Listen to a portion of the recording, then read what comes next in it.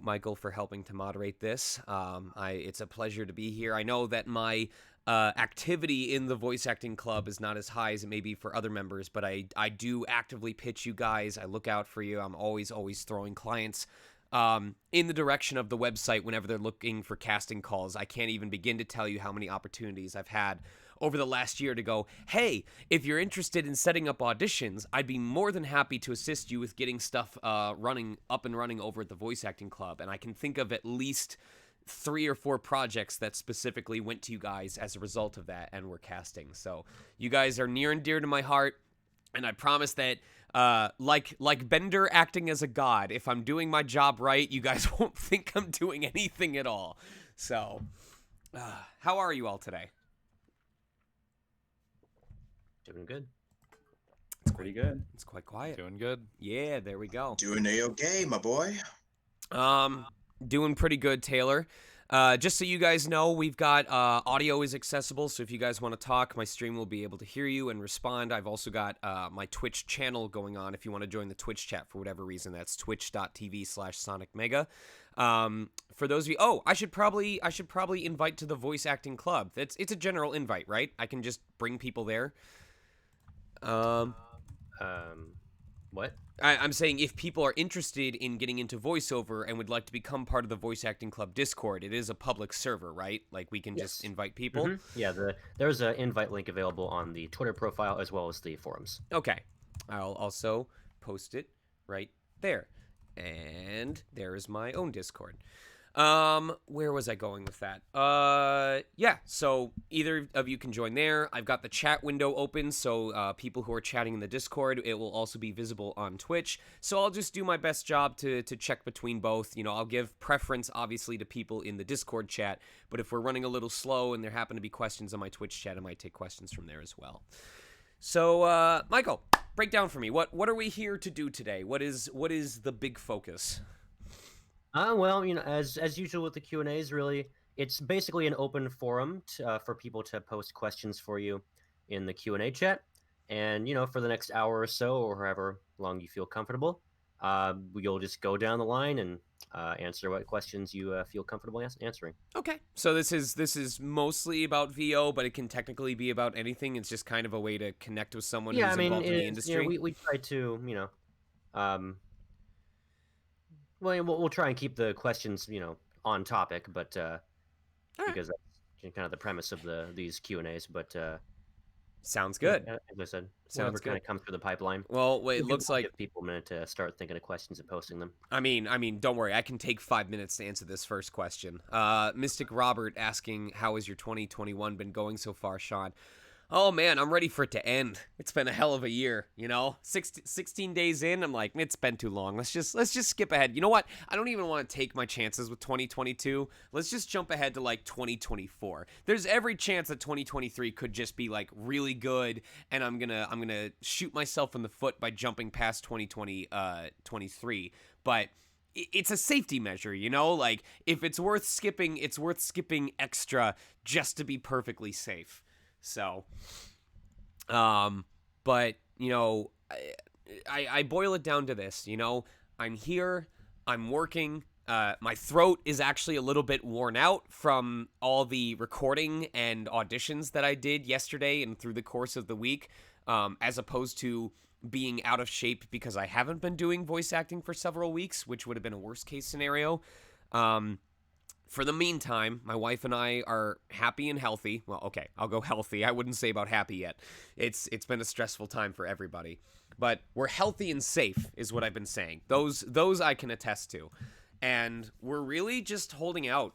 We're doing our best to stay afloat until the vaccine is accessible to people in our phase, which I think is dead last because we're not in any sort of healthcare industry. Unless, you know, I can book a job for COVID PSA, then I technically could call myself part of the healthcare industry. But that's really it, you know? It's when I was growing up and making my way through college kind of instilled a sort of day-by-day focus where it was, you know, just each day I'd wake up and I go, okay, what are my classes for the day? What tasks do I have to take care of once I'm done with my classes? What are the things that I need to focus on? And I wouldn't be thinking on Tuesday about what I need to be doing on Friday in most cases. I would just be focusing on, probably the next 24 hours. Like, what are the things that I can take care of today? What are the things that I need to take care of today? And what are the things that aren't necessarily due today, but that I can keep in mind in case an opportunity shows up for me to knock them out? And that has really come into play during this pandemic and during, the year in review so far is I just, my itinerary each day fills up as I work through it. Thank you for the follow. And I just that's how I stay afloat. Is I try to do my best to take care of everything that's in front of me without letting stuff that isn't due yet pile up, because that not only gives me a sense of enables me to relax because I know that I've been productive with my day, but it also prevents the likelihood of me encountering an emergency task that boils over because I let too much stuff build up before then. So there's my 5-minute answer to a 5-second question of how 2021 has been going so far. It's just a very careful, very measured balance of keeping tabs on myself and making sure I don't overextend what I'm able to do, while also not letting myself become too complacent, because that's how things start to pile up. Also, am I literally just working down a list, or is there like a commentary period after I answer each question? For the most part, it's just going to be you talking, just going down the list. But okay, it's your show. You can run it however you feel okay. best. Well, I'm gonna randomly comment because a friend of mine just popped into my Twitch chat. Quan, hello, buddy. I miss you. Do you still own Kana? And if so, are you comfortable with people knowing that you still own Kana? You can DM me if you don't want to say that in public. I have a question verbally. Yeah, C-Pappas, go ahead. What's your question? Oh, thanks. I was gonna ask what are some of your best practices in reviewing your own auditions, or anything that you would view as good advice for analyzing your own audition? Are you talking about short-term or long-term review? I was thinking short-term, but long-term would also be helpful. Okay. First of all, Melomaniac, thank you very much for the raid. Hello, Raiders. We're here at a Q&A. Hope to have you for most of the rest of the day. Short-term auditions, once I send off those auditions, I don't go back to them. I don't. I remember way back when I auditioned for Sword Art Online. I remember re-recording my audition for Kirito no less than like 5 times, which was already a bad idea because Kirito's audition involved like doing the young male hero protagonist screaming as he does like his most powerful attack on the boss, so you can imagine what that did to my throat. But the worst part was, I listened to it like 20-something times before sending it off. And after sending it off, I went back and listened to it like another 30-something times, trying to convince myself whether or not what I had just sent off was good enough or not. Which makes no sense, because after you've sent off the audition, one of two things is going to happen. Either you're going to listen to it and decide, I like this, or I don't like this, but you're not going to send anything else in because you already sent off your audition, so it's pointless anyway. Because if you weren't happy with it, you should have, re-recorded it before you sent it off. Or you are going to listen to it and go, I'm not happy with this. I'm going to re-record it again and send it off again, which raises the question of, why did you send off something that you weren't happy with?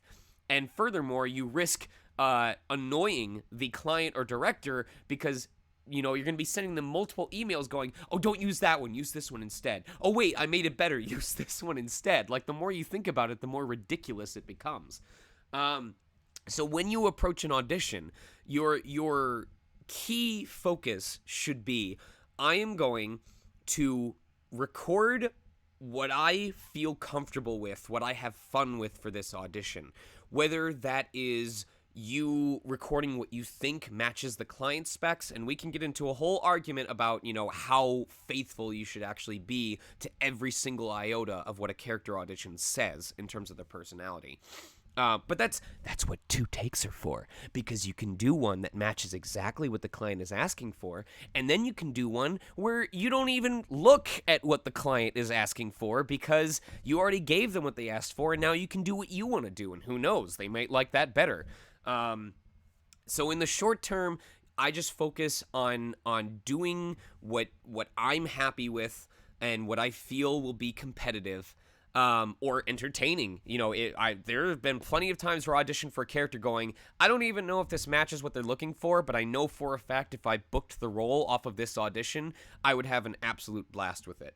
And I send it off, and then I immediately forget about it. It becomes easier as you get busier in the industry because, you know, more auditions will be coming in. You'll have other things to focus on. You know, if I send off an audition at 4 o'clock in the afternoon, which is the deadline in most cases for my agency, I'm not going, oh man, excuse me, I'm like totally stuffed up right now.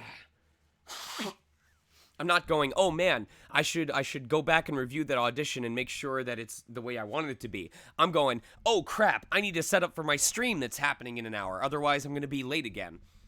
So that's how the short term works. It's you know, the whole send it and forget it mantra that a lot of people repeat is more true than you think. Yeah, KK, make sure that you ask mods for permission if you want to post a link. Long term, I can only speak for myself because I know that it's important to self-reflect on your auditions.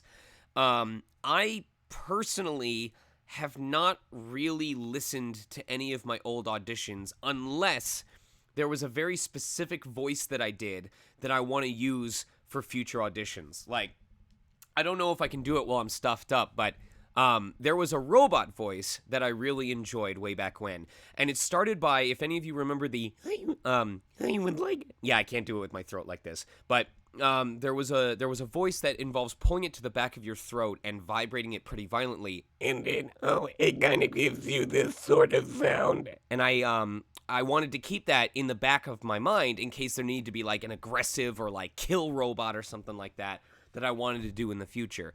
So if there's a voice that I discovered and I want to practice it more, I might save that file. But otherwise, I feel like a lot of my learning comes from constant exposure to stuff in the present, whether that's performances from colleagues who, you know, book the roles that I would like to play, or listening to the performance of the colleague who beat me out for a role that I auditioned for, or taking workshops that allow me to listen to different approaches to the same character specs and discover new ways of thinking or new approaches to a certain description of a character that I might not have thought of before. That's where a lot of my ongoing learning comes from, because I already know what I can do. I already know, for the most part, what I've done in the past. What I want to find out is what I haven't tried out yet. Hold on. Oh, man. I want to find out what I haven't tried out yet. I want to find out what, you know, other people are doing in the industry. I want to find out what other ideas people have. And I want to take those and add them into my own repertoire, adapt them, make them my own, and use that to expand my skill set. So in both cases, short-term and long-term, when it comes to audition, I generally don't spend a lot of time on the auditions themselves. Those are, if we're looking at an academic context, I look at auditions as the pop quizzes.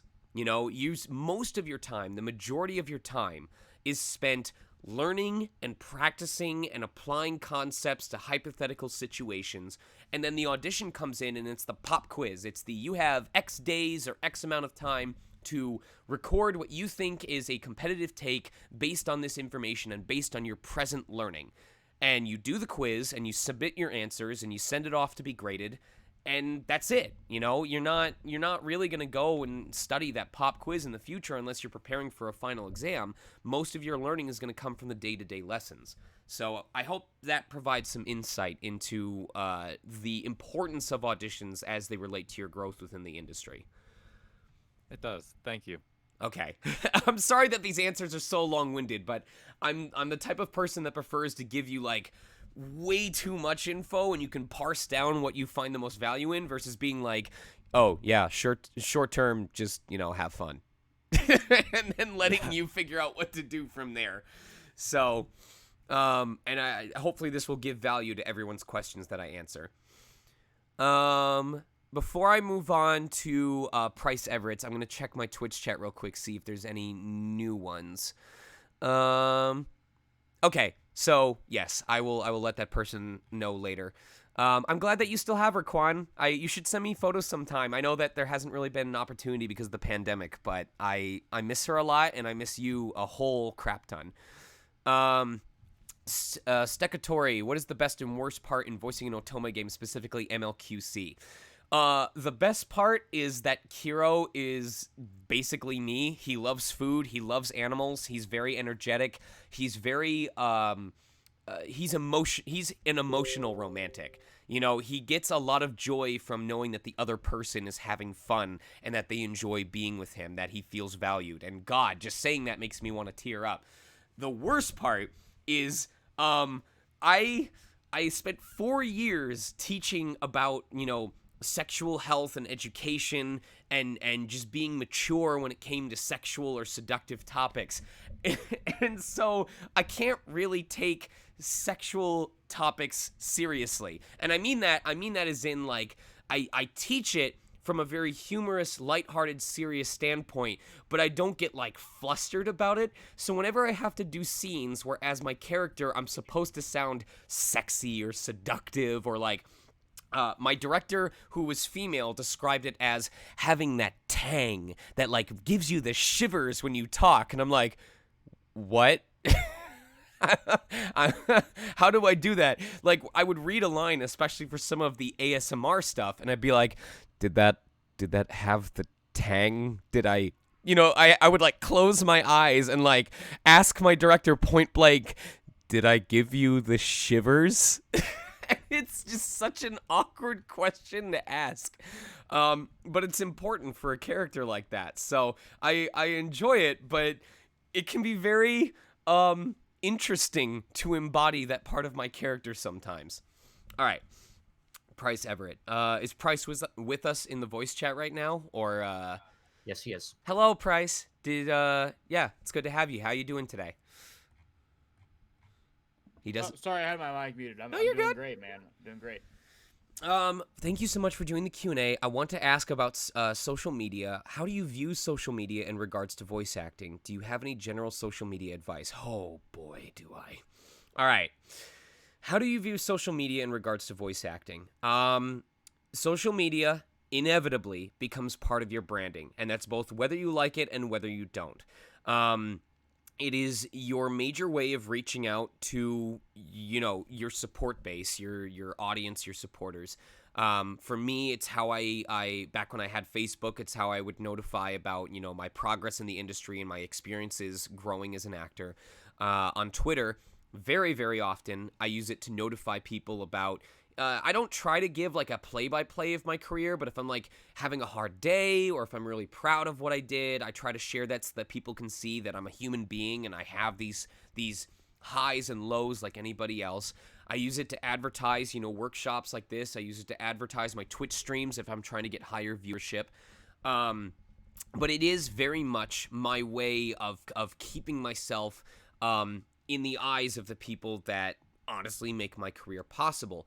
What makes it difficult at times, especially for people who consider themselves mostly introverted like myself, is voiceover is not really a faceless industry anymore.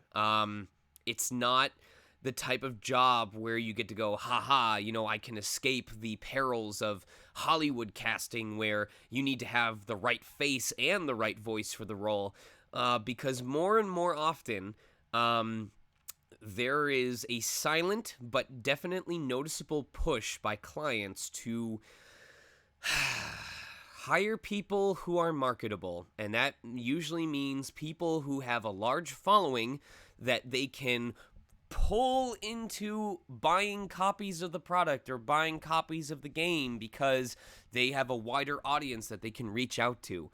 I remember, I won't chastise or condemn, but I will remember a conversation that I had with a colleague that's pretty much in the same league that I am, where we were talking about a certain project, and they expressed dismay that a colleague of ours had been cast in a role that wasn't big enough for them. The complaint being that,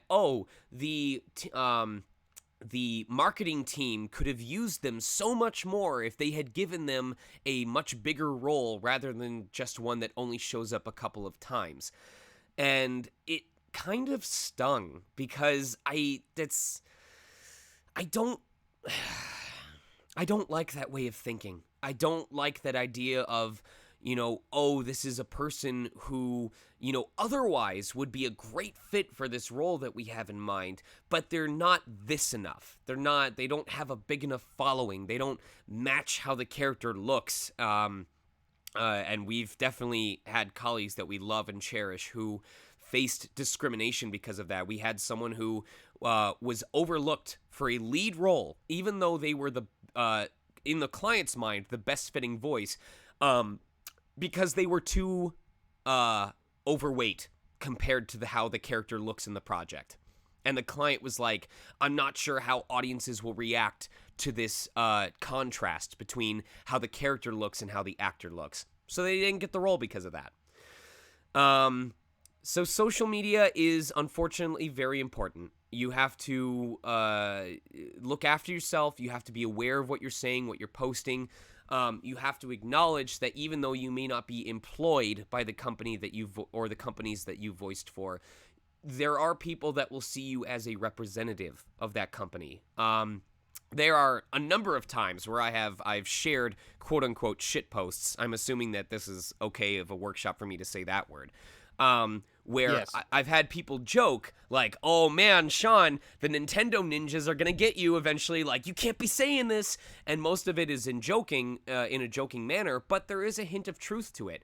I can't retweet certain amounts of fan art if it toes the line too much. I can't make certain, statements or imply that I support certain viewpoints when it comes to the characters, because if it goes too far, it could be seen as me taking control of the character from Nintendo without their permission, and that could backfire on me. In most cases, companies won't say, oh, we're taking you to court for what you said about this character. They'll just go, you know what, this person, I don't know if we want to associate with them anymore. It could be bad for our company. It could be bad for our bottom line, and they'll just stop hiring you. They'll just stop sending you auditions for your characters. Or, if it goes through your agency, when they see your audition come in, they'll go, oh, that's that person who did blank and blank. No, we're not going to take the risk on them. And they're going to just pass you by. So that is why the thing that I tell people is you want to be you have to take time to self-reflect and understand who you are and what your values are and where you stand. And whatever you're willing to say online, you need to understand that, one, it's pretty much forever. So assume that someone will screenshot everything you've ever posted. And two, be aware of what impact it could have on you down the line. I'm sure people that follow my Twitter know that I've been very, very vocal about my stance on certain issues, both political and personal rights focused. And I would be dumb to say that, making such an open stance on those issues, it would not have any impact whatsoever on how certain clients view me. However, either because of the position that I'm in or because of how committed I am to my views and my morals, it is a risk assessment that I have both acknowledged and am willing to take. It is a risk that I'm willing to embrace, where I say, it is more important for me to make people aware of where I stand on these issues than it is for me to avoid losing out on possible work by staying silent about my stance on these issues. And those are choices you have to make every single time that you post on social media. Whether it's, just you saying, I support this or I don't support this, whether it's you choosing to argue with people online about what they said about something. It's all part of your self-branding, your self-advertising, your self-marketing. And so you need to treat your social media no different than you would with your demo or with your auditions. You are selling yourself to an audience, and you need to decide what qualities your product that is you has, and what product and what qualities you're going to highlight.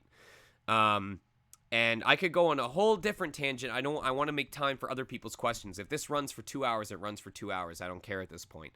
My general social media advice is pick your battles.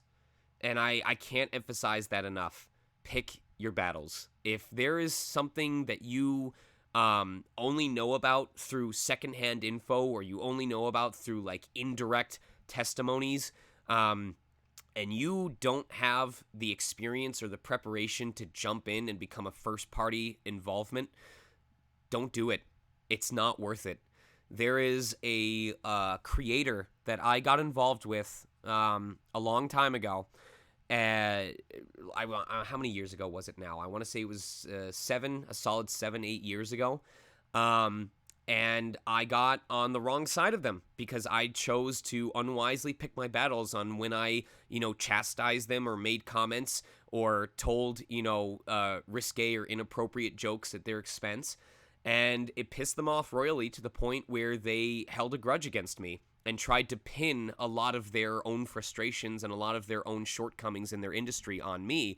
And while it didn't impact my career professionally, it came to a head when this person filed false accusations with the Games Done Quick team as sort of a gotcha revenge act, and it worked. It got me removed from my post as a host of GDQ, and to the best of my knowledge, I'm pretty sure I've been shadow banned at this point from working with the organization.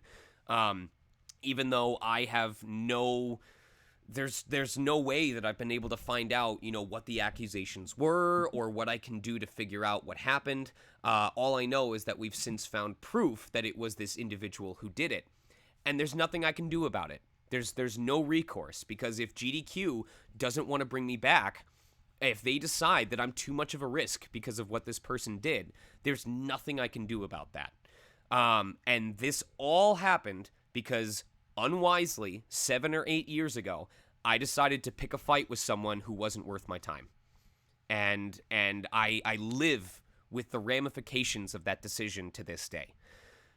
So that's what I want you to keep in mind going forward and using your social media is, what I often tell people is at the end of the day, you have a finite amount of time and you have a finite amount of energy. You need to decide whether you want to spend that time and spend that energy trying to build up the communities that you cherish, to praise and support the people who want to see you succeed, to lift up the colleagues who not only are helping you in your career, whether you're aware of it or not, but who may later, be able to help you when you need assistance with an opportunity or something. Or if you would rather spend that time fighting and defending yourself against people who want to take you down a peg for no reason at all, or justifying yourself to people who already were not in a position to care about you or support your endeavors in the first place. And I think when you frame the question like that to yourself, it becomes a lot easier to figure out what is worth your time and what is worth your focus on a daily basis. Yeah. How's that for an answer? I think I scared Price. I think I scared Price. That was a great answer for sure. Appreciate it. Yeah, no problem. Oh man. Well, thankfully people are relatively okay. We've got people with verbal questions. I'll try and speed this along. The Sneaky Spy. How do you go about finding the voice for characters? Is it based off the character's appearance, personality, or a combination of things? Do you base it off of other people's performances you've heard? It's all of the above. When I look at a character's sides. Sometimes, for example, we are given a voice ref. There have been plenty of cases where I've been asked to voice match a character, either because the actor is no longer around to play them, or they've passed on, or they've been recast, but they want to keep the same vibe. But if it's open-ended, I will look at all sorts of things. I'll look at, what's the character's personality type? In anime, Japanese personality tropes are a huge thing. The short-tempered hothead is visible in pretty much any series that you can think of, especially when it comes to action series. I look at, is there a similar type of character that I played in the past? If so, what do these characters share in common? But what does this new character have that's different? Are they a passive angry person? Are they an active angry person? Are they angry because they're determined and focused and confident? Or are they angry because they feel like they've been slighted? They're vengeful. They're bitter. There have been cases where I listen to a character. There have been so many cases where there's a character I audition for where I do my take and then I go, well, how would Bryce Papenbrook do this role? How would Alejandro Saab do a role like this? How would Billy Kometz do a role like this? Because I already see it as they're going to be my big competition for this. They're going to be, the people that I see as most likely to book the role. And so you go through all of these and you make these decisions when you record for your takes. In my case, in most cases, I will always dedicate one take to when I look at this character. When I just look at their picture, what is the voice that comes to my head? I don't look at I might look at their age. I might look at, like, their basic personality descriptions, like sarcastic, snooty, something like that. But pitch-wise, verbal quality wise, I will just look at the character photo and go, how do they sound like to me? And that has actually worked for me in the past. When I was recording for Breath of the Wild, when they brought up Teba, Teba was a mix of two things. Teba was, I looked at Teba and I went, what does he sound like in my head? And I was like, okay, he looks like he puffs his chest out a lot. He looks like he's very, he stands firm, he's confident, but I don't think, he's like a hero like Rivali wants to be or like Sidon wants to be. So why is he stand like this? And I naturally went lower with my tone. And I started to think about a character I did in Bedfellows named Sheen. And Sheen is just angry all the time. He's just always yelling. He's always got like this rasp in his throat. And I went, okay, but Teba's not that angry. He doesn't look like he's working on his bow. He tilts his head. He says, I'd rather you're not here. I'm kind of busy right now. So I went, what if I take this anger that Sheen always has, and I make it personal. I make it an internal anger. I make it, he's worried, he's stressed. And that's how Teba came to existence. He's angry at the state of Hyrule, but he's concerned about whether he can protect the people that he cares about. And that's how I came up with the voice that I heard in my head. And when I presented it, Nintendo went, "Yep, works for us." And so that works. If you can come up with something that you believe in and can commit to, then you have a much easier chance of convincing the person listening that also works for the character. So, yeah. Jack, I think we all know you from your prominent character roles, but are you doing any commercial work? Oh, all the time. Well, I should say I don't do a lot of commercial work in the sense of you're going to hear me on the radio, you're going to hear me on television. That is where most of the money comes from. That's where, I remember Brad Venable told us a story once about how he booked a spot for McDonald's, and I think that 30-second spot paid 5 digits, like over $10,000 just for that one spot.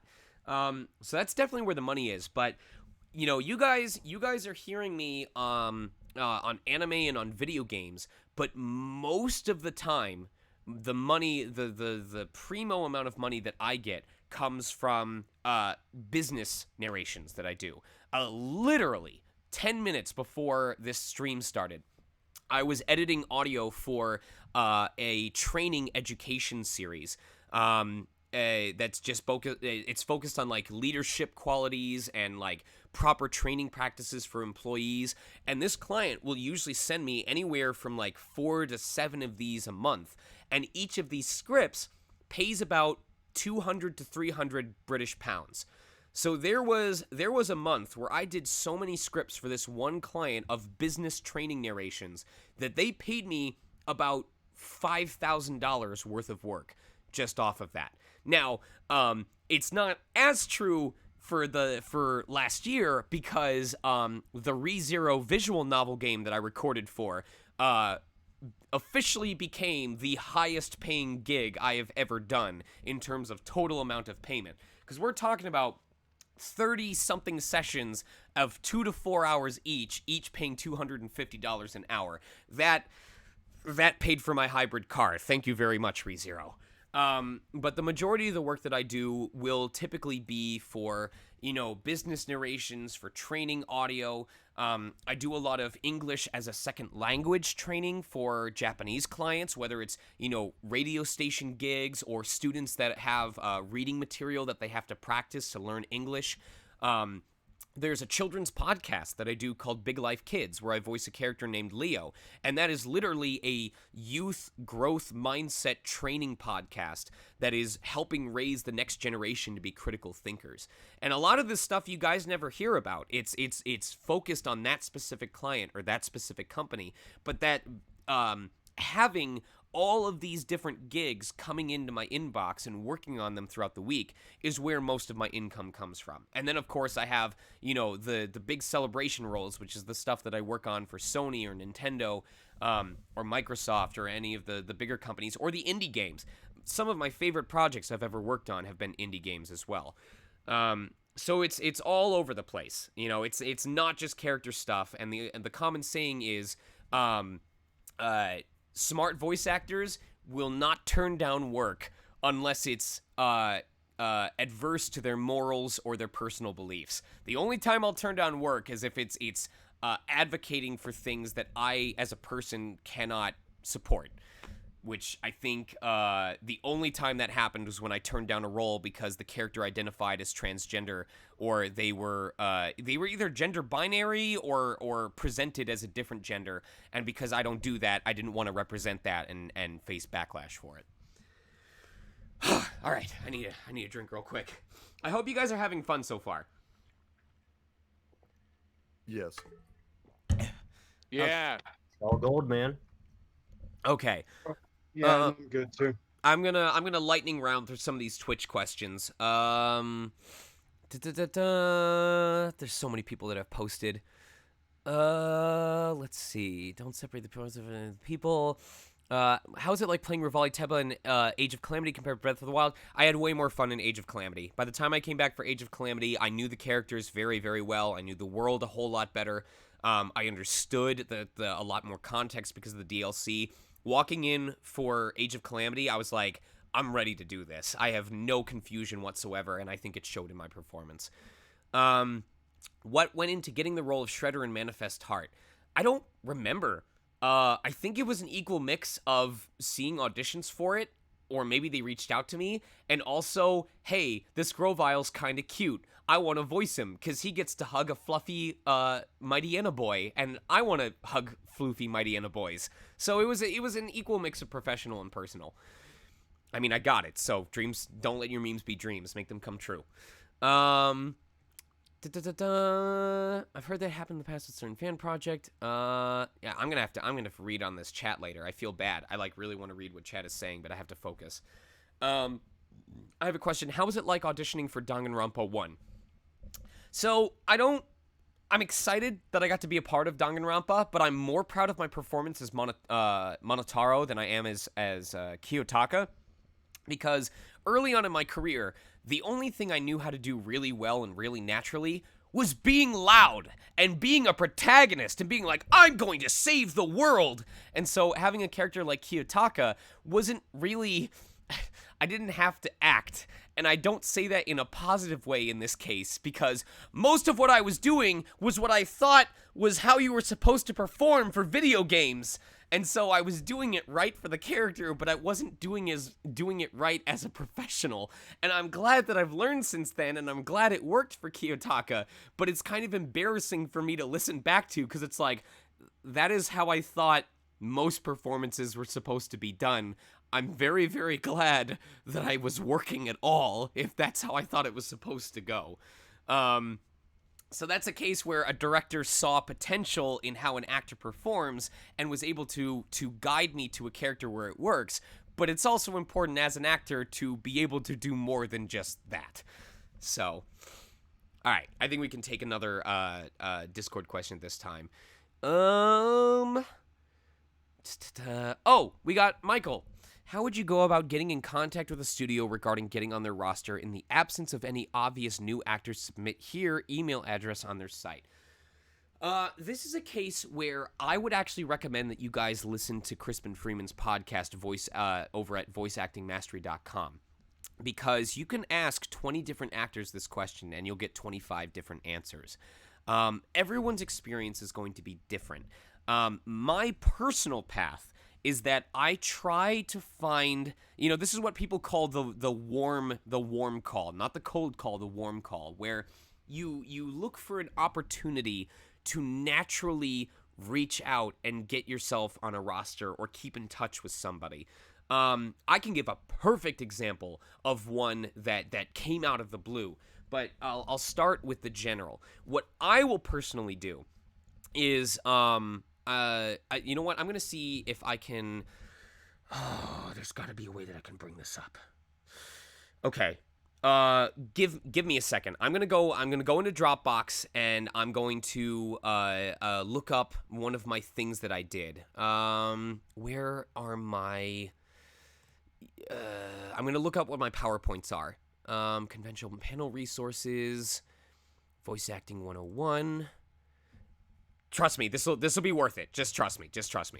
Because this is part of the panel that I show people about my experience in the industry. I'm gonna post this in the Q&A chat, and I will also post this on Twitch while I'm talking about this so that people know what I'm discussing.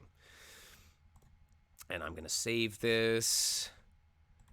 Save image, downloads. Okay. Oh, I can bring this in. While I'm talking about it. It's right here. Okay. So, what I will typically go for is I will just continue practicing, I'll continue working, and I'll try and take workshops. I'll start with workshops, and anytime that work seems to be slowing down, I will focus instead on workshops. And the reason for that is workshops are often being hosted by people who are either in charge of directing or in charge of casting. And so if you go to a workshop and you show your stuff and they see that potential in you, or if you showcase that you are ready to work, you are capable of giving competitive performances, that is the easiest way to reach out to a director and go, hey, are you accepting emails? Can people from this workshop get in contact with you? And they may say, I'm not looking at this time, but in most cases they'll say, yeah, sure, reach out to me, here's my email. And you should follow up and go, hey, this is so-and-so. I took this workshop with you. These are the roles that I did. These are the spots that I performed when I was up at the mic. I would love to keep in contact with you, and if there are any future casting opportunities that you think I might be a good fit for, I would greatly appreciate if you'd send them my way. It's easier than you think for most people to send stuff to you because most talent rosters are all put under a single basic email. And whenever they have a casting call for a certain character, all they have to do is CC that email and it will send it out to everybody. So all you really have to do is be cordial, be professional, and be good. I'm not going to kid and say, if you have passion in your heart but a duck in your throat, you can still do whatever you want unless, it's a duck character that they're casting for. But if you're capable of being competitive and you reach out to the director, there's a good chance that they'll remember you and be like, yeah, sure, I'll throw you onto that list. Once you start working with studios and clients, the way that I branch out from there is there's a quote that Will Smith stole from somebody else where he said, no one goes out setting to build an entire wall. I'm going to just focus on setting each individual brick as perfectly as I can. And when I take a moment and step back, the foundation of my wall, of my portfolio, will have seen itself through to completion. So every time I have a recording opportunity, every time I go into a recording session, I focus on doing the best job that I can. Because there's more than just me in that room. There's the director, who may even be a voice acting colleague. There's the client. There's the dubbing studio that's hosting me at the time. And any time that I go in to record, I'm either getting the chance to further cement my reputation with an existing client, or I have an opportunity to showcase myself to a client for the first time. If we look at the left side of this chart, very early on when I started out in my career, the first person that I had any in with was Bang Zoom. And even though I worked with them on Sword Art Online, my gigs with them were very sporadic. About 2 years after I joined Bang Zoom, I had worked with them previously. I'd worked with Exceed on a project called East 8, Memories of Celceta. And one of the localization leads on there, Brittany Avery, who was at Exceed at the time, 2 years later goes, "Hey, I remember hearing Sean when we worked on a couple projects. I feel like his voice might be a good fit for this character named Rain Schwarzer." And so that's how I got the audition with Exceed Games to read for Trails of Cold Steel. Obviously, I booked it, as we now know, 4 games later. But Trails of Cold Steel was being recorded at PCB Productions. So now, all of a sudden, PCB Productions knew that I existed. And I also took their workshop, Are You Game? So I was working with PCB Productions. Over the course of my time of working with PCB Productions and being on their audition roster, I ended up working on a gig called Maple Story 2. Or no, that was Maple Story. That's when I got the Cadena class, the male Cadena, through for Maple Story. And that suddenly I was working in PCB Productions on a project that was being published by Nexon. So now Nexon suddenly knew that I existed. And they got to hear about what a massive geek I was with the Evan class, how often I played Maple Story. And not only did they know that I was capable of playing that type of role now, but they were so enthralled with how passionate I was about Maple Story that when Maple Story 2 came along, someone at Nexon literally said, "We need to make sure Sean Chiplock gets these auditions because he's such a big fan of this franchise. I think he can bring some real love and passion and professionalism to the game." Well, Maple Story 2 was being dubbed at Mark Rouse Studios. So you can see this trail of connections where it started with Bang Zoom. I got in connection with Exceed Games. Exceed Games was recording at PCB Productions. PCB Productions worked with Nexon. Nexon was doing a gig at Mark Rouse Studio. And just over time, by being consistent in my quality, by being consistent with my professionalism, these connections just organically happened. This wasn't me emailing PCB Productions and saying, "Add me to your audition roster with nothing to show for it." They first met me under the context of already working with them on something. And then all I had to do was prove that I was something they would want, I was someone they would want to continue working with in the future. So that's really my path. That's how I have found additional opportunities over time. Will it work for you?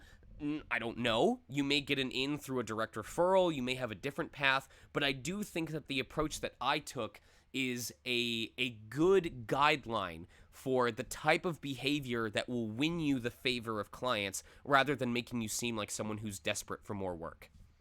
I hope that answers your question thoroughly. All right. I find that I occasionally struggle to, Taylor F. I find that I occasionally struggle to keep characters' voices consistent, not because they're hard voices to maintain, but because my change in inflection or acting decisions I make occasionally make the characters sound too different.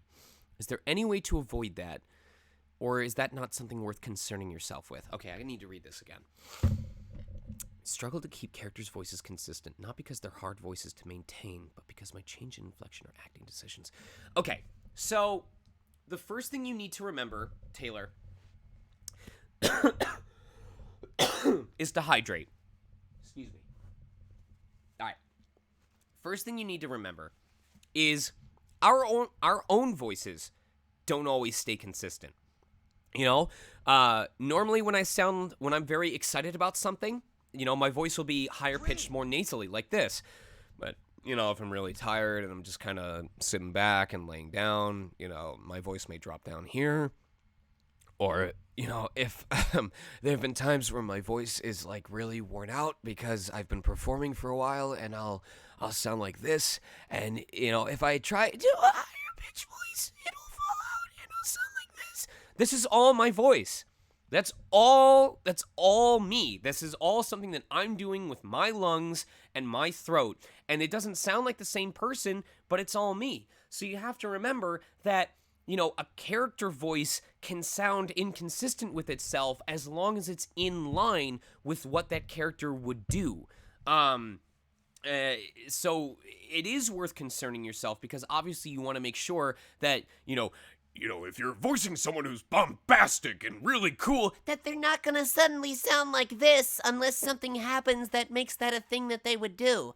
but it's okay for someone who's normally, very loud and very out there to just kind of be rather prim and proper when they happen to be kind of quiet to themselves. They don't have to be perfectly exactly the same the whole time. That'll actually be pretty boring. But also make sure that you are playing a character, not playing a voice. If you understand what you're doing with the character and what you're embodying about them and why they act a certain way, the voice is going to happen naturally. Or even if the voice doesn't sound 100% like the reference did, if it sounds like the character, people will go, oh, I can understand, that it sounds like that character to me, because that is something that they would say, or that's how they would say something like that. So that's what you should be focusing on more than anything else, is does this sound like how the character would act, rather than does this sound like the character themselves? 200% nuclear. Hey Sean, how do you go about picking and choosing which previous takes you use for your demos? Would you make copies specifically for the demo or take clips from previous work? I'm actually a bad person to ask about that, because my demo is super outdated. My current demo is one that contains characters from past projects that I've played, obviously organized in a way to showcase my absolute strengths and to showcase contrast. I do know that there's people that will typically hire someone to write copy. It's generally not a good idea to steal existing copy for your demo, because the person who wrote that copy might hear it and go, I don't remember that person being hired for that job, and that can lead to some legal trouble. But, it's easy enough to write your own generic copy if you want. Again, I want you to keep asking that question to different people, because my answer is just one answer, and I don't even think it's a good one. But if you have enough roles, even if it's from indie projects, if you have enough roles to create a demo and create a varied demo that's about a minute in length, that showcases a wide range of what you're able to do or what you're best at, by all means, go for it. Yes. What if you don't have enough, though, Sean? If you don't have enough, get good, fam. No. Fuck, you got me! No, but it's just I see a lot of projects where it's like, please apply with a demo, and it's like, I don't have a demo yet, and I don't have enough experience. What do? Do I just keep trying to apply for other roles? Yeah, and that's unfortunate when that happens. Like I'm of the camp that believes that when people are auditioning you, if they're gonna have you send an audition, I don't see why people say send a demo and your auditions for this character unless they want the demo to consider you for additional voices, even if they don't book you for that role. Because if they're looking for a specific character, then all that really matters is your auditions for that character. And if they aren't, then it makes sense for them, it makes sense for you to send a demo so they get a general idea of what you can do. But I don't see why they would need both. Something smells really good right now. Someone's cooking like fajitas or something like that. Ooh, that good stuff. It smells so fucking good right now. Pardon my French. But if you don't have enough to make a demo, just be honest, just say, hey, you know what? I don't have enough to make a demo right now. I'm actually trying to add more projects into my portfolio so that I can make a demo. But if you would like, I can combine what I do currently have into a sample file and send it to you, and just see what they say to that. So, you gain nothing from lying, because all it takes is one person figuring out the lie, and you become untrustworthy. And if you're untrustworthy in an industry where there's 200 other people all going for the same gig you are, it's not a good outlook for you. Thank you very much, hon. Mine's the hot one, right? Thank you, Mr. Chiplock. Yeah, no problem. Tarek, if you are still there, I saw that you'd like to ask a verbal question. Oh, hello. Hello. Hi. It's pretty cool talking to you. I've heard your voice in many a video game. It's nice to talk to Mishima in person. What's going on? Okay, so I have a question about a specific role. In Mortal Kombat 11, you voiced Noob Saibot. Yep. Right. I'm curious how the direction and how the origin of that voice came about. Okay, If this Now I do. I mean, no offense to you at all. Like I think it's a pretty cool voice, but Oh yeah. it's No, very no. different from past Noob Saibots, and I'm curious how it came about. Wait until you hear, because if this answer doesn't explain to if this answer doesn't clue you into what type of person I am, nothing will. So you may be aware, and most people probably thought, in fact they did think, that it's based on Frank Welker's Dr. Claw voice from Inspector Gadget. In fact, for the first week after the game or the character was announced, people were congratulating Frank Welker and saying, good to have Dr. Claw back, and Frank was going, what are you talking about? But it actually was not based on Dr. Claw. I remember when I got the character sides, I remember that they described the character as wraith-like, ethereal, not of this world. So I knew from my 2 takes I was going to want to do something that sounded very inhuman without being a creature. Which was pretty easy for me, because when I think of wraith-like, there's usually 2 different approaches. You can go for something in the higher pitch, something ghostly, inhuman, weird. You know, like, or something very wispy, something up there. So that was obviously my first take, was something that was higher pitched. For my second take, I said, okay, if I did higher pitch for my first take, I want to go all the way on the other end of the spectrum for the second. I want something low, demonic, gravelly, creepy, like something that sounds like it would summon pillars of fire. And I went, hey, remember Black Doom from Shadow the Hedgehog on the Nintendo GameCube system? Remember Sean Schemmel when he went, Shadow, I need you to collect the Chaos Emeralds. And I went, I'm gonna copy that voice. I'm gonna do my best Black Doom impression to do the second take demonic voice and see what happens. And I recorded for that, and that's the voice that I booked.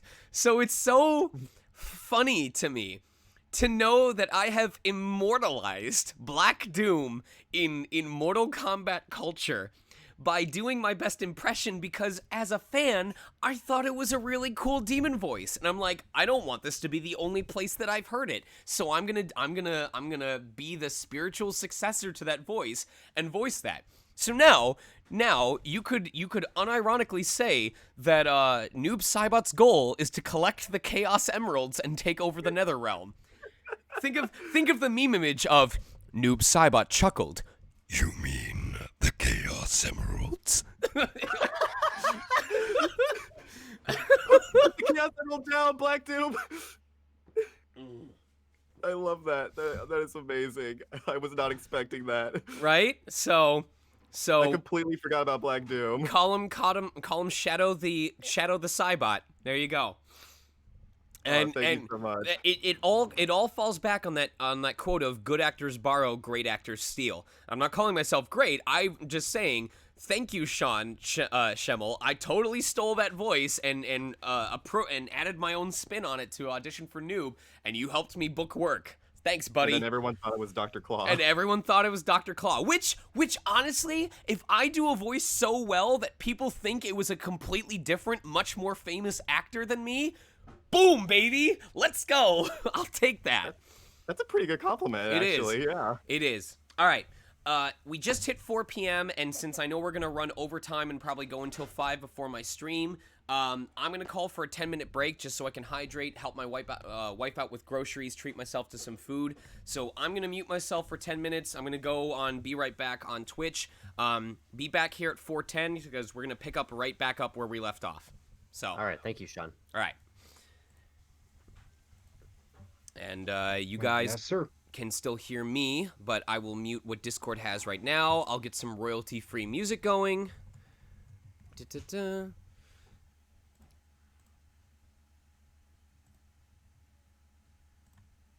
No, you guys, I've muted you guys on the stream. They can't hear you anymore.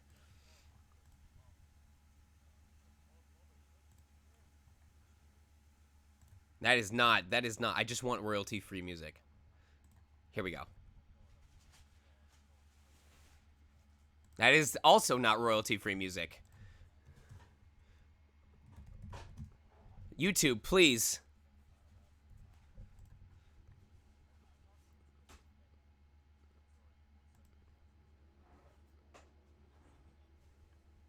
Let's see if we can,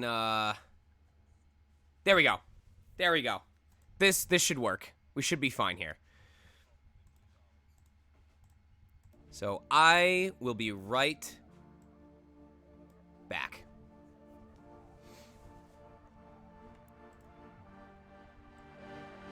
This feels like one of those training PowerPoint company meetings where they're like, "We'll be right back to teach you more about marketing to your customers. Please go enjoy your business luncheon."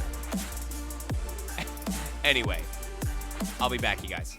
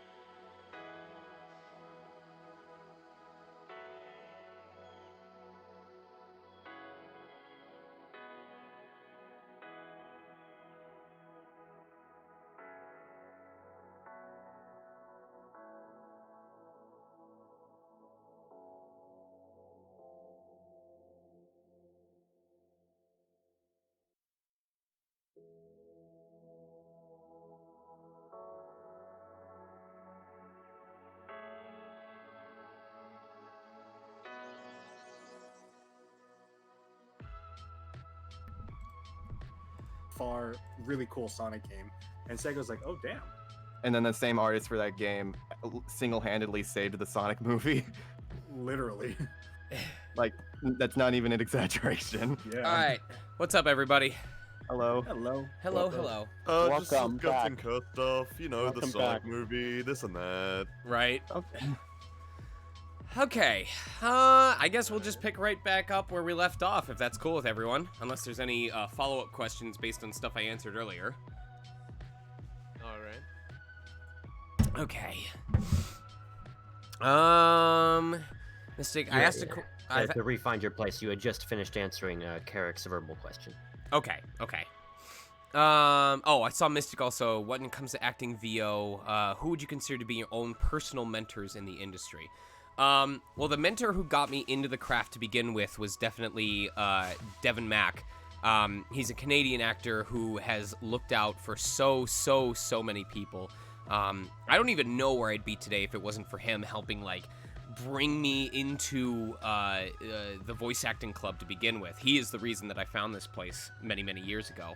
And he's reached out and helped so many other people.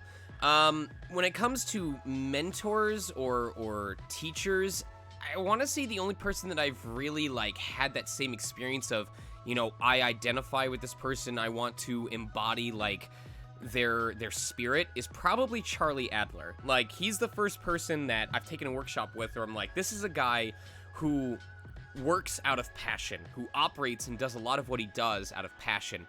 and I felt a kinship with him because of that. You know, I learn from as many people as I can. You know, I learn from colleagues, I learn from my workshop instructors. You know, I try to learn from Kira and Austin and Kimlin and Lizzie as much as anybody else. But in terms of mentors, I think Devin and Charlie are the two that, like, Devin has the humility and Charlie has the pure chaotic silliness that if I could embrace both of those, if I could embody both of those as part of who I am, I feel like no matter where I go in this industry, I can do it as someone that I am personally proud of. Yeah. Let me see. Will Bill, verbal question. If we, hang on. yeah, there you go. One second.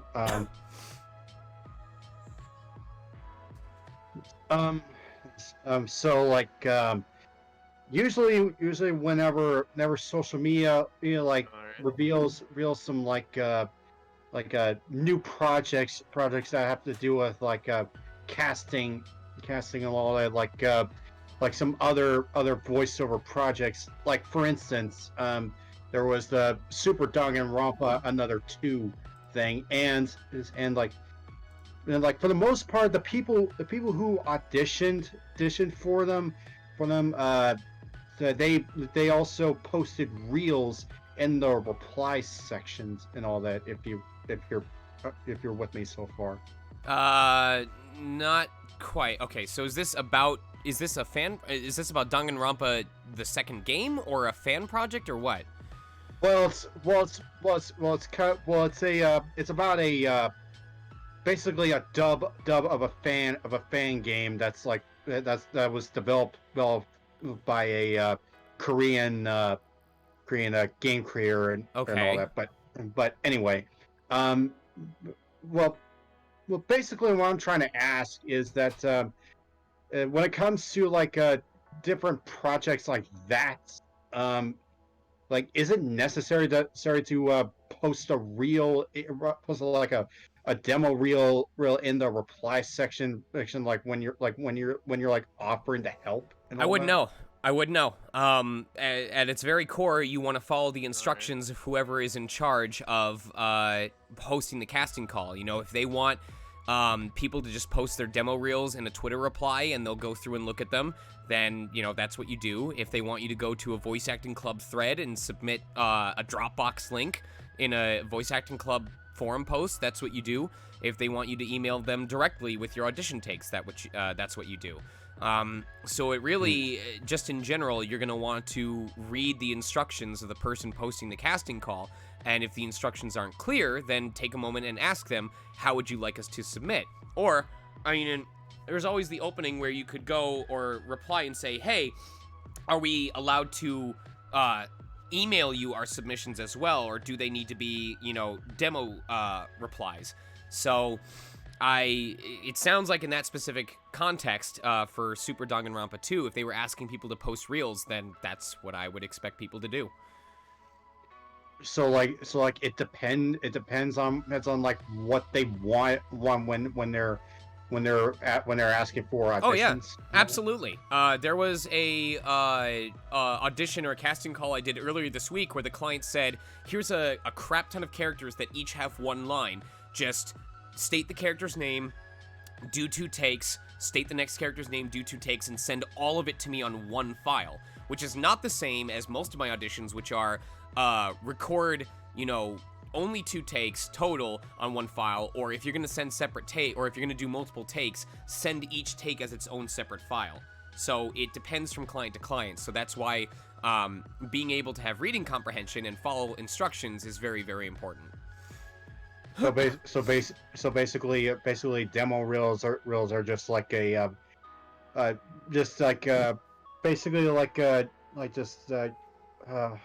do I put it? Well, now you're getting an easier way to get the part or whatever. No, not at all. That's not at all what I said. Demo reels are supposed to be a showcase of your experience in the industry and a showcase of part of your range of voices that you can do, of your strengths, especially the character types that you do most well with. They're not an easier way of getting a part. They're basically a, you know, if you're going to present an entire presentation in PowerPoint, a demo reel is kind of the syllabus. It's the guideline or the outline of the presentation of, here's what I'm going to present to you, or here's what I have to offer. Your question was regarding whether people need to post demo reels to audition for a project, and my answer to that was, you need to make sure that you look at what the person posting the audition is asking for and make sure that you follow instructions. This is something that applies not only in the amateur but the professional industry as well. If you are incapable of following submission instructions for an audition, then you are telling the director that either you don't respect them enough to listen to their instructions, or that you can't be trusted to listen to directions in the actual session, and they're probably not going to want to hire you because they don't feel like dealing with that when they just want to hear you perform. So, okay, you actually make a point. Okay, about that. I'm going to move on to the next question. Okay, thank you. Uh-huh. Thank you for answering. Star Hour, if someone wants to find a good agent that makes sure your voice and work gets spread out to have clients or people pay attention, is there a way to look for these agents or how to find agents that can help you with that? If someone wants to find a good agent that makes sure your voice and work... Okay, so I assume what you're asking is, you know, if we're trying to find an agent that will look after their talent, that will actually make the proactive effort to advertise them and market them to clients. Is that correct? Yes, something like that, or you'll mostly hear that through word of mouth. Like, you'll hear a lot of people talk about A3, the Abrams Artists Agents, or Abrams Talent Agency is very well regarded. My agency, SBV Talent, I believe, is one of the most respected in the Los Angeles area, and I'm very, very happy about that. Atlas is also usually very highly regarded. A lot of what used to be up-and-coming agencies are now pretty well respected nowadays. That's another one of those questions where you'll want to ask a lot of different talent. Hey, who are you with? Are you happy with them? You know, would you recommend them? Do you have any others that you were looking at? Are you thinking about switching? Because I know that there are people or colleagues of mine that used to be with SBV but moved over to different agencies in the years since. Yeah, it's just one of those cases where research is your best friend. Just look for word of mouth, look for which names keep popping up over and over and over again for good reasons, and ask a bunch of different artists the same question and see how they respond. Hold on. Blaze it! I got her. Anyway. I love you. All right. Yeah, does that answer it enough for you, or is there more that you wanted to... I'm just going to think about it a bit more, but thanks, John. Well, do you feel like that answered your question, or is there a part that you were hoping for that I didn't cover? No, it covered it. Okay, yeah, I definitely think that's one of those questions where your best lead is if you're trying to find which agent, because you can ask an agent to represent you, but that doesn't mean they're going to represent you. There's a colleague of mine who is insanely talented, very good with creature voices, very good at lower voices, who was not picked up by SBV, not because he wasn't good enough, but because he did not represent a niche that they needed more representation in. They were like, we already have enough talent who can fill this niche that we look after. We feel like we would be harming your chances to get competitive opportunities because you'd be doing the same thing that a lot of these other talents are doing. So it's not a guarantee that you can get with that agent, even if you do fit the needs of what they're looking for. But it is worth asking talent which agencies they would recommend, so you have a good idea of which ones to do further research on and possibly apply to. It's a lot like college. I can't promise you that you're going to get into the college that you want to get into, but I expect you to at least do the research into what colleges can provide you with what you need as a talent and what you want as a person, and then apply to those colleges in general, obviously starting with your favorite and then working your way down the list if it doesn't pan out right away. I hope that makes more sense. All right. Moving on. Okay. What is your best way of getting that extra inflection for especially animated characters? Just commit. It's a bit of a weird question, but the honest answer to that is, if you think a character would be a certain way, whether that's realistic or grounded or rambunctious or crazy or down to earth. I'm gonna turn this light on because it's getting really dark in here. Give me a second. Remember that you are not pretending to be a character. You are being that character. So it all harkens back to that statement of you have to convince yourself before you can convince anybody else. So if you think an especially animated character would act in a certain way or would say something a certain way, envision it in your mind, whether you're a picture or a text person, and then do it to the best of your ability. And if you're finding yourself struggling to take what's in your head and make it come out of your face, then ask yourself where you're falling short or what training you can do to improve your ability to do that. Obviously, if I hear a character as Irish in my head and I can't do Irish accents to save my life, which is ironic because I'm a quarter Irish, so maybe I'm only doing it with 25% efficiency. Then obviously, if I'm interested in doing that better, I should probably take accent dialect classes focusing on Irish so that I can get more practice in it. Apologies, Taylor F. Apologies if this is something of a bold question, but in regards to social media and how you present yourself, how often is it that you are in the voiceover community from a specific client are going to be simply disliked, and how that may affect your career? I quite often fear I will be limited in my opportunities due to who I am. Of course, being a voice actor isn't just acting, but actually being someone people want to work with. You want to know a funny story, Taylor? I am blacklisted from at least one Los Angeles dubbing studio because they think I'm too much of a fanboy. It took many, many years for me to learn this, but I found out that during a previous performance that I did at that studio, that I gave off the impression that I was too much of a fanboy, either too excitable or too high energy, to the extent that they were worried that I could not be trusted with NDA proprietary information because I would let my fanboy take over and I would leak the info to the public. And because they didn't want to take that risk with me, because my natural enthusiasm, because my energy led them to see that I was a risk, they'll never work with me.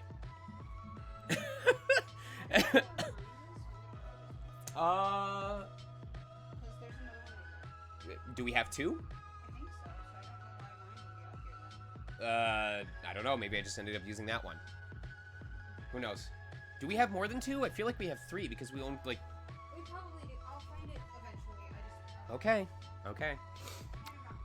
Okay. Anyway, so... The fact of the matter is, you are not going to be in control of what every single person thinks about you. And in some cases, it's going to be completely outside of your realm of control. What I tell people is, the only thing you should be worried about is being the best person that you can be, or being the person that you want to be and want to be seen as. The same adage is true that you can't please everyone, or if you try to please everyone, you're going to please no one. But I promise you that if you act according to your values and you are true to yourself, then the people that you do work with and the projects that you do work on will be fulfilling. And I'm sure you guys would be willing to agree. I promise I'm not saying this to brag, but you look at someone like me who says, you know, I've been shadow banned from GDQ, I've been blacklisted from at least one recording studio. You know, there's probably at least a dozen colleagues in this industry who would rather I never talk ever again. It clearly has not stopped me from finding success in my craft. You know, there's going to be barriers here and there, and some of them are going to be justified, and some of them are not going to be justified. But all you can do... This is working really well because on my Twitch channel, there's some royalty-free, like, chill study music going right now. And it's working really well with this talk that I'm giving right now.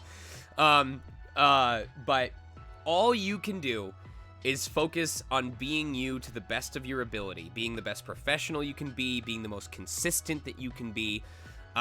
Because both in your professional world and in your personal life, your strongest defense... your strongest advocator for your own success is going to be your own behavior. if you have a track record of professionalism and kindness and humility and generosity, then people are going to remember that about you.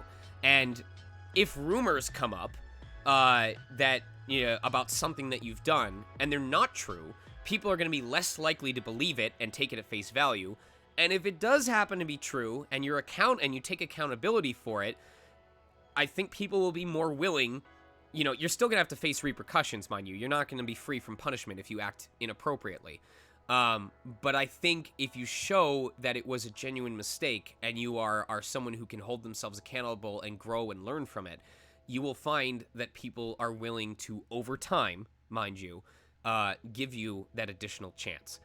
On the contrary, if you act inappropriate and unprofessional and nasty and mean and gossipy and act like someone that people don't want to work with on a regular basis, then don't be surprised if the number of people who don't want to work with you is higher than the number of people who do. But even if you are an absolute saint, you know, back when I was on Voice Bunny, I would have perfect 5-star ratings from 95% of my clients. And there would always be those, once or twice a year, there would be those clients who rate 1 star after getting exactly what they asked for. And their response would be, nobody is perfect. I'm just evening out the ratings because I think they're bullshit, and I don't think anyone is perfect and deserves 5 stars. There will always be folks like that. So, yeah, it'll happen. Don't think about it. Same thing I said before. Look at every opportunity that you're given and go, I'm gonna focus on this chance that I'm being given, or this client that I'm performing in front of, and I'm gonna do the best damn job that I can, and have faith that if I do that consistently, that my future will pave the way to itself for itself. All right. Saint Lucifer. Hello, Sean. This isn't so much as a question, but I've been meaning to find an opportunity to thank you for being the first person to make becoming a voice actor seem like a real possibility for me. That as cutthroat as this industry can be, the only way to start is to just start from wherever you are and keep working at your craft. You wouldn't remember me, but I spoke to you during an AMA a few years back in another Discord, and I asked you a bunch of questions about voice acting that I honestly should have just Googled myself. I want to be a voiceactor.com probably will answer everything you need to know. You were the one who introduced me to the VAC through linking Kira's Mega Thread, which has been paramount in my learning process, and I wouldn't be here without all of you. Sorry for the ramble, and thank you again. Thank you. I appreciate that, man. You know, I honestly owe it to Kira. Kira has... I can't begin to emphasize for you guys how much money Kira has saved you from taking entry-level workshops. If you read every single one of Kira's mega threads that she has written on the VAC about like demos and intro stuff to the industry and managing yourself on social media, I am not kidding when I say you've probably saved yourself between $3,000 and $5,000 in workshop costs. And that means that's $3,000 and $5,000 that you could spend on upgrading your studio, on producing a demo based on the info that you learned from her, on supporting your colleagues, on paying your rent so you can afford to have an apartment that you can put a studio in. So I'm going to take that thanks, and I'm going to graciously accept it, and I'm going to tell all of you after this workshop to go and give Kira and the VAC your own form of thanks, because... You know, you see me as someone who makes voiceover look approachable, as someone that, you know, the Ratatouille, anyone can voice act, who moved in from the Midwest. Kira moved from Alaska. She went from Alaska. Like, yeah, she went from one of the coldest places in the United States to one of the warmest in the entire, like, Northern America, and made it work for herself. And then took that time and her earnings and turned around and said, I'm going to lift up everybody else who wants to get to the same place I am. She's magical. She's incredible. So, I hope that you'll give just as much appreciation to the colleagues that enabled the Voice Acting Club to exist, because before I was a professional, I was just another starry-eyed amateur jumping on the Voice Acting Club and wanting to figure out what this voice acting thing was all about. And before I was there, Kira was there, and Kira made this all happen. So, kudos to her, man. Kudos to that whole community. Katie. Hopefully this makes sense. During a slow period or when you submit a lot of auditions and don't hear back rejected, how do you keep yourself going? I know for me, I have the tendency to get into that I should give up mindset after a lot of rejection, so I'm curious as to how professionals talk themselves out of those thoughts. Here's a fun fact, Katie. I still deal with that. 2 years ago, 2019, between January and April, I did not book a single new gig at all. I had like 2 or 3 repeat jobs that had new work for me for like 1 or 2 sessions, but despite auditioning every single day, I did not book any new work for 4 straight months, and I was flipping depressed. I was mortified. I was like, I've lost touch with this industry. I don't know what I'm doing. Why am I even still doing this? The Stockholm Syndrome is wearing off. I don't belong here. And there are still days like that. There are days where I record an audition to the best of my ability and I send it off, and then I sit down and the first thing that I say to the people in the voice chat I'm chilling at is, I don't like anything that I did today. And I didn't have a choice because it was due today, and otherwise it wouldn't have been accepted. But that is where the passion part comes in. The story that I've been telling people a lot is, I've often said, you know, I think to myself, God, imagine think about what I've done today. Think about the games that I've been allowed to announce that I'm in today. Imagine what could happen 5 years from now, or 10 years from now, as I continue growing as a talent. And that literally happened. I moved out to California in 2012 with nary a professional project to my name. 5 years later, almost to the year, because I moved out in April I moved out in June, and it was 5 years later in March. What happened in March of 2017? Breath of the Wild. What happened in April of 2017? Persona 5. What happened in August and September of 2017? ReZero.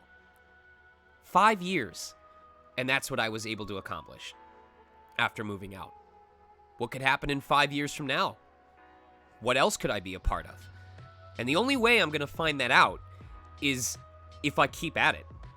You know, one day of or even a couple days of bad auditions or feeling like I'm not at my A game does not replace weeks of reads and the community that I get to interact with for years because of a game coming out. Breath of the Wild came out in 2017. I still get people being introduced to Revali for the first time. I still get people getting into Danganronpa or JoJo's Bizarre Adventure.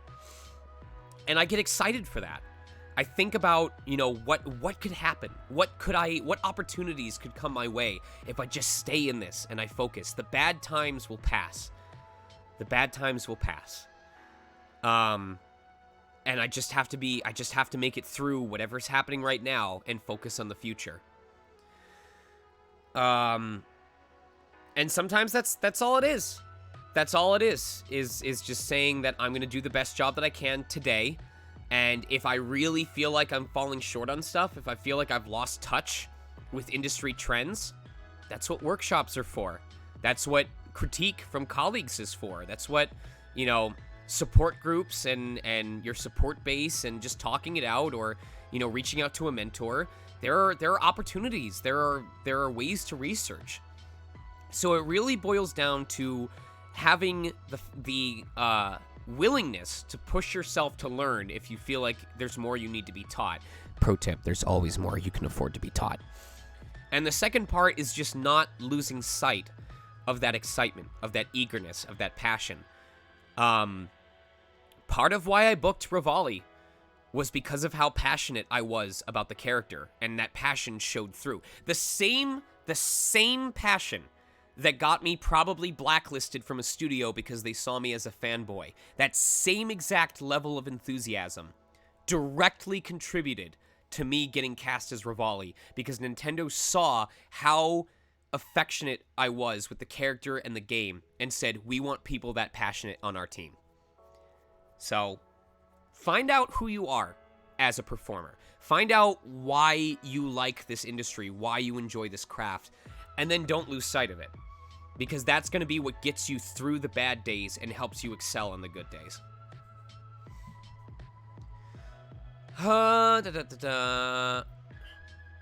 Nuclear. When you audition, do you have a certain cutoff for how many takes you'll do for a character? Wondering because some days I just feel like I can't nail a character and keep recording takes over and over again.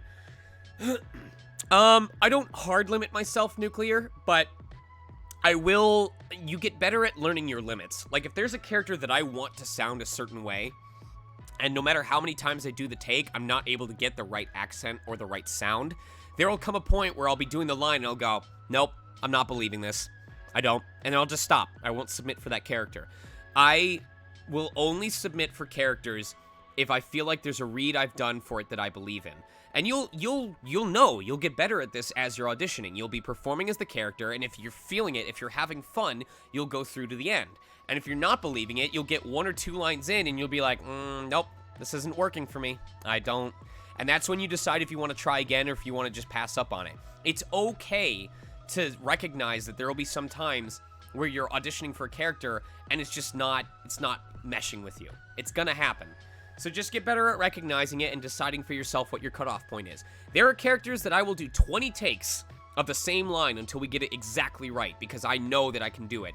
And there are characters that I'll try twice and go, no, I'm not having fun with this. I'll just be stressed out the entire time. It's not worth it. So.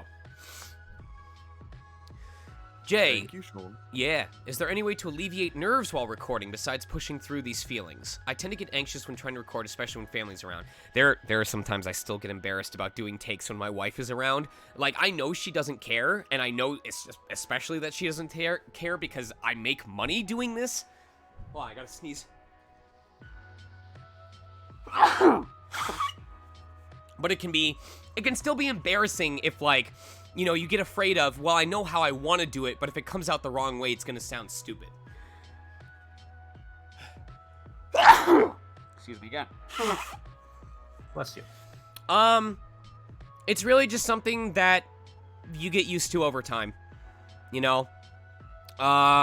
It plays back into the passion. I'm going to sneeze like several times because I think some dust got kicked up from me running my mouth like this. Hold on.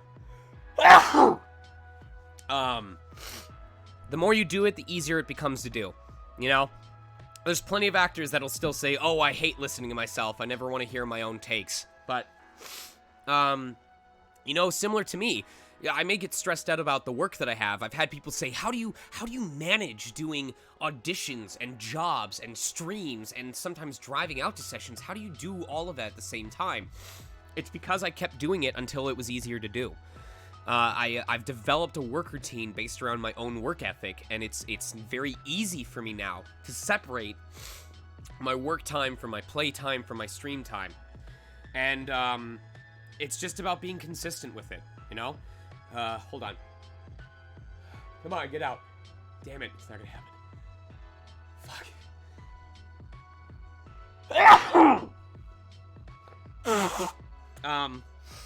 If it helps, guilt yourself. Tell yourself, do not give me a Benadryl. I swear to God, I will murder you.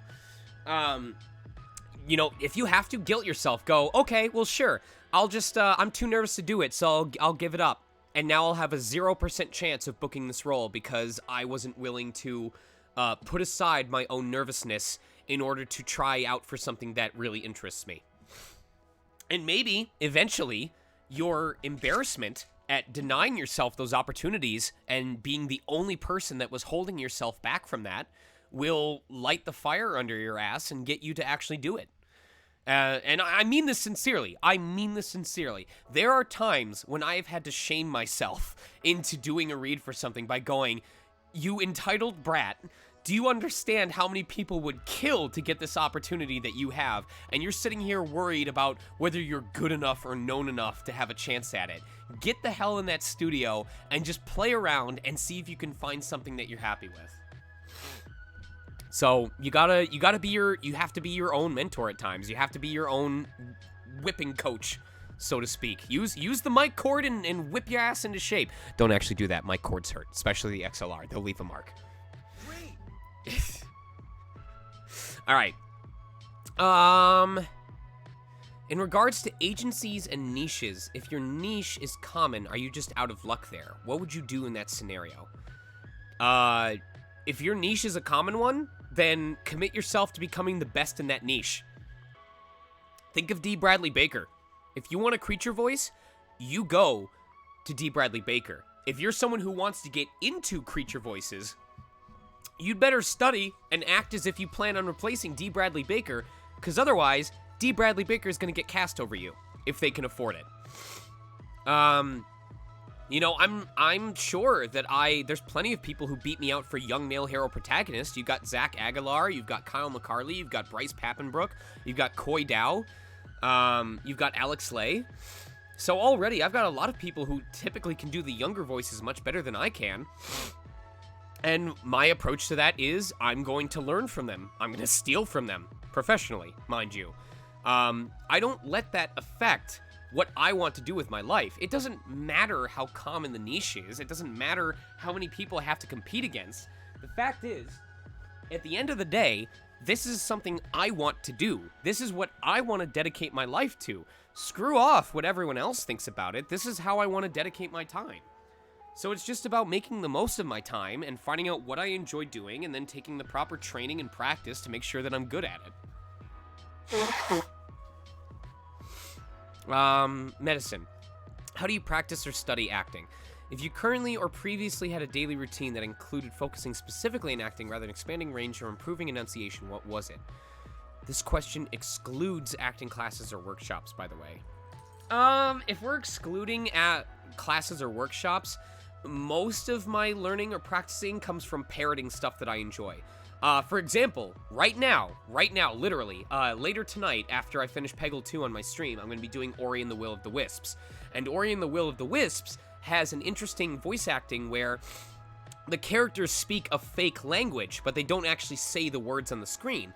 So what I've been doing is, I'm listening to what the characters sound like when they do this fake language, and I'm narrating the lines in the voice that I imagine the characters would have if they actually spoke English. And not only is that helping me refine voices that I'm already familiar with, it's helping me practice voices that I may later get to use in an official audition. So for me, it's just as much playing games that have English voiceover and listening to the performances and seeing what I like and imitating what I enjoy and figuring out why I like it so much. In addition, of course, to the acting classes and the workshops. Ghidorah, did you enjoy playing D-Luke? D-Luke was interesting because he was a more subdued character, but I also realized that I identify with him because he gets really ticked off with people who think themselves as being high and mighty, but don't really have reason to, and he also enjoys grape juice more than he enjoys wine, and I'm a person who enjoys sparkling juice much more than he enjoys wine or other alcohol. So D-Luke and I have more in common than we thought.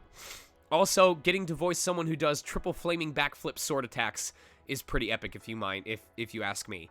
And being someone who has spent more than $10,000, or at this point $15,000 on a gacha game, thanks Dragalia Lost, knowing that I'm a character that caused people to spend concerning amounts of money just to get one copy of me is pretty swell. I won't doubt that. I'm pretty happy about that. Carrick, what's your other verbal question? Hi, this is something I've always kind of wondered about when it comes to location, because I know that there are, specific hotspots when it comes to acting, like the obvious is Los Angeles or New York, but does living in those places make getting work easier, or can you just as easily get work when you live like out in the middle of nowhere, like Montana or something? That is a very hard question to answer as of last year because of the pandemic. Yeah. Prior to I was talking about that too. Has like you being like stuck in your home like affected work at all? Well, it hasn't affected my work in terms of my workload. In fact, last year between September and early November, I did so much work off of that month and a half that my entire hybrid vehicle was paid off from what I made during that period of time. But prior to the pandemic, my answer would have been, it does have an influence depending on who you want to work with, because it is entirely possible to make a full living off of online freelance, whether it's Voice 123 and like indie projects and stuff like that. If you have a professional grade broadcast quality home studio, it's 100% possible. I know that Joe Zija, is it Ziha or Zija? Someone on Twitch, help me. I'll scroll down. Or if you guys know, type it in the guest Q&A. I know that Joe had said at one point that 85% of his income was off of Voice 123 commercial gigs, and those were all done from his home studio. So, you know, it's possible to do that, but in my case, you know, I knew I wanted to work with Nintendo, I wanted to work with Sony, I wanted to work with a lot of these bigger companies. And most of them, if not the large majority, want everyone to be on the same equipment so that it's, excuse me, less work for the sound team to mess with the files. So they'd have everyone come to the same studio in person. So for me, the choice to move out to Los Angeles was... What's up? Okay. Wait, why am I not muted? I don't know. Click the microphone. In my case, my choice to move out to Los Angeles was because I wanted to be local to all of these studios. I wanted to have the opportunity to record for in person for these games. Now, since the pandemic, I've been made aware that there's some colleagues of mine that moved from Los Angeles out to like Las Vegas or nearby neighboring states because the rent and the living cost was so much lower there. And it hasn't affected their work at all because they've been doing all of their work from home. And I don't know what this means for the future. I don't know if once the vaccine is widespread and there's not as much of a threat anymore, if studios are going to be asking talent to start coming back in physically, or if they're going to keep offering for people to record from home. Case in point, Breath of the Wild was in studio. Breath of the Wild's DLC was in studio. Age of Calamity, I was offered the opportunity to record remotely. I chose to come in studio. This was before like the severe lockdown. I chose to come in person because I didn't want to have to think about handling the engineering side on my end. I didn't want to mess with the gain. I didn't want to mess with like the mic settings. I just wanted to focus on the performance, and I don't regret it, and I'm super glad that I did that. I think it showcased itself in the final product. But they were willing to have me record from home as long as my stuff was up to scratch, and I don't know what the future holds for that.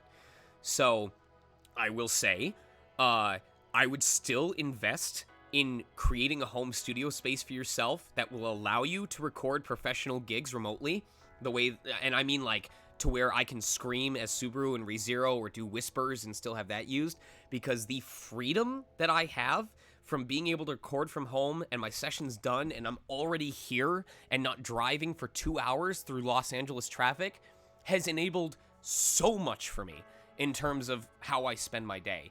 And I'm not ready to give that up. If they start demanding for me to come back in physically, obviously I'm going to do what the work dictates. But if they give me the option to record from home and it'll sound just as good, I wouldn't mind it staying this way.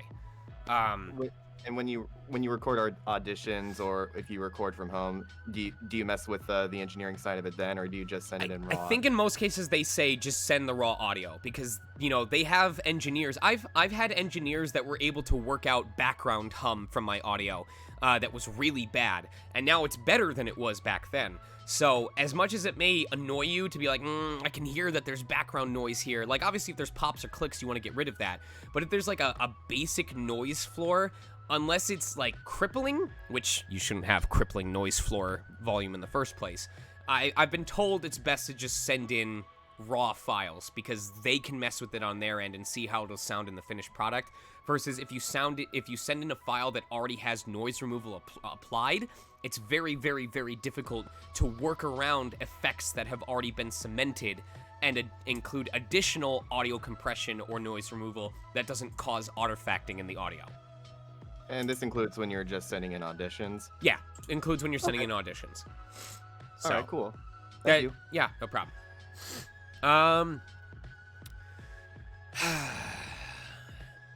Price Everett.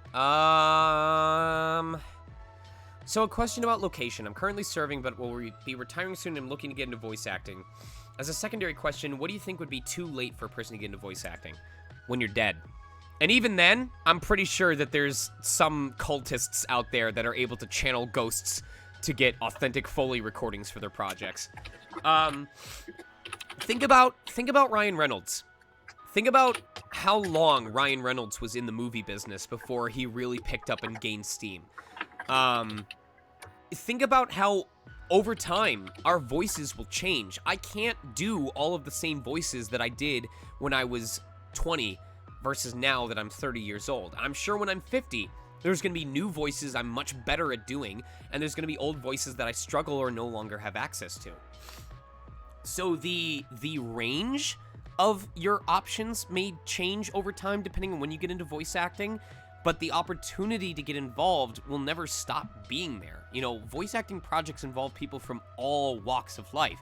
In Grand Theft Auto, they hired people who were actual gang members because they wanted that authentic sound. For Call of Duty, they have absolutely hired people that were prior veterans or actively serving because they knew better than anybody else how to embody battlefield chatter. So I'm genuine when I'm saying, like, there is no too late to get into voice acting. Just make sure you do your research and find out what your strengths are and what might be your good stepping stone to get yourself into the industry. You're going to want to start with your strengths, and then you can branch out and try to make some of your lesser known strengths or weaknesses into strengths. Mango. How long did it take for you to land an agent? Do you think VO classes, coaching, and those connections got you into the pro voice acting field? Did you have to do a lot of Walla Walla roles for your first major speaking role? Yes. With Bang Zoom, it was a very slow, gradual process of building trust. When I first told them I was in the area, they started by bringing me in for Walla sessions, which was just me and a bunch of other people. And that was less to, like, showcase my talent than it was for me to be able to prove that I could get to the studio on time and follow directions. And then once I earned that trust, they would start giving me background characters that didn't have names, but you heard them alone. Then background recurring characters, then named characters that showed up once. It was a slow, gradual process, and then I worked my way up to being able to get actual auditions. My agency, I landed, I believe, in 2015. That was the result of a workshop that I took at Voice Tracks West. And that's just one of those cases where I told people, hey, you know, I know that I'm competitive. I'm going to sign up for this workshop. I'm going to show my stuff. And I'm going to, hold on. I'm going to take this Zyrtec because my nose is bugging the shit out of me right now. How many of these do I take? Hold on.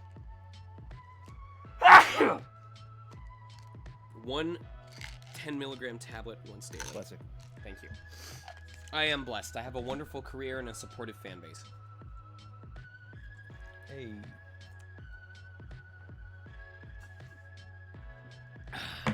All right. So I went up to the workshop and I showed them my strengths.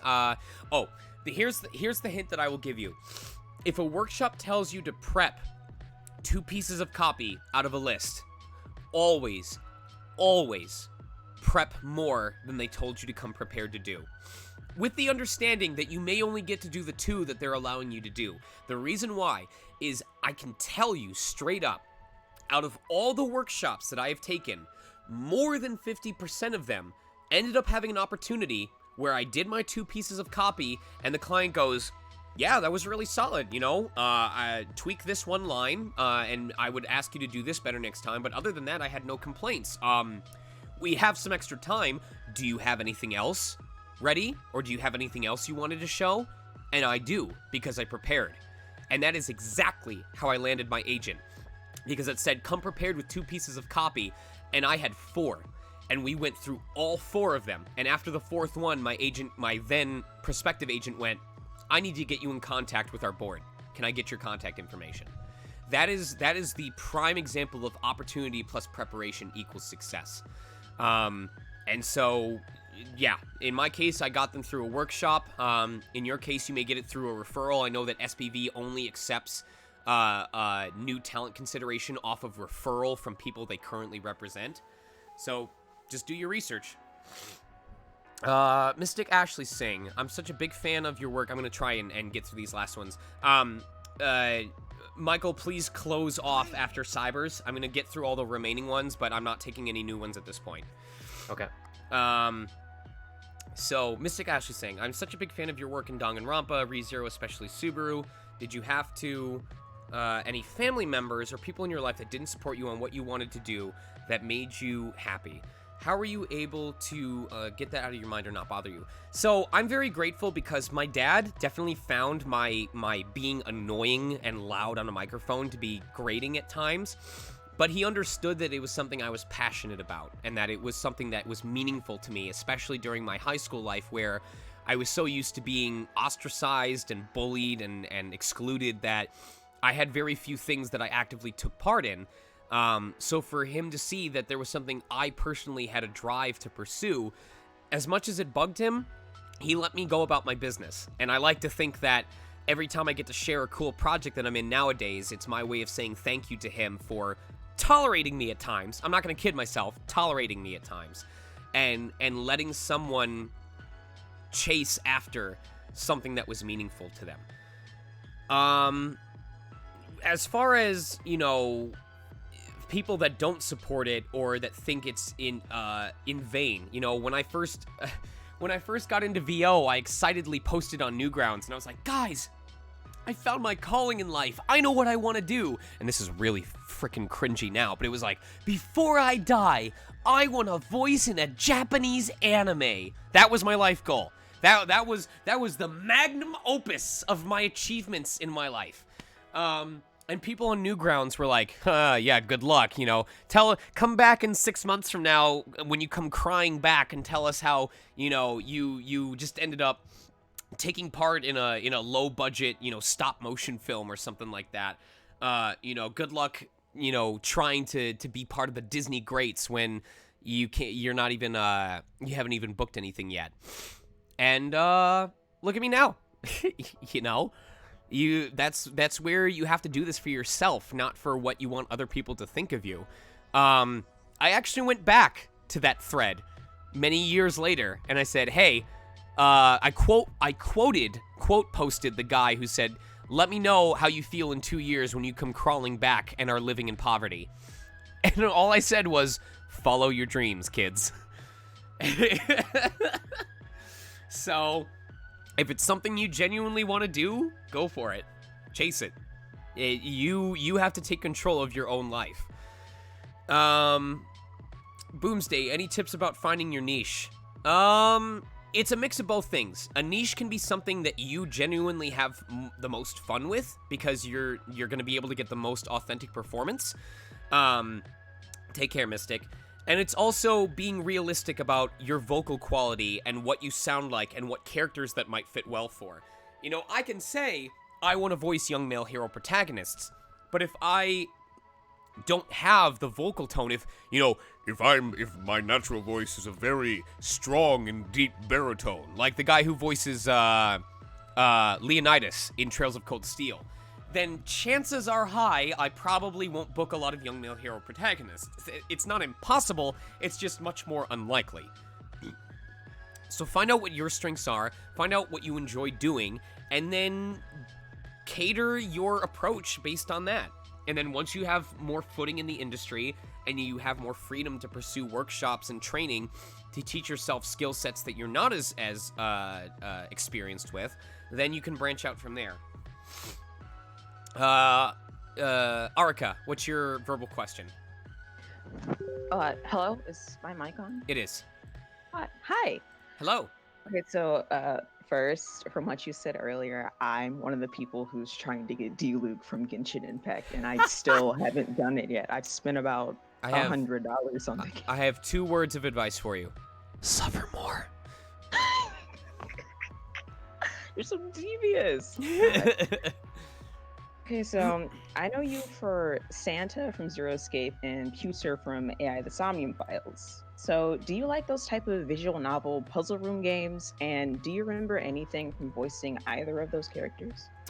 This is going to actually be really dark, but Santa was an interesting character for me to voice because Santa has a daughter that I almost had in my family, but didn't happen.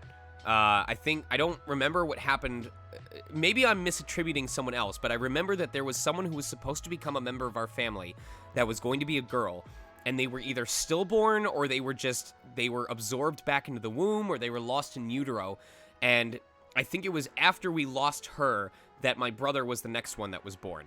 So it was me, and then whoever was supposed to be my sister, and then the sister didn't make it, and then my brother was born.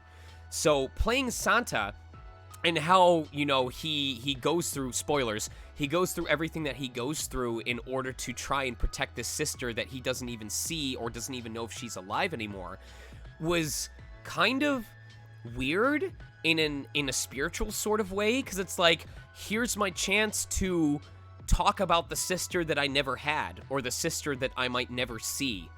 I took that with me into the booth. I said, you know, what's it like to care for someone that you've never even had the chance to be with in your entire life, and how would Santa feel about that?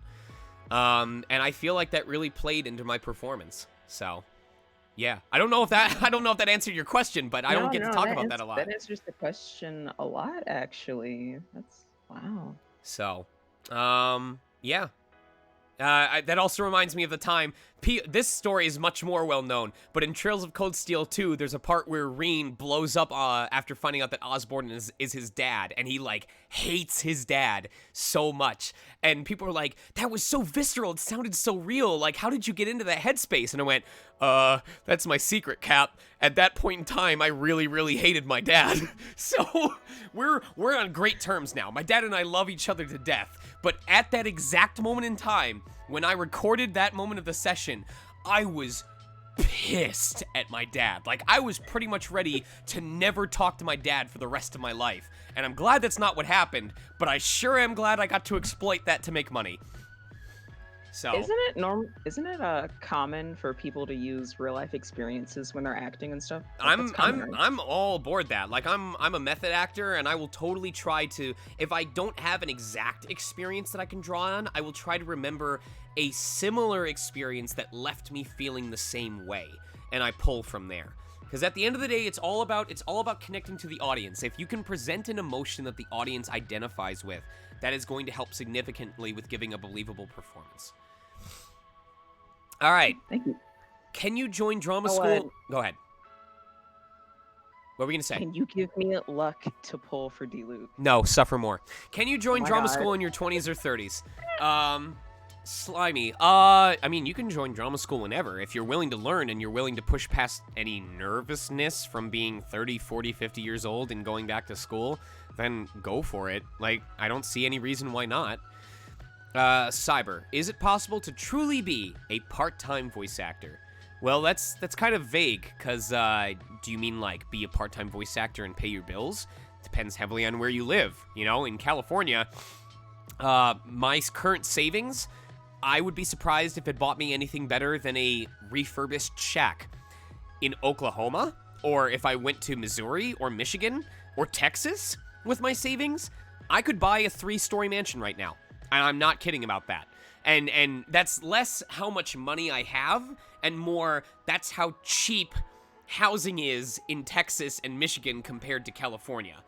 Like, I'm telling you right now, if I moved back to Michigan and decided to just be a pure remote voice actor, I could pay for a decent house in cash and have no mortgage right now. But I'm in California, so I'm gonna work until I die and then still be poor. So it depends. It depends. If you have the studio for it, if you're willing to commit the time for it, then it's absolutely possible.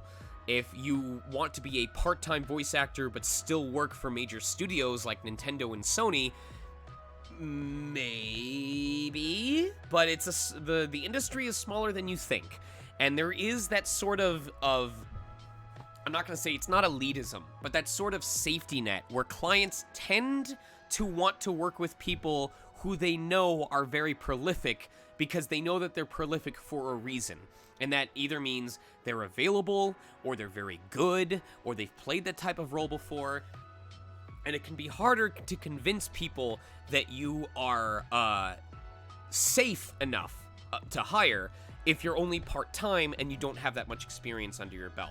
So, do some risk assessment, find out what opportunities you're giving yourself, what freedom you're giving yourself versus what risks you're taking, and decide if it's something that you want to pursue part-time if it's something you just want to do as a hobby, or if it's something that you think you might need to do full-time to find proper success.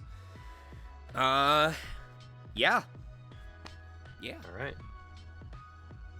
So, I think that about covers it. I hope that you guys feel like you learned something. I definitely ran my mouth for 2 hours, but I'm glad that I was able to get through everything that happened.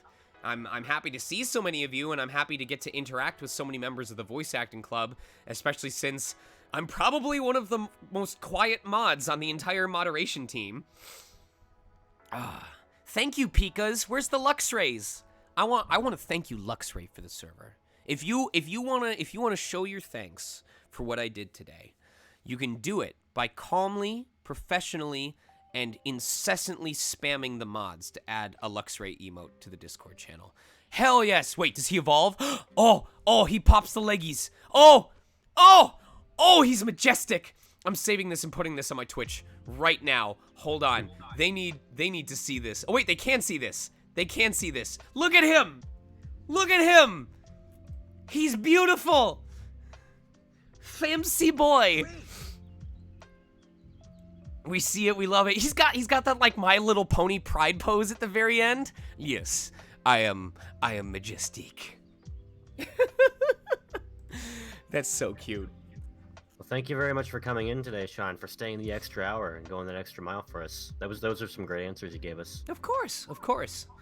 All right, well, if you want to show some support, I'm going to be hopping from this straight into my Peggle 2 bonus stages stream. If this was informative and chill, Peggle 2 is going to be crazy hype and stupid as hell, and I hope that you'll check it out. I'll type it out right now. It's literally going live right after this. I just have to switch things over, and you can say hi to everyone that was in the chat.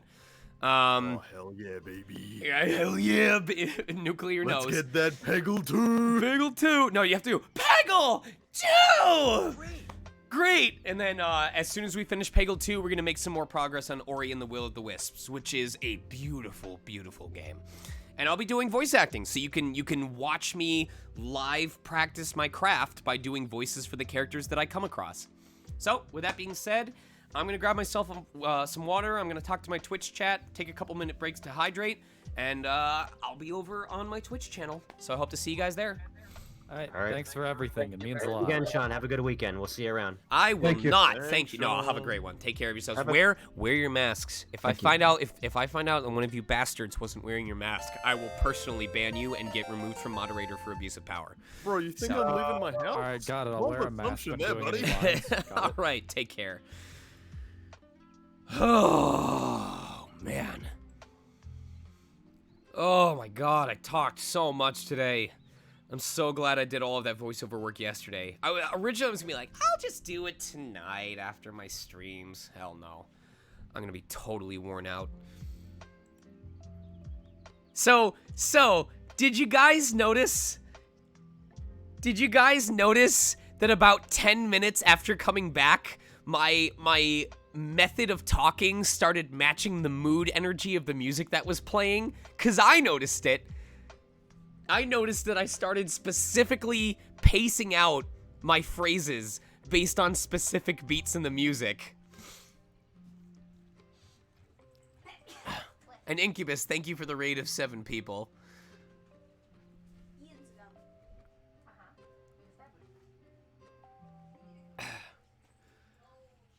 Oh my God, I have to scroll down so far. There's more. Exude professionalism and hope. Oh my God, there's so much to scroll down. I'm sorry. Happy thoughts, hydrate. Okay, I need to hydrate. Like, my chat froze and I wasn't scrolling down for a while, so I'm seeing all these messages now. Smurfbox, thank you for the follow.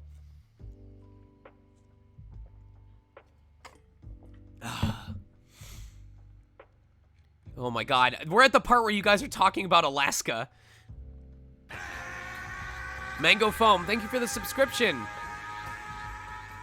Still scrolling. Still scrolling.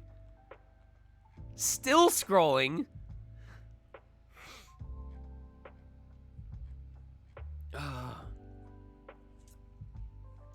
Give us D-Look luck? No, never. I want that to be your own personal victory. If I give you D-Luke RNG and then you pull him, you've robbed yourself. What is the quote? Congratulations. Congratulations. You cheated yourself. There you go. There you go. You cheated not only the game, but yourself. There's more to this. I gotta find the actual copy pasta. There you go. You cheated not only the game, but yourself. You didn't grow, you didn't improve, you took a shortcut and gained nothing, besides D-Luke. You experienced a hollow victory. Nothing was risked, and nothing was gained. It's sad that you don't know the difference.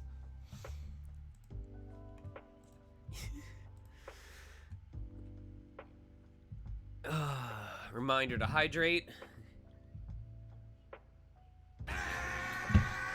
Thank you for the Twitch subscription, Unknown Skull. Hype train.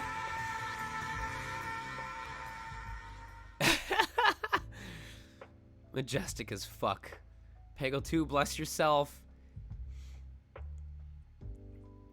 No, it wasn't a sigh of finally being done with people. It was a sigh of, I've been talking for 2 hours straight because I didn't want to waste any effort, and now I had to, like, decompress. Emmy will tell you, any of the mods will tell you, I will have those moments where I'm, like, furiously typing for 5 minutes straight while I'm handling client stuff, and they'll know I'm done because the typing will stop, and the next thing that they'll hear is me going...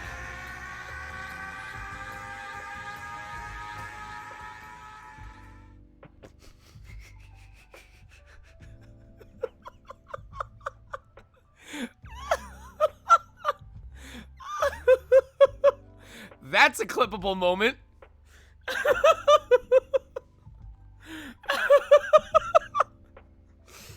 Cassandov, thank you for the subscription. Welcome back. Thank you for the tier 1.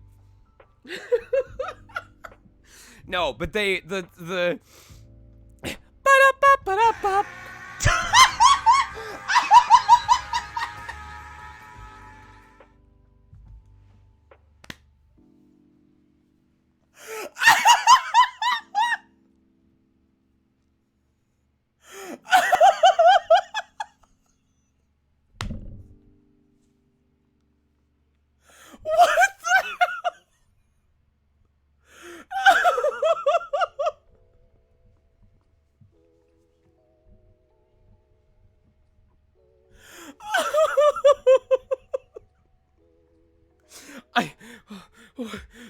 the prophecy is true. Oh my god.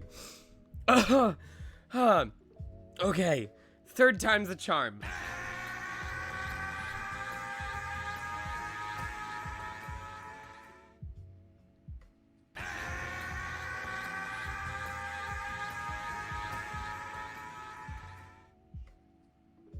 Thank you for the Twitch subscriptions.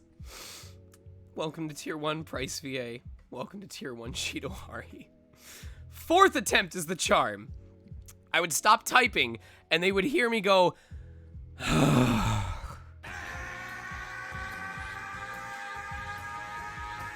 got it that time. I'm sorry, I'm sorry, Denacity. You were too slow. You were too slow. Thank you for the Prime Gaming subscription, though. So, I'm sure Emmy will hear me do it sooner or later. It did almost happen again, though. All right. We got progress to make tonight. I really want to finish Ori by Sunday evening, but that means we got to get through Peggle 2. Excuse me, Mr. G Cube. Thank you for the 5 gift subs and welcome. Revan Ashbearer, Pococo, Oceanity, Calm Rio, Sierra Q, to the Lion Pride. If one of my mods would please post the Discord command. I'm gonna go set up the PS4 right now so we can hop on to Peggle 2. I'll be back in just a minute or two.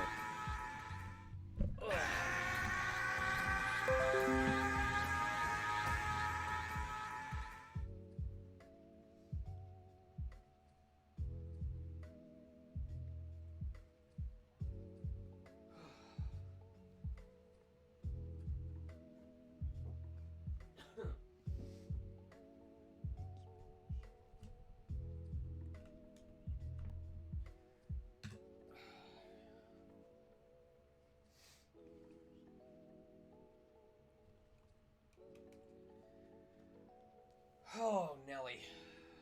Oh. All right.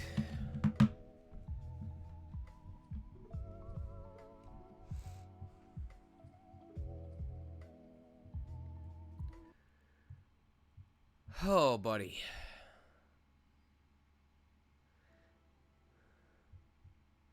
All right, get that Elgato feed pushing back up. There we go. Oh. God, I hope I'm able to relax tonight. I feel good. I'm glad about the fact that I took care of pretty much everything this weekend. Because the only thing that I might have to do before Monday is an audition for my agent, but it's for something that I'm not sure I'm a good fit for it, so I might pass on it. But all the freelance stuff I took care of. So hopefully I'll be able to stay up later tonight. I have to... Does anyone know?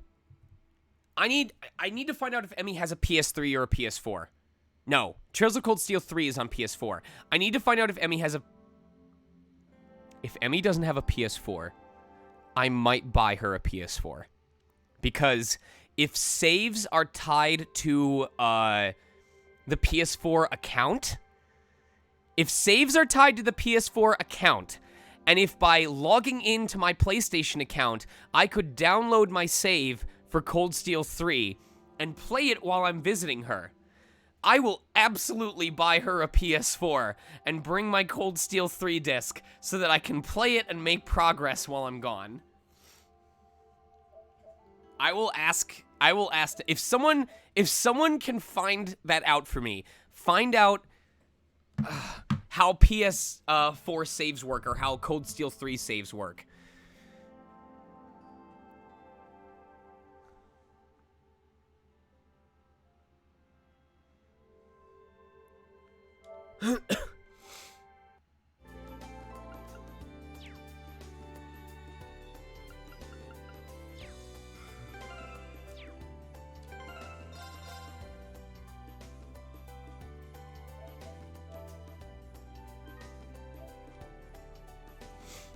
Gotta get that hard drive, though.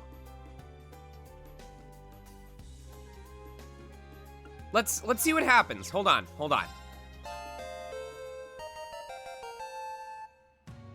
Leveling up the hype.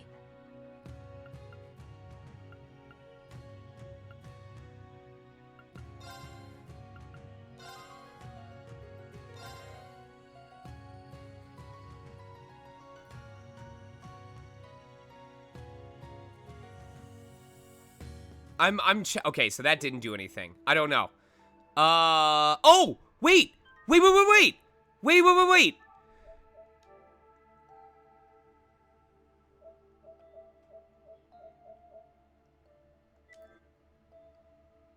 Oh! I need PS Plus, don't I?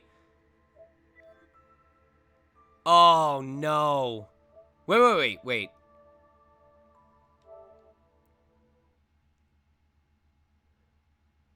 How much is it for PS Plus? Okay.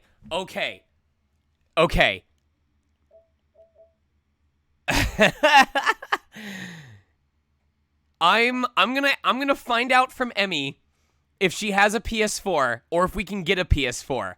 And I will buy 1 month. I will buy a month of PlayStation Plus to upload my save data. No, it's not $60 a month. It's $60 for an entire year. So something like 4 or 5. Let me think. 12. Yeah, $5 a month. $5 a month. That's okay. I mean, yeah, technically, I guess I could incorporate that into the Twitch payments that I get from you guys.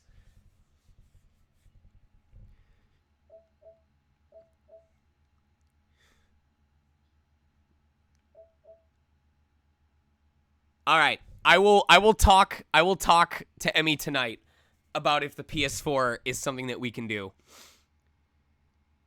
I could always just bring my PS... Now, wait a minute. I'm driving. I can just bring the PS4. I can just do that. What am I talking about? I'm not flying anywhere. I can just shove this shit in the back seat. I love cars. I love technology. The gears finally turn.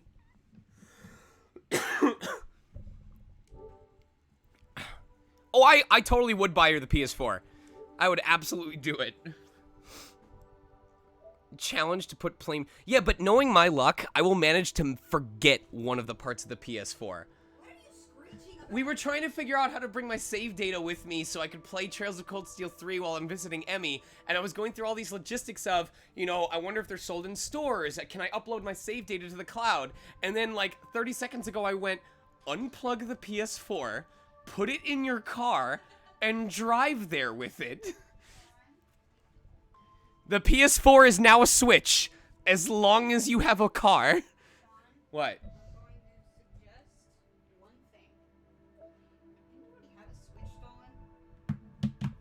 Yes? What if that gets stolen? Then you're fucked. So... Maybe, leave it here. But that complicates things. Why? All I have to do is make sure I keep the car locked and keep it hidden. Don't bitch at me. I'm trying to take my PS4. If it gets taken. I mean, it's a valid concern. Also, I need to change my, my thing to Peggle 2. So let's see. No backseating, no spoilers, voice acting. I mean, are there really any spoilers to give? First playthrough. Hard mode. There we go. I mean, she has a point, Patrol. My Switch was stolen out of my car when I went to a gas station when coming home from, I think it was a workshop or a session that I was doing. And it happened to be while it was inside of a game case that had 5 different physical games on it. I think it was the Mega Man ZX Collection, or the Mega Man X Collection, Dragon Quest 11 on Nintendo Switch, Alliance Alive, something else that I'm forgetting. It had some really good games on there. I think they stole about, including the Switch itself, about $700, $800 worth of stuff. And I tried very hard to find it, but just glue the PS4 to the bottom of the car. It sucked. It sucked. But I didn't lose my Dragon Quest save data, and that's what's most important.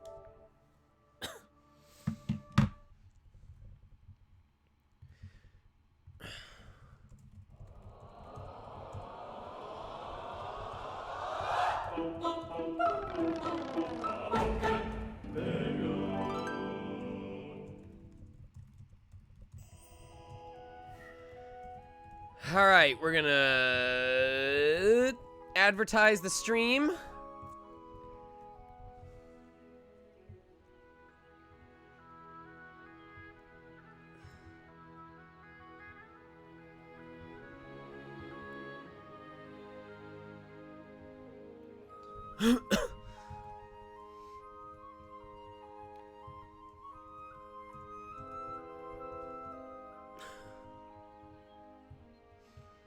Sorry, I gotta go through my rigmarole.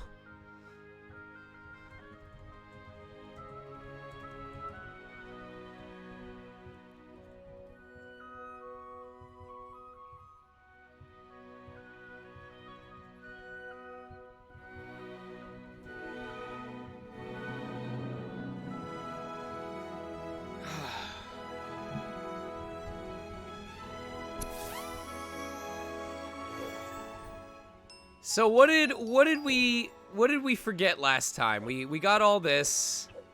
Okay. We're really just working through the bonus stages, aren't we? We got the Celestial Realm.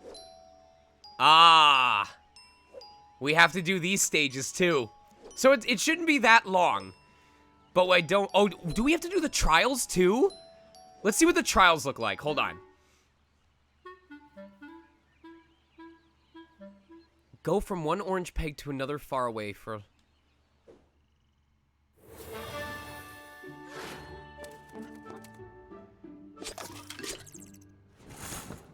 Oh, man. I feel like these could give us...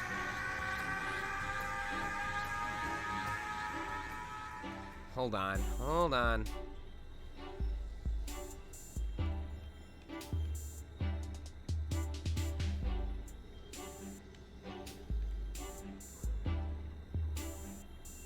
I don't like how he looks when he's doing that.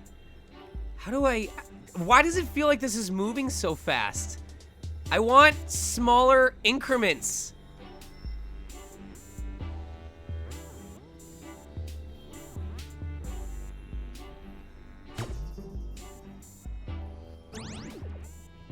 Oh, I thought I would have had that.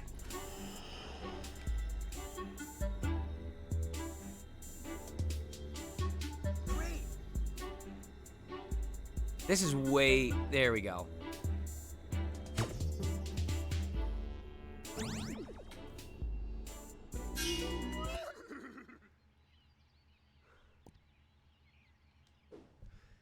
I'm gonna figure out these trials real quick, because I don't know if they're gonna be conducive to having to gift a sub every time we fail. So they're much, much shorter. Get 3 free ball skills style shots.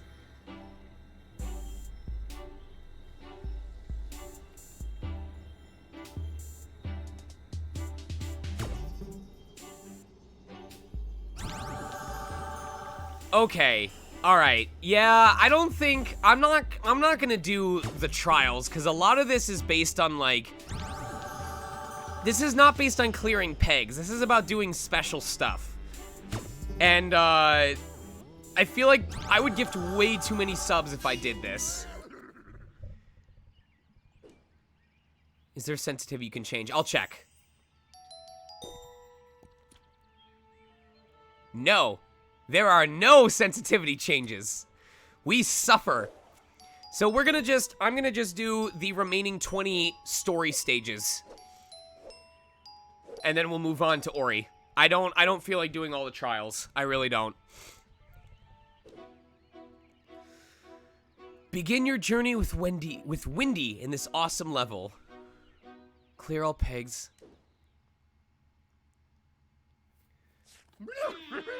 Windy! It's a bird!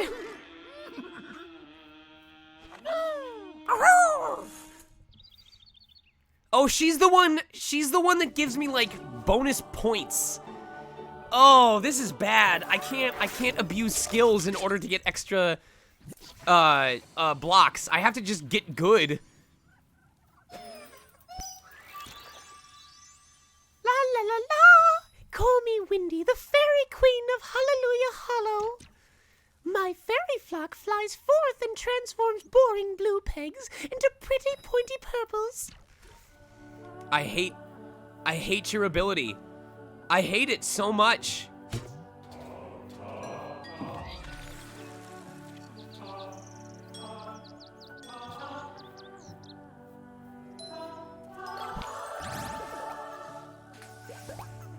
Oh God. So for those of you who don't know, hard mode is every time I don't finish a stage, if I fail and have to retry, I have to gift a sub. For the most part, I've been pretty damn good at this game. Mostly.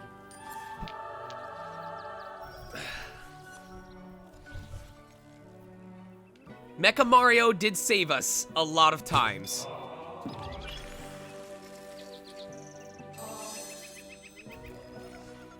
Don't jinx it, Sean.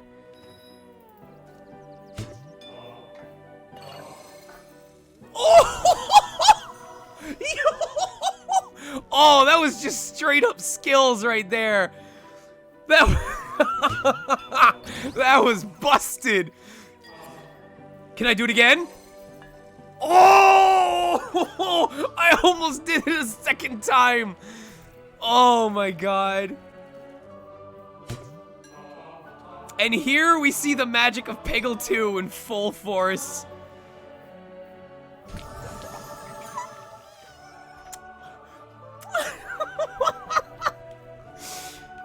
Oh, Jesus Christ.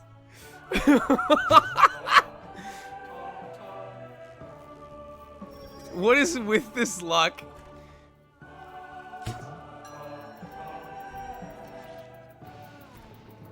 Alright. Hold on. Chat, you gotta vote. I'll do a quick vote. Do I go for the full clear? Do I go for the full clear? Or do I just clear it?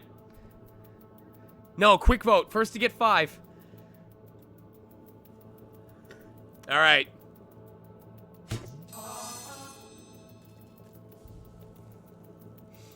I don't think this is gonna work.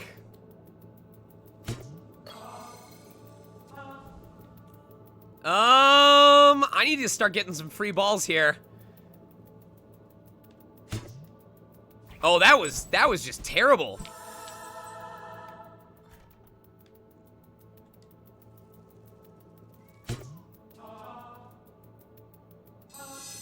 Huh? All right.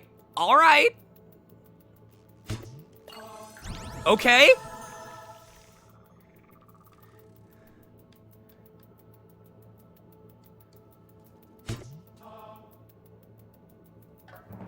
Oh, you piece of shit! Oh, no! Oh, no!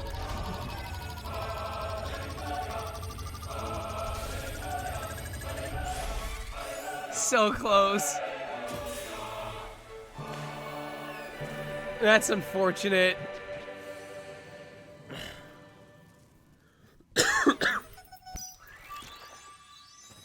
Plentiful purple pegs prove perfect for fetching free balls.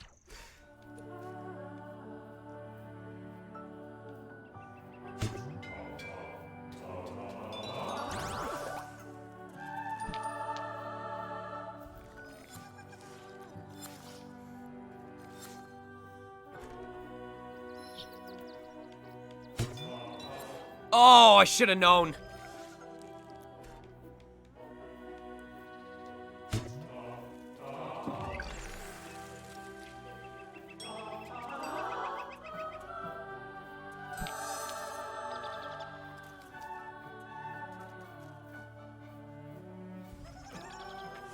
Oh, this is bad. This is bad. This isn't what I wanted. Stall for time. Stall for time. Stall for time! Oh, piece of shit.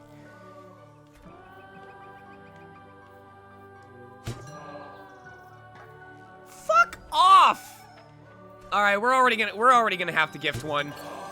This is a horrible start. No way. Oh, this is so bad. This is real bad.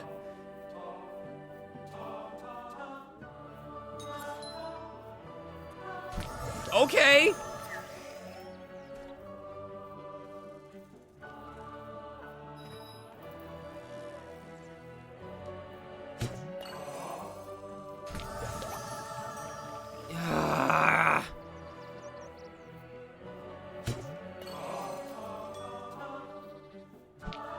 Oh! Can we make this work out? I think we can make this work out. We just have to be very good at the game.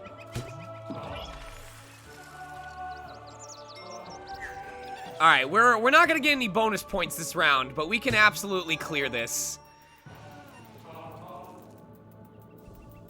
Yeah, we got this. We got this. We got this. We got this. I'm not even taking my chances.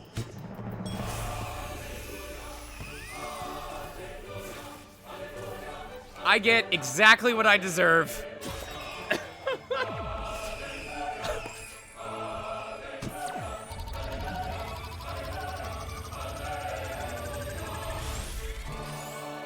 Not even close.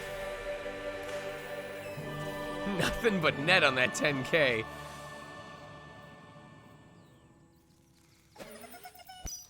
Oh, the pulsing. Hit heaps of friendly fairies in single shots for rich rewards.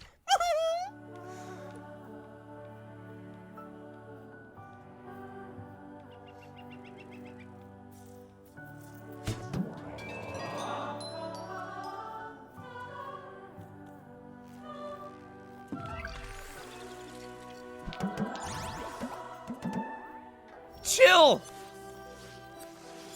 You make an epic fairy queen? I'm so glad.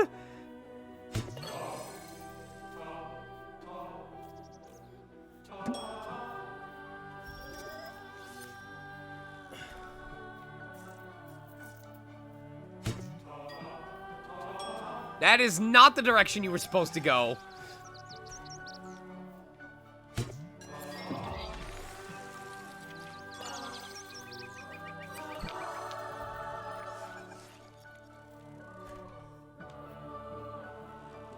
So how's the bonus levels they're happening.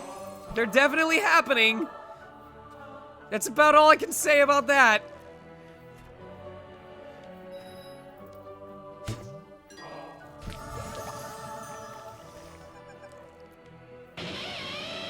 Steel, thank you for the host.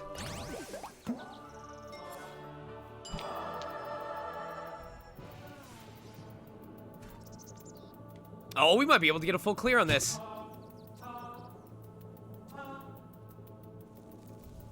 I don't know if it'll happen. We'd have to get pretty lucky with some of these hits. I think we need at least like 2 free balls.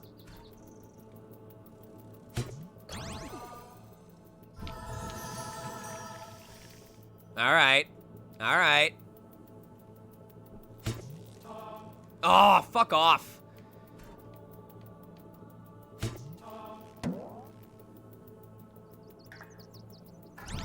Jesus. This is doable, but very unlikely.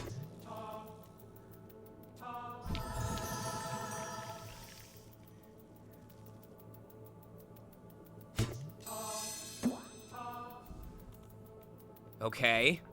Can we ricochet off this one to get the other one? Oh, no! All right, we absolutely need... We need free balls at this point. No! No! No!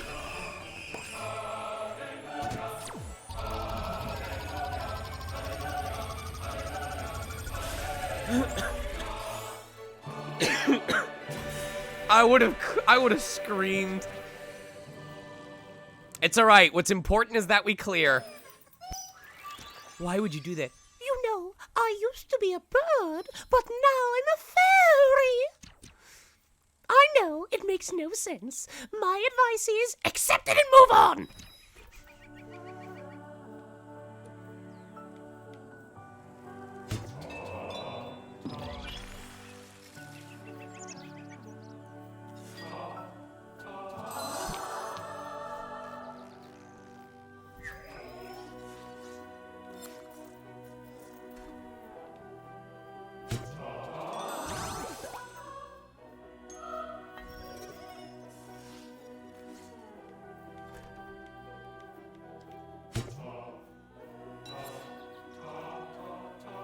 Did you really have to bounce across every single one of those?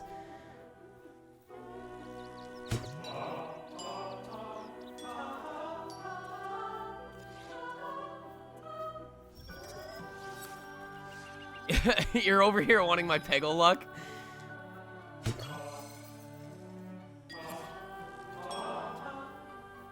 I'll take that. That went way better than I expected.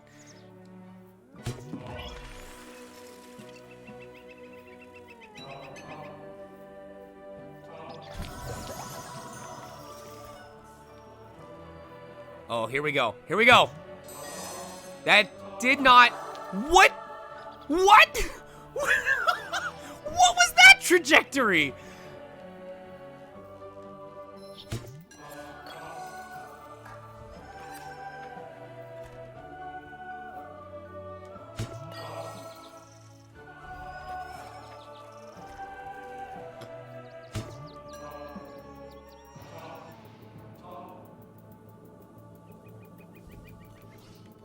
Swag's open, Saw's open orange.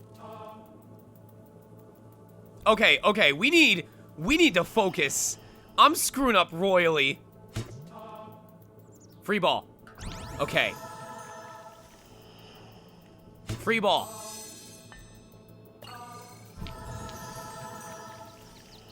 Finish the stage.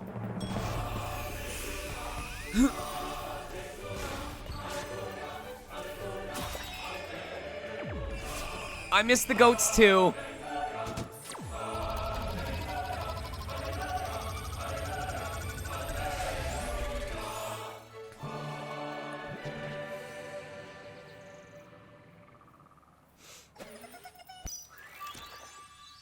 Join us in any of our peaceful, bite-sized parlors. This reminds me of when I helped rebuild the frickin' homes for the Mokies.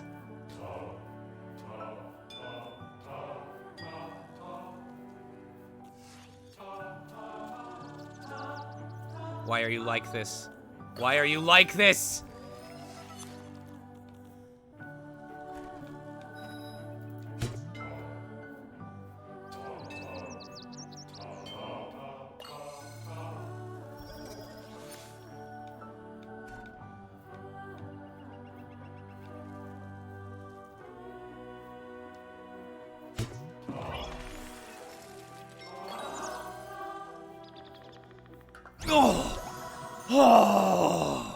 Oh, it feels good.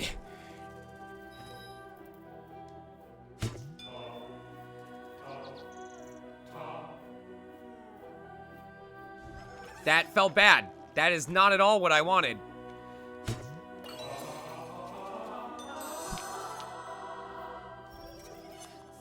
We are not having good luck with getting early game free balls. This is sus.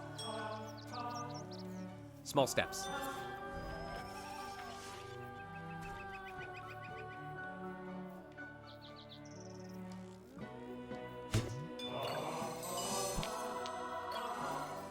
Gimme! No! No! Oh, we could have gotten another extra ball off that. Why are you like this? Oh, you piece of shit. I didn't even get a bonus off of that. Fuck off.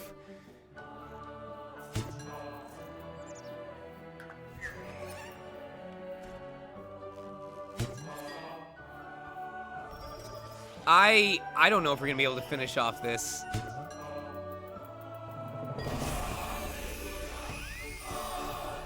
I stand corrected.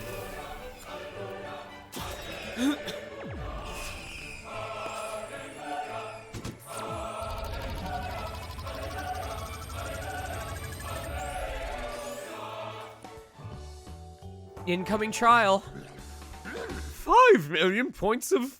What? 5 million points is your target of choice. My fairies of friendship will help you rejoice.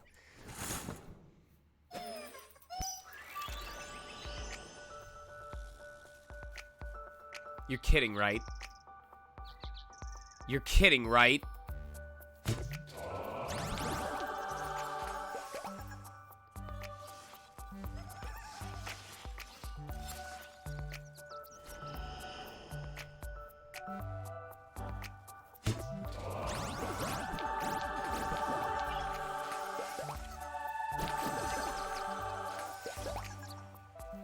I don't think I can do this.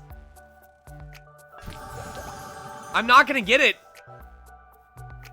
Alright, I get one mulligan because I know exactly what I have to do. I have to get both. I have to get both of the power-ups.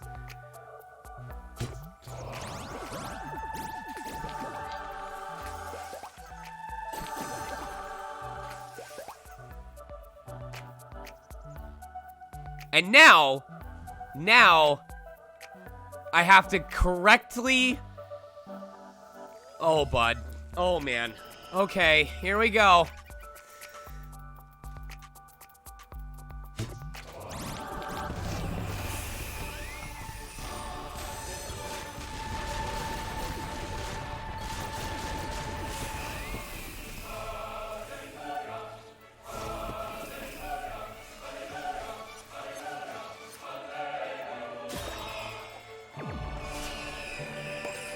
What?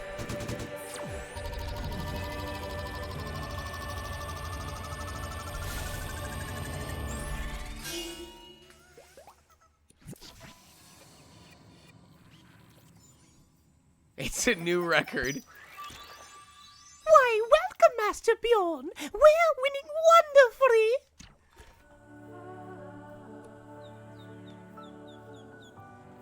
Master Bjorn, I'm scared. Master Bjorn! Why are you looking at me like that? Master Bjorn! Please. Master Bjorn, help me. I don't want to be here. I'm scared, Master Bjorn.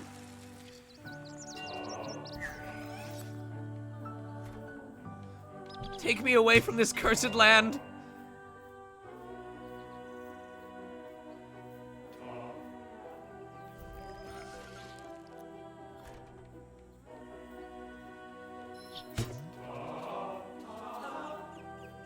Really? The one you don't hit. And you block me from hitting it too. What a dick.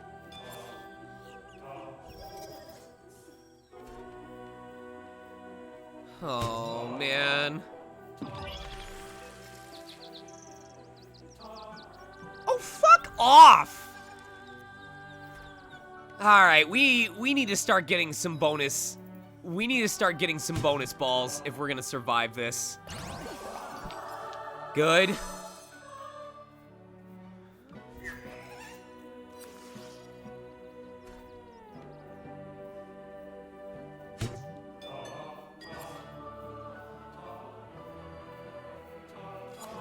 Okay.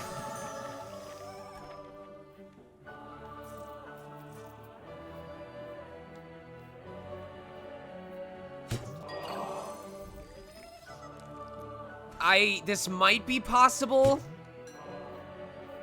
but it's feeling real sus right now. We have 4 shots to get 4 orange pieces.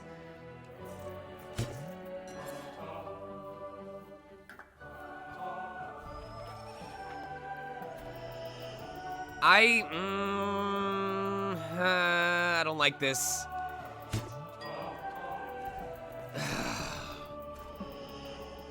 I don't like this. Oh, God.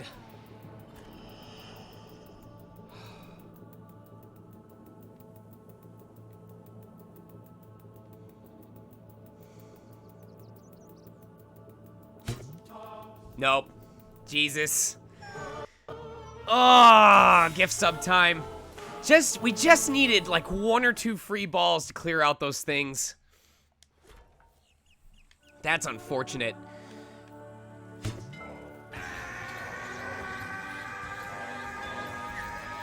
Won't actually use this.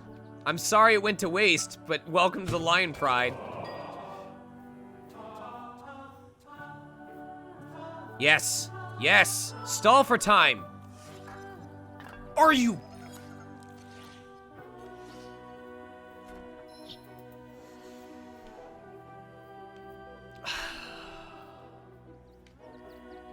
Peggle 2, baby. Peggle 2, baby.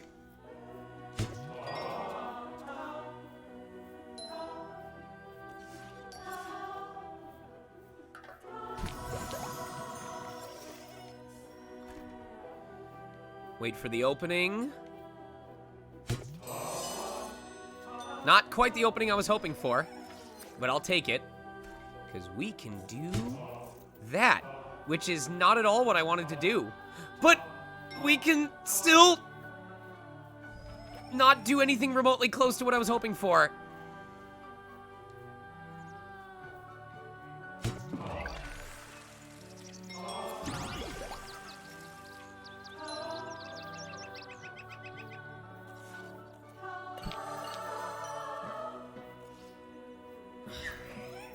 I don't know what to think about this. This is equally bad.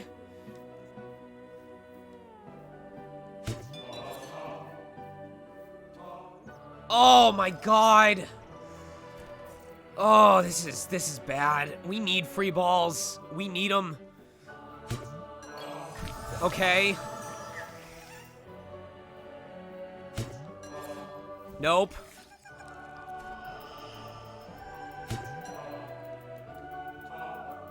Jesus.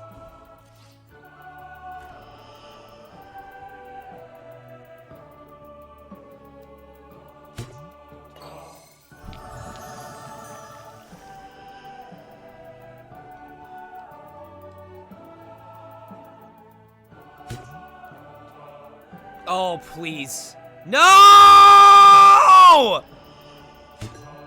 You've got to be kidding me!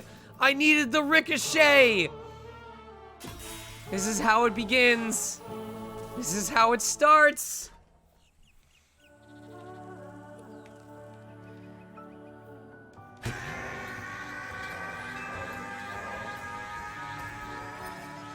Loyal Knight 300, thank you very much.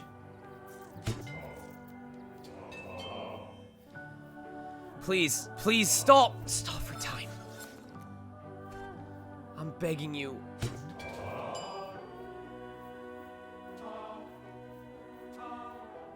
Hop in. Hop in. Yes. Yes. Can you hit one of the oranges? Oh my god.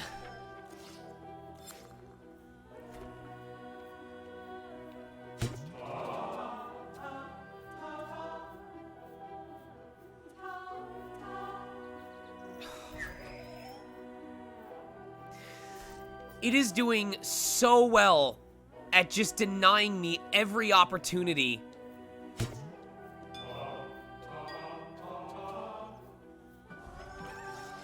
I'm at 5. This is probably the worst I've done this entire round.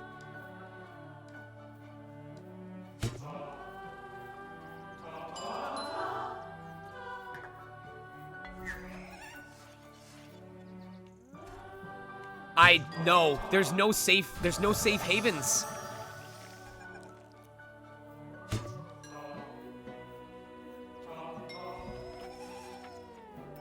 I don't think this is gonna happen unless we get many lucky free balls. This is bad. This is so bad.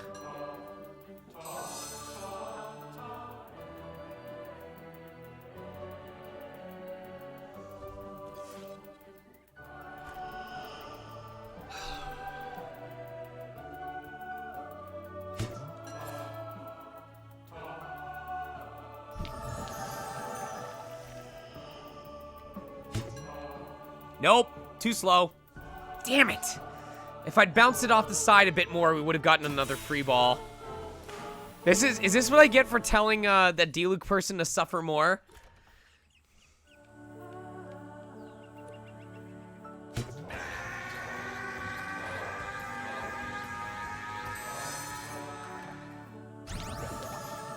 Yeah, probably.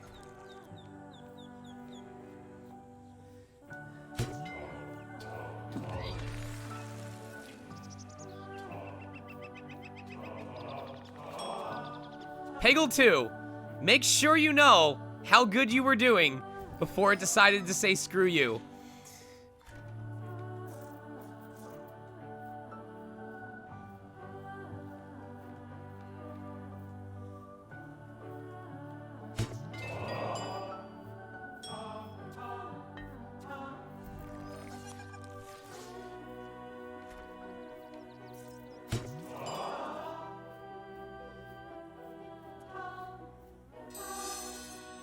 You are a piece of shit.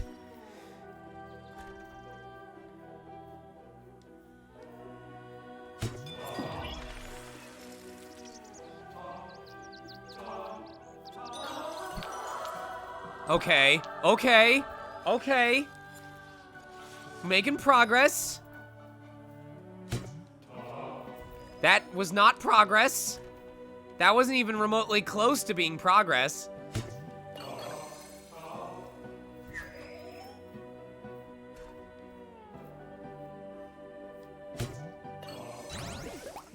That wasn't even remotely close to being progress. Can I please get the proper ricochet?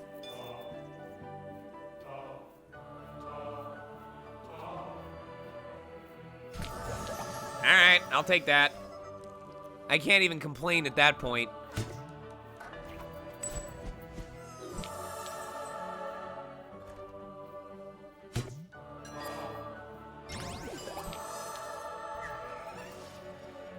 Alright, lads.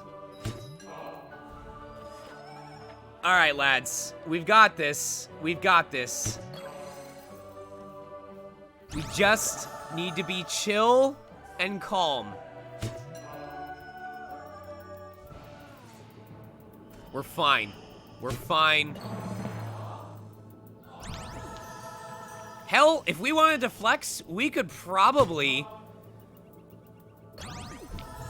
We could get a full clear at this point if we're lucky. I don't think it's gonna happen. It could happen.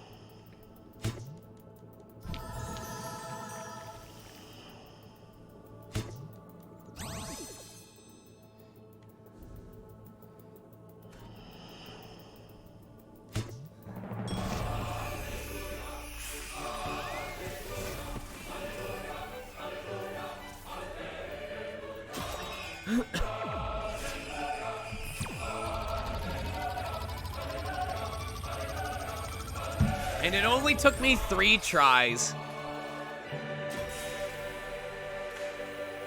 Hey, we got a full clear off of it too.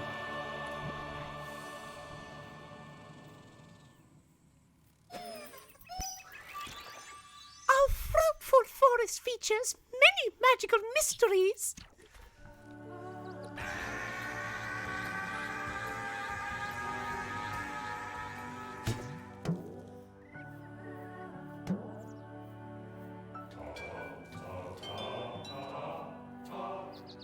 What a waste. What an utter waste.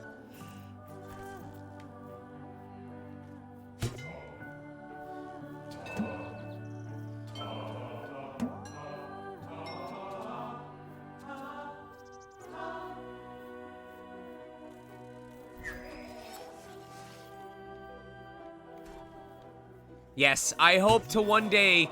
This is my ultimate goal. I hope to one day be cast as a purple fairy owl princess. That's my true life's calling. Please, if you are out there working on an indie game and there is a cute purple owl fairy princess available for casting, reach out to me.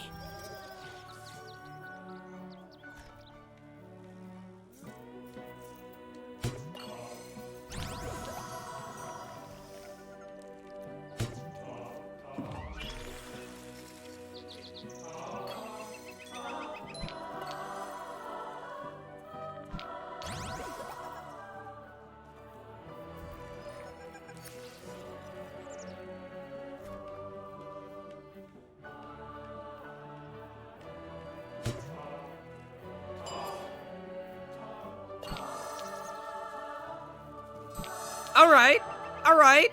You know what? Fairy Owl Princess has been doing some pretty good stuff for giving me extra balls during this stage. I honestly can't complain about the number of free balls we've gotten so far. This is pretty busted.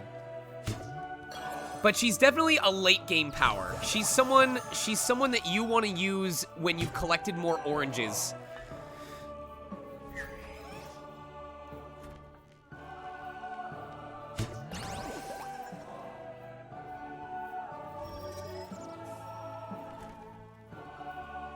I can't complain, but I still will. As is law. Yeah, no. I want to be done with this power as soon as possible. I want to be done with this power as soon as possible.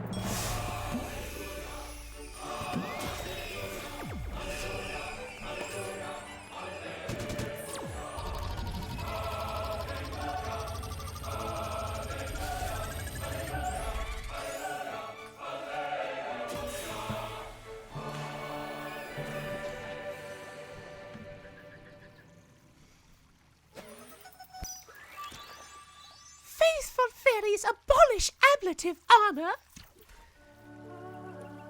I think what she's trying to say is the fairies will automatically get rid of armored blocks. And of course, the fairies didn't touch any of the armored blocks. Because of course not.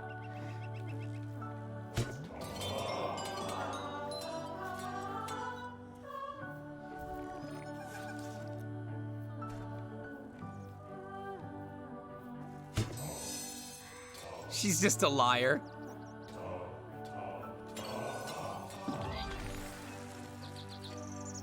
I hate you. I hate you, Fairy Owl.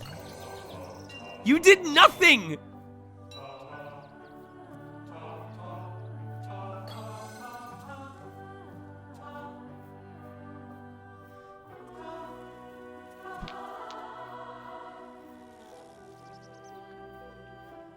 Are we gonna wait 50 years for this thing to move away? Thank you.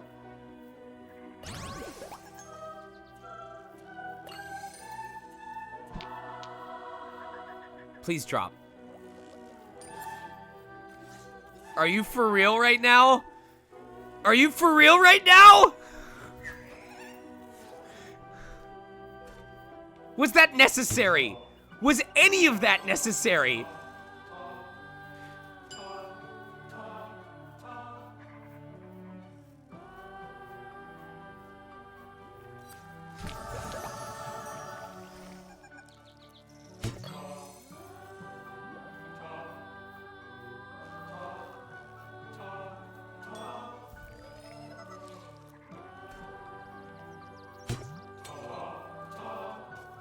Oh my god. All right. This is bad. This is bad. We might be looking at a gift sub. You really couldn't give me a free ball. You couldn't land in there, and you couldn't hit one more goddamn peg to give me a free ball based on points. Really? Really? You had to be like that. This is it. This is it, you guys. This isn't happening. Not on this run. I'm so mad. I'm pissed.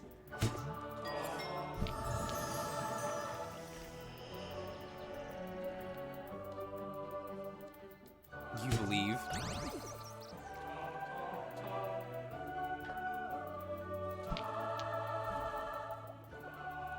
You best start believing in comebacks, chat.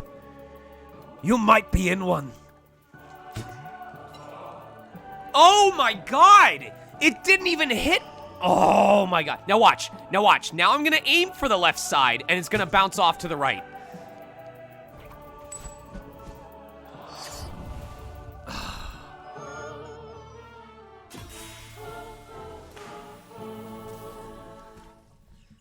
Shit.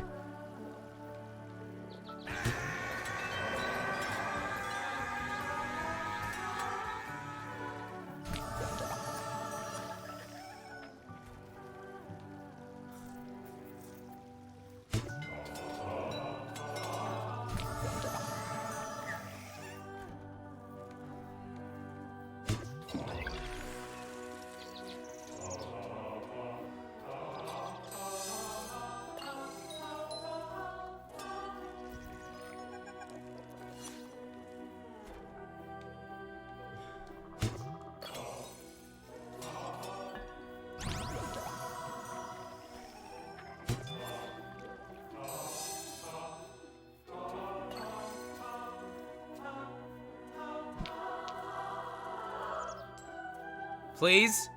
Please? Please? I swear the game does this on purpose. I swear to God it does.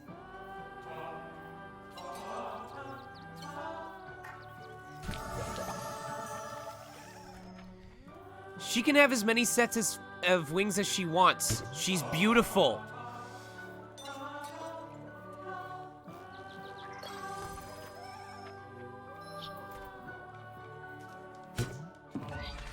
Oh, that's... Oh my god. Oh!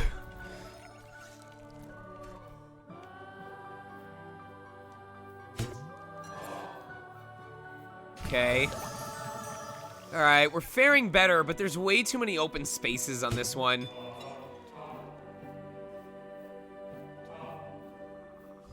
I don't know. I don't know how I feel about this one.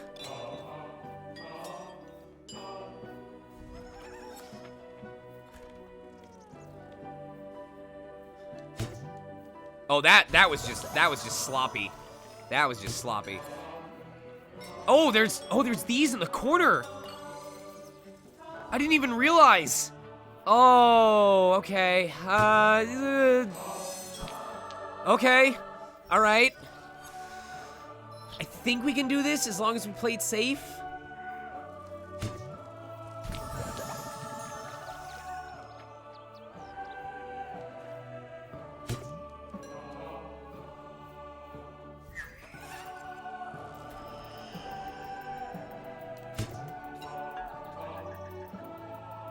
What are these ricochets? Okay, that's bad. This is officially very bad. Because this block is preventing us from getting there. We need to hope that we get a free ball. If we don't get a free ball off this shot... Okay. All right, we got this. We're fine. We're fine.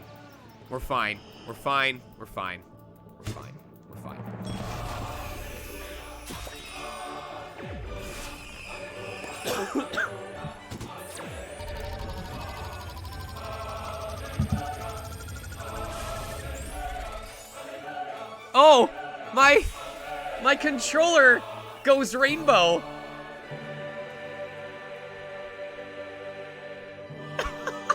My controller celebrates.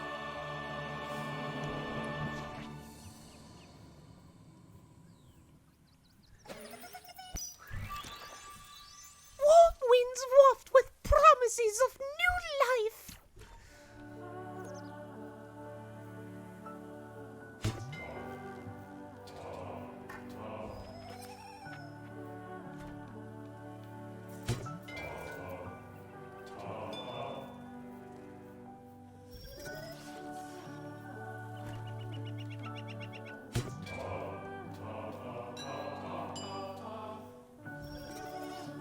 Oh, this is bad. This is definitely one of those stages where we need lots of free balls to keep going. I don't know why I didn't just wait.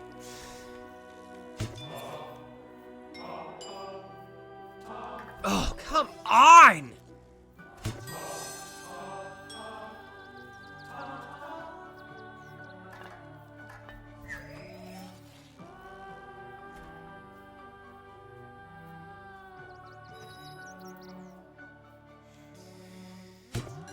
Peggle giveth, and Peggle stealeth away for no damn good reason.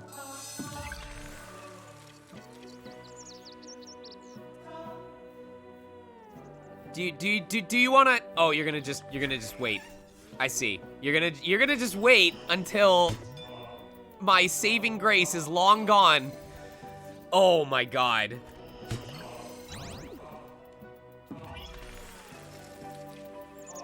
Are you kidding me right now? You're kidding. You're kidding.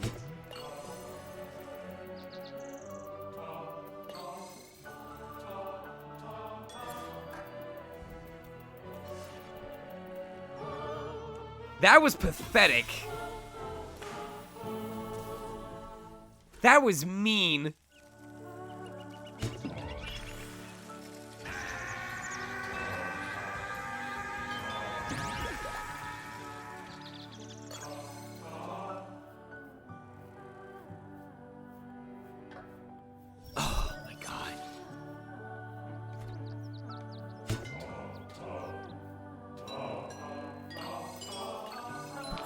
Okay.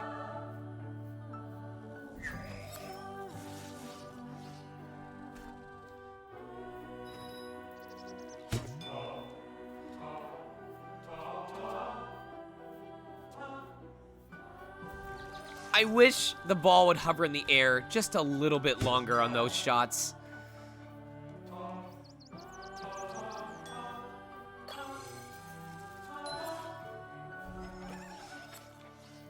We might be able to do this one. Maybe. Maybe. Nope. That was supposed to be a different ricochet shot. Oh, delay! Delay!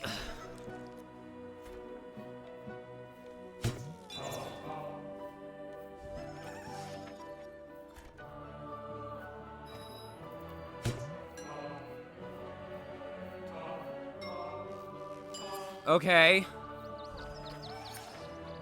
Alright, we have 3 shots that we need to hit 3 orange pegs with.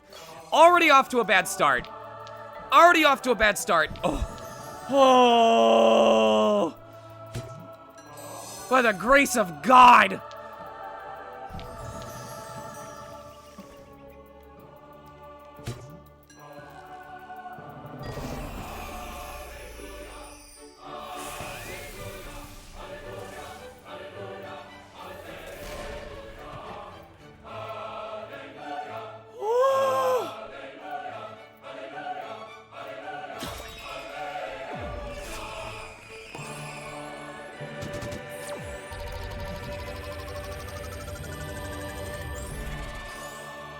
Are we done with this girl yet? One more. One more. One more and I can go back to having an actual power. Hallelujah! Here's home. Come by for a visit any old hour.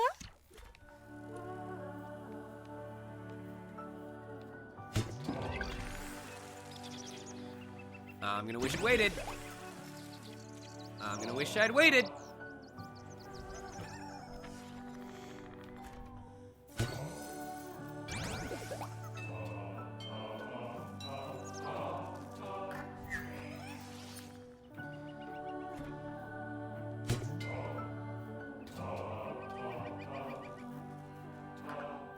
Come on! Jesus Christ. Couldn't even make use of that. Can you stop going down the center for one frickin' shot? This is bad. I was hoping to work my way down the left side of the flower and just get a crap ton of points, but all we got was whatever this malarkey is. This is horrible.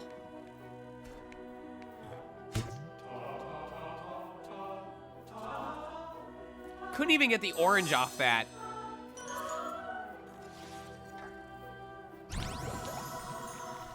Jesus. All right, might as well finish this attempt. This is painful. I'll play it out. I'm not a quitter, but this is god-awful. If I manage to finish on this attempt, you guys owe me a gift sub. That's how bad this is.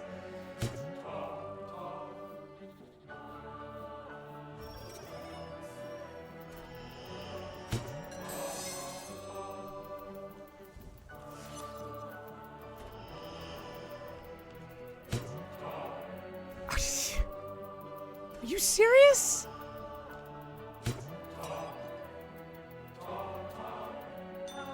Yeah, no.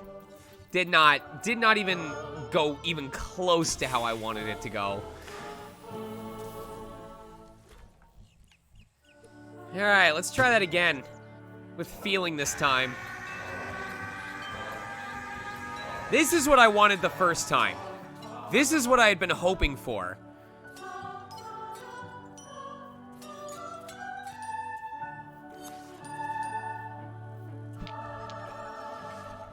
That's already an exponentially better start than what I was given the first time.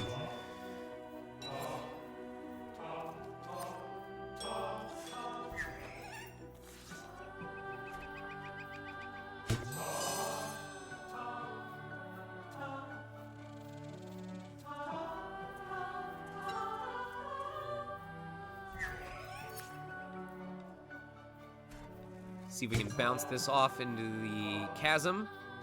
Not quite. That works, though.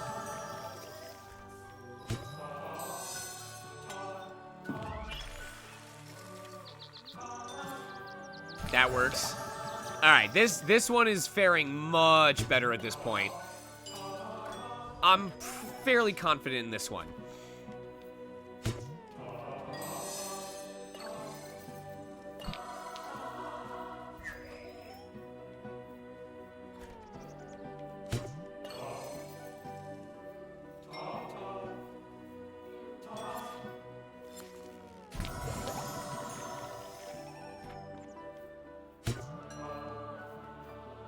Oh, you're really gonna do that to me.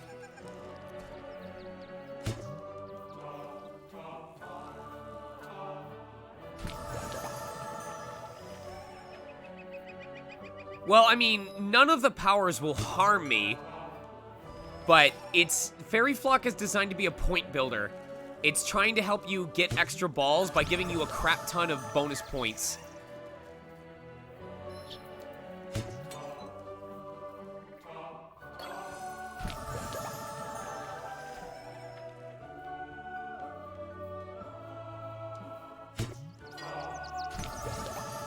Yeah, we got this one. We got this in the bag.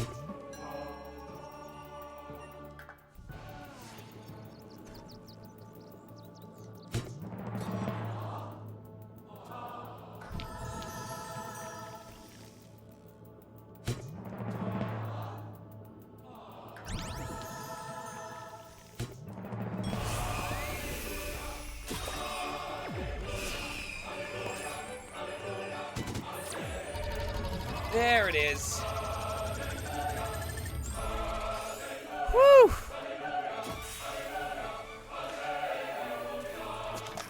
All right, one more set of 10.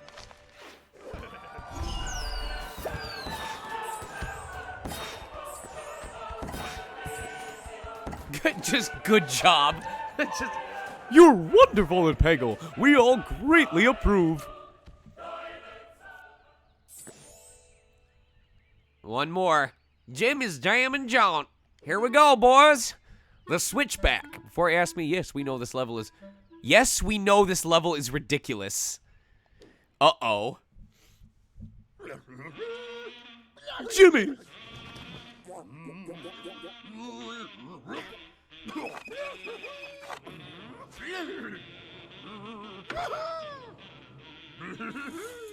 I'm scared.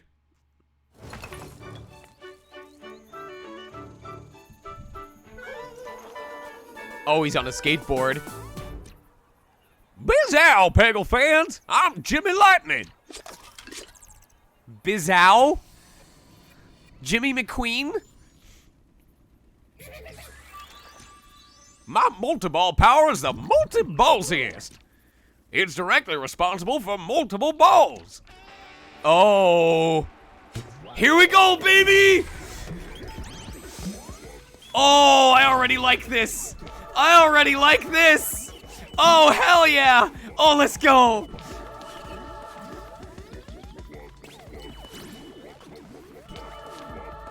Oh, this is good.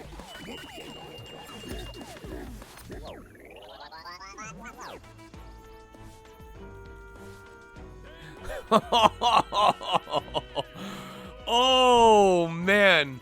Oh, this is gonna be fun. After how painful the fairy was, I will gladly take this power up. Boing. He says boing.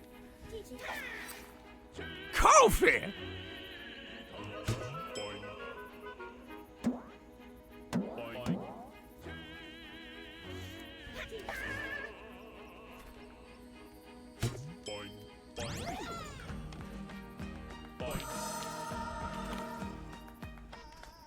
He says boing with such enthusiasm.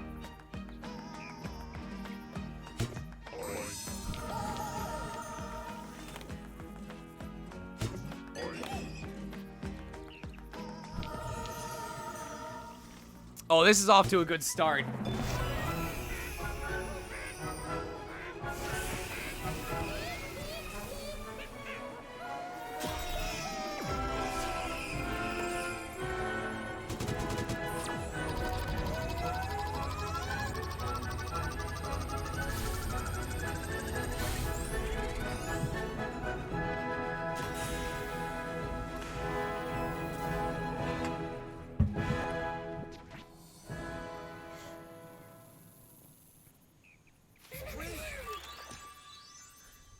guys, Peggle's eating rad skateboarder. I love to skateboard radly.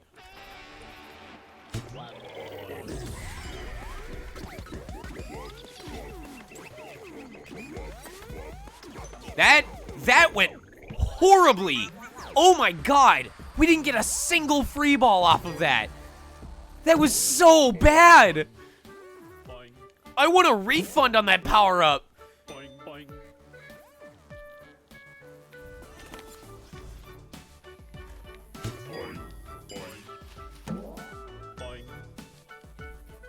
Why are we doing this stage so badly?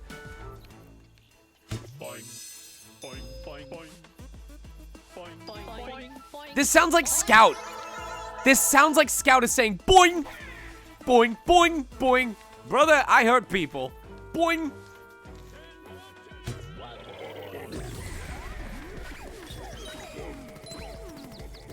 Jesus Christ. That was pathetic. We'll probably still clear the stage, but this entire attempt was absolutely pathetic. I'm upset for you guys. You guys got robbed of the chance to see a cool stage.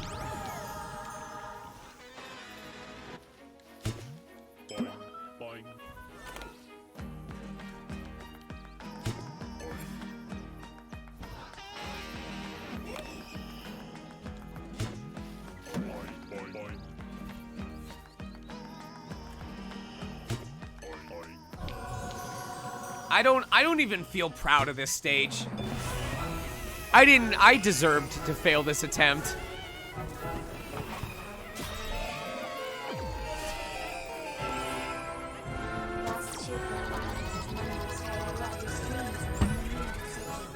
Rima, if your money is tight, don't spend money on bits. Rima, for real, give me your PayPal and I'll send you the money back that you spent on the bits. If your money is tight, you should not be spending on me. I appreciate it. Genuinely, I do. But I don't need it. I don't need the money. That actually concerns me. Guys, please. If you are struggling right now financially, I am the last person you need to be giving your money to. I'm working. My wife has her job. We're okay. We're okay. Oh, that scares me. That makes me really nervous.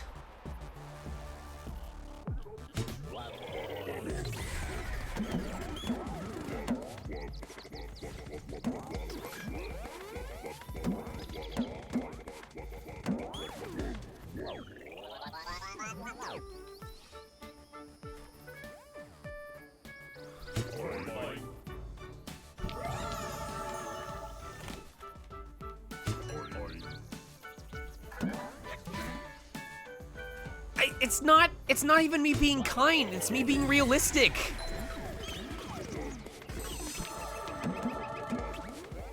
Have a single one of these multi-balls landed any of the balls in the collector?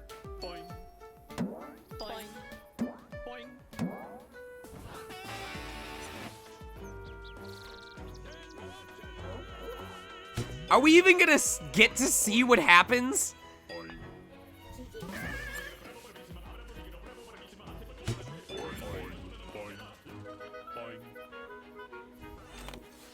Oh, this is bad. I'm so upset. You guys are not getting to see anything of this power right now.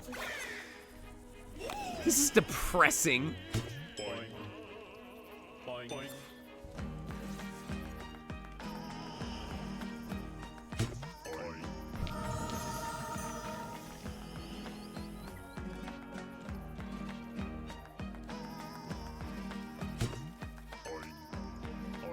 Alright, we might still clear. Oh, we're absolutely clearing now. We're done.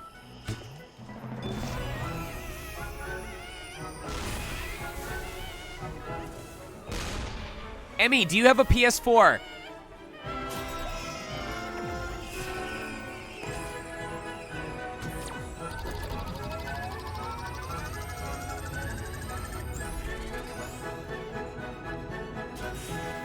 Do you want a PS4? Do your folks want a PS4?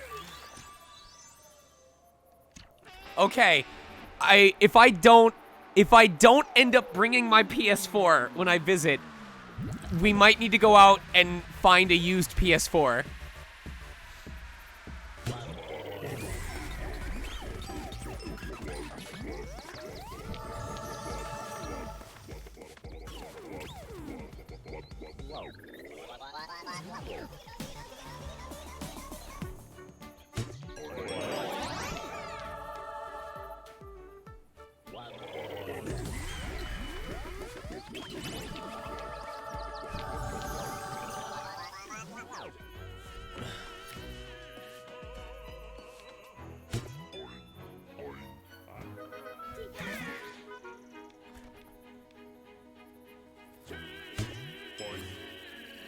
I don't know what I expected to accomplish through that. Alright, I'm pretty sure that these levels are supposed to be like a celebration DLC. I don't think any of these are supposed to be difficult. I think it's just the game's letting you have fun because you got through all these other missions.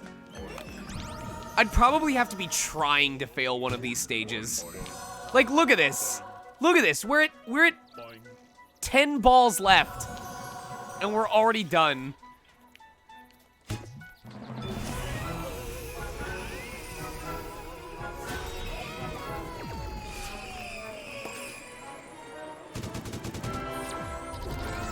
Well, Boomsday makes sense, because the multi-ball has a very high chance of a lot of pegs getting hit, which means a high chance of free balls. And part of the early game strategy of Peggle is to open up future shots. Like, to get Peggles out of the way so that you can shoot into the openings that they create. I'll name my van Time Cube, because it's totally cubular! I think this master takes after my own heart. This is my master.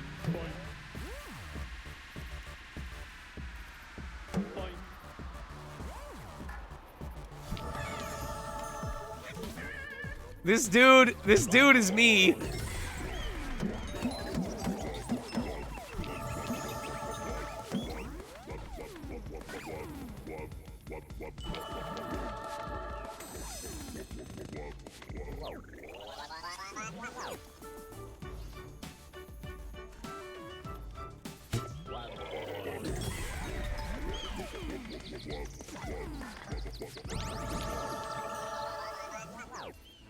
Yeah, with how easy it is to get free balls on these missions, I really don't think these are supposed to be difficult. I think this is meant to be like a celebration stage. Like, haha, have fun, go crazy, go stupid.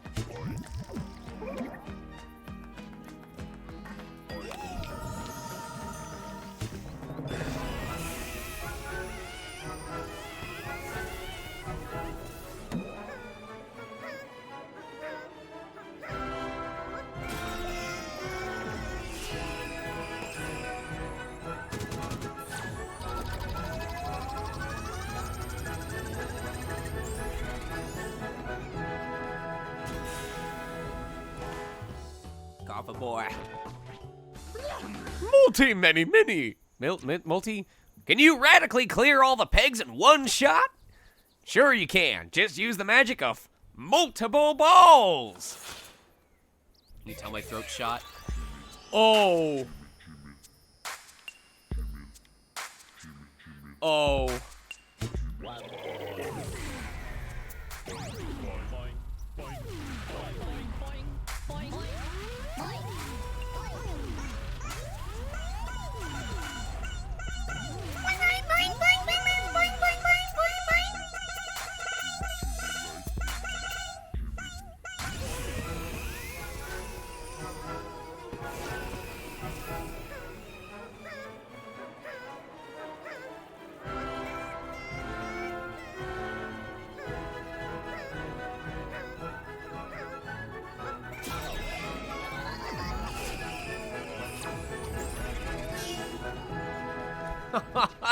That was fun.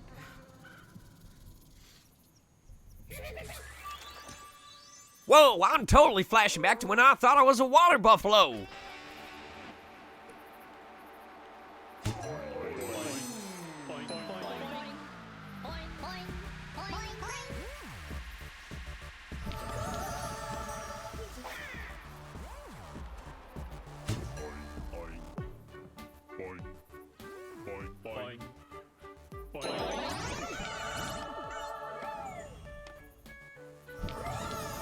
Good start.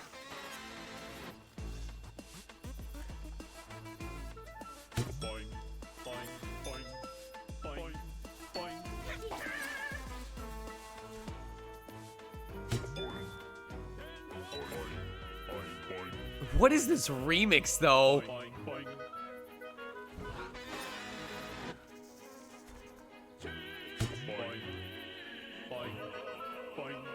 This sounds like a Kingdom Hearts remix of a classical song.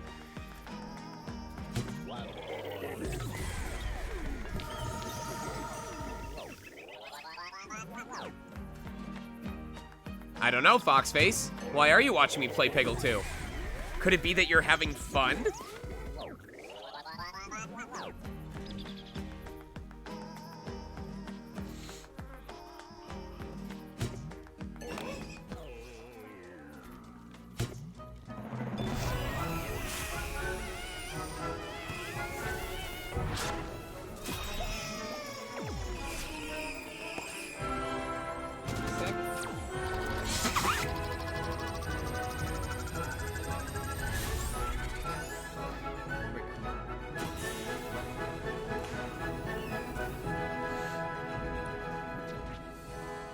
Game must include wubs.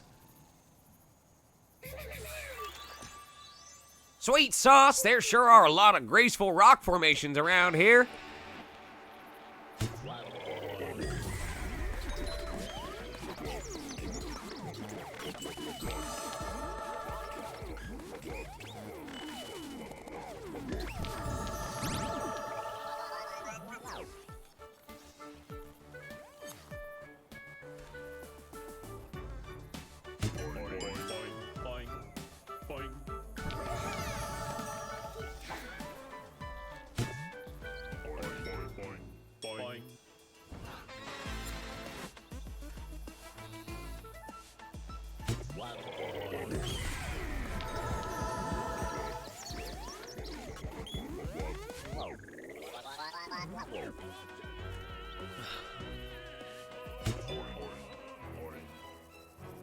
No! No! This is okay.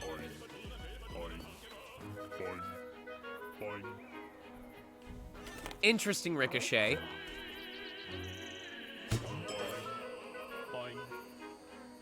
Oh, plunk in there. We'll still clear, but it's not going to be as clean as we were hoping for.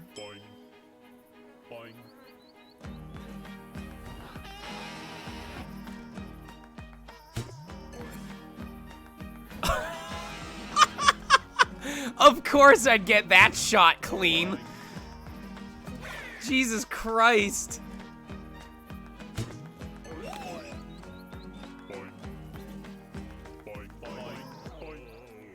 Oh, we got this.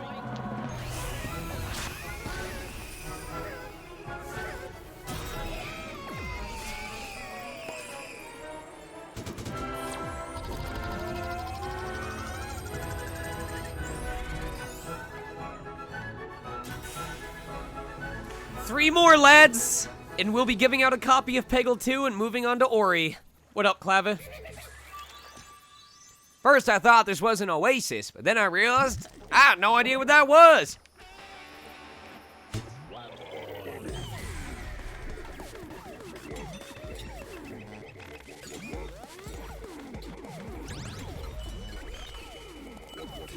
Oh, fuck off. That could have gone so much better than it did. Gross. This one ball This one ball just did more work on the board than that double multi-ball did.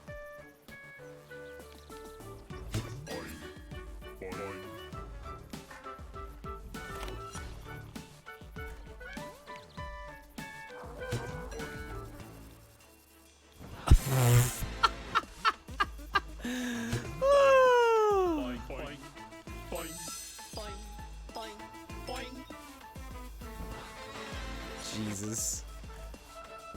Alright, this might be the first stage that I managed to fail. Oh my god. Oh, could this get any worse? The answer is yes. Yes, it can. Oh, we needed... I just want to get this stage over. Oh, God. This is so bad. We've got, like, what, 7 of these still left?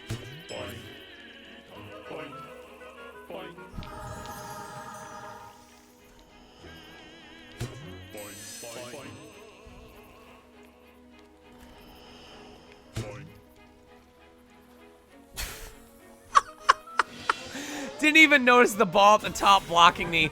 I was not even paying attention. Alright, let's try this again, boys.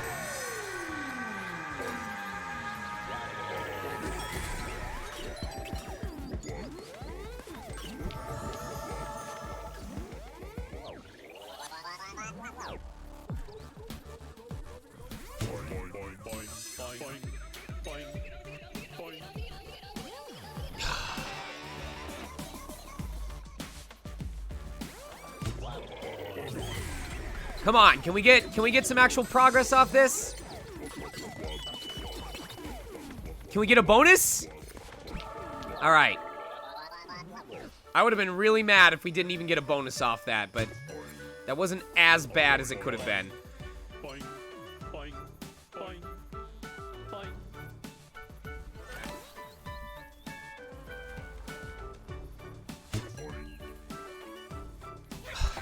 Can we stop with that, please?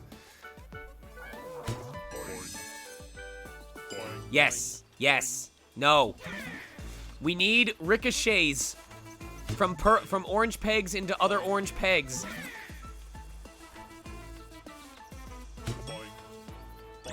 Okay. All right, good. Good.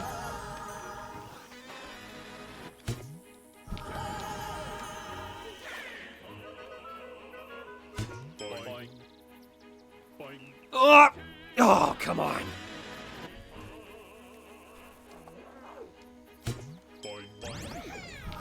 Okay. We will take that. We will gladly take that.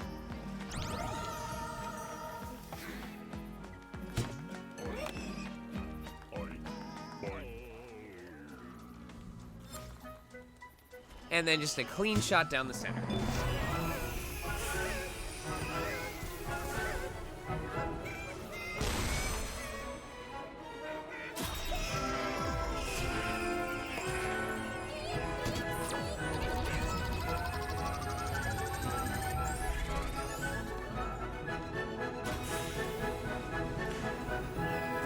Two more.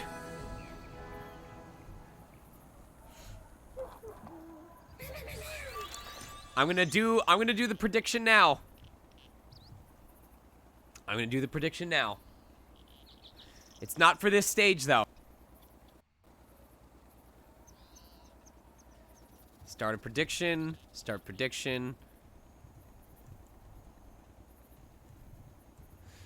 Come on, keyboard.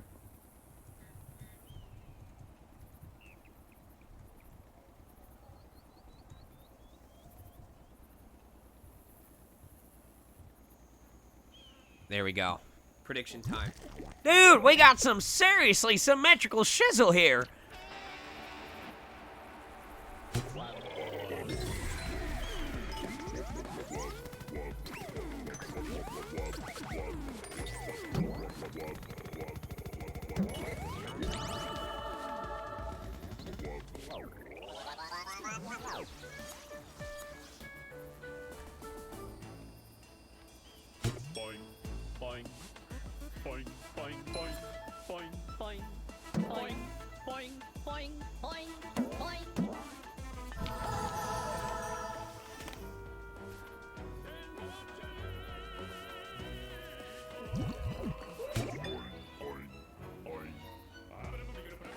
We've seen that this area can be a cruel mistress. Nothing's guaranteed.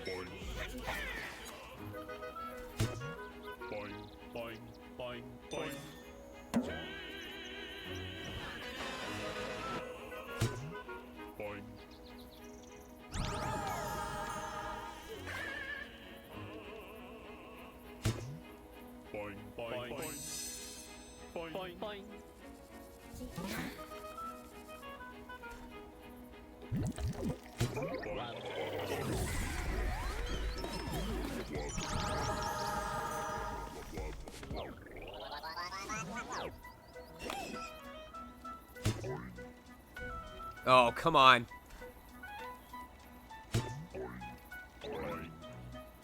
Come on. All right, we'll clear it the safe way. Clear that off. All right, here we go.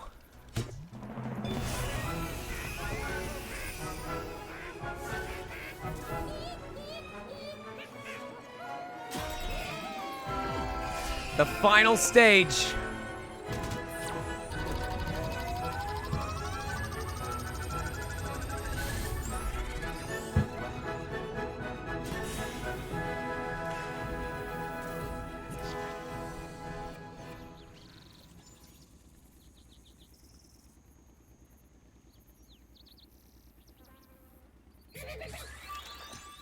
Yeah! It's camp time, ramp time!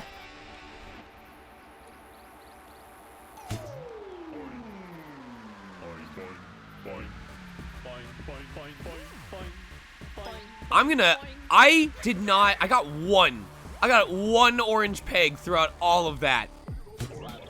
Here we go. This is what dreams are made of, boys. Good start. Can we get that bonus point? Can we get a bonus ball? We didn't get any of the multi-ball bonuses, but that was a pretty solid, first multi-ball.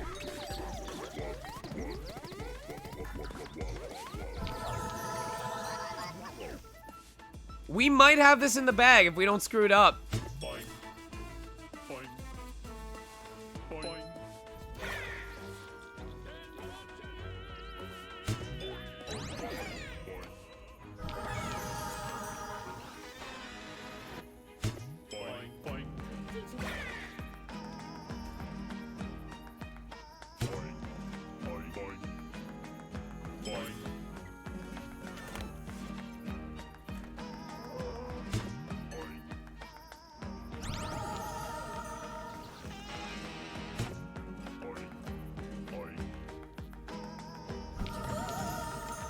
Oh, we could go for the full clear at this point if we wanted to flex.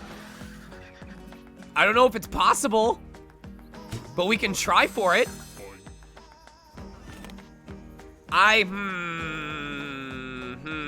We'd have to be pretty lucky. Yep. We're mixing it up right now. Okay, let's make sure we can actually finish the stage first.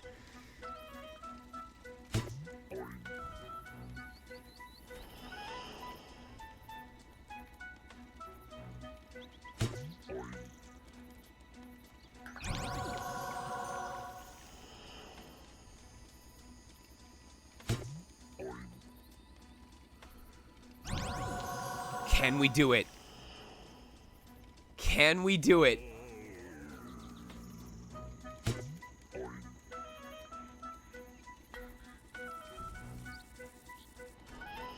I don't know, boys. No! Oh!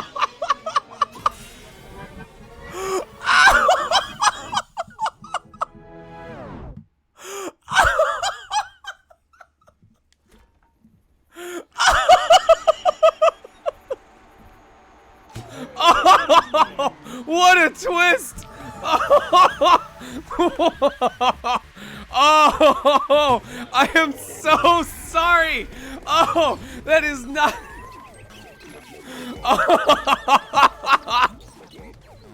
Oh, you got robbed. All of you got robbed. Oh, I got too greedy. Oh my god, I feel terrible.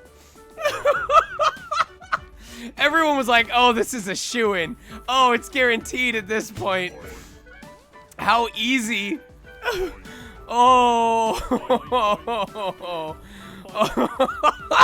And this run is not looking much better. Oh, this is pretty bad. We might end up having to give a second sub.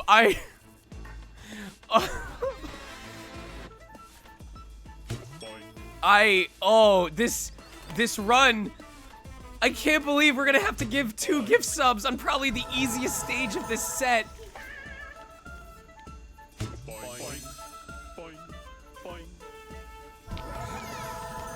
I feel like garbage. You didn't deserve that.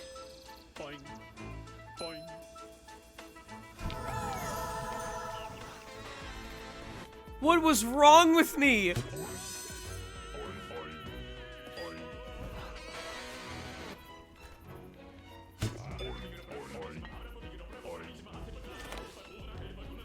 It was funny though. We all witnessed that moment together.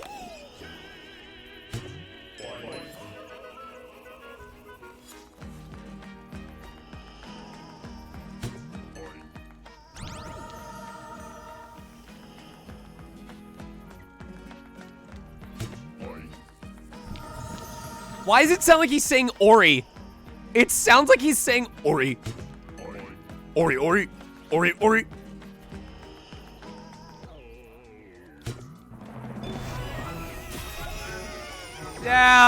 Yeah.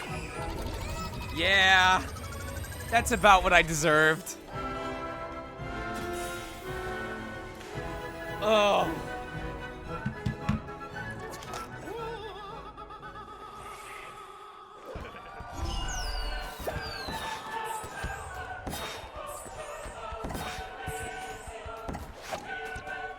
Superb, Peggle. We're all very, very proud.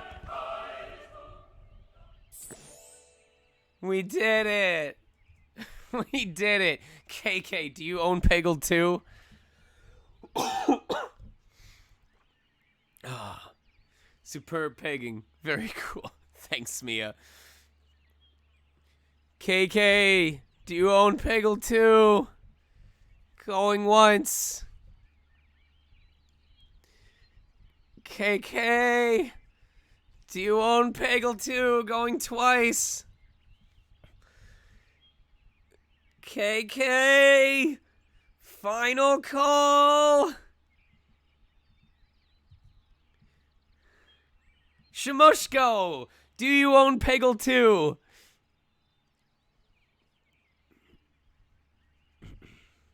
Do you own a PS4? Or do you have access to the PlayStation Store? Would you like a copy of Peggle 2?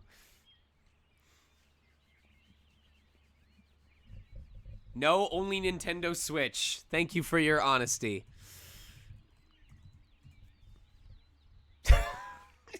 Shmoshko, did you get a PS4 since the last time I picked you? That's Mia. Do you own Peggle 2?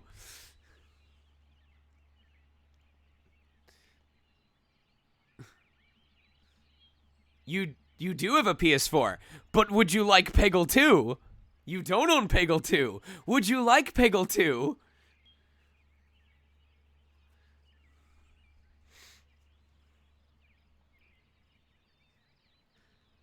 Do you own I sure would! Alright, make sure you're part of the Discord. Send me a DM, we'll get you squared away.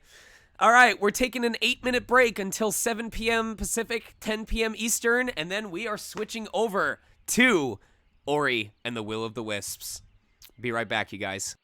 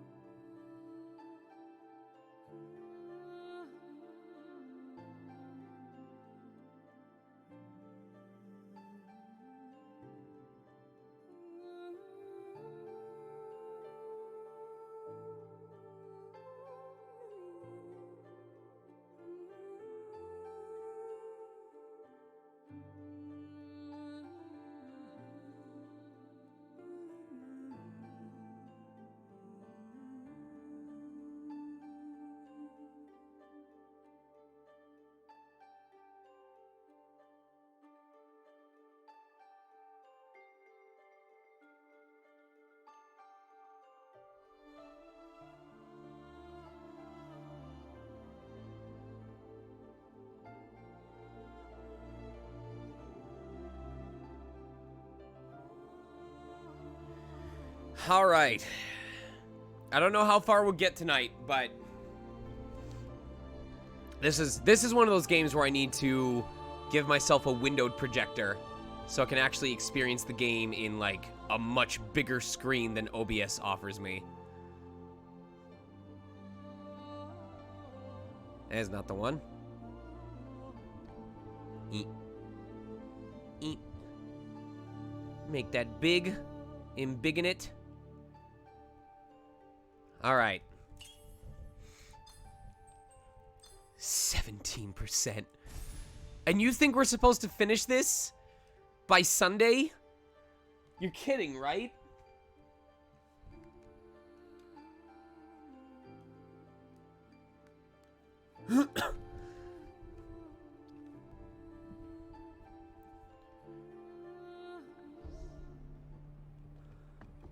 I might have, maybe I'll have to do a 12-hour stream, like Sunday, like, or 2 to like 2 or something like that.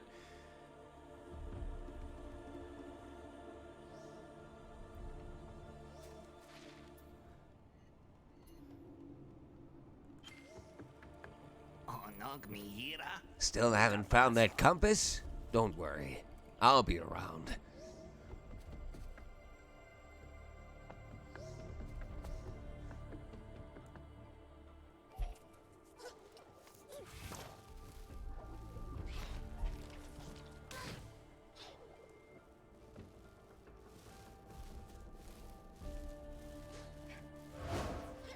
Come on.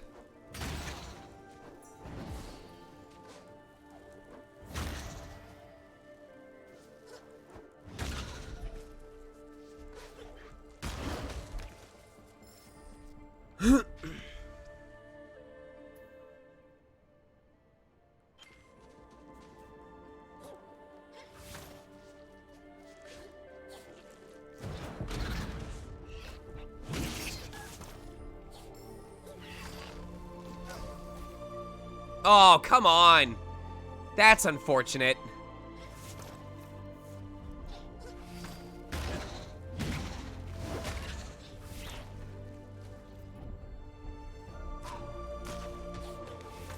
God, the mobility in this game, though. Oh, my God. This is hype.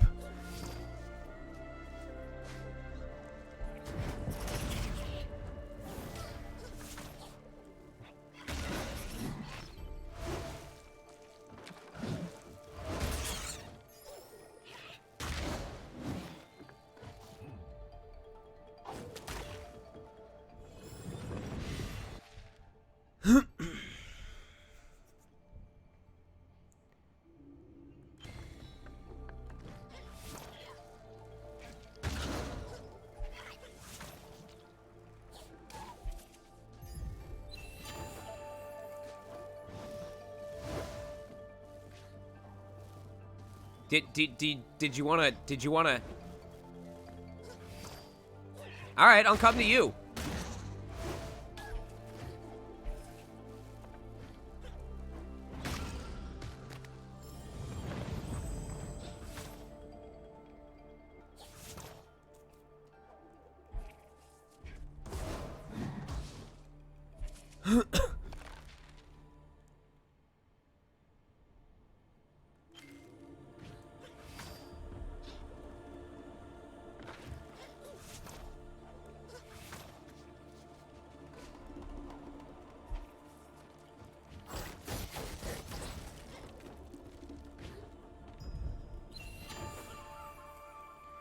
All right, good.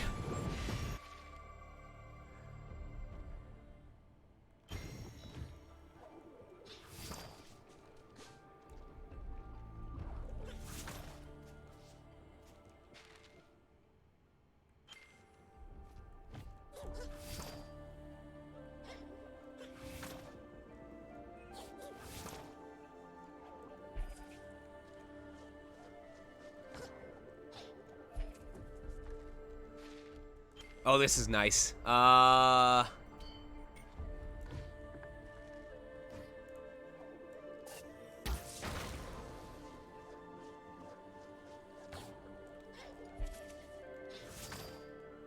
that's cool. That'll allow me easier access there.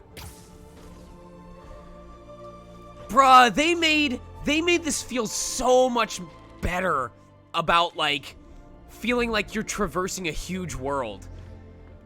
Like, the other game, it was mostly narrow passages, but they did really well with making it feel like you're going all over the place.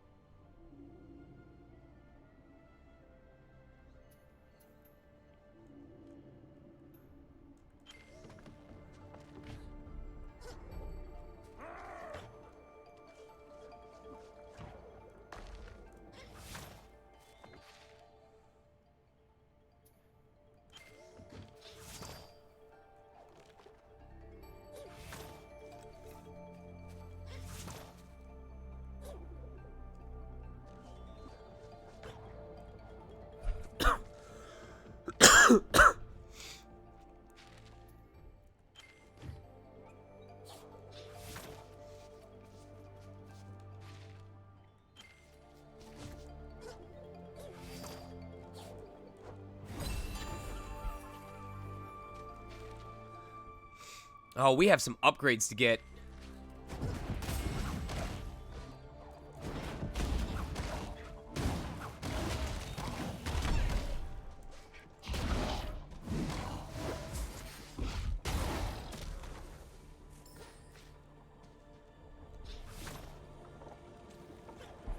Ugh.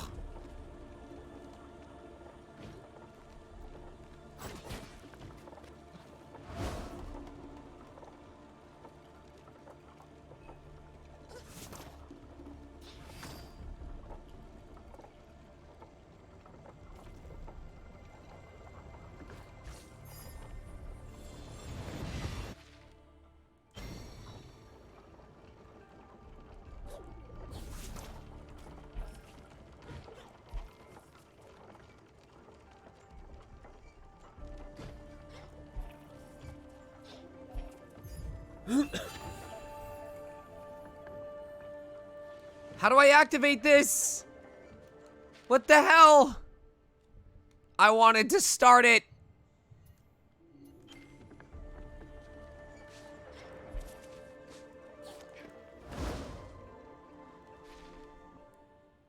Well, that sucks. I guess I can't.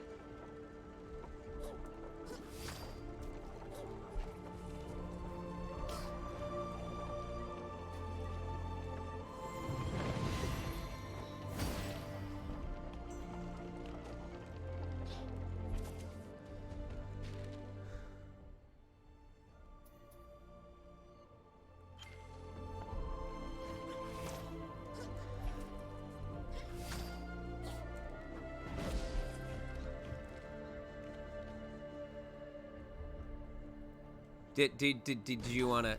Okay.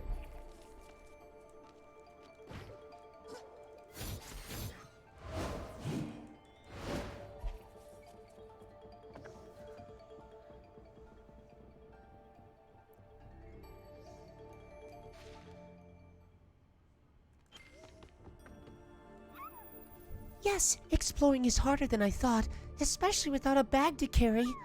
Oh, that is a very big bag you have. May I have it? Oh, thank you. Here, you can have my old herb pouch. The pouch is old, but the herbs are fresh. So fresh.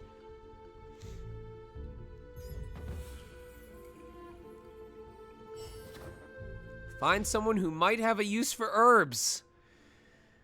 Ugh.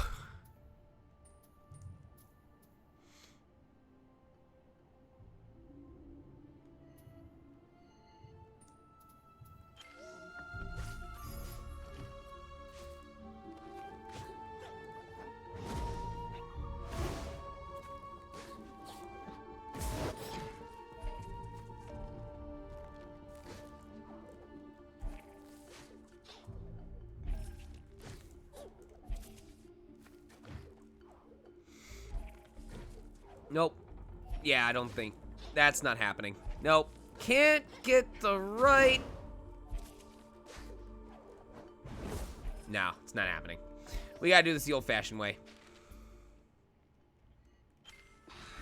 Oh, hello.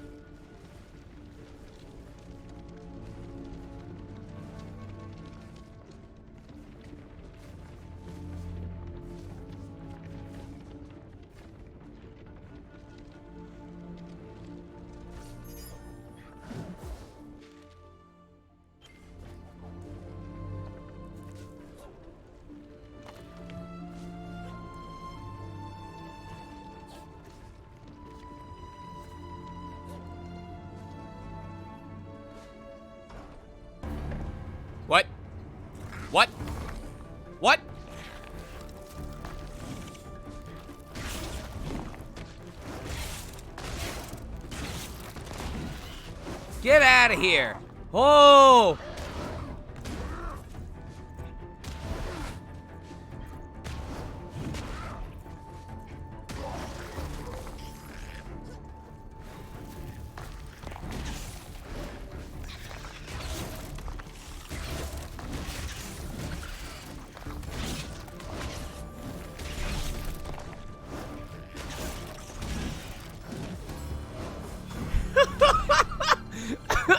Or it was like, I'm not trapped in here with you. You're trapped in here with me.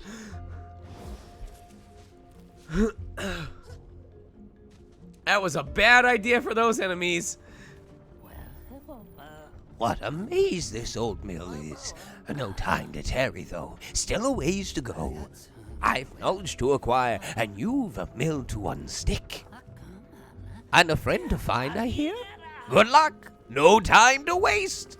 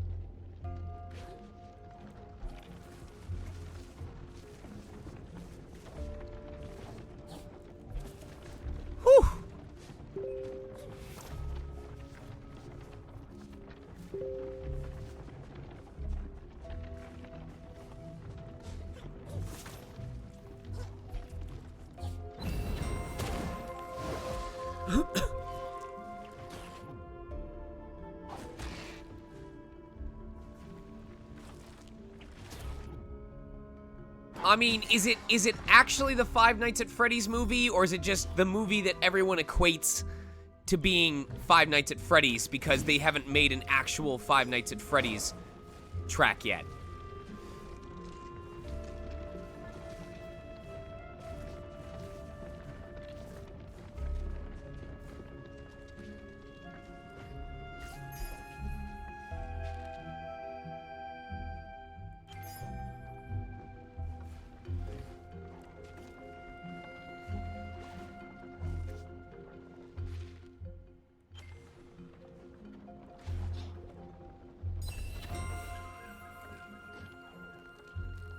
What is that?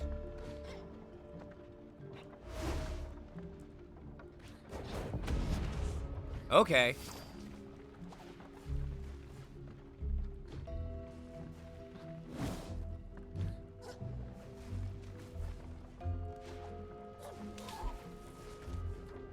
Okay.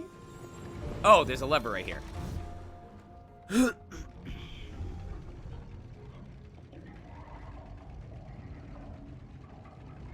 What? Oh, I wasn't even paying attention. Oh, God. Oh, God.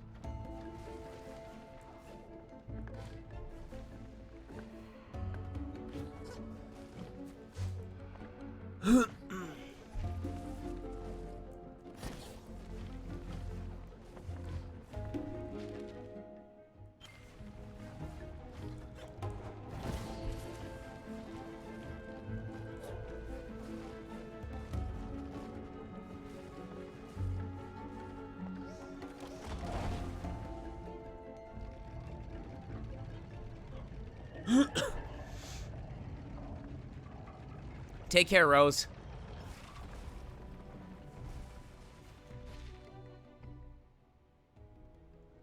This is so much work.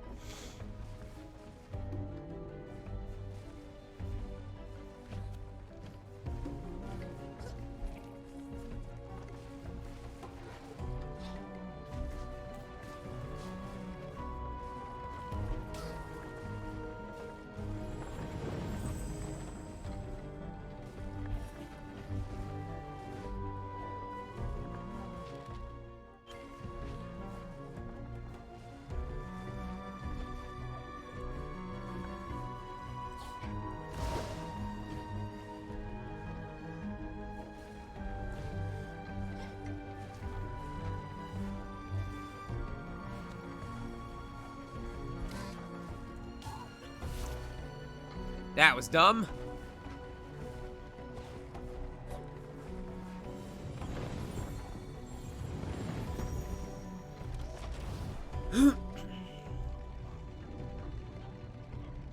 Wow, it's amazing that they make a room like this. They make a room like this last so long by just having you revisit so much of it. This is so creative.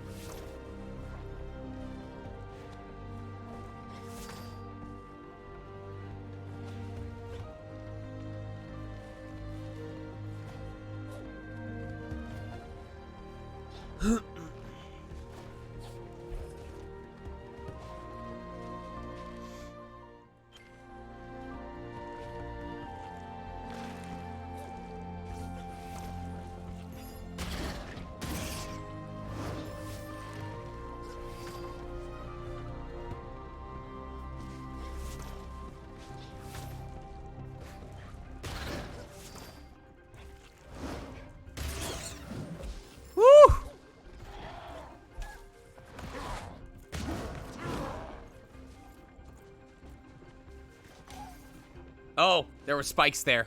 Oops. Okay.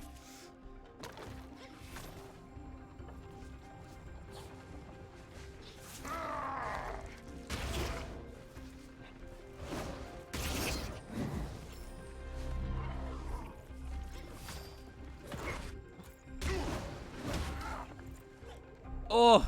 Oh. There we go.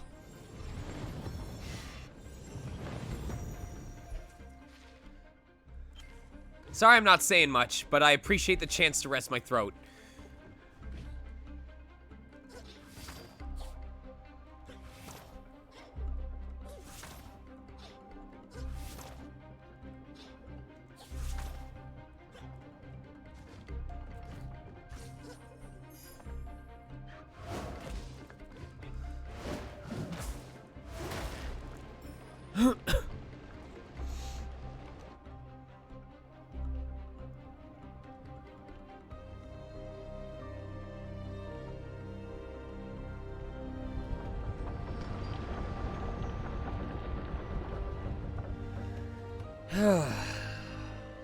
Well, it's also because I've been streaming for 4 hours and 20 minutes already, so I don't mind the temporary break.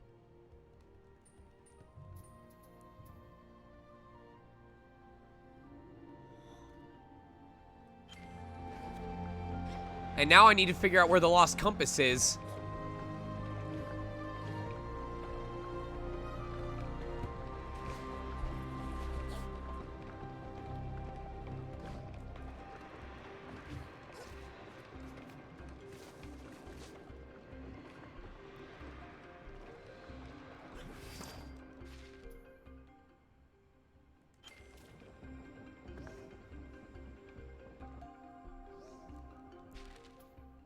feels like I already passed the area where the compass is.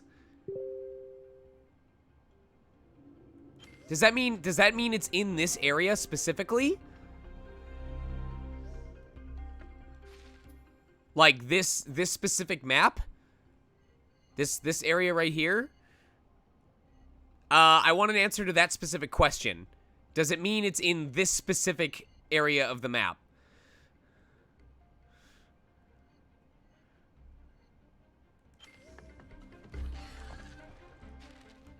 Oh boy. Okay.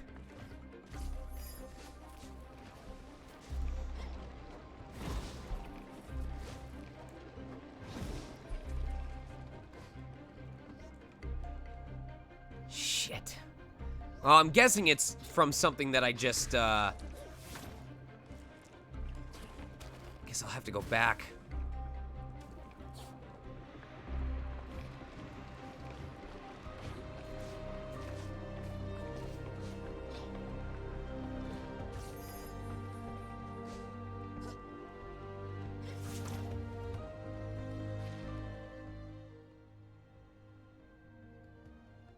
Where could it be hiding?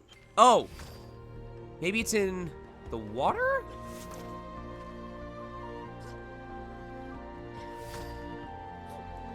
No, the water's still polluted.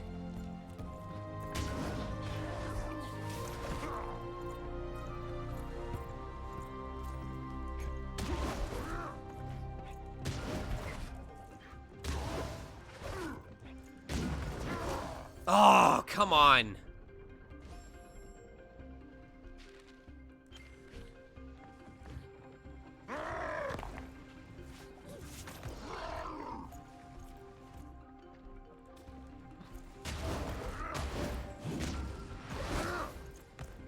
Oh, he somehow singles. Oh, that's why. I didn't have full HP.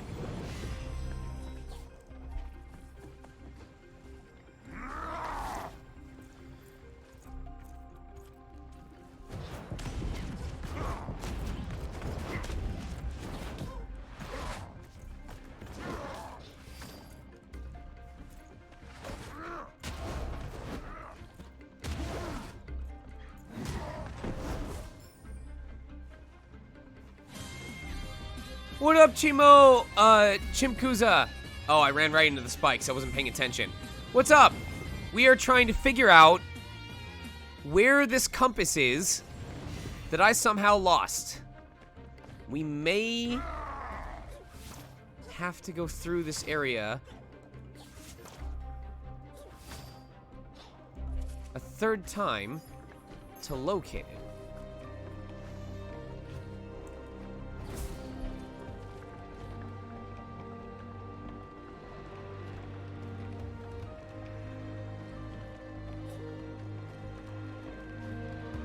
Aha!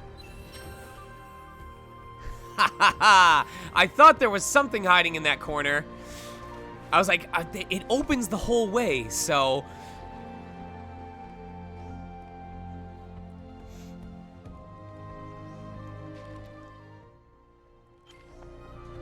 Oh. Nope. I gotta go out and talk to him. My compass. You found it. I'm in your debt, fellow wanderer. Here, take this. Debt paid.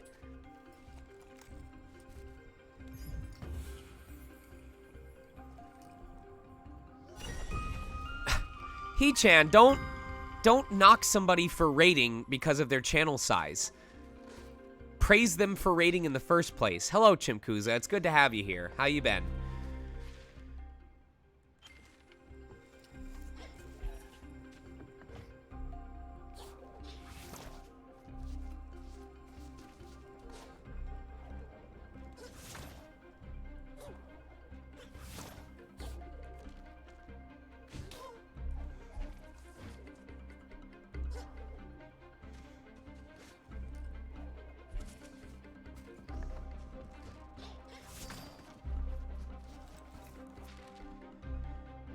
You just finished Ori? The first game or the second game?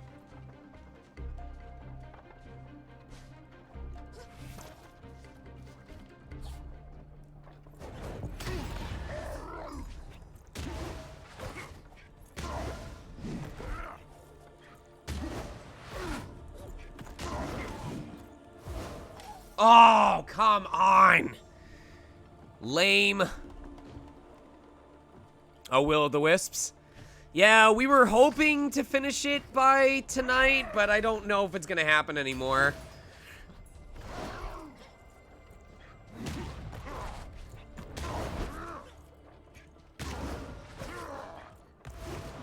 Woo!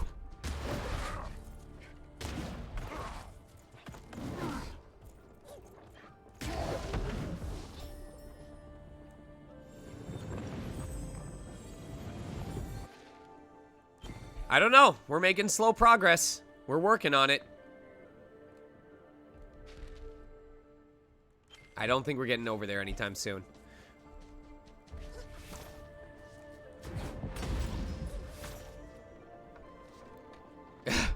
The likelihood of finishing is directly proportional to the number of sequence breaks Sean attempts. Listen, they're fun, okay? They're entertaining.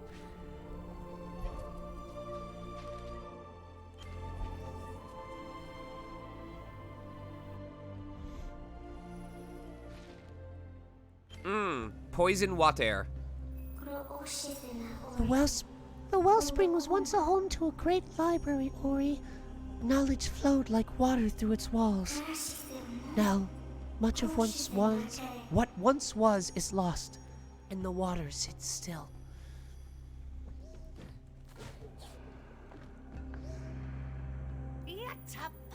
The legends were true, Spirit. The Wellspring Library. Just look at all of this knowledge. But there's something else. A foul presence nearby. There. Can't you smell it? Seems to be wafting down from somewhere up above. Mind checking on it while I browse these books? All right. Oh, we need two more. We need two more. Hold on. Hold on. We need 5 more spirit energy.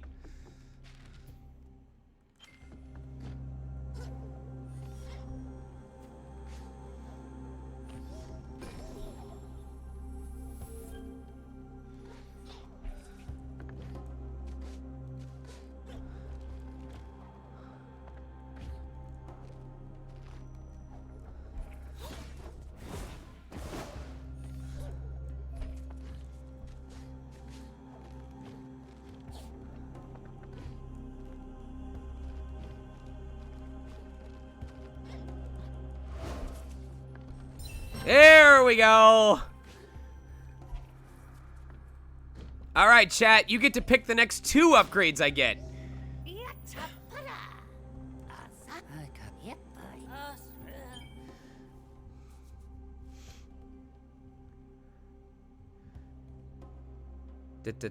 Pole management.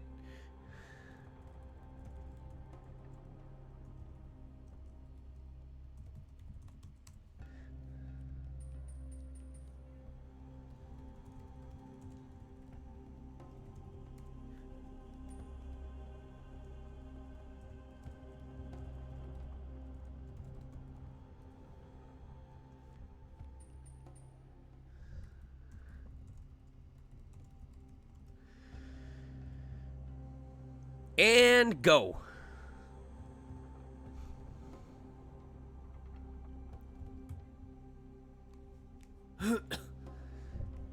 That's weird, Kiro.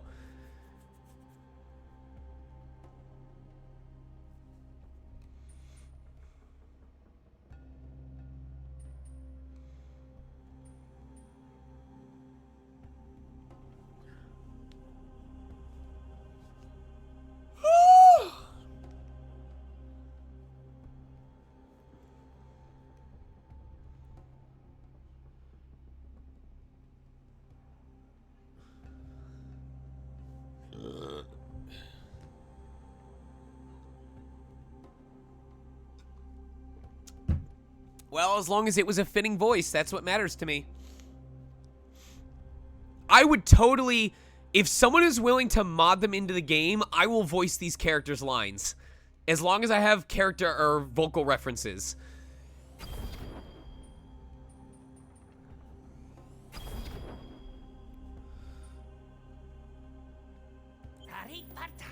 Stay sharp, Spirit. Or as long as I get the blessing of the creators, I would not want to piss them off.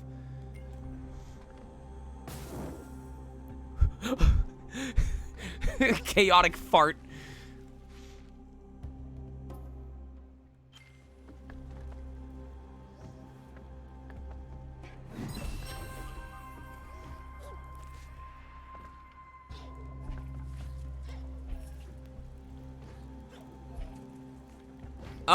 It's really just understanding the vocal quality of my throat and how to manipulate it.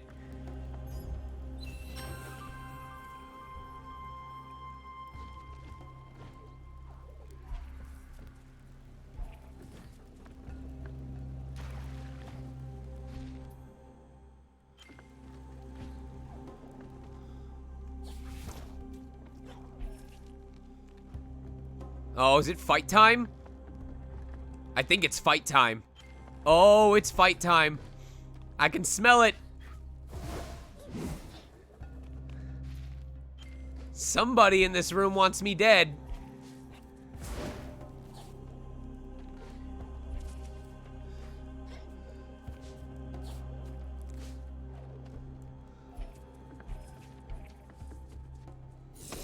Oh!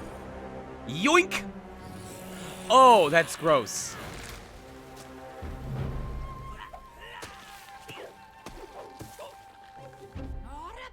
A foul presence indeed. Oh, there's boss fights in Ori now.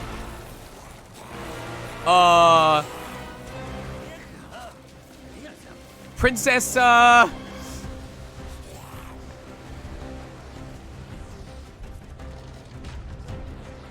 Princess Mononoke!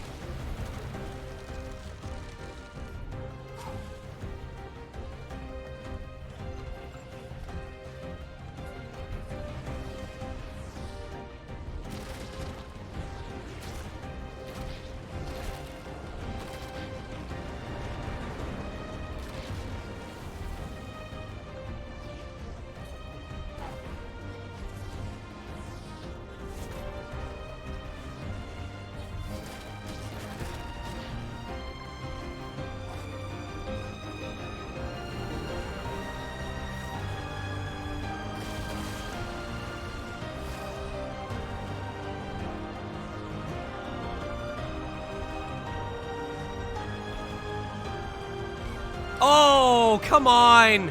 I thought I'd get the no way! No! I thought I'd get the first try! Oh, are you serious? I was so proud of myself!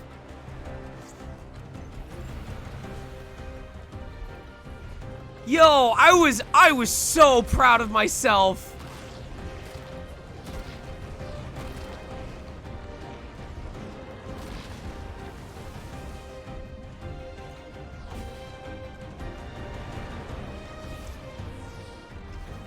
Oh, damn it.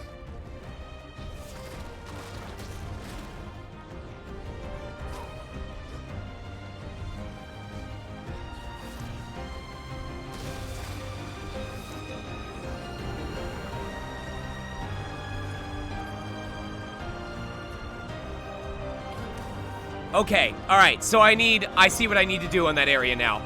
Alright, third time's a charm.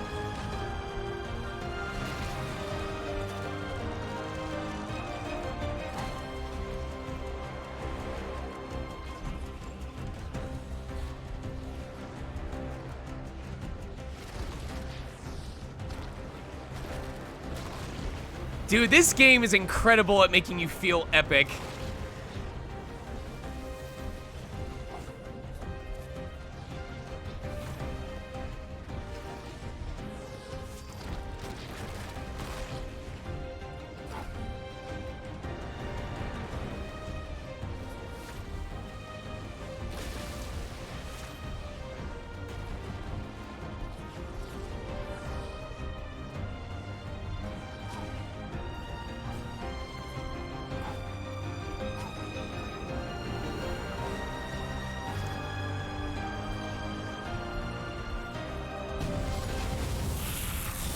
I'm so upset.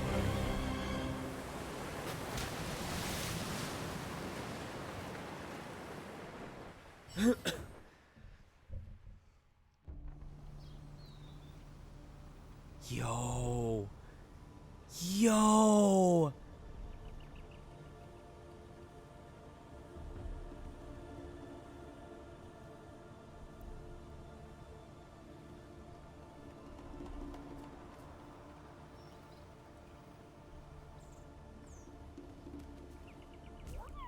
The waters flow once more.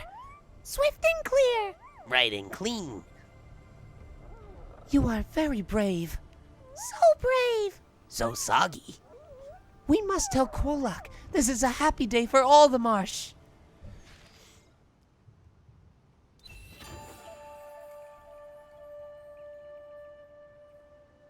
But I'm not done here yet.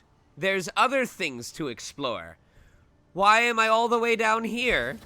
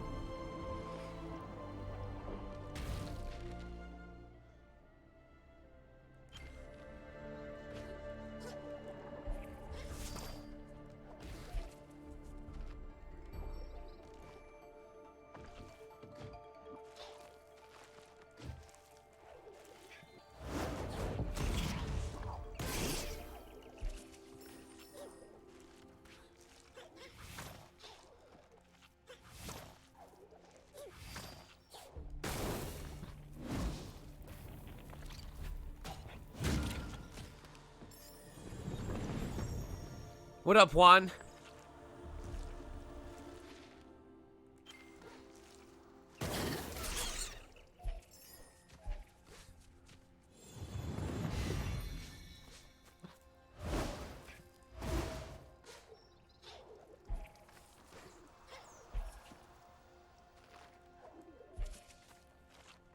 Where are we even going right now? Oh, we're working our way back out to there. I wasn't done there yet!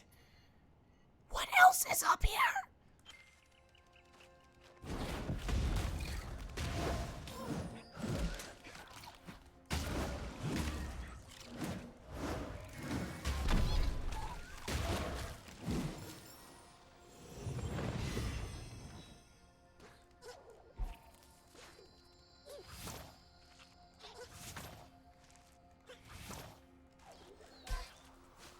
No!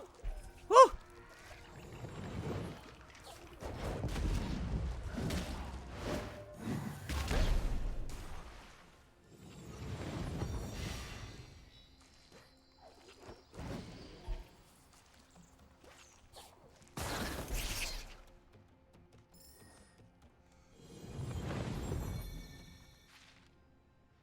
The Spidori move? Whoa, what's the Spidori move?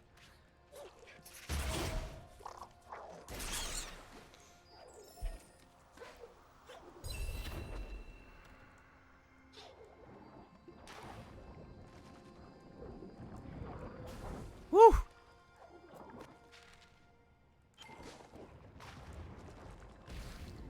I can't attack underwater anymore.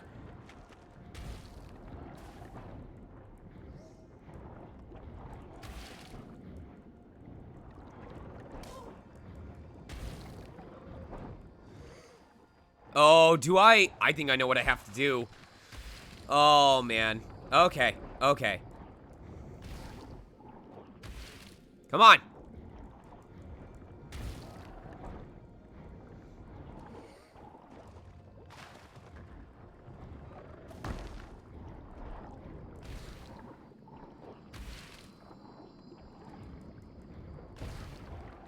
There we go.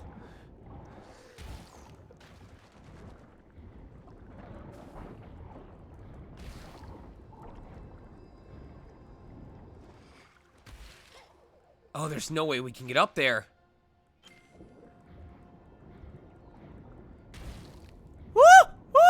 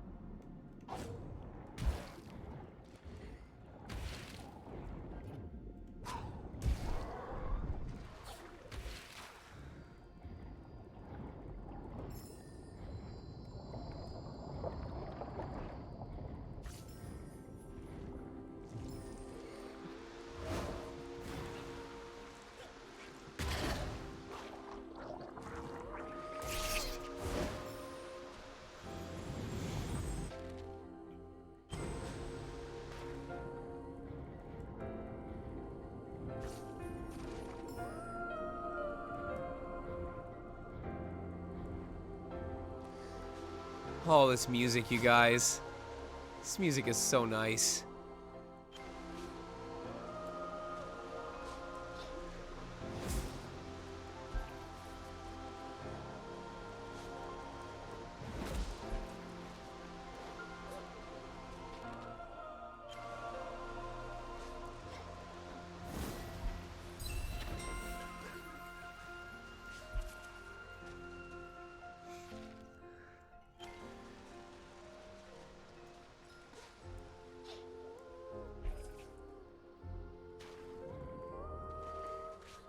Why is this place so big?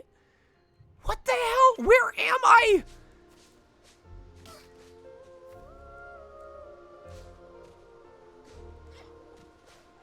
Dude, I want to have like a Cove Bar party with my friends here.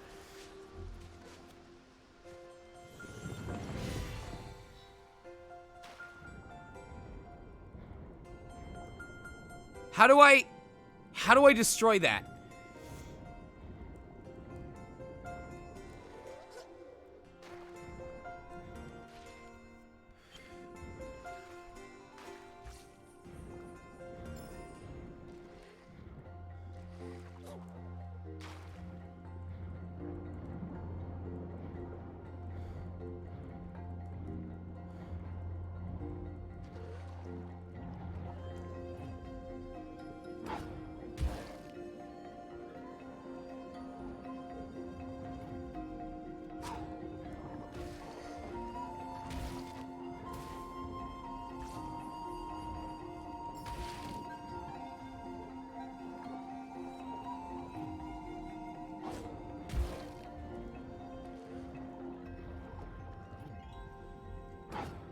Just quaint. Just chill.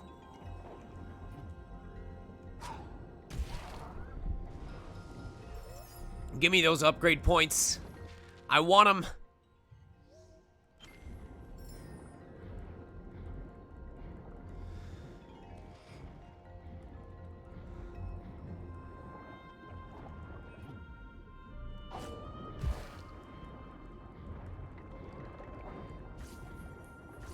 Oh, buddy, please. Please, I need air.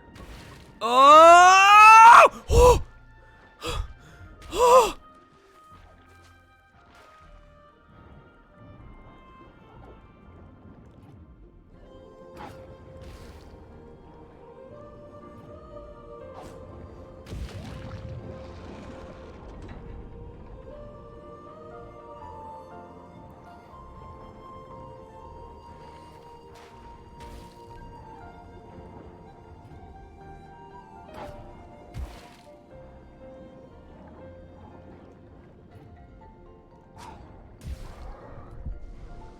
All right, I'm gonna listen to his breath. Hold on. Oh yeah, I heard that deep breath that he took.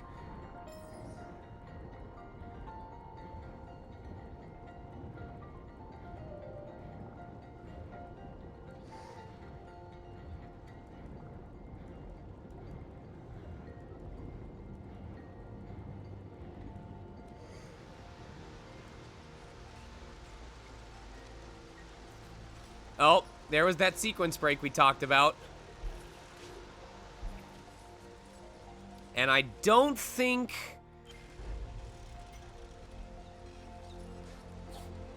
Yeah, we're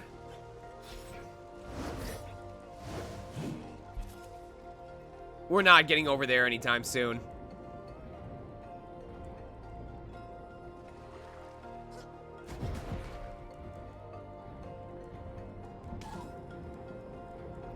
It might be possible to get in there.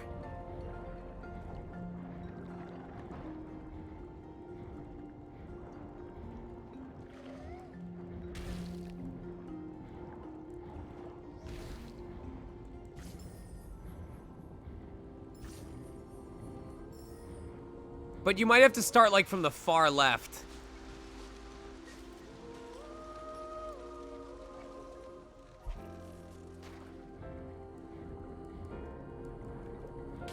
No.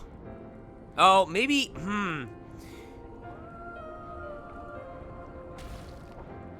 It feels like, I don't know if there's supposed to be something I have that lets me, like, swim faster.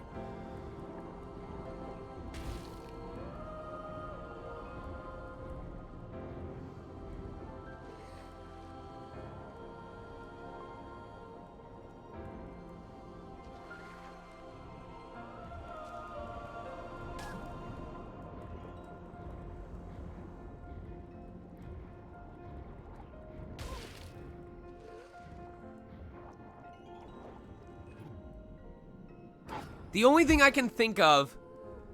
Yeah, the only thing I can think of is, if I have to, like, ricochet one of these bullets in order to, like, kill whatever's creating the current.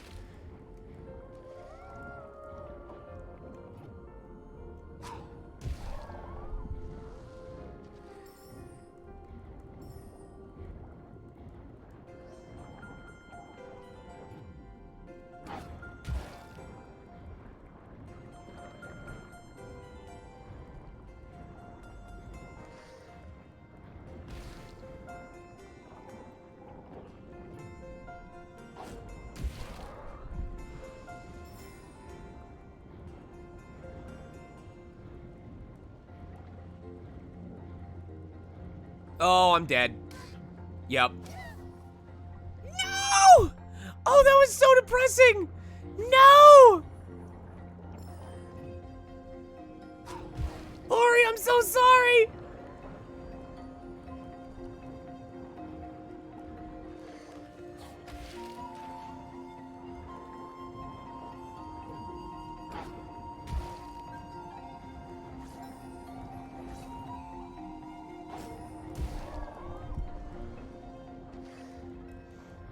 We're sorry. Alright, we'll have to come back. There'll probably be a power-up or something that we can do.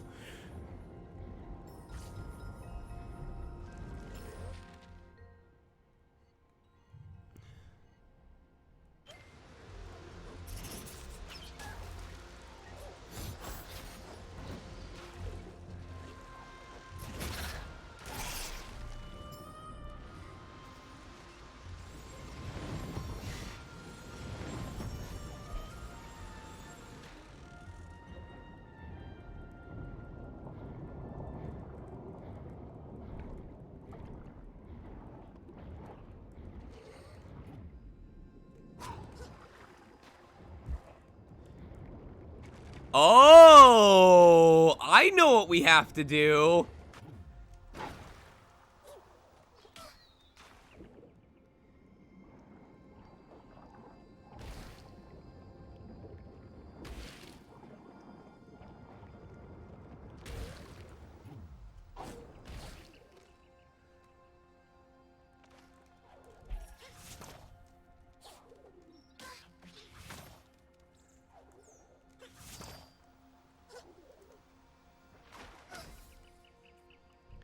Okay, okay. Alright. Alright. We got some tricks to try here.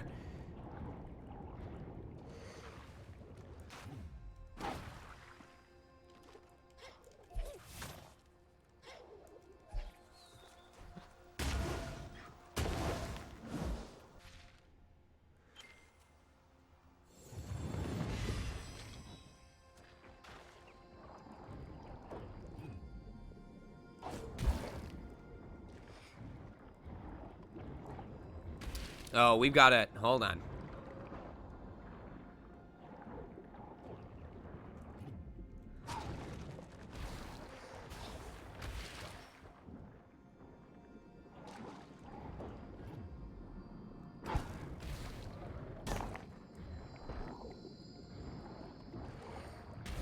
Hold on, I gotta try something interesting here. This is probably not how it's supposed to be done.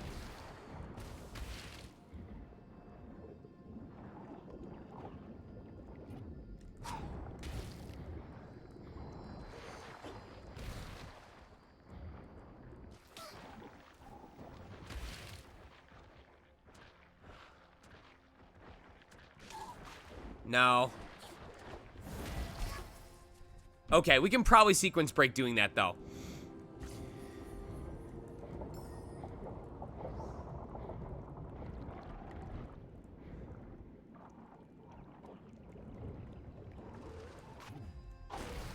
Today, on Sean accesses upgrades much sooner than he should.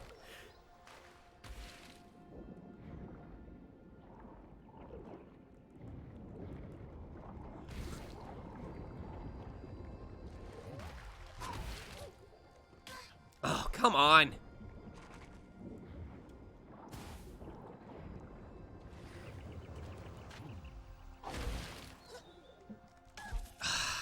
I gotta die on this one. We need to be full health. We basically have to damage boost. I don't think we can get afford to get hit more than once.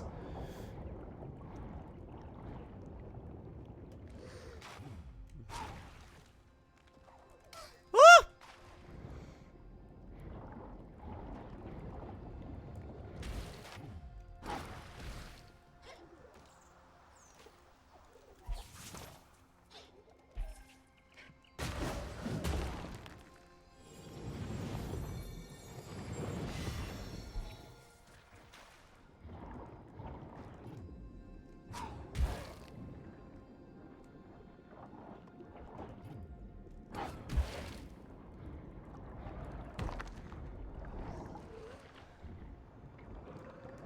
Oh, god damn it. Please, health. Please. Nope. Alright. Damn it. Damn it.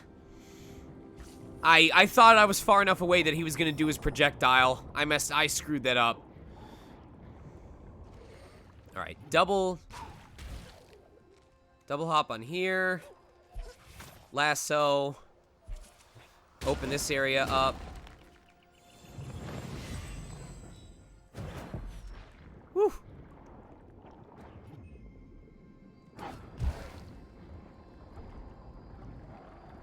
Nope.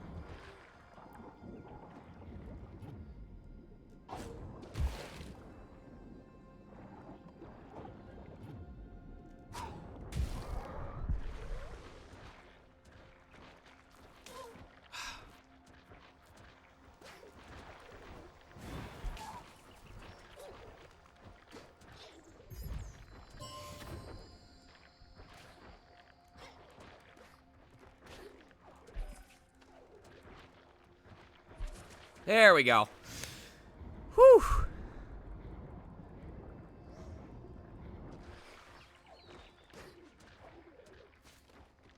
How the hell do I get out of here?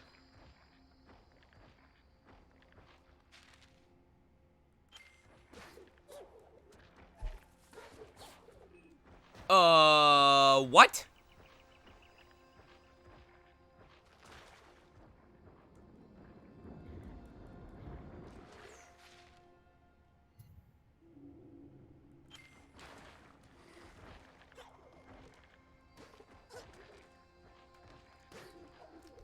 Oh, okay.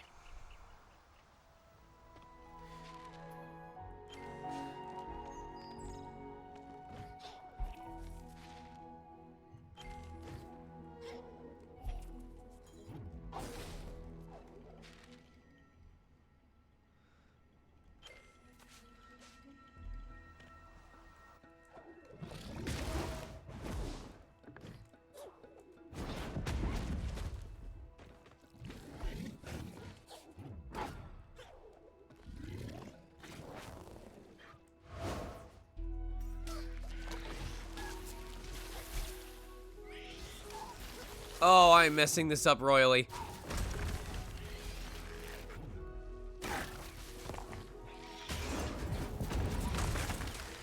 Woo!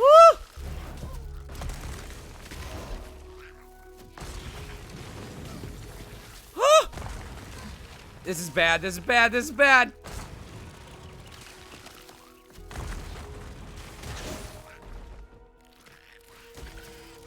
Health? Oh! Woo!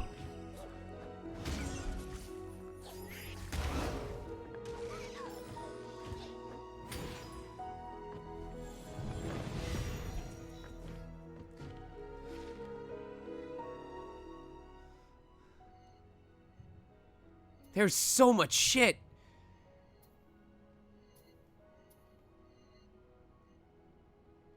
Okay, well, I want to figure out what I'm missing over here.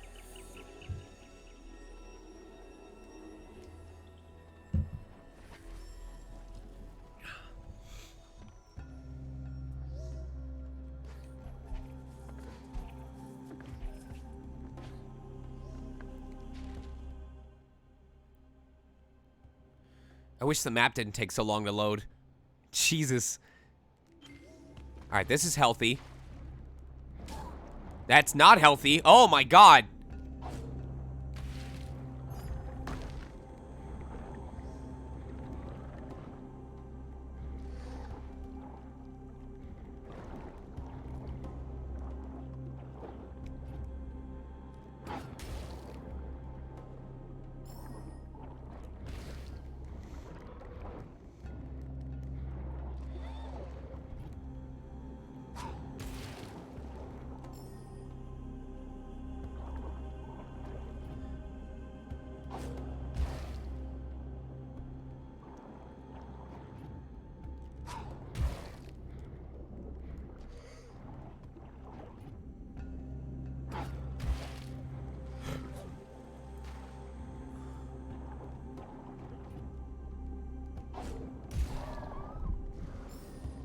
Alright, get those upgrades. Pretty close to being done. Just need to figure out what we're still missing.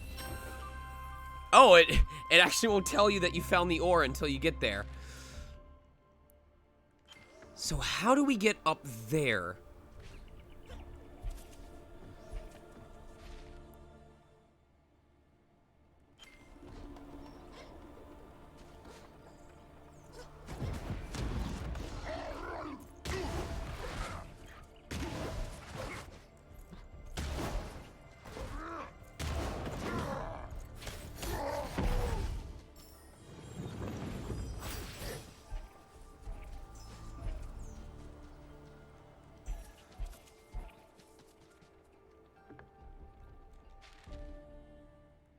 I don't think we're gonna get over there. Oh, I see it.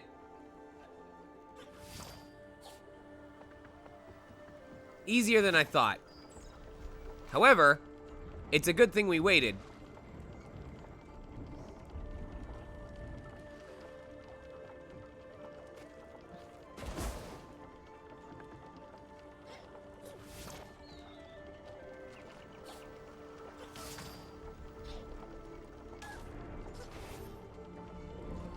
Okay.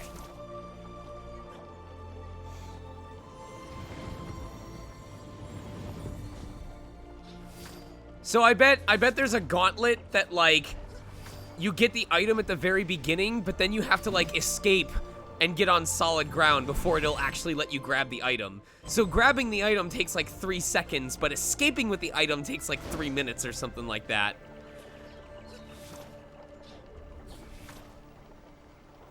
It makes me hydrate.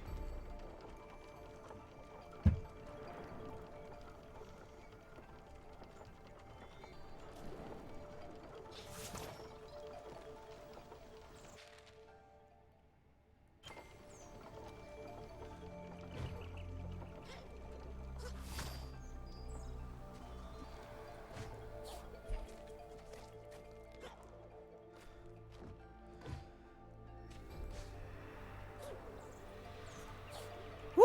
Woo! Dangerous.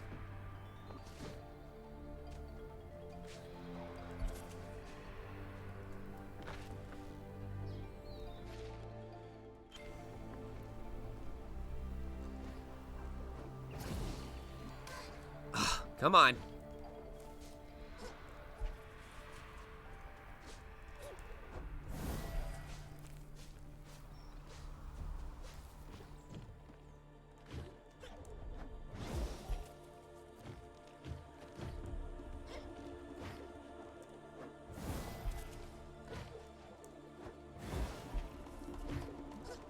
I don't think it matters that I can't get up that high. Yeah, I don't think I need to get up that high.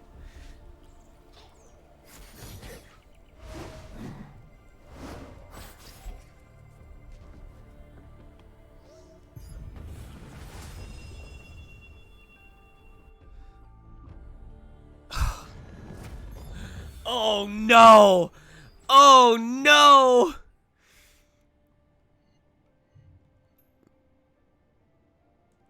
Oh baby.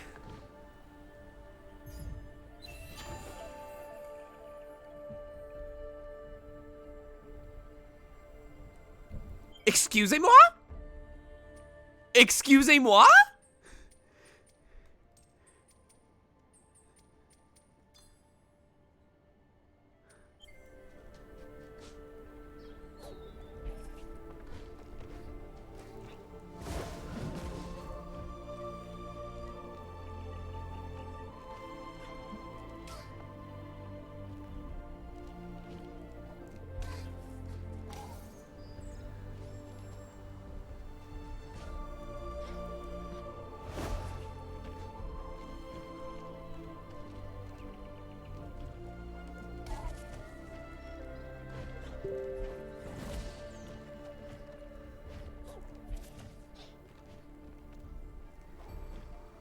There's gotta be something up here!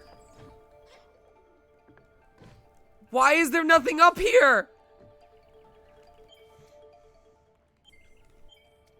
Oh, there should have been an upgrade or something up here. I'm not even... Look! I'm not even in the map! I'm not even in the map anymore!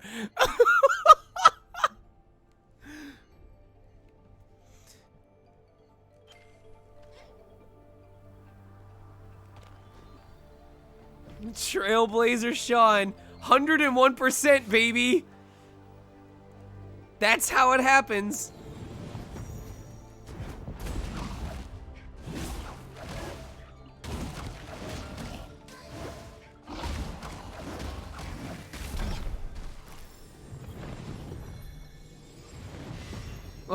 What's next? Backwards long jumping? Is that a challenge?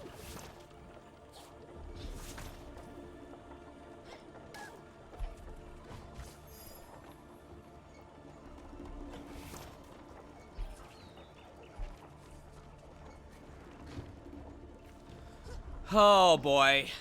All right, what are we doing? Okay.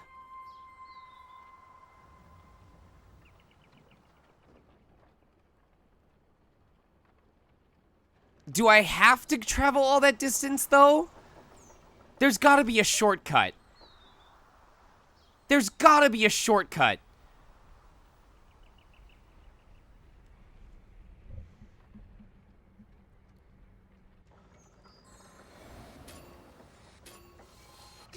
Oh, God.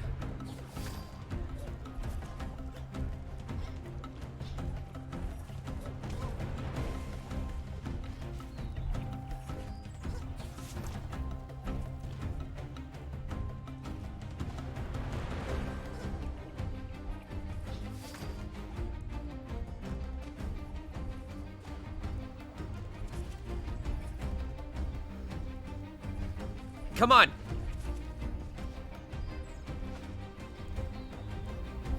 Oh, there really is no shortcut. There really is no shortcut. Okay. So people used to do it. People used to do it. So I found the shortcut that used to be a thing.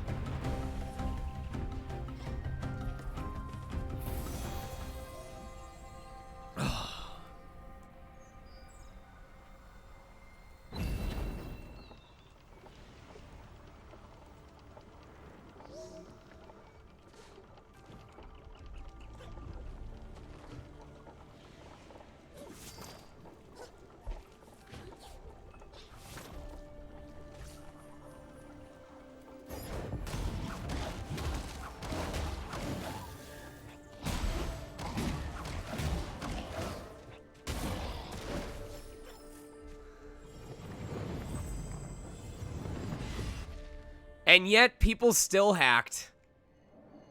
What do you mean there's still more of the well? Oh. That's Wellspring Glades. Oh, here it goes. Here it comes. What are the areas I failed to explore?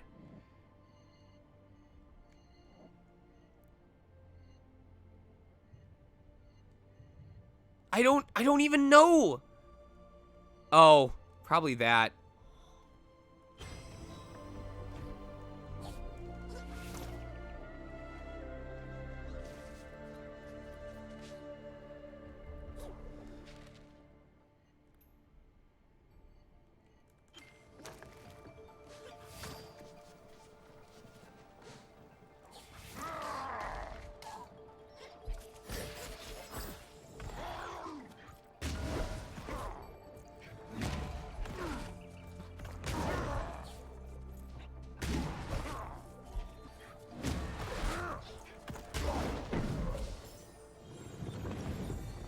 It's totally not a Goron.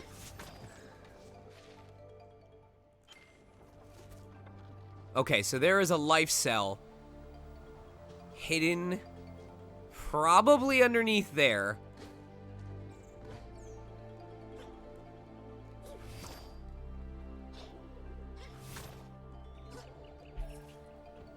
There we go.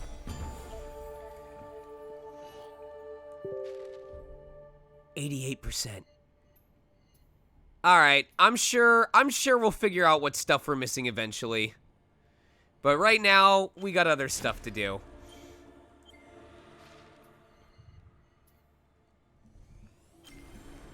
I'm gonna use the bathroom real quick.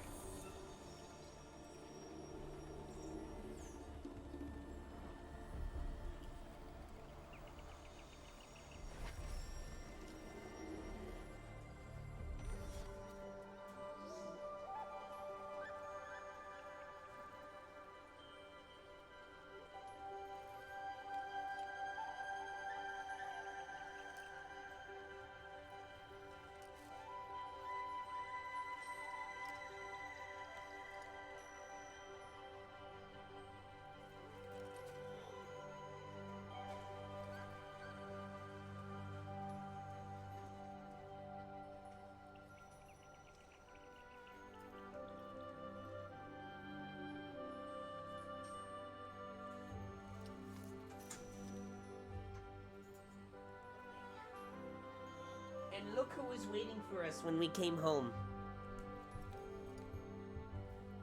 Whoop, whoop, whoop. Hold on there, bud. It's a chumble.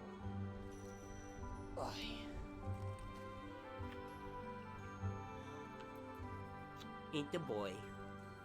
Ain't the boy. Good evening. Oh!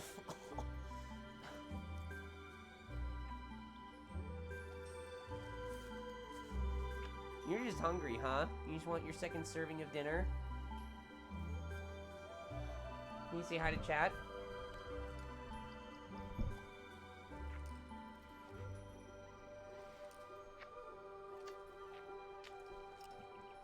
No, sir, you're not supposed to touch the mic. That's bad form. That's not professional. Ugh. Say hello to chat. You just want food, don't you? Well, you know what? You were a good boy today and you stayed overnight. So I will get you food now. Let's go. Come on. No, you don't go that way. Go that way. Let's go. Come on.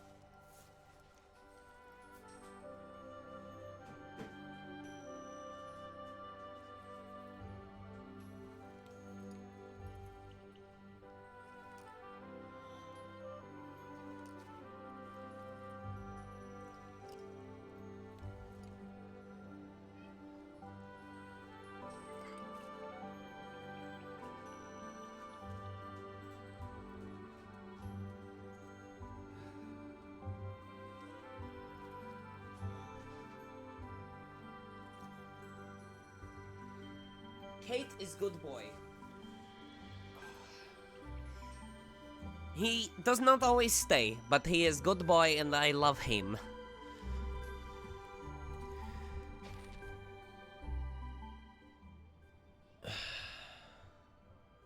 We need an emote that's just cat.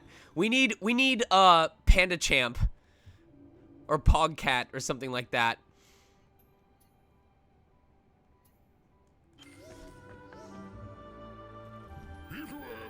They say you've made it all the way to paradise. It used to have fewer thorns, sure, but Lumapool survived the worst of the decay. What I wouldn't give for a visit. But there's work to be done here. A builder never rests, eh? Oh, it's time for you guys to do another poll.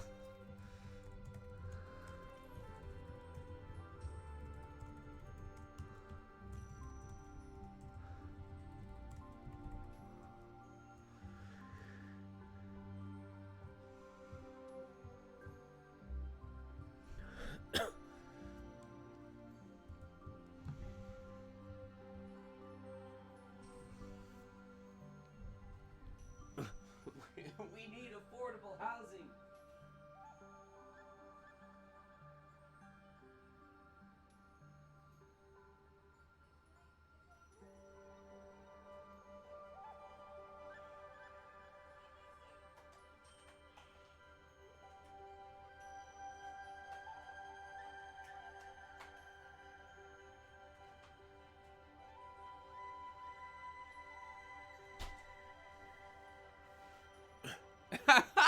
Wow.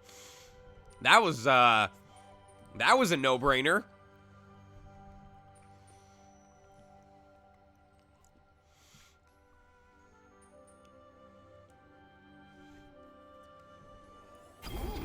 Fantastic.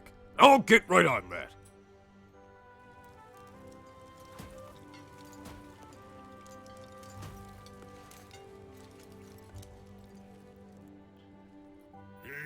More houses means more Moki. Always a pleasure.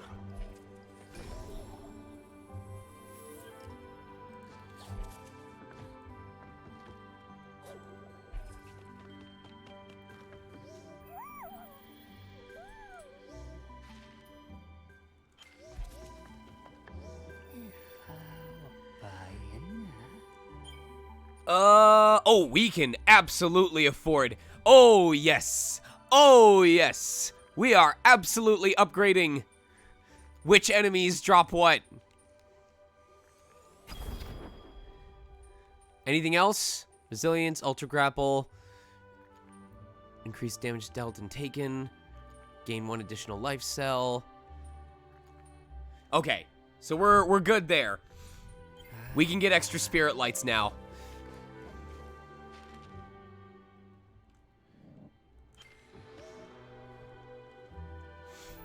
Oh, hello. I came here from the marsh because I heard the glades are beautiful. Oh, that's right. He needs a hat. The Moki needs a hat, and I do not know how we are going to acquire a hat.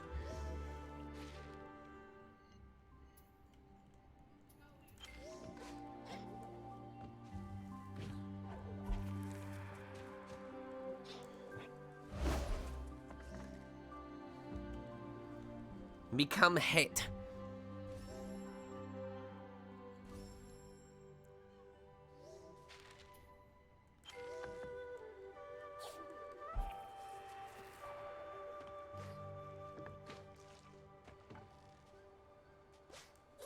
No, we can't get up that high yet.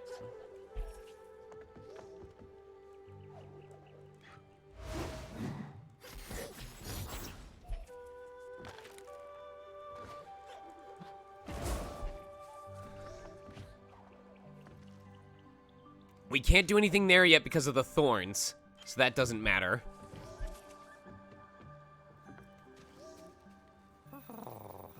Now this is more like it. Might be time to take up fishing again with all this clean water flowing through the glades. I gather you're to thank for this turn of events. Let me know when you figure out how to fix the rest, hmm? It's hard to wander when there's ash all about. like in that dead forest to the east. Bah! And when the shrieking shadow flies overhead, the smart bird stays indoors.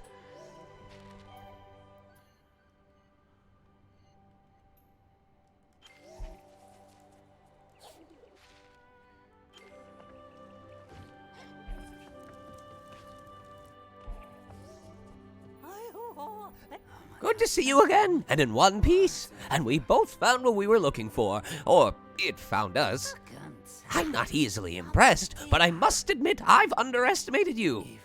I'm at your service whenever the need should arise.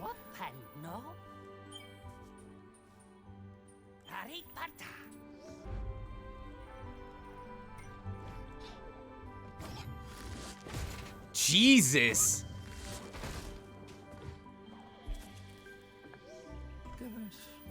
I've seen many a novelty since I fled my frozen garden after the storms, but a spirit.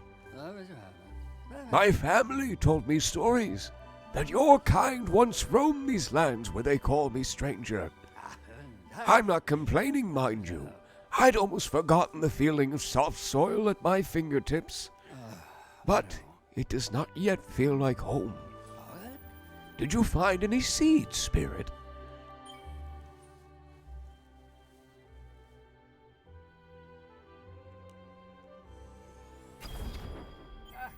Then let's get started.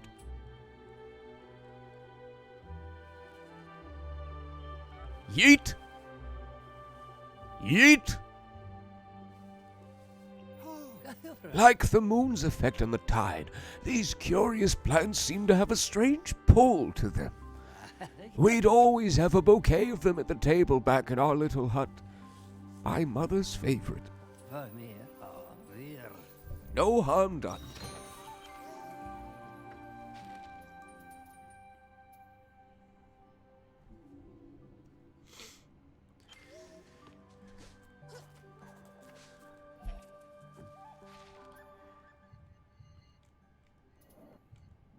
What is down there?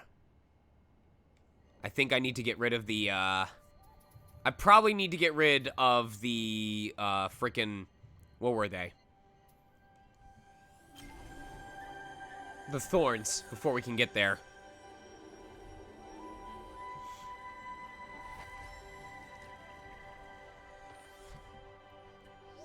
Oh, is the audio good, by the way? I didn't know if it was a little soft.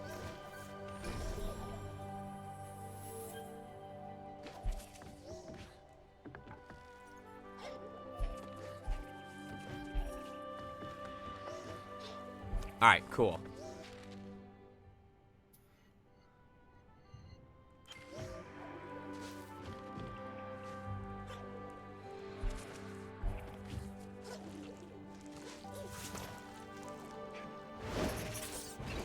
That is so busted.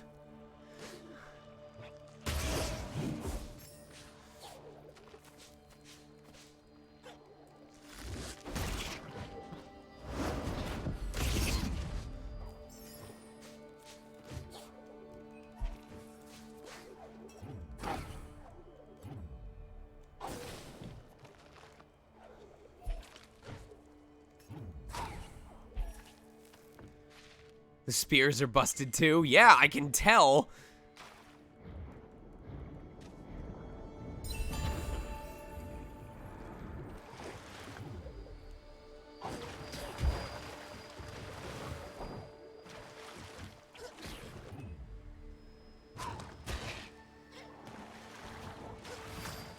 Oh, that's not what I meant to do. Oh, this is bad. Okay, okay. Putting the grapple button on the same thing as the bash button is not good. It's not a good idea. I didn't even realize until like a second ago that they used the same button.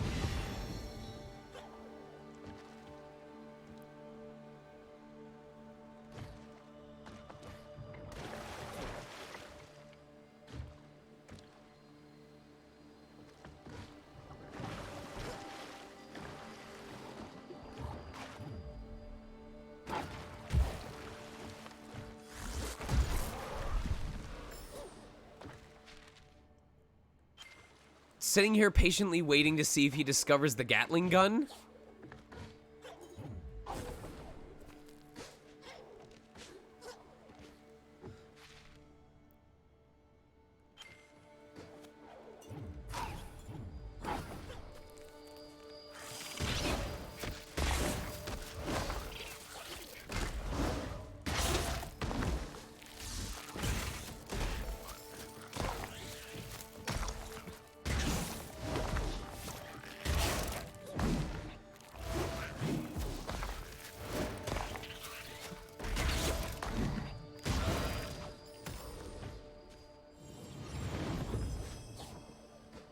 Oh, that's right. We can't get there yet because we can't wake up the bear.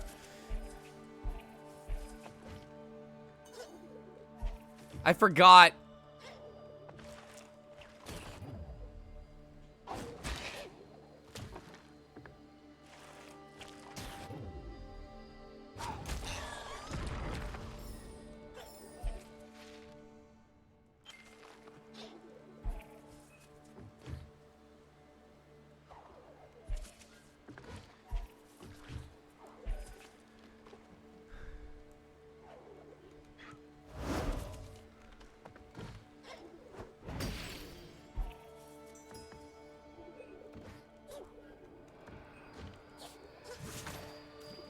Haha, remember when I got that ahead of schedule?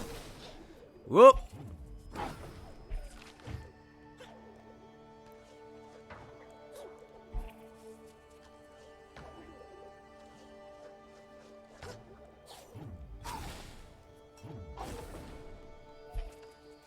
All right.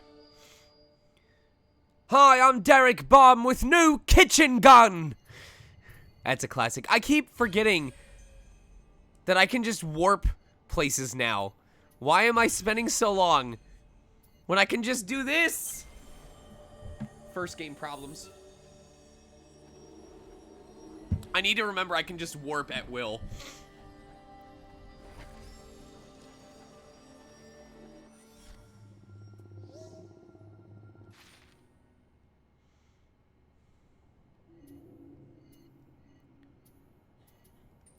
Who needs herbs?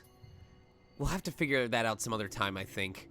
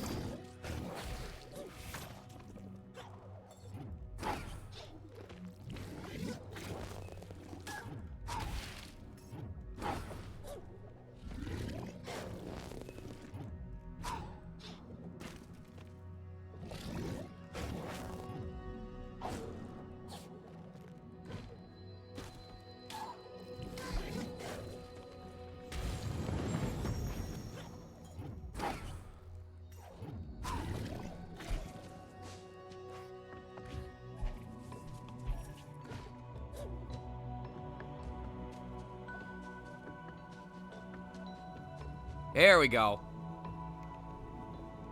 Welcome back, little one. The Moki told me you have taught the clear waters to flow once more. The stench that once hung over the wellspring is gone. Our marsh is in your debt. The way to these silent woods is now open, but beware. The one the Moki call Shriek lives there. Her heart is stone, her cry is pain. I pray you find your friend before she does.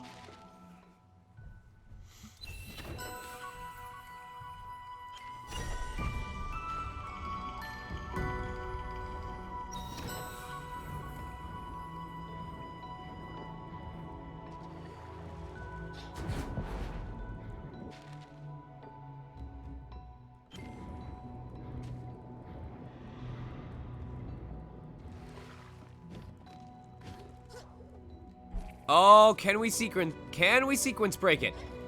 Can we do it? I don't know. Oh! Oh! Oh, I love this. I love weapon momentum so much.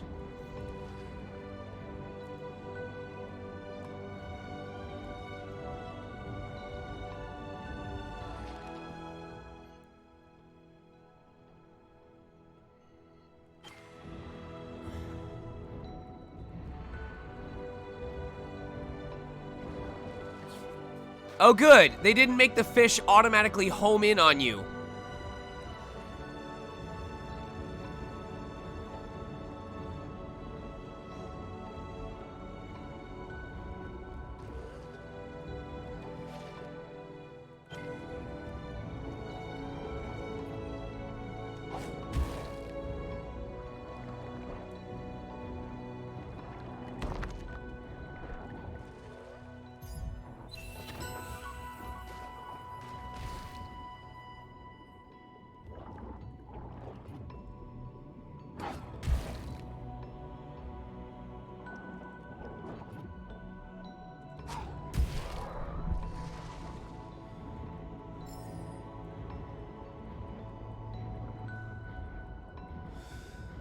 All right.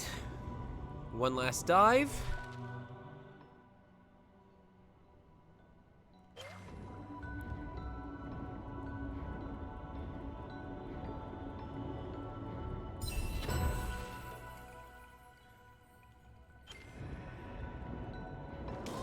I'm guessing there's going to be an eventual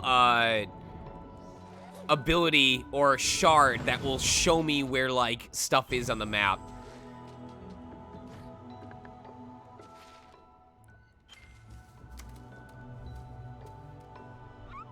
The wellspring is woken. The waters flow clean. Squeaky mill! Rushing water. We can fish now. We can swim. Yay.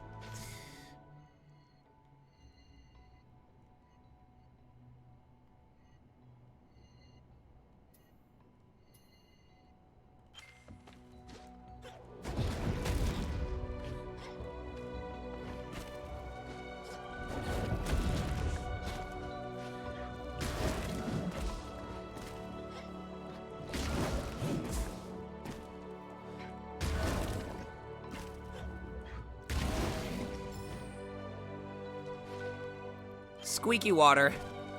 Don't you just hate when your water's squeaky? Oh, that's an asshole move. That was a dick move, sir.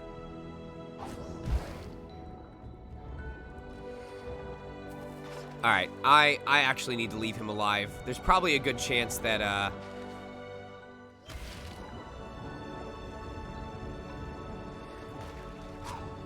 No? Okay. You have no purpose, sir. You can disappear. Give me health. Thank you. Oh, I'm dead. I'm dead. I got greedy. I should have grabbed air first.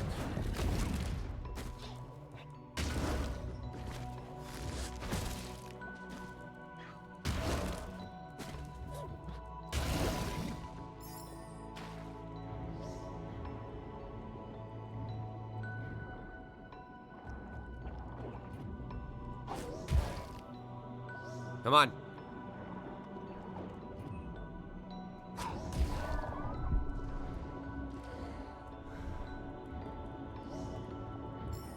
All right, cool. Eep. And we swim in.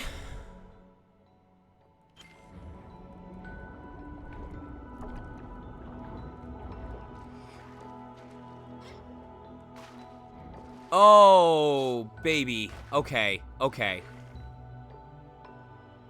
I think it's possible.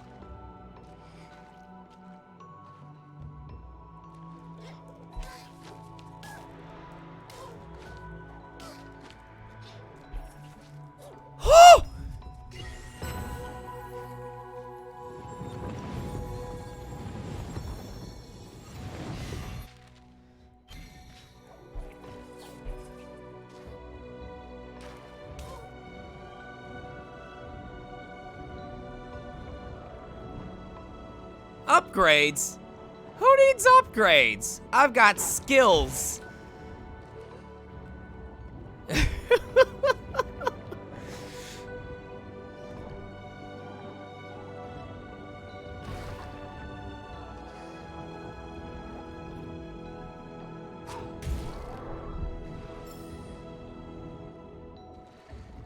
Look, the more I do now, the less I have to come back and do later.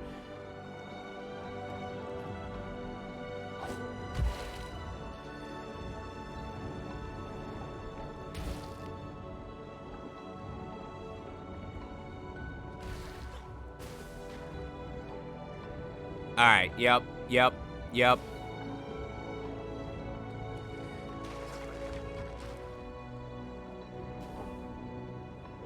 Come on.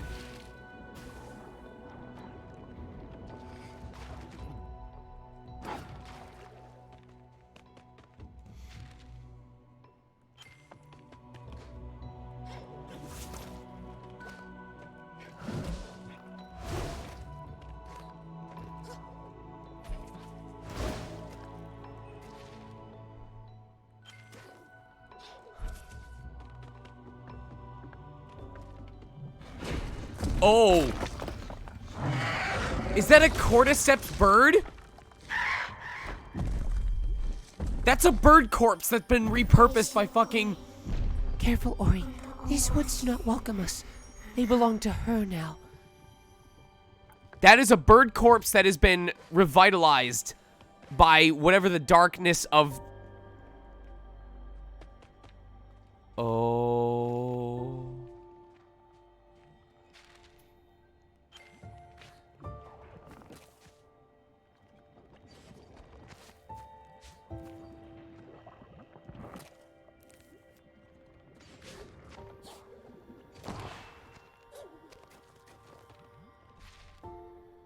Oh no.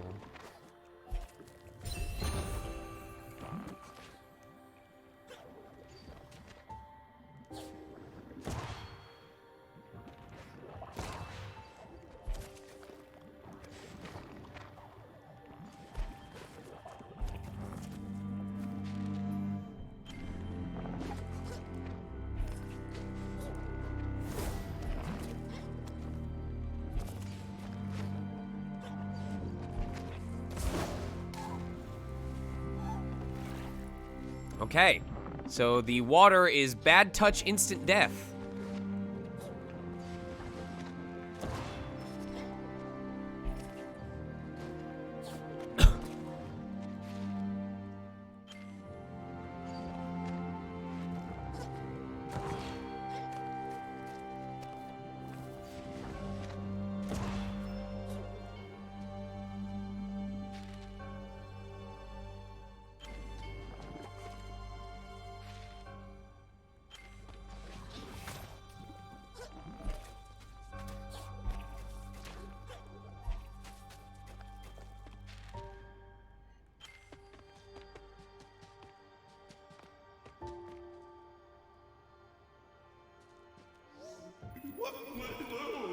Ah, Lightbearer, your kind is not welcome here in my garden.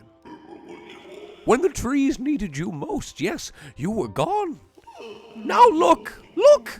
My garden is all but dead, see?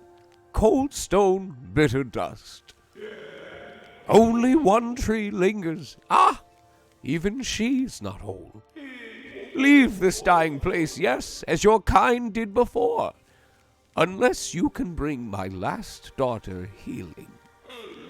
Bear her poisoned limb, Lightbearer. Find a healer of nature. Right what your kind has wronged.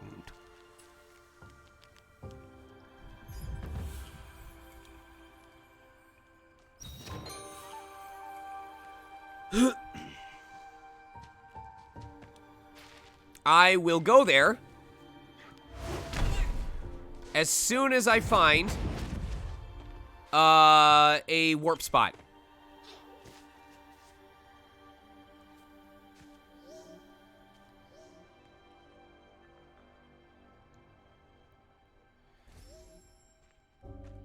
What is that? What is that? Oh no. These Mokies stayed too long in the decay. They are turned to stone, along with the rest of these woods.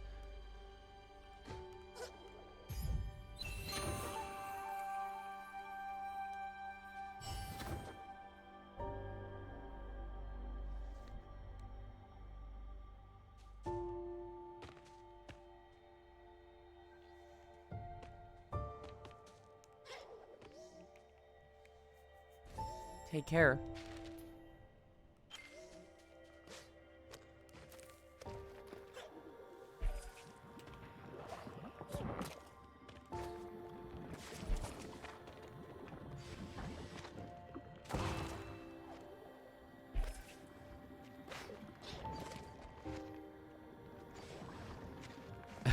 I wouldn't blame you if you wanted to head out.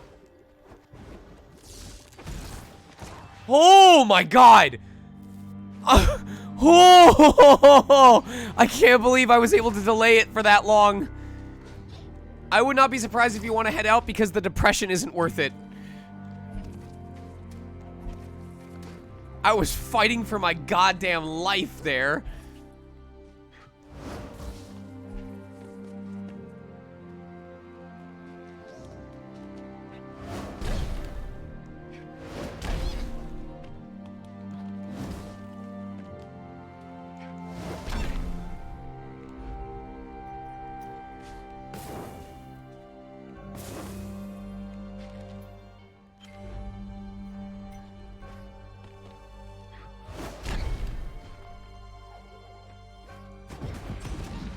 Do I need a different ability?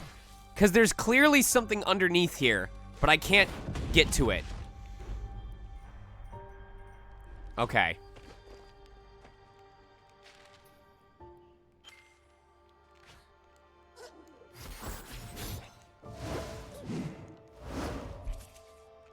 Oh. Oh. Oh. I feel like we could do it, but I don't feel like wasting 20 minutes on attempts.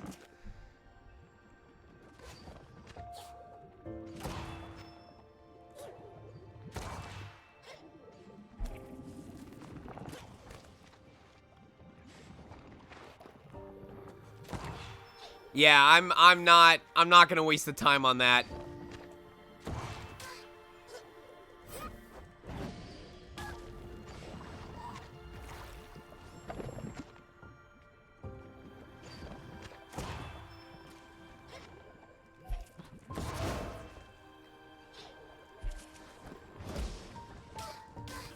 Shit.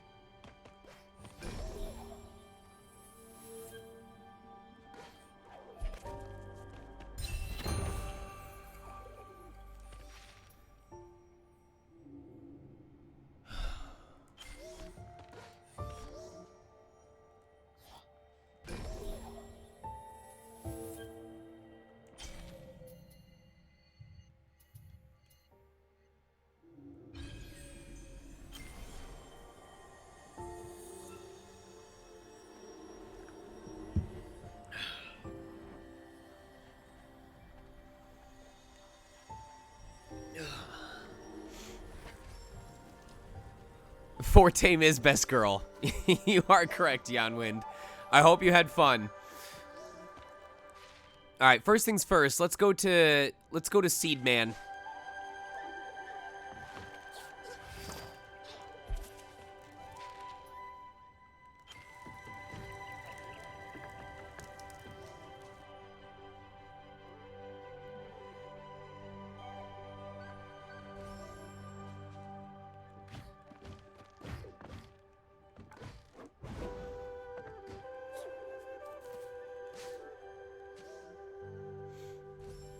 Clace is a beast at storytelling. For real! I still remember the evening where I was sitting up against a countertop for like 3 hours straight while he detailed every last sequence of the game. This branch, you must take it far away from here. Can't you see? It's more stone than wood. The tree it belonged to is beyond hope, and it spreads quickly. I once burned half my flower bed to kill the creeping stone. Take it before the new life here is corrupted too. Fuck. Wow, dude, I was hoping for something a little bit better.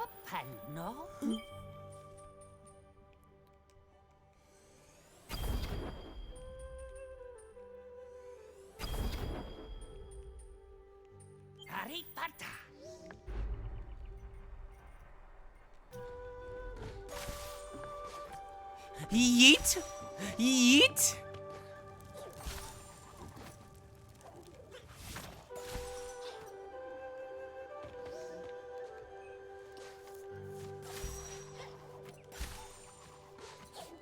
Now, imagine if you could throw the shuriken and then grapple to it.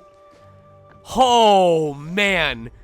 Oh, that would be so damn cool.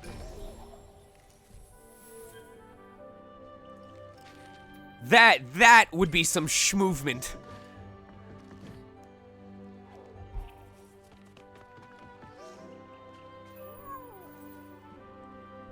You found my family in the Silent Woods? That is my pup's doll, but it is stone. No. I must go home.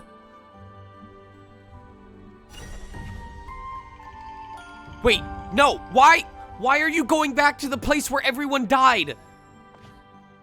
Buddy, what are you doing? Oh, you stupid fool. You absolute moron. You ignoramus.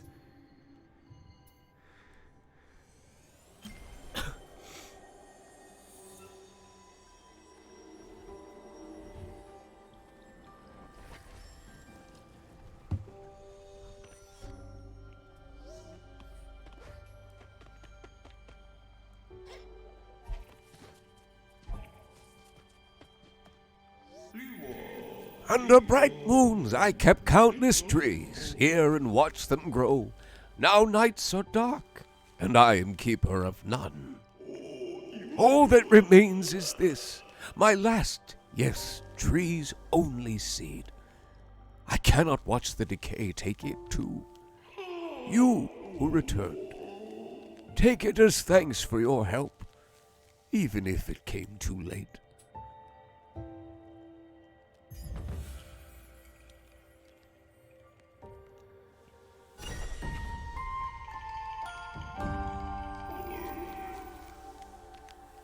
I will stay, yes, and remember.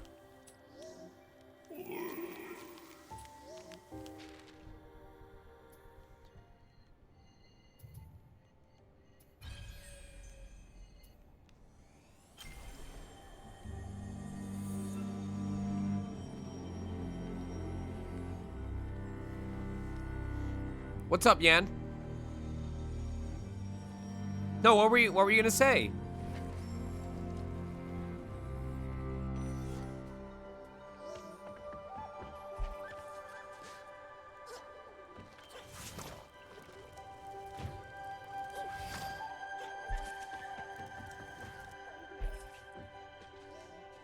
Sure. Give me a sec, though.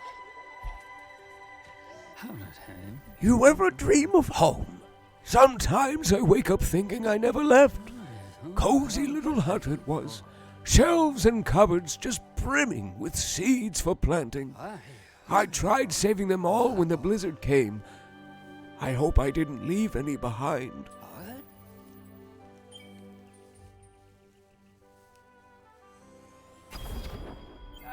Then let's get started.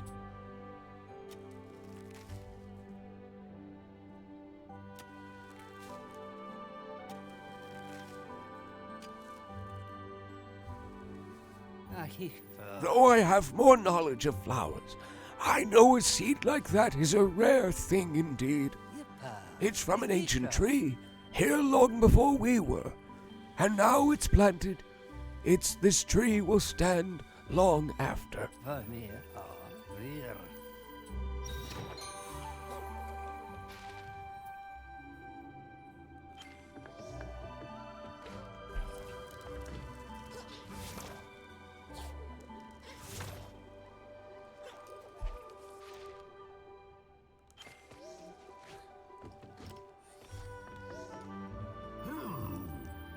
I heard what you did at the mill, Spirit. Maybe there's some hope for this land yet, eh? Things get any better, I might have to tell my kin still in the mines, if they'll listen.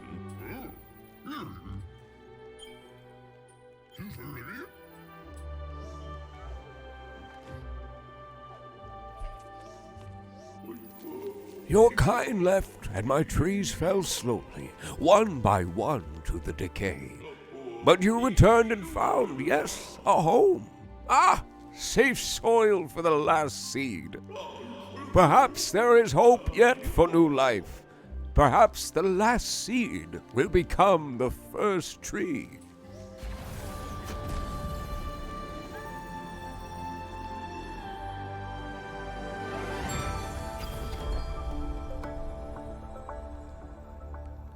Oh, hell yeah. Oh, hell yeah.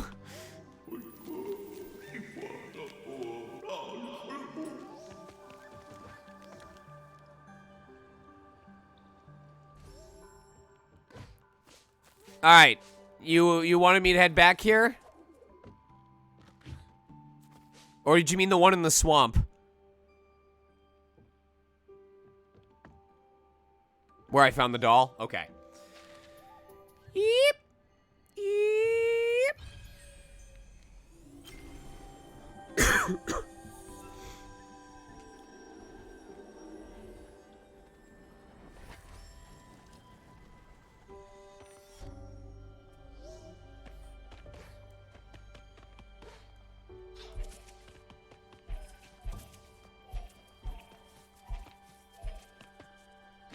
Dude, okay. All right, can I just say something? Games that involve a central hub that slowly gets populated as a safe haven that everyone flocks to as you save the world, fuck me up. Dragon Quest XI, Ori and the Will of the Wisps, Ever Oasis, any game where, like, everyone is scattered across the world and the farther you get in the game, the more of, like, a fresh community there is in the central town until towards the end of the game you finally have, like, rebuilt society. Oh my god. Oh, it fucks me up. No!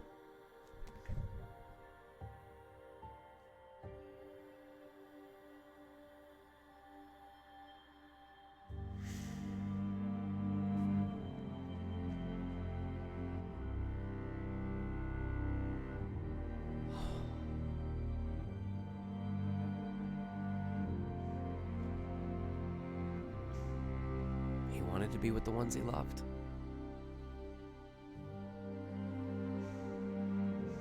What good is a life without the people who mean the most to you?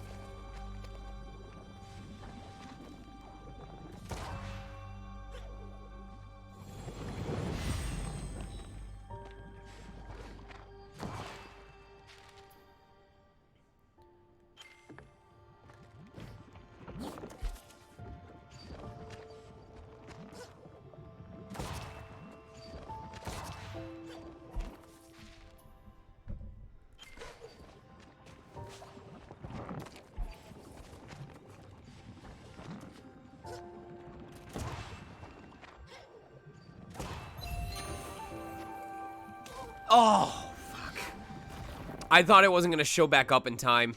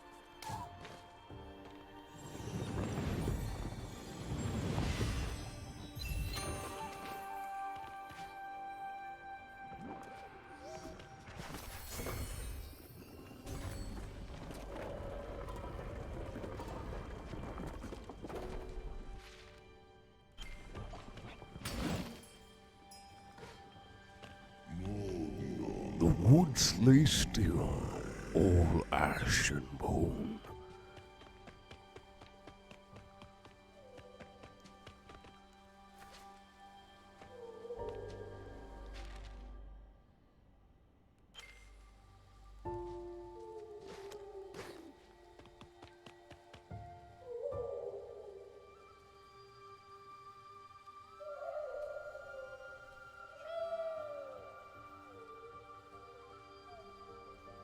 Bird. Oh. Oh. Oh. Oh, goodness. Oh, God, I'm gonna cry. Oh, I'm gonna cry.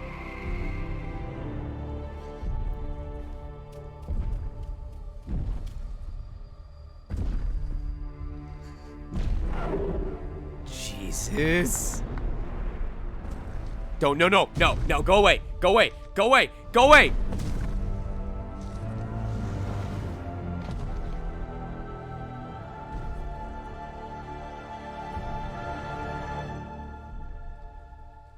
Let's go. Let's get out of here. It was time to find a way home.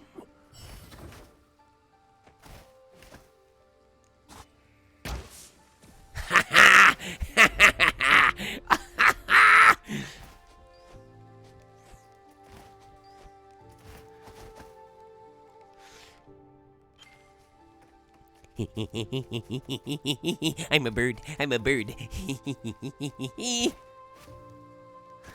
I'm a bird. Watch me run, tippy taps.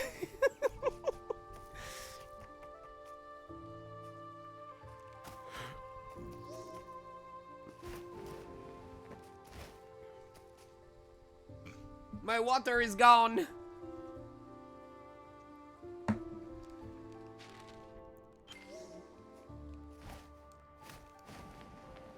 I float.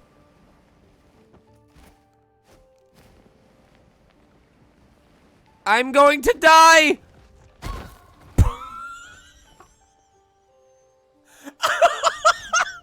I'm sorry. She popped like a fucking balloon. Like, listen, she goes, listen.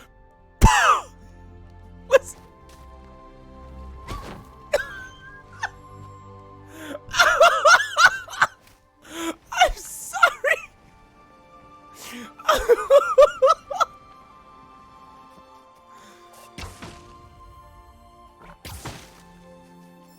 Oh my God.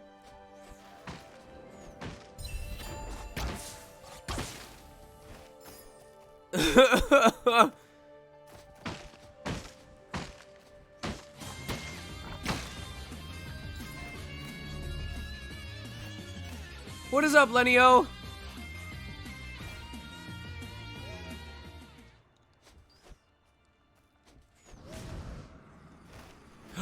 Rivali! Rivali!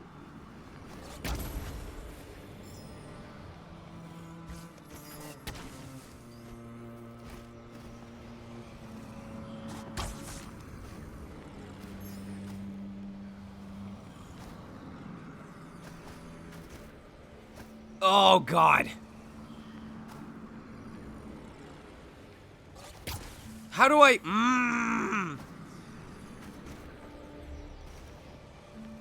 I can't get it! Oh, this is mean.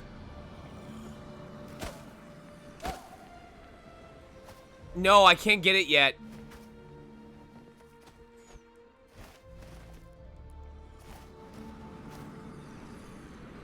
Oh, wait.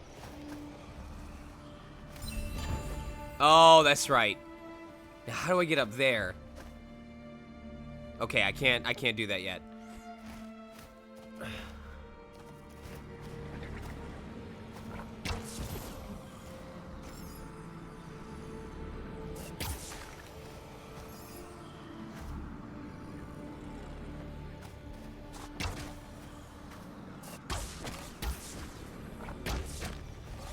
I feel like a Minecraft mob right now.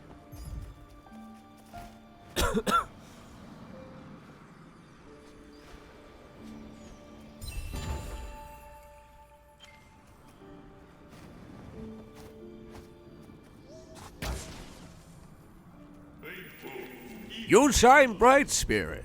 You disturb the silence. Folly, she hears, she sees. And you, yes, you are easily seen. We obey the silence. Those who do not, they never leave. Are you lost, spirit? Those lost here are rarely found. Oh, it's more stealth section. I sure love my stealth sections.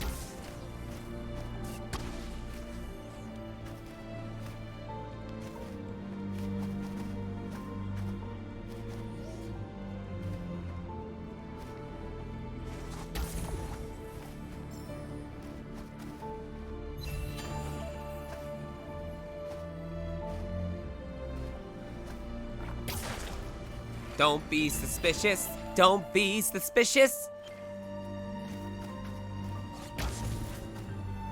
Don't be suspicious.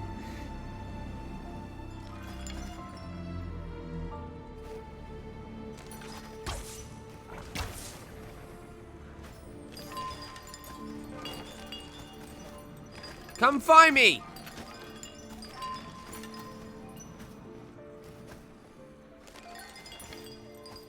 Loser.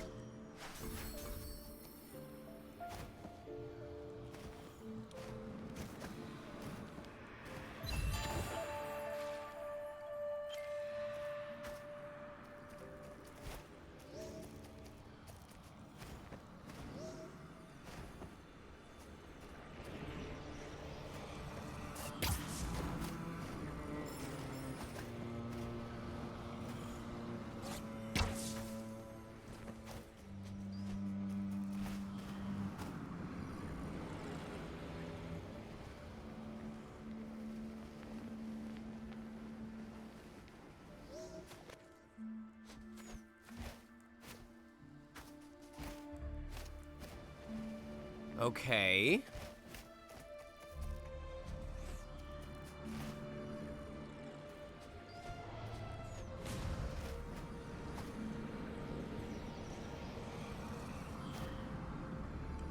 I'm guessing I have to go around the left side.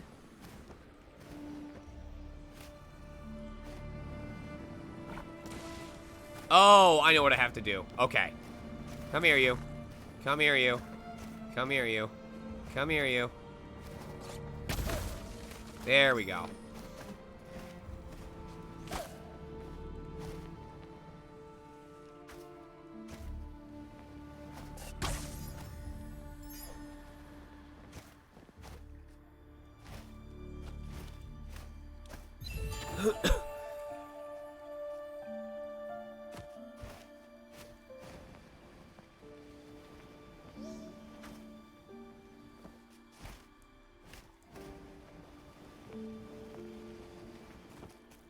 Hey, I see now, Avian, why you said it was very, very important that I have played the previous game before doing this one. Because I would have been like, oh, who's this bird thing? They're cute. And it would have just flown right over my head, no pun intended.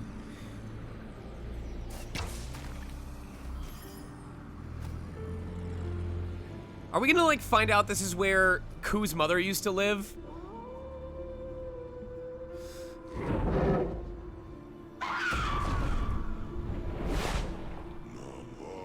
She guarded the silence. Wait a minute. Is that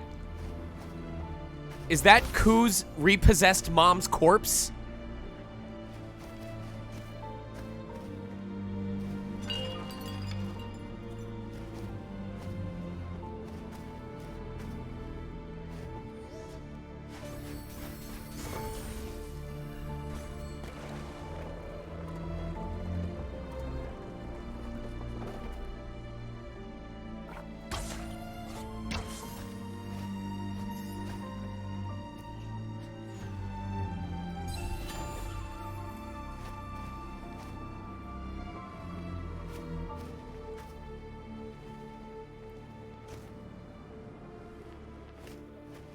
Oh, we'll get this. We'll get this. We'll get this.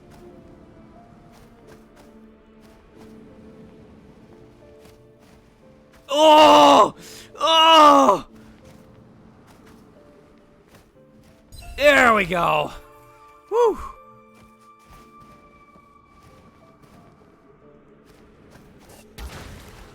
Oh, oh, oh, oh, oh, oh, oh! Oh! Oh, that's horrifying. I don't like that.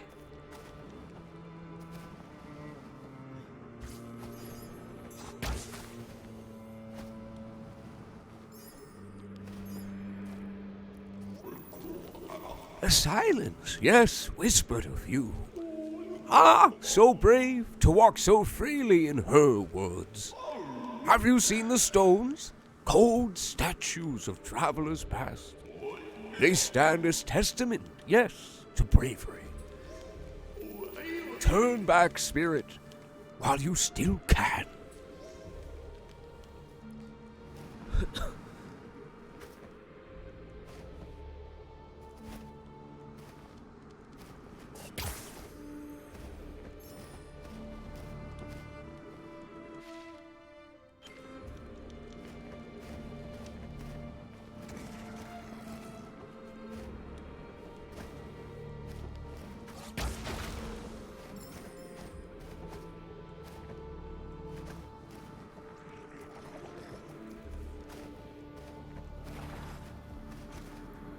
This kind of looks like a Psychonauts enemy.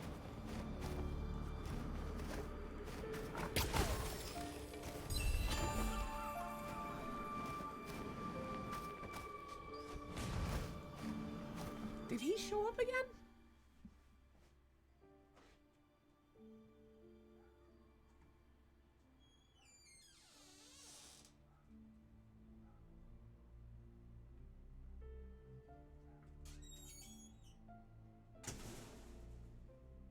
Sorry, I thought I heard Panda. Ugh.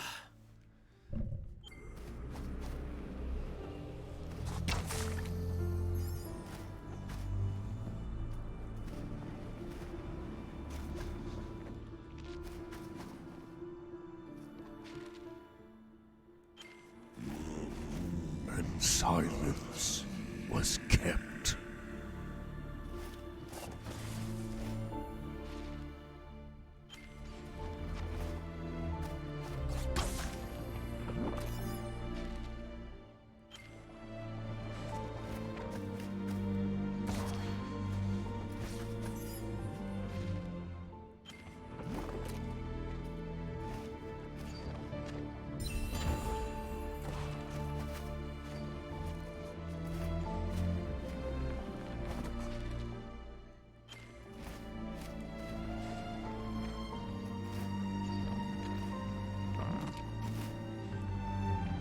That's not fair.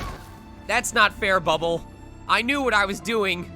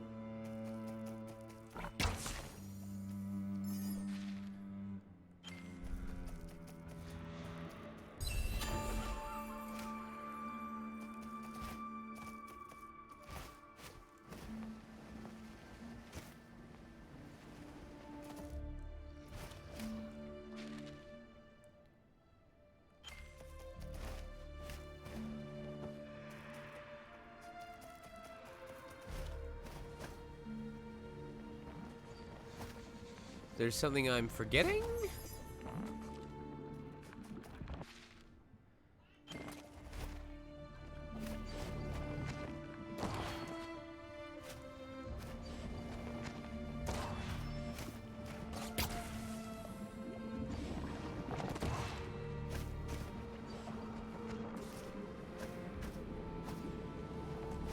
Oop.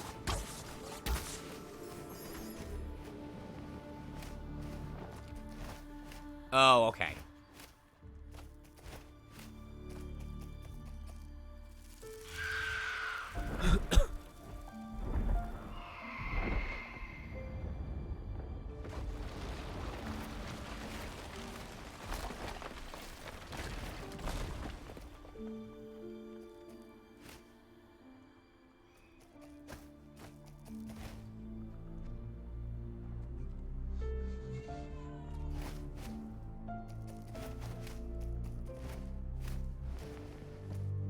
It's powerful. I'm just letting the game tell its story.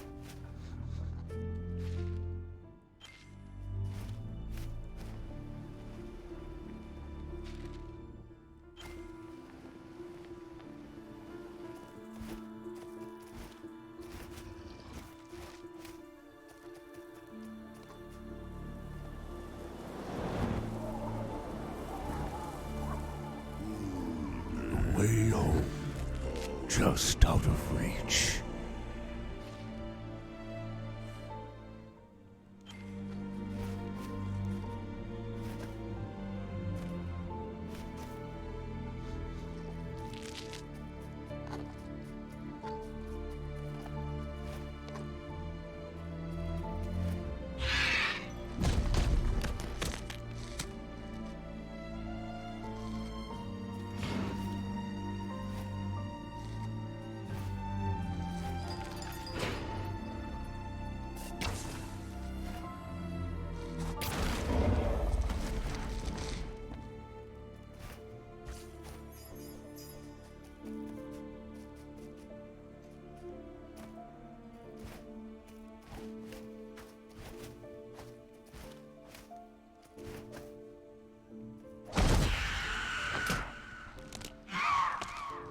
Oh, shit.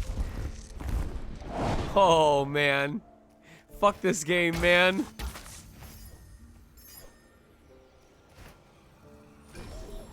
Wait, we can escape.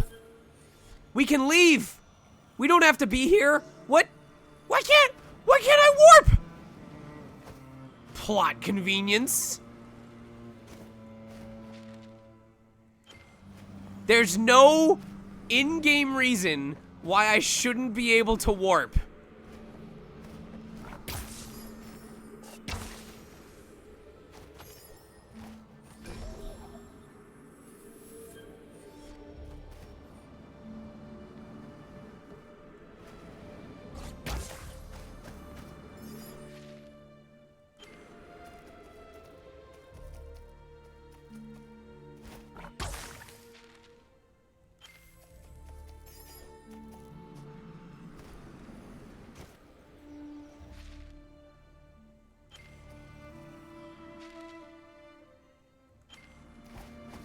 I'm guessing the right side is the wrong way, quote unquote.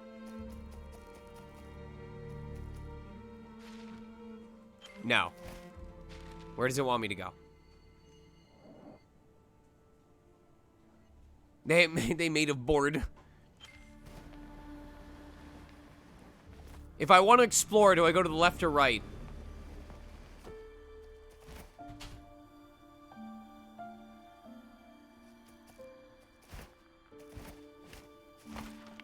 Go left to explore. All right. Yeah, not much there. Okay.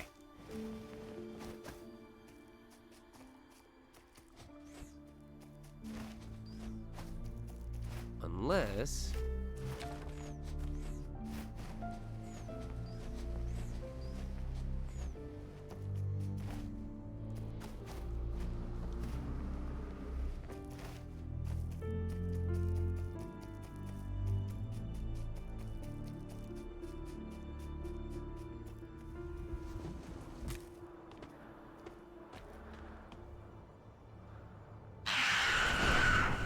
You should have reached out sooner, you dumbasses!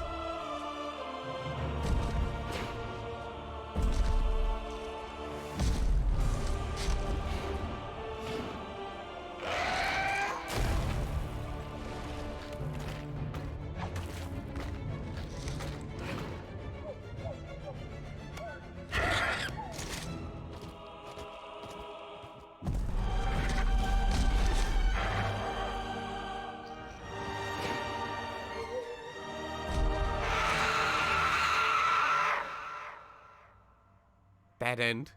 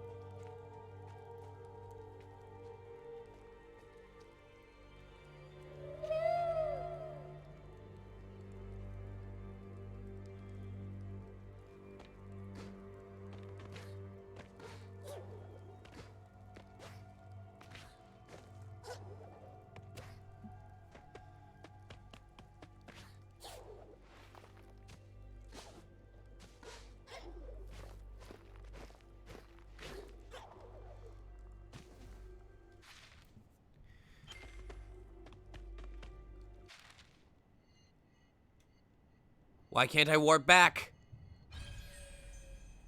I am the light! What, do I have to be full of happiness to warp? I can't warp if I'm sad?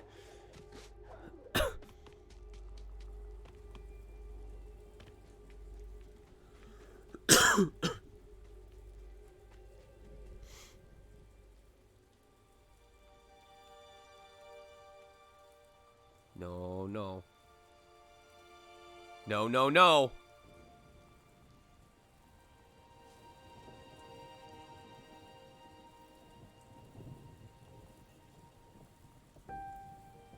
No.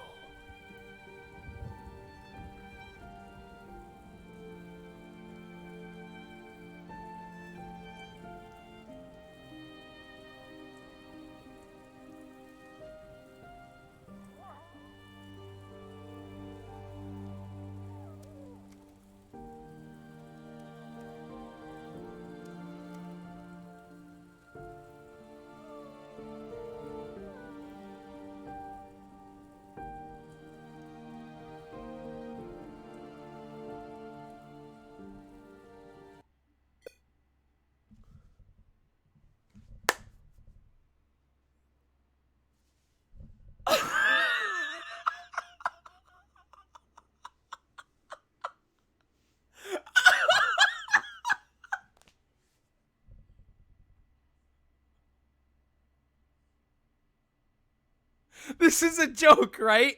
This is part of the game, right?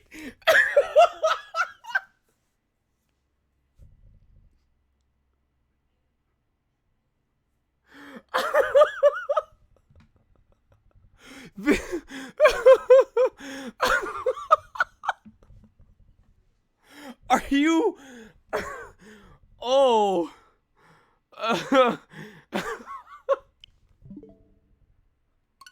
Wow! I hope that doesn't happen again. Yeah,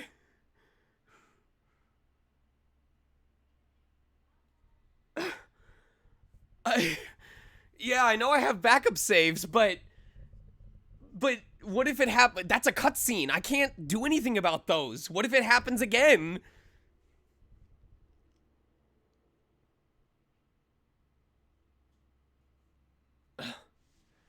Wow, talk about horrible, horrible timing. It was literally the game faded to black and then it crashed. Jesus Christ. Only on this stream. Only on this stream. Only here. Oh my god.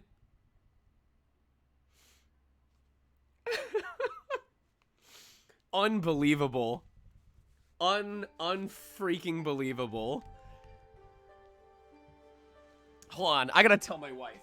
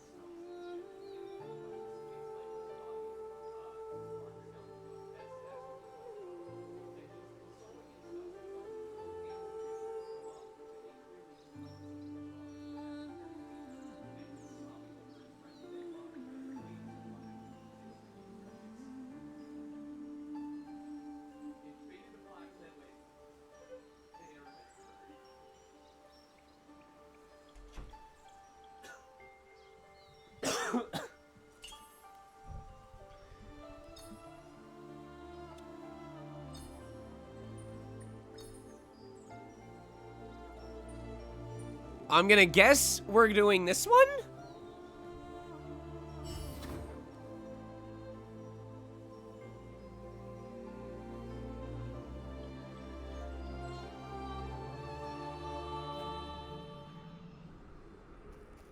Oh no! Oh no! Oh, you're kidding me! No. No. No. I'm using the bathroom. Fuck off. Go away.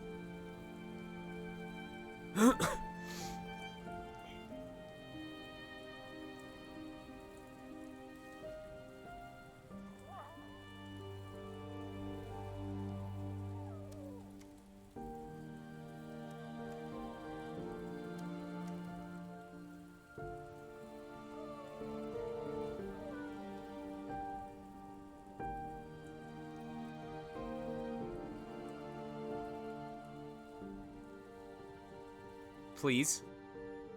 Please. Oh my god.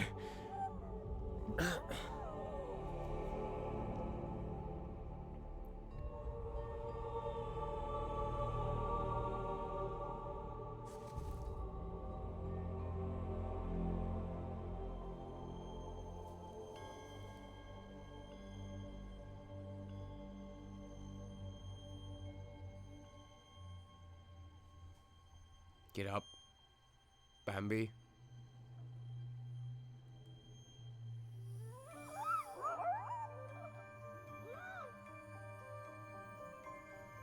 Bambi, you must get up.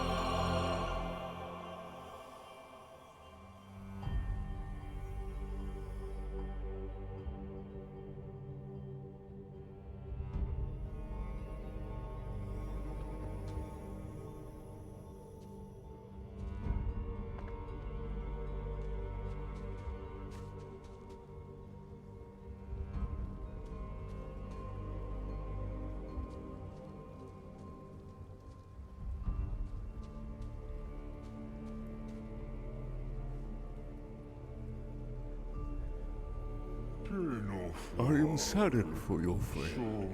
The voice of the forest has done what it can, but its light is weak. Too many have suffered in these dark times. The smallest among us the most. I'm sorry that your friend croaked.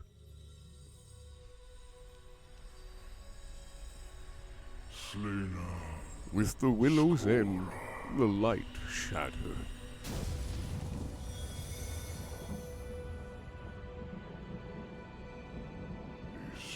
The spirits perished, and our land fell to decay.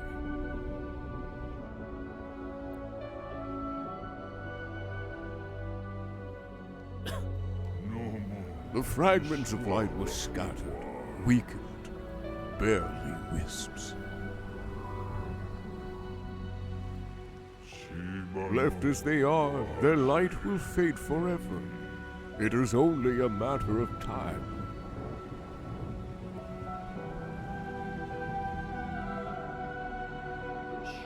But with the Moki's help, I have located the places where they fell.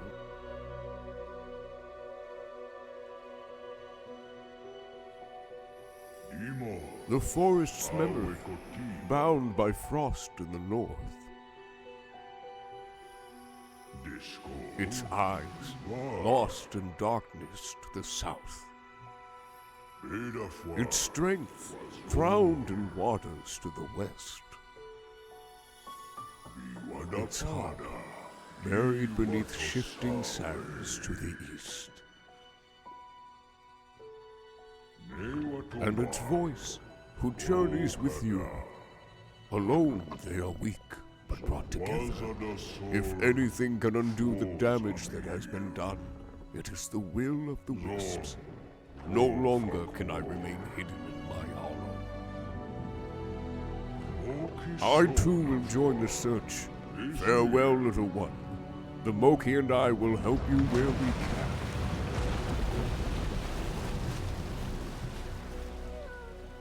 We found this, Ori.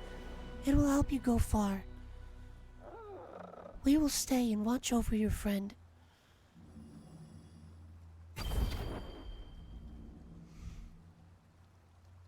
Fuck off.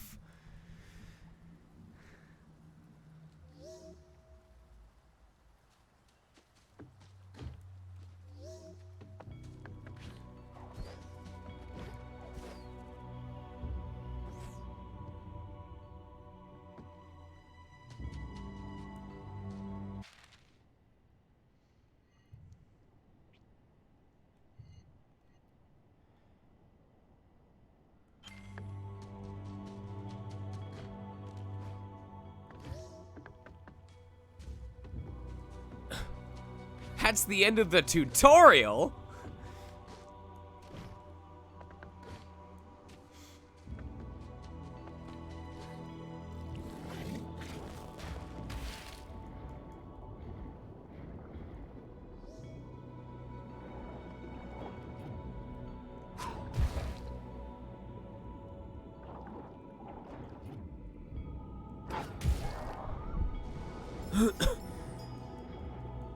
Ant-Man and the Will of the Wisps.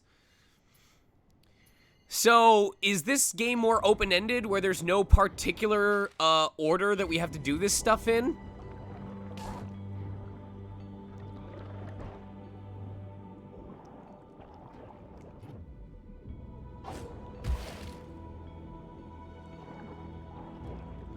Is there any story significance to doing them in a specific order? At all?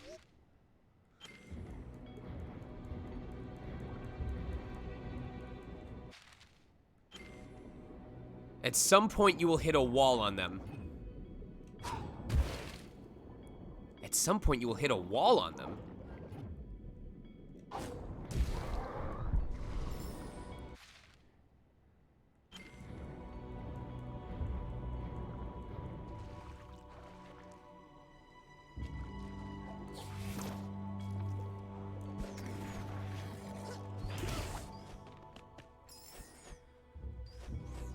Oh, that's how I do the gust. Okay, all right.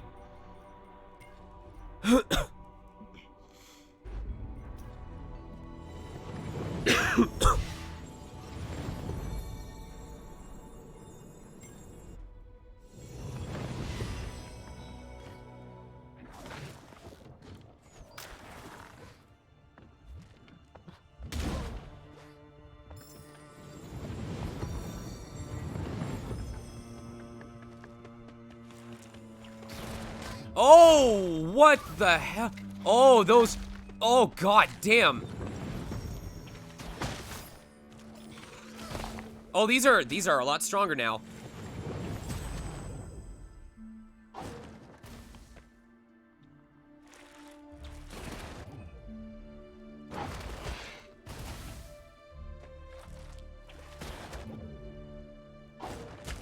Oh, this game is not fucking around anymore.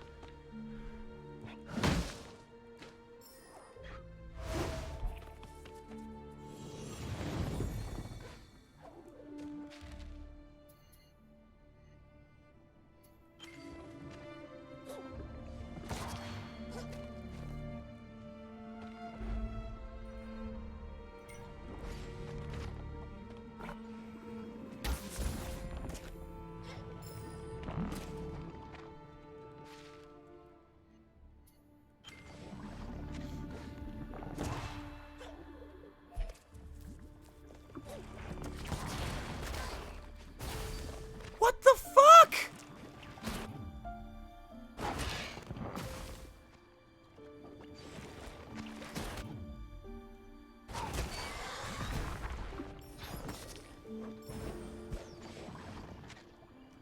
Oh, come on. Come on, Bubble.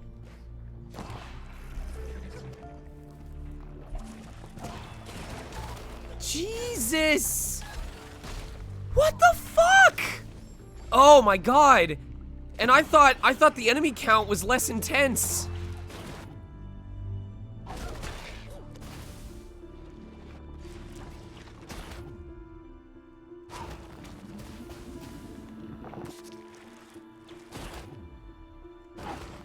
Come on, you.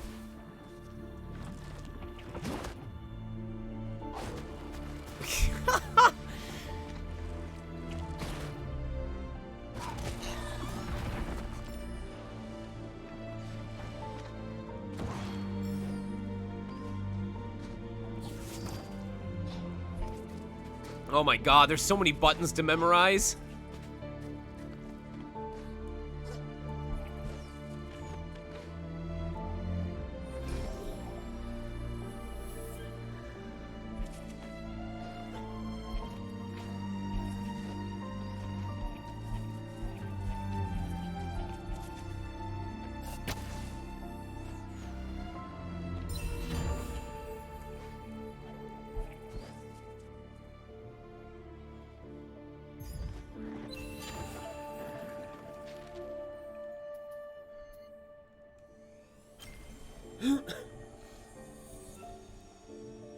You can go to normal difficulty, we won't tell. Screw you!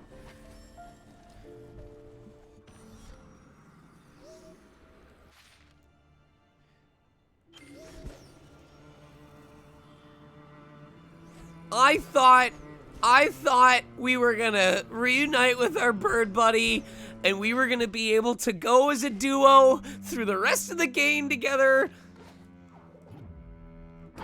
This is not what I was expecting. I wanted that for the whole game.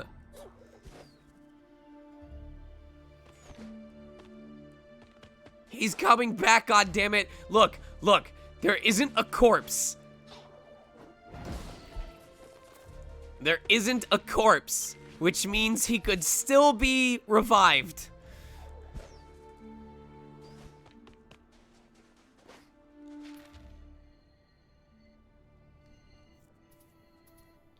Oh, there's a whole ass.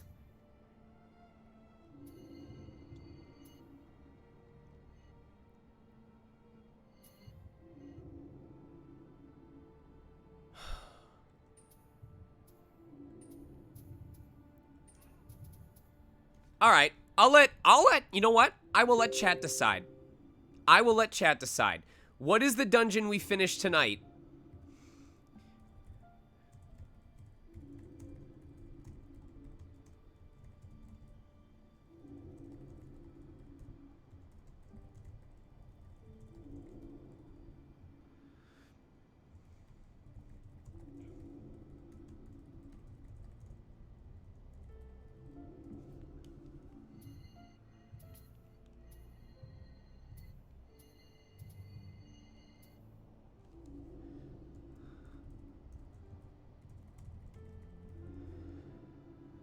We will finish a dungeon tonight, and then we'll call it a, or we'll recover one of these, and then we'll call it a night, and then I'll start an early stream tomorrow at like 2 p.m.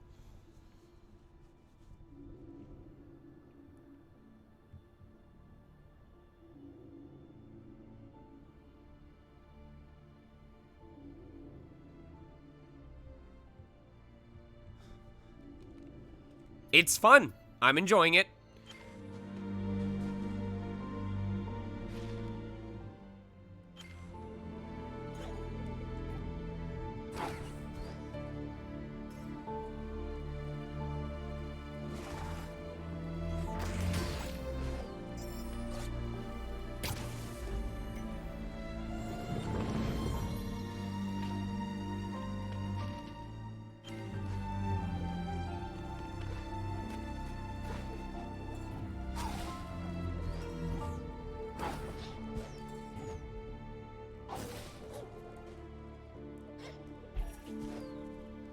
All right, doing the Eyes of the Forest first.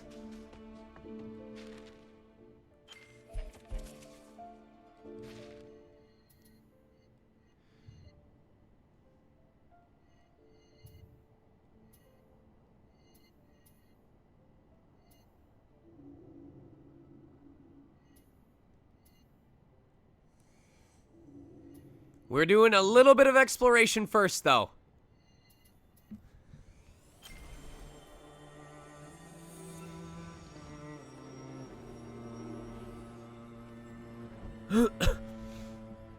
Oh, is that why it's called the Eyes of the Forest? Because of spider eyes?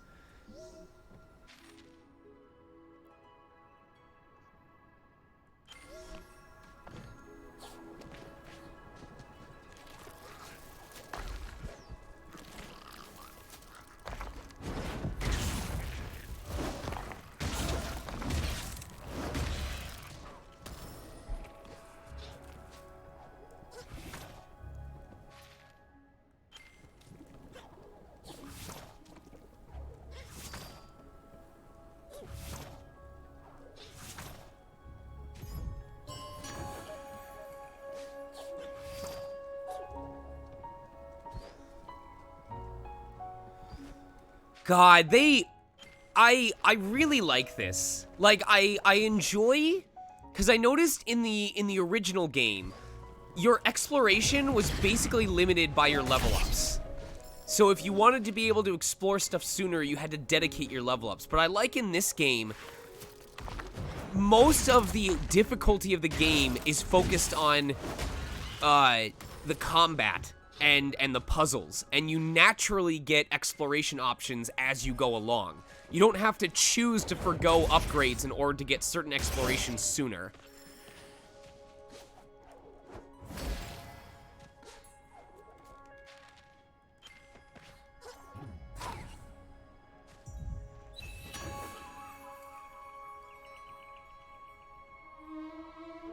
They decided the first fifth of the game they wanted it more linear. After it's way more sandboxy. That makes sense.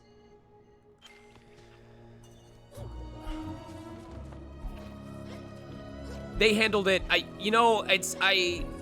I'm not usually the kind of person that wants to say, oh, it's automatically better because it's a sequel, but I do legit think Ori and the Blind Forest is just a better game. Ori and the Will of the Wisps is a better game. Ori and the Blind Forest is still good. It's a fun game, but Blind Forest is just better in every way, and the only reason you should play Blind Forest is to appreciate the story and prep yourself for Will of the Wisps.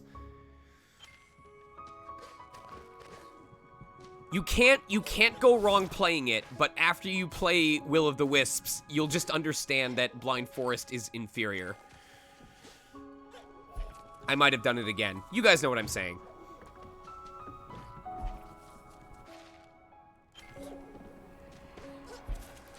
Yes.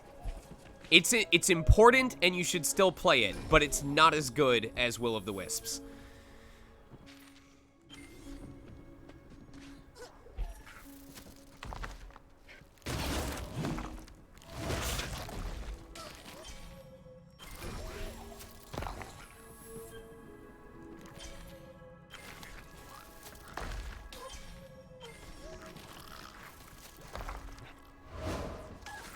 Oh my god, can I please?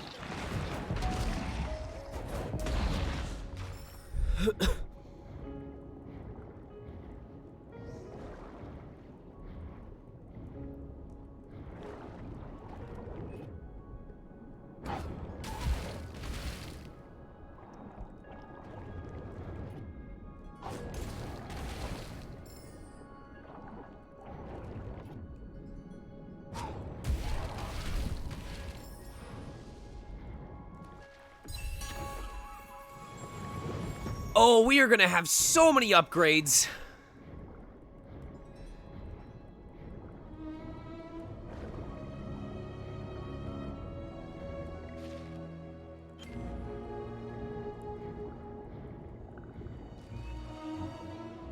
Okay, but hear me out, Protowave. Imagine your whole life that you got used to needing to breathe after coming up from water. Okay? Just your life. You grew up knowing that you needed air. And then one day, you got the ability to breathe permanently underwater. You tell me that you wouldn't still gasp for air just out of muscle memory.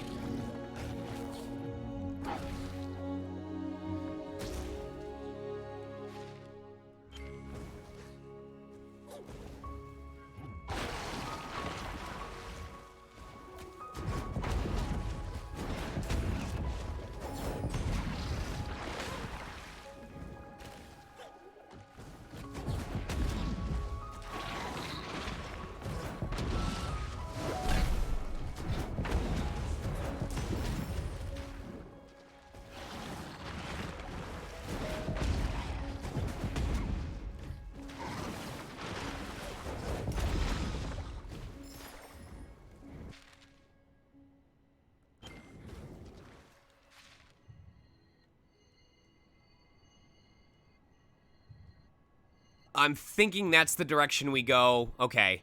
That's where we have to go to get to that next dungeon.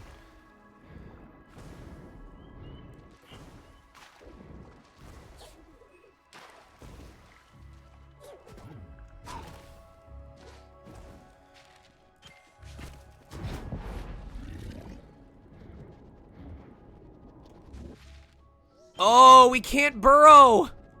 Oh, that's so mean! Why would you do that to me? Oh my god! Where's the nearest warp? Are you telling me I have to seriously go all the way that way? Oh boy.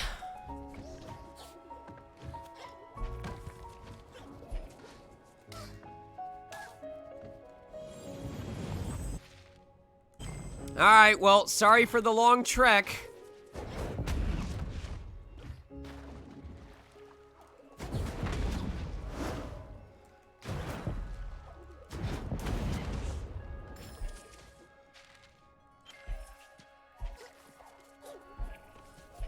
Enjoy more of the backgrounds.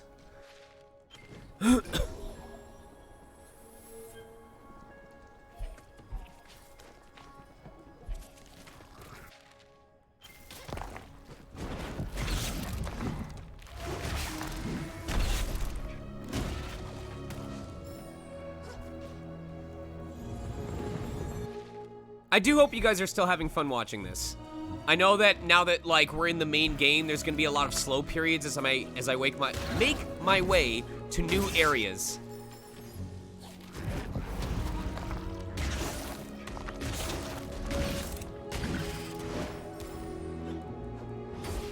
I know you're having fun, Avian. You're the one who gifted the game to me.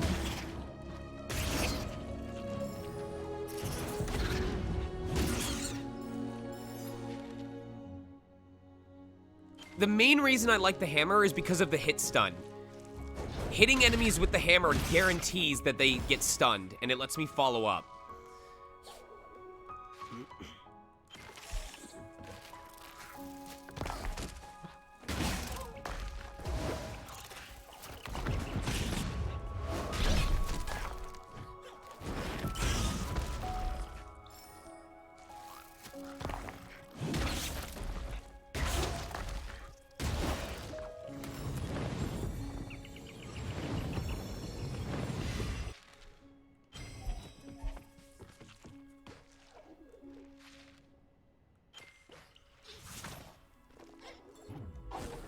Okay, now I understand why they had Lash be the same as Bash. Because you're usually going to combine the two together. It makes sense now. You just got to be careful around enemies.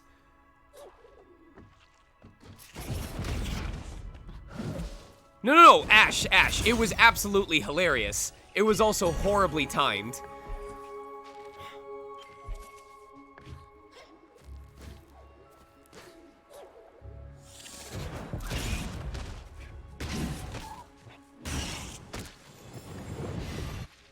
Oh my god. Yo, whichever... What is it? This shard that gives me double Spirit Light and additional Spirit Light orbs was the best early game combo I could have done. We are absolutely going to have everything maxed by the time we get to the end of the game.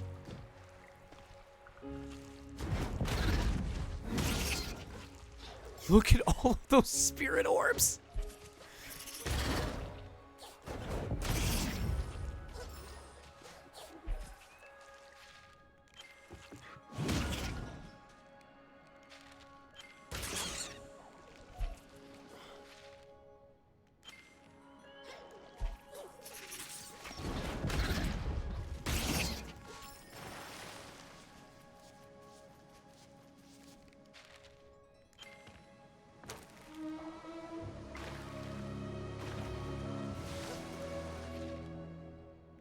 So wait, does this mean all the water in the game is clean now? Like, if I had made it this far without falling in the dirty water, would I have gotten that achievement?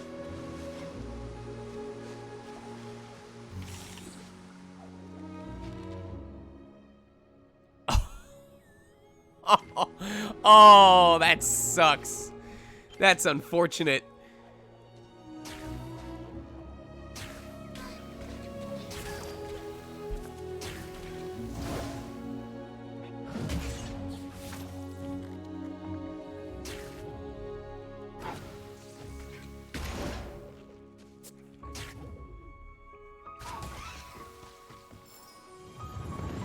You can save scum, though. That is true.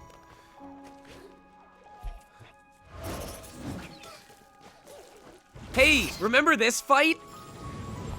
Remember this fight we were supposed to do?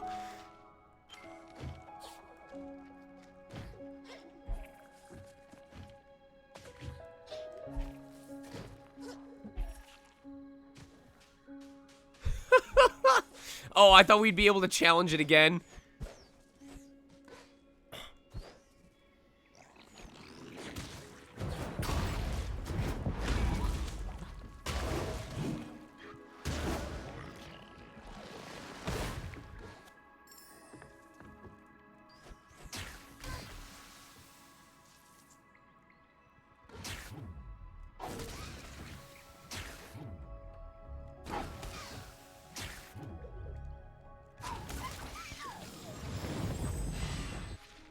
There's a no. No. We're here to have fun. Excuse me? Absolutely not.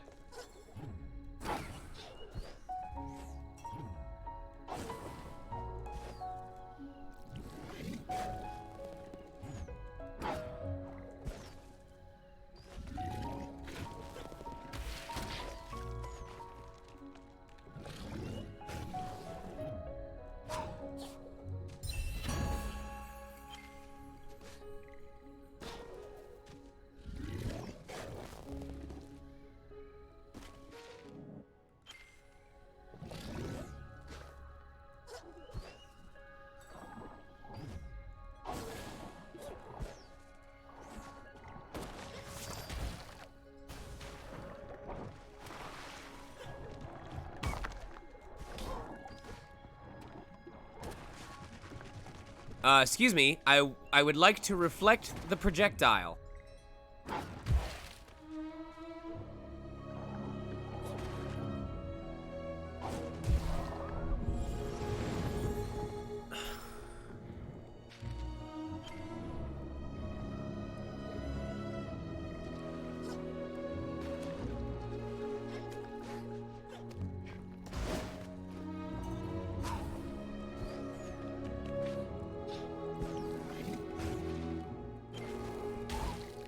Oh, I hit the wrong button.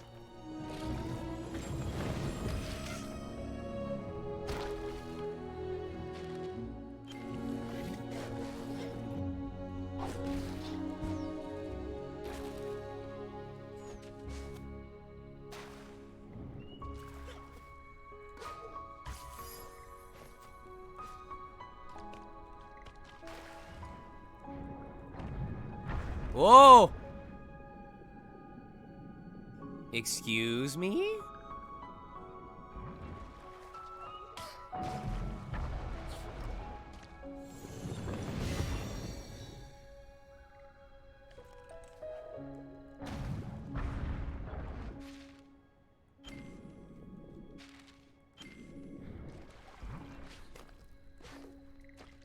How do I...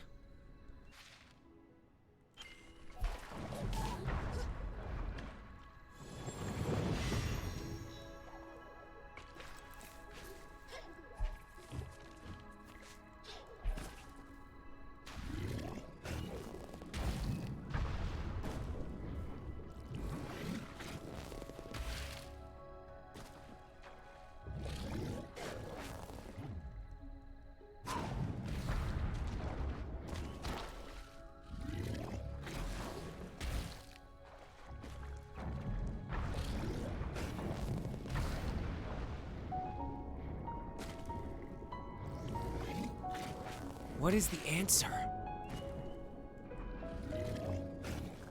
Maybe if I sneak up on it?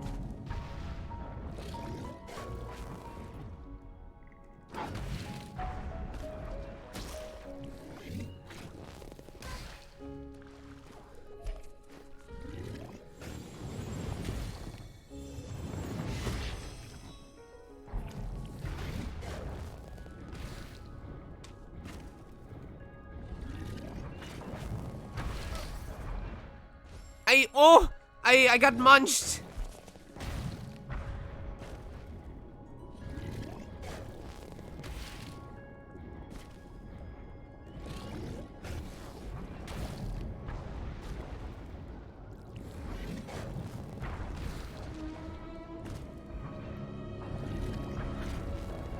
I can squeeze in. I can obtain it. Oh! I don't think I need to get rid of the monster first. He's supposed to help me. No. The monster is what helps me get over there. Yeah. My guess is I need a different ability.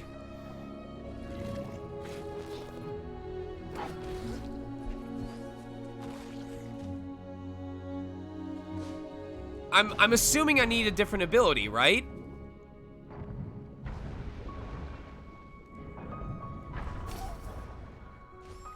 Okay.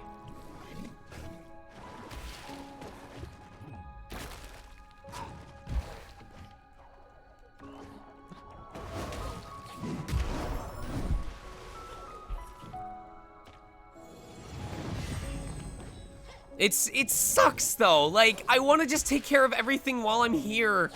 I don't want to have to come back additionally for it later.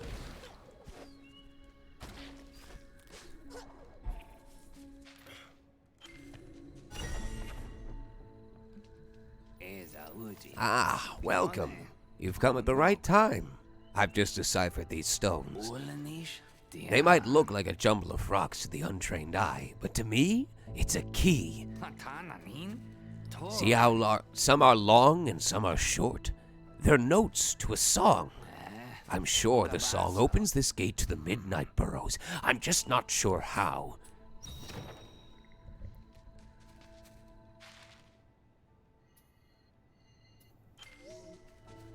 If I only knew how to read stone notation. Hmm? Does it go? Ba ba ba ba ba ba ba ba.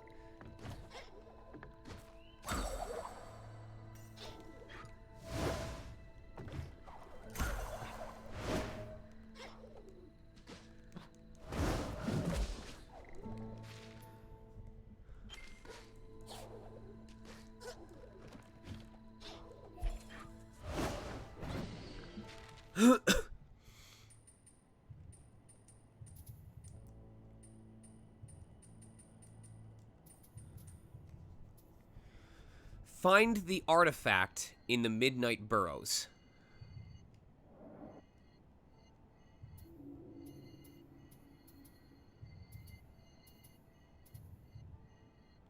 I'm guessing we haven't accessed the Midnight Burrows yet?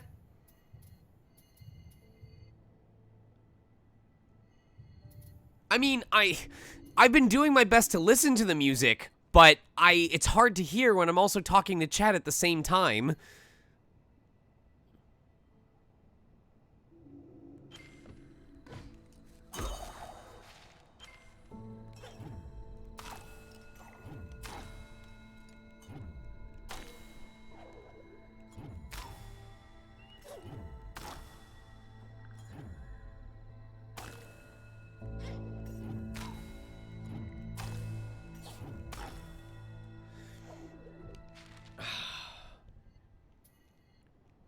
Where is the Midnight Burrows? Did we even go there yet?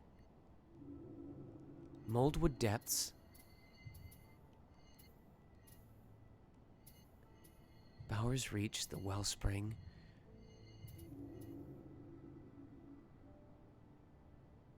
Is there a quest that I'm supposed to do in order to figure out what the notes are, or is this the part? I just have to figure it out.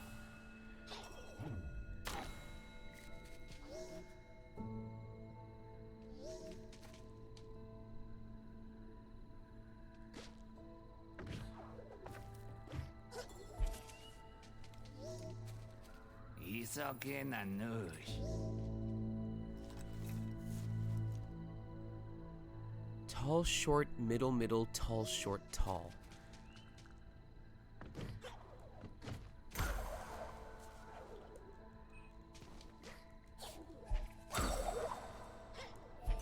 Tall, short, middle, middle, tall, short, tall. Let's go, baby!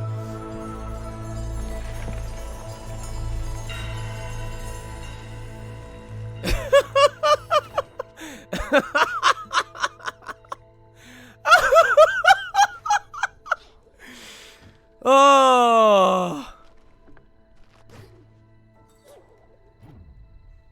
I want to jump off a third floor balcony. God gamer.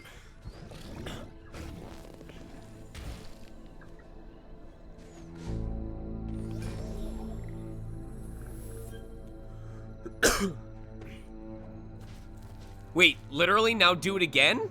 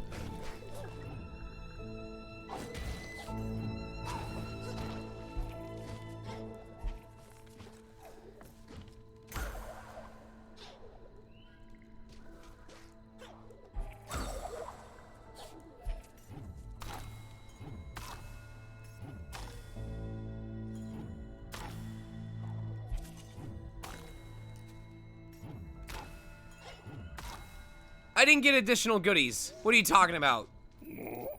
Score! You open the way into the Midnight Burrows. Deftly done, man. Everyone knows gamers can't read.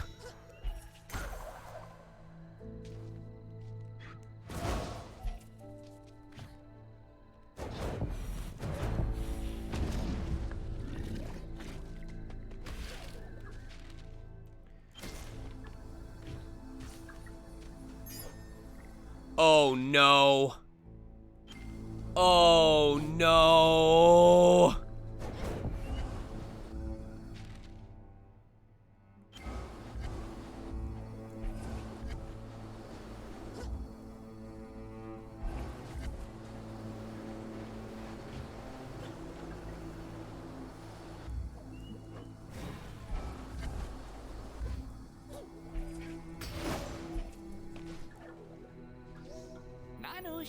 Hello there, trusty traveler. Is it just me, or is this part of the world particularly tricky to navigate? These tunnels lead in the most perplexing directions. I wonder what could be the cause. Some curious root structure? The decay? Ah, well, a fun map-making challenge at least. Care to purchase?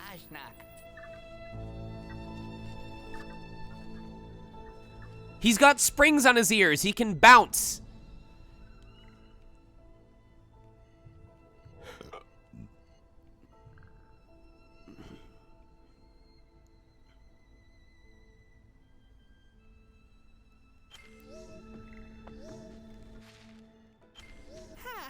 It's been some time since these midnight burrows were open to exploration.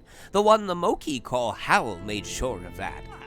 But what a fascinating place! Have you seen those strange rock outcroppings? Ancient totems, I believe, left by a lost civilization.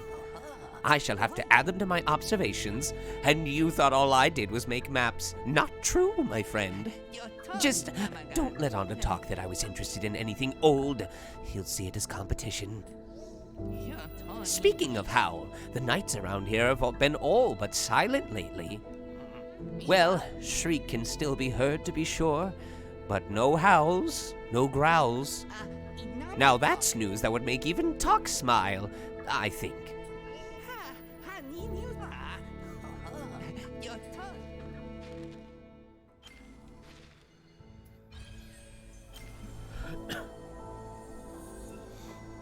It's been fun doing these voices. Legit. All right, here is my promise. Let me ask this. Avian, with our current progress, if we took care of whatever this is and all of this tonight, and I started stream at 2 tomorrow, do you think I would be able to finish the game? 1, finish the game by midnight. 2, 100% the game by midnight.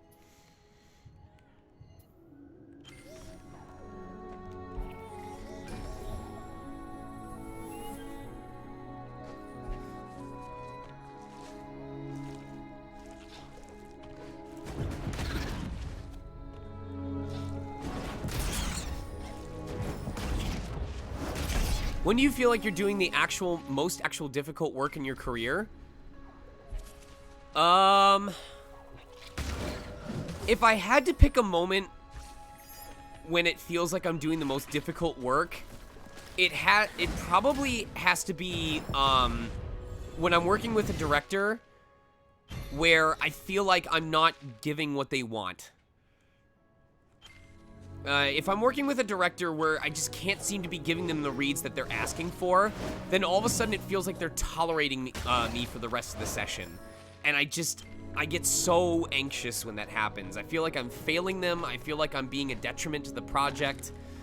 Emmy knows what I'm talking about, because there was a project a couple months ago where I just was not giving what this guy wanted. And it led to me coming home feeling like shit.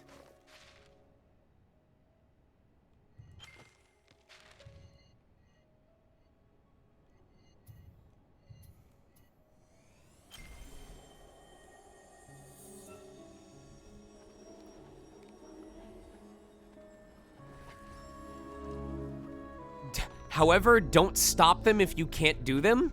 What are you talking about? Oh, part of the fun is seeing you. As long as you're enjoying yourself. What up, Jeriel? That's right, I game. I'm a gamer.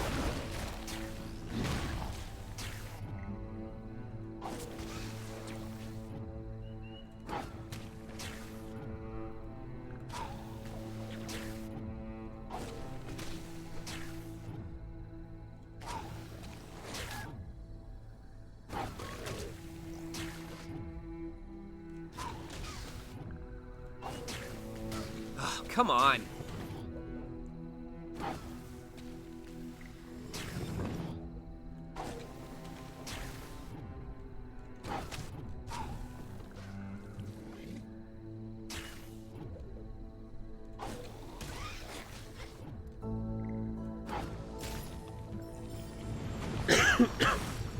I have not played this game before. What?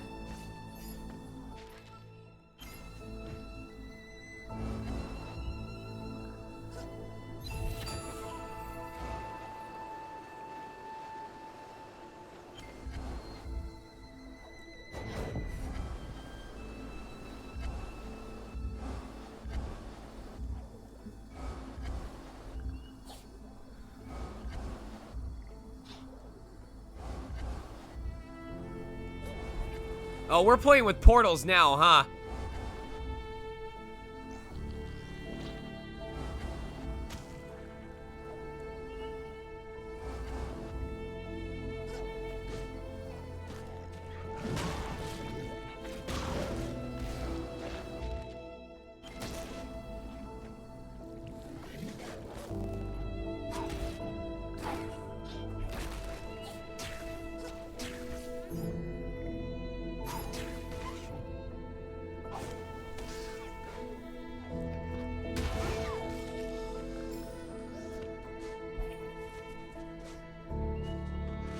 Portal 2 co-op with Emmy.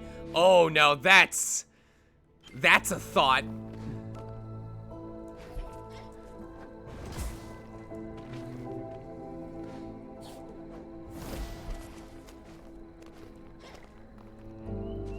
We would be screaming at each other.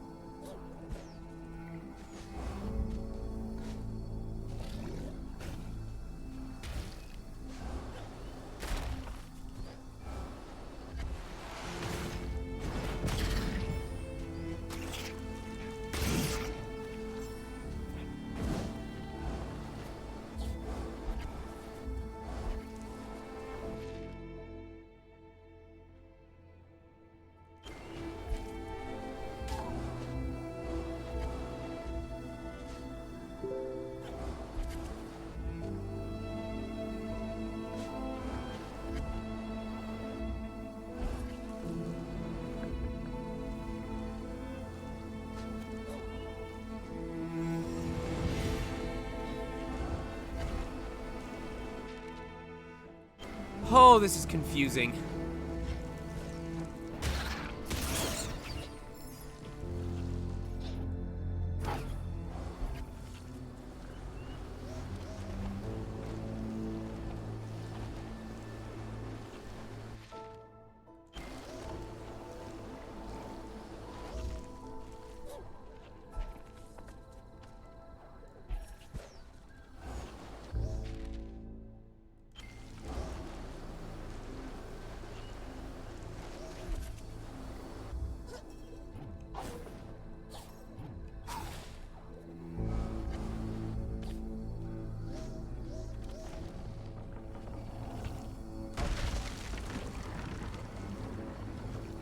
Oh, buddy.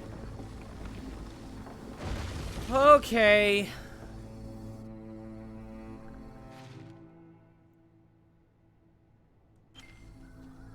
How about Ori VR?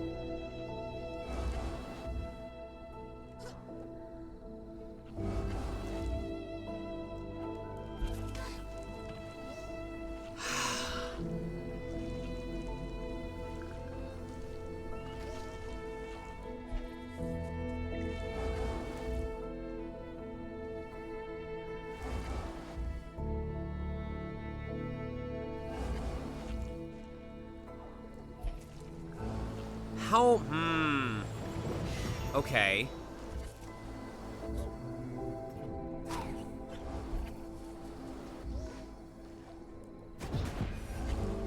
And that doesn't work. Let me think about it. Thank you, Mega. I appreciate it.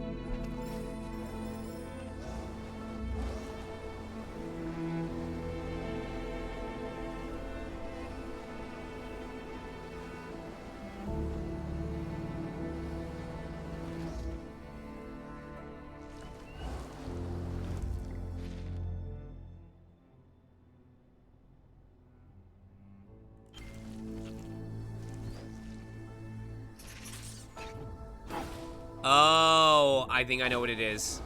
I think I know what it is. All right.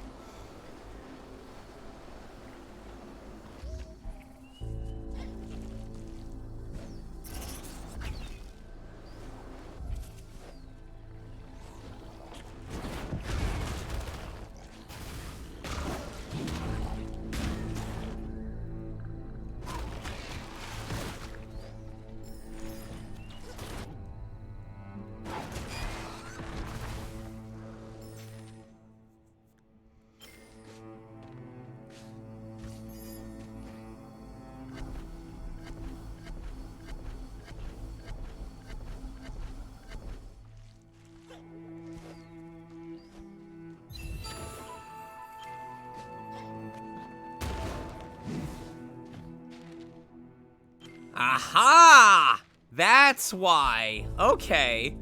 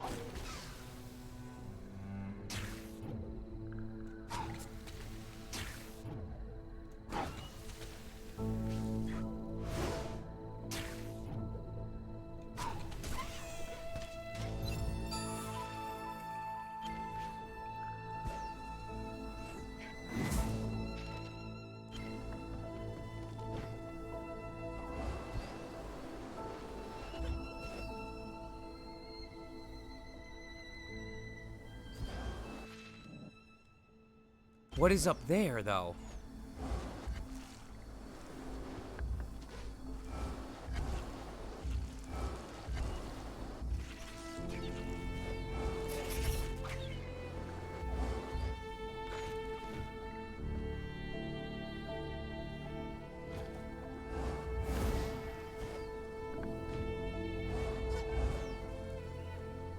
What is up there, though? Oh. That's what it is. Oops. Okay. There we go.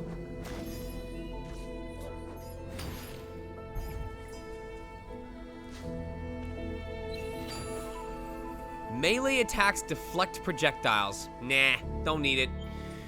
We're good enough as it is.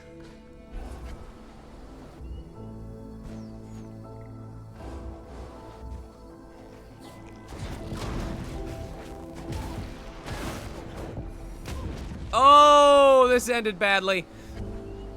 This ended very badly.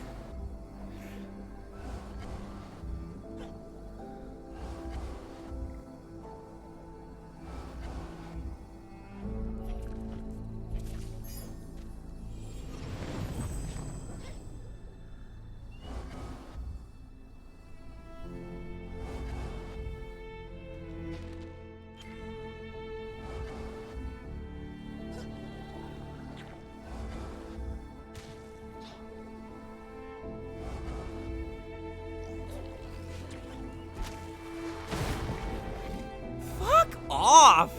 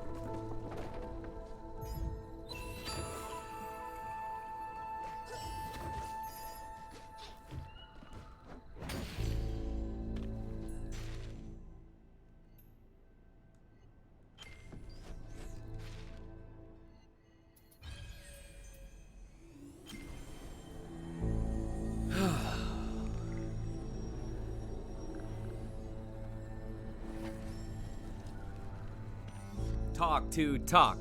Talk to talk.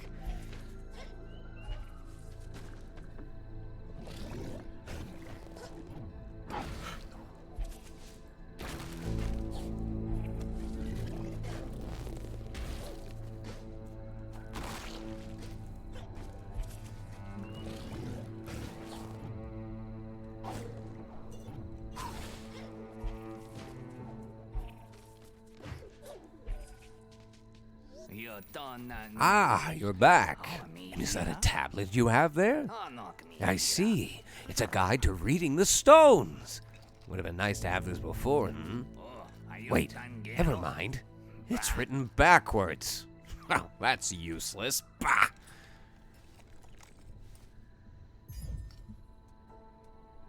Okay. That's it? That's it?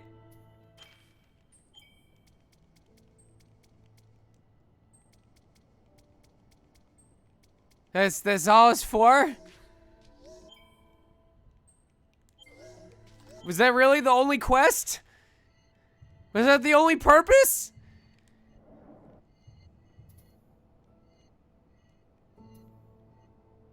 Okay. I think it's time for some upgrades.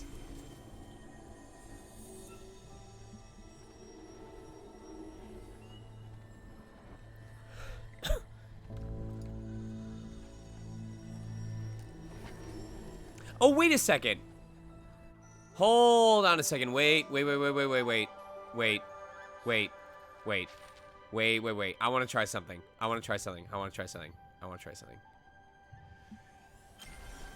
Bear with me.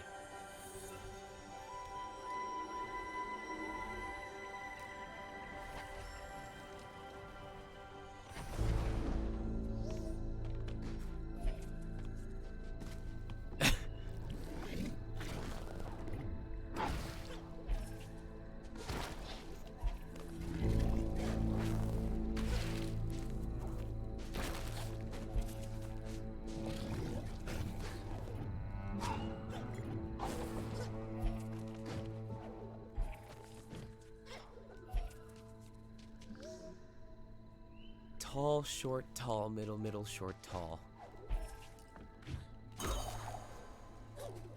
Tall, short, tall, middle, middle, short, tall.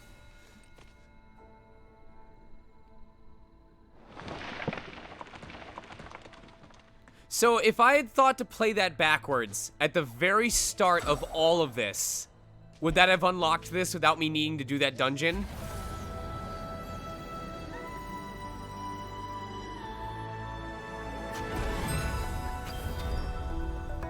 Oh my god.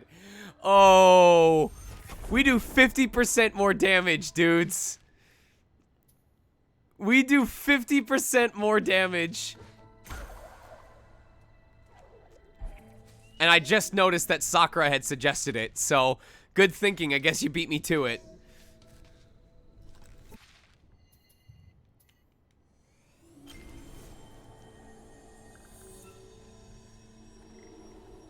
We had a previous one that we got.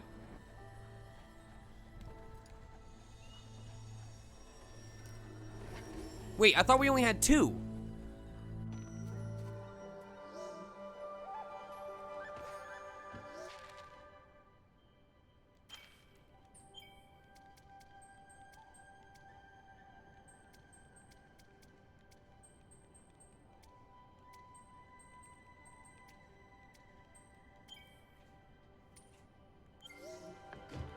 The Wisps each give you 25% more.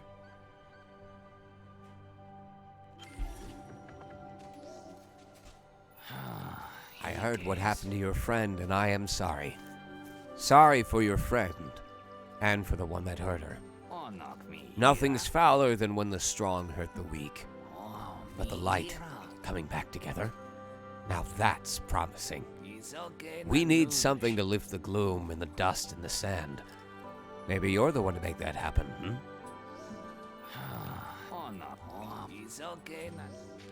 Yes, we are still going for the eyes. We are still doing that. I'm just trying to remember where my upgrade peeps are. What no?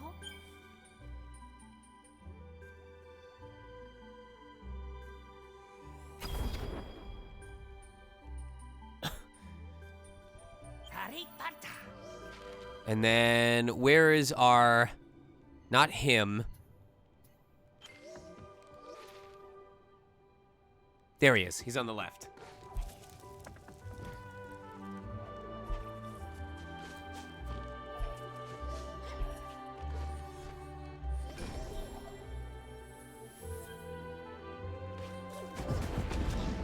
Oh! What? Oh! Oh my god! Hello, Spirit. I heard about your friend. I'm sorry. So many things falling apart these days. I hope she will recover soon. Once the shattered light is whole. She can be revived! We Gorliks sheltered a piece of that light long ago in my old home to the far east. Our spires rose higher than the hills before the wind and sand brought them crumbling down. If you go there, take care. It is a hard place. Fancy helping?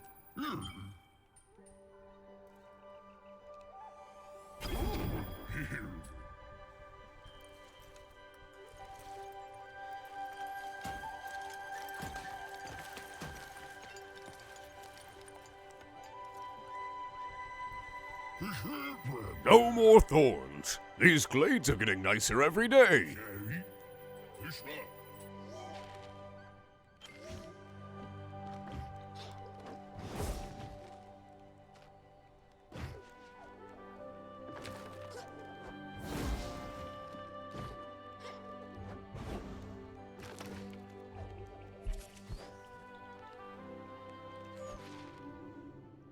How do I get up there is the question.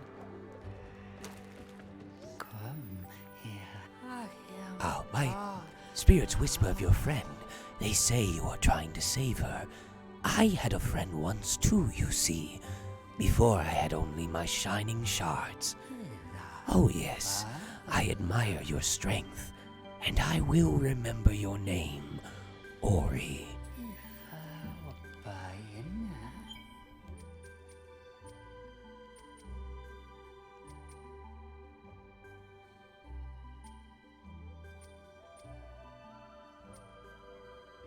Oh. Oh. I could have had triple jump this whole time. Oh, we're saving up. We are stockpiling. We are saving.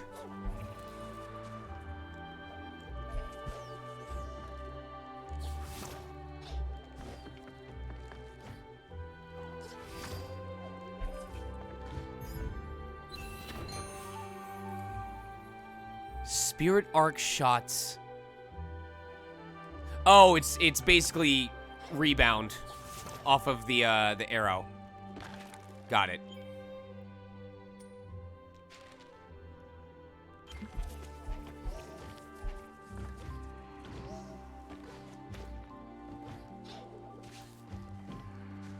This game makes you feel like a Chad when you get triple jump. I imagine.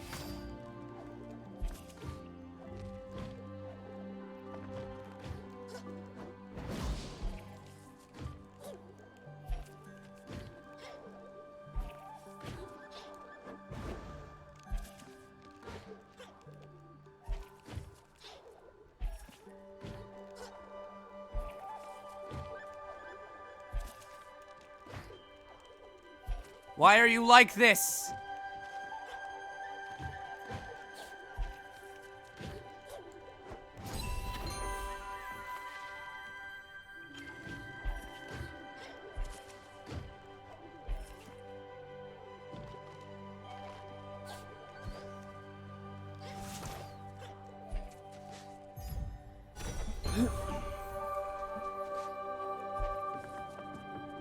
Oh. Of course. Of course that's what happens. Oh. That's too funny. All right. Let's get exploring. I'm going to grab some food.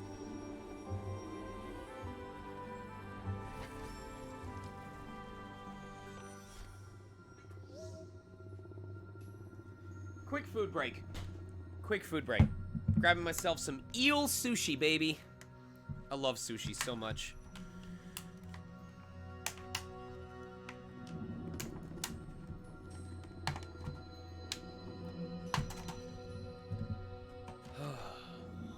Hibachi's really good too. I like teppanyaki, I like hibachi, I like sushi.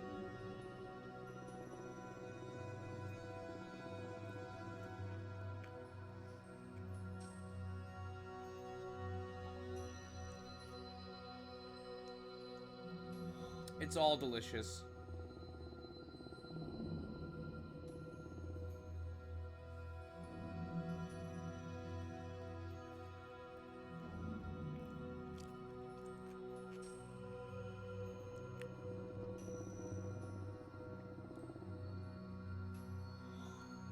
If you guys ever want to see me pig out, take me to Akura Sushi. I will eat 20 to 25 plates by myself.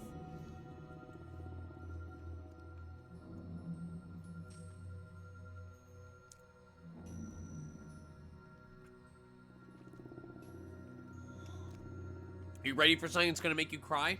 Hold on, let me eat this next piece and I'll tell you.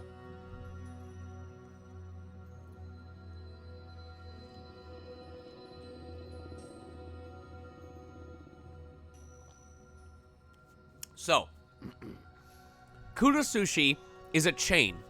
It's not a single store, it's a chain.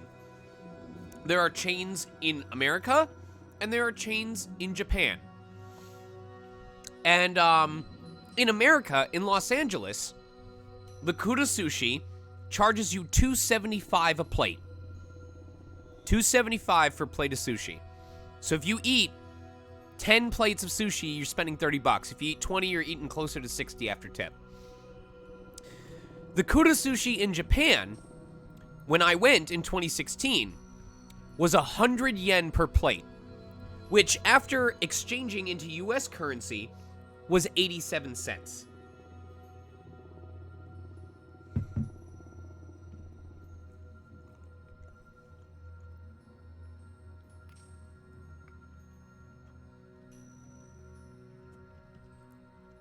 my friend and I would end up eating there at least twice or 3 times a week while I was there for 3 weeks. And we would fill ourselves, and I mean fill ourselves sick, for $15.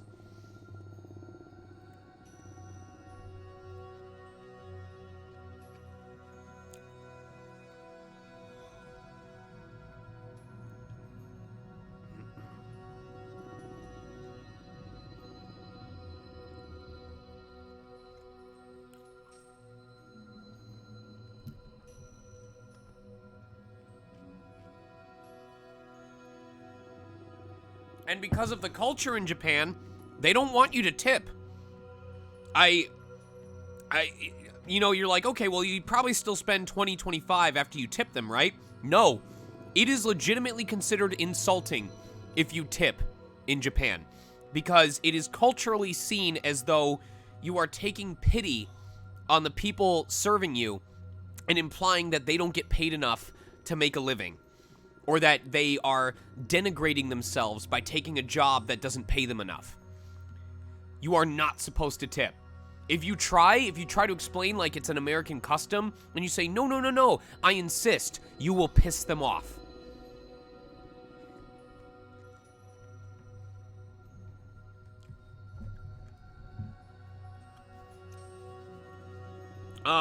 It got especially hard at Comiket, because at Comiket, there would be people selling... Hold on. I know the book is here. Give me a second. I'm gonna find it.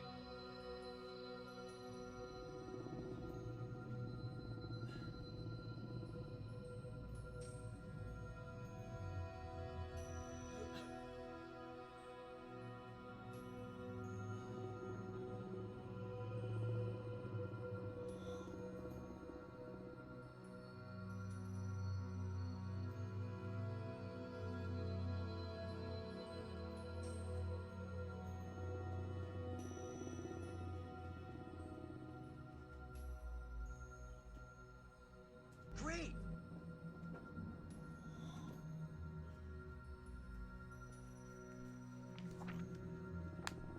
This was a storybook. Hold on, sorry, I'm gonna move. This is a storybook about Pokemon folktales and mythologies. And it contains, like, full-body pictures and decals. Let me find a good page. Stuff like this. Okay? Do you know how much this cost me in US dollars for this entire book? $12 bucks. $12 for this, and they would not take tips.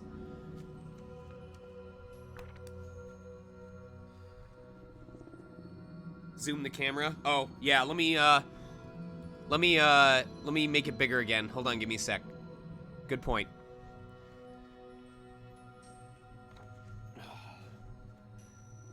Like, stuff like this. Find another example. Oh, this is gonna make a certain someone very happy.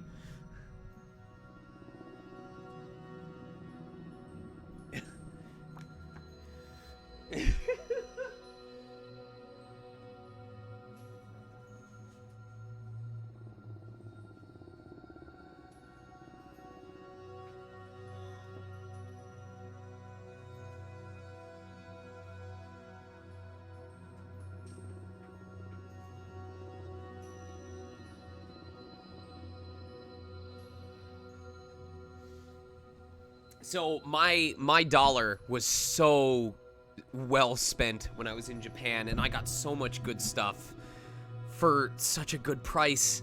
And I felt bad that I couldn't tip them, but I swear to God, man, it's just not, it's not part of their culture. It's not a thing.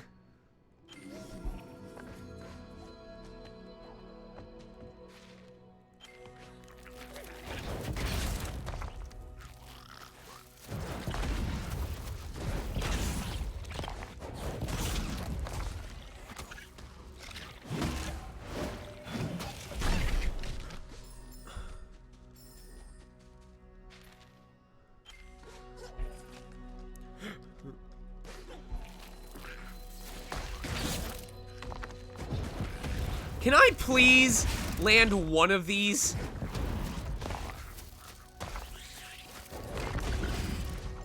I don't even get to see how much damage the shockwave does, because everything else kills them.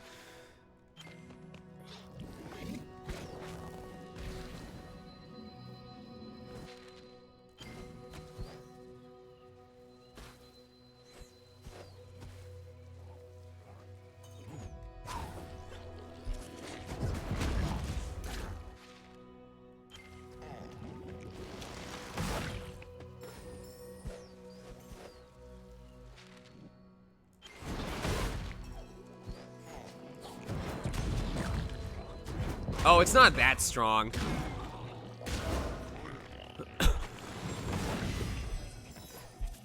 So, did they give people an option to beat this game who can't play or who can't stand spiders? Or are they just shit out of luck?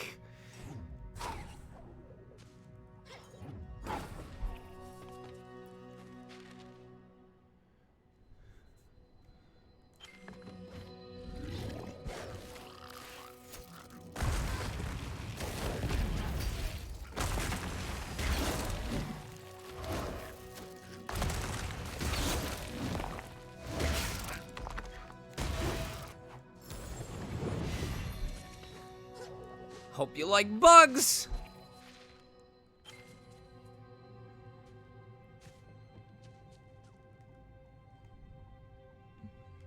Oh, I was right when I said that was a spider.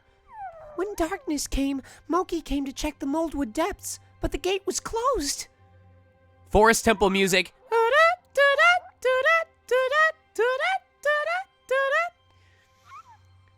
Little light. Lonely light. It is dark, but maybe you can find it if you shine bright enough. Now we just need the weird guy in the background going,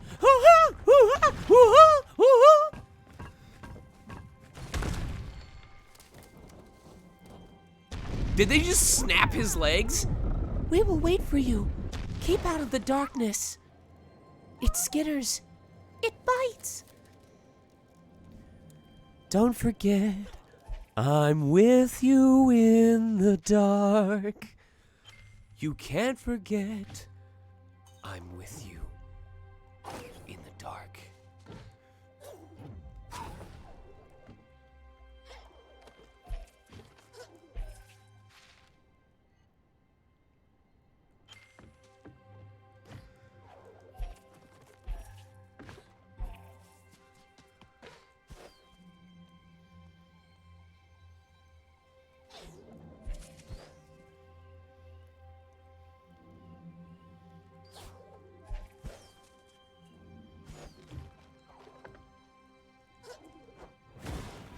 I don't know if this is what I'm supposed to do.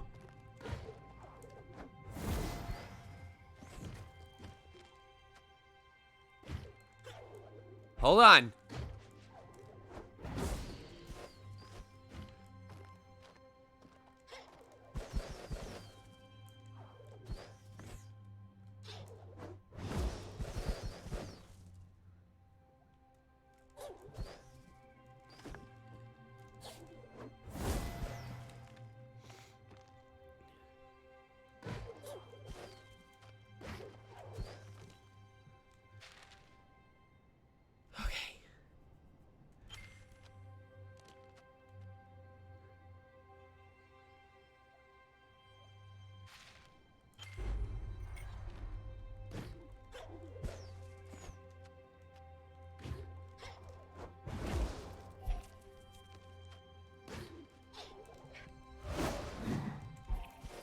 Yeah, definitely not happening. Not happening.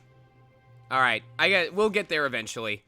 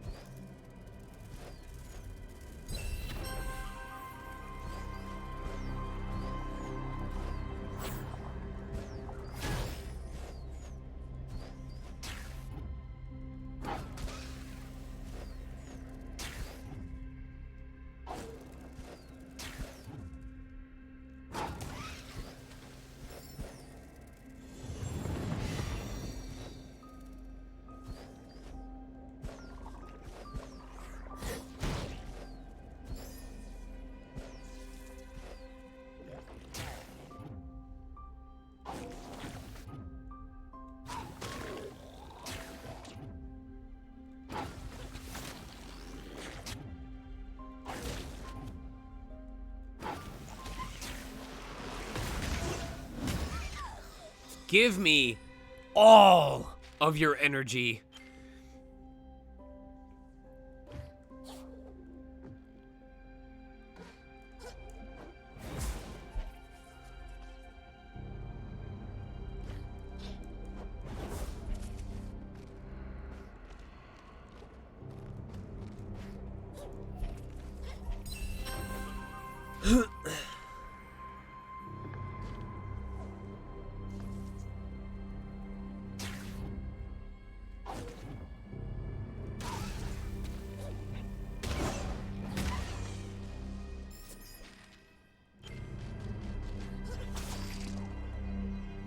Oh!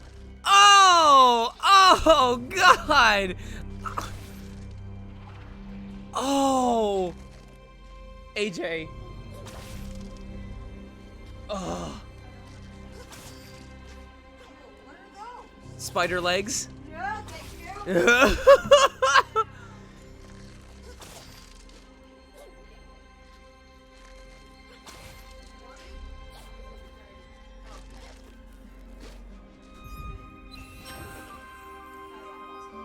Oh, that's so gross.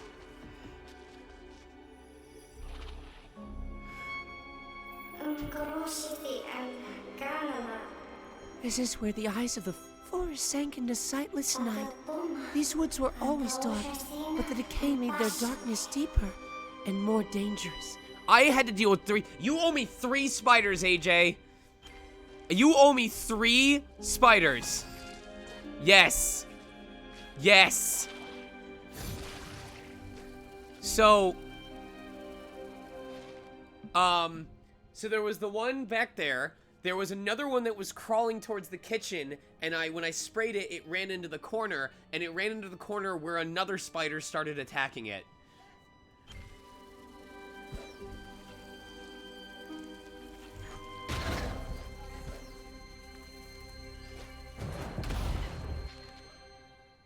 I don't know.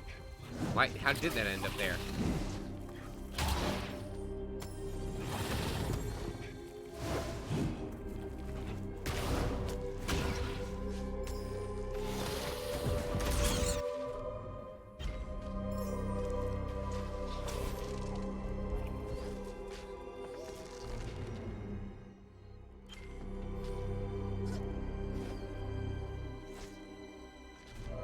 Oh, this is so gross.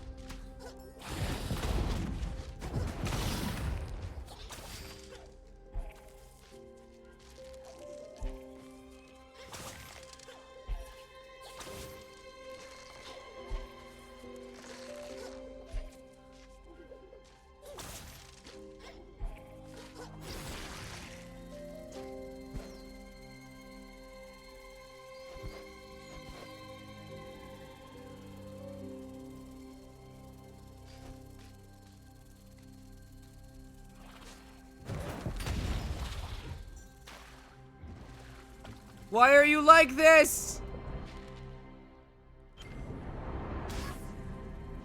Oh, okay, so I can't go that far into the darkness? Oh, okay. Okay. So the darkness swells in, and if it's too dark for too long, then I instantly die. Got it.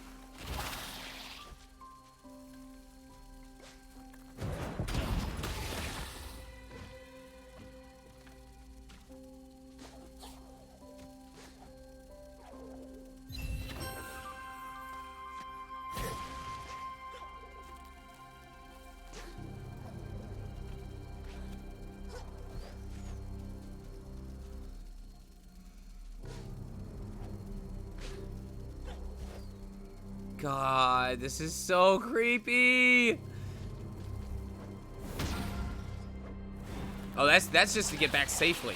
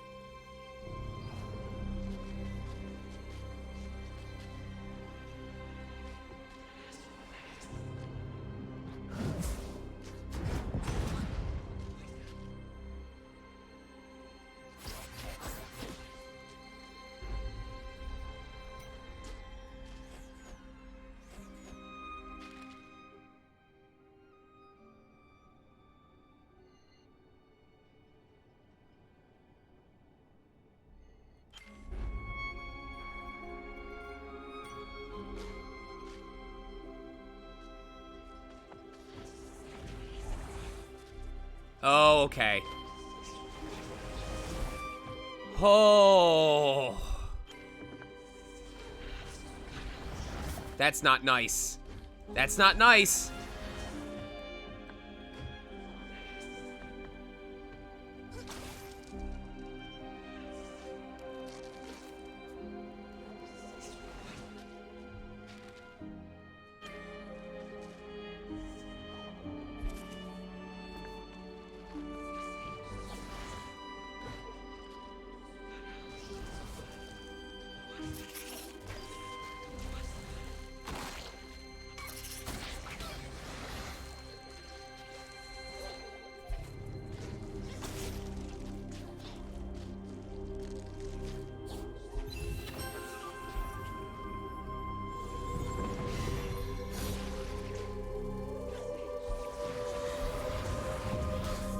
Oh, come on!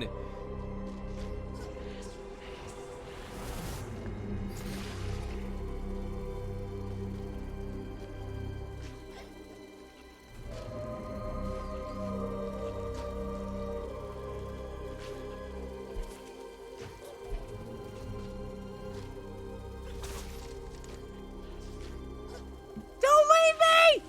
No!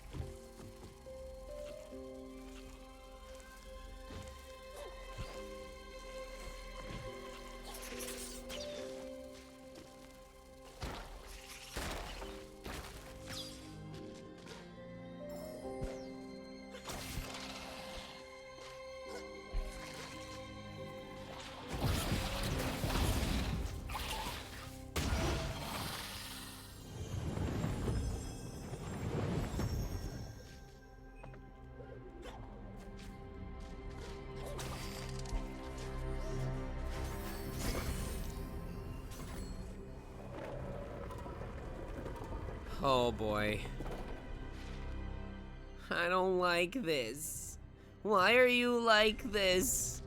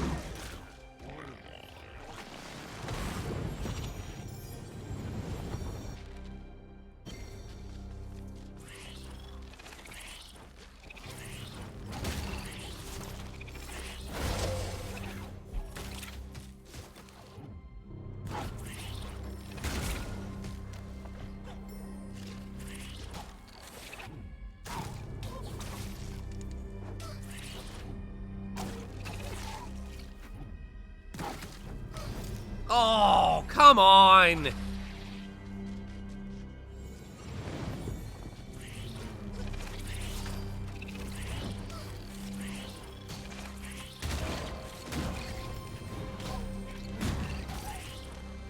That's unfair.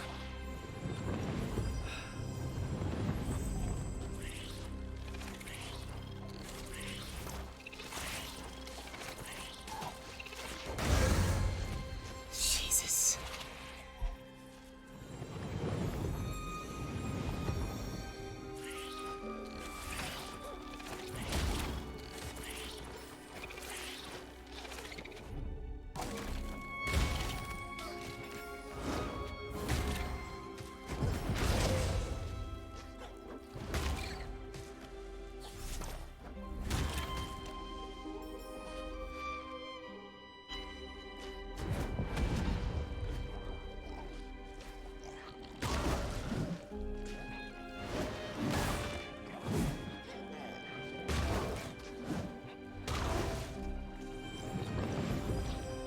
Oh, come on!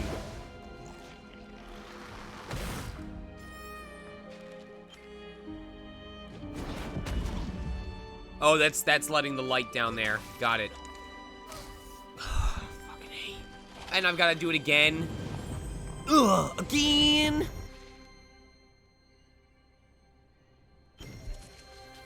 Oh, okay.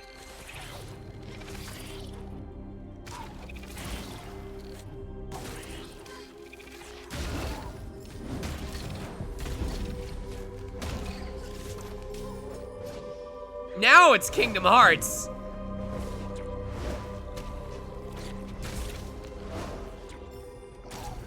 Oh, fucking A, are you serious?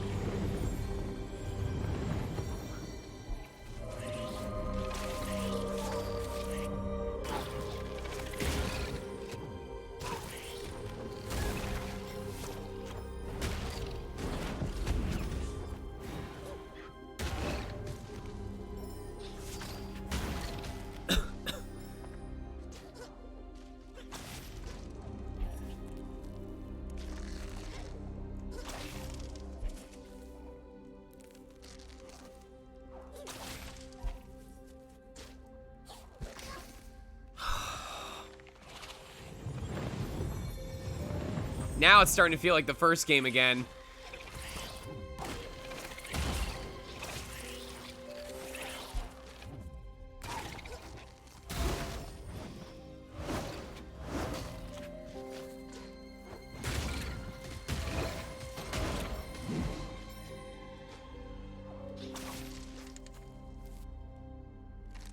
You're working on the soda machine thing?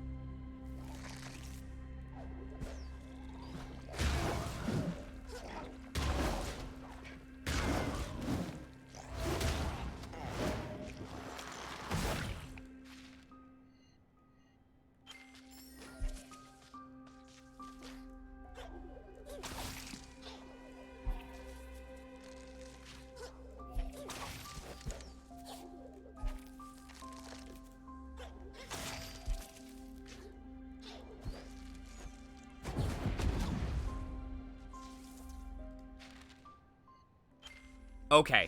No, that's how I go down. Okay. I understand.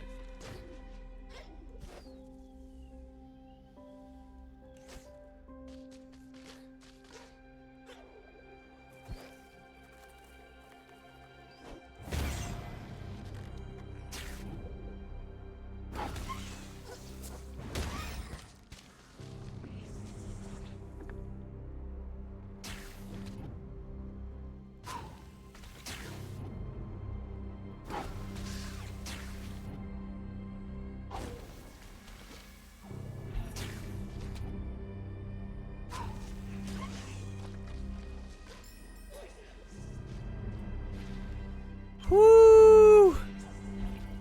This area creepy.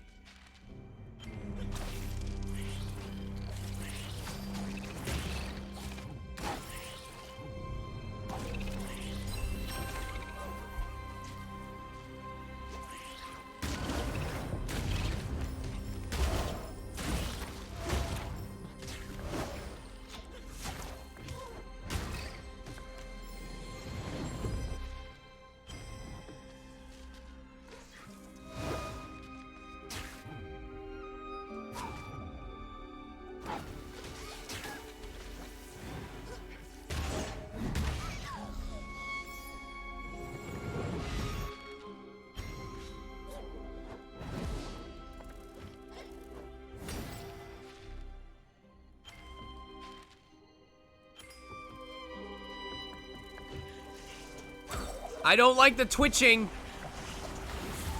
I am not a big fan of the twitching.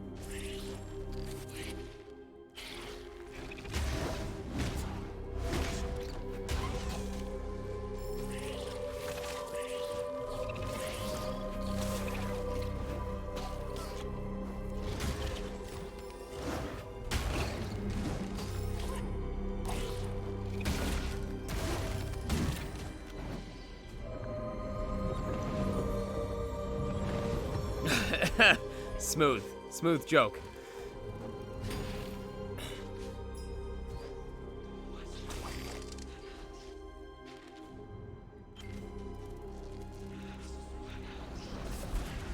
Where am I even supposed to go?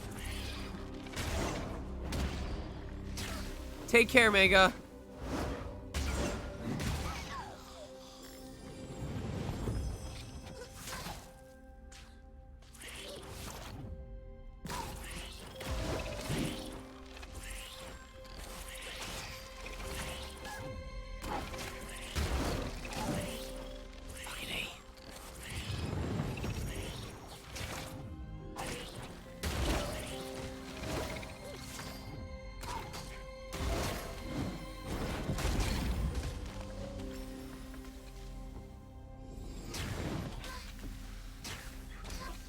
That's not Bash.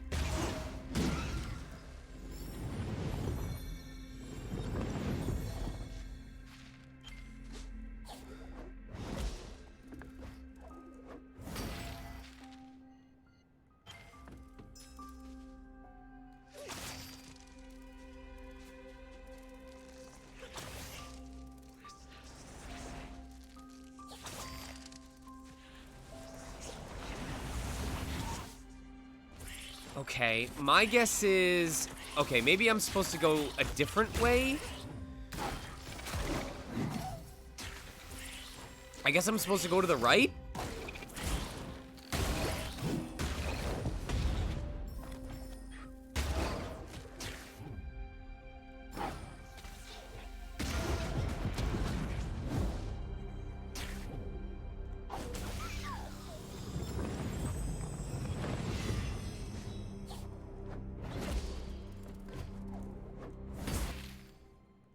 I didn't miss a bug or anything on the left, right? No? Okay.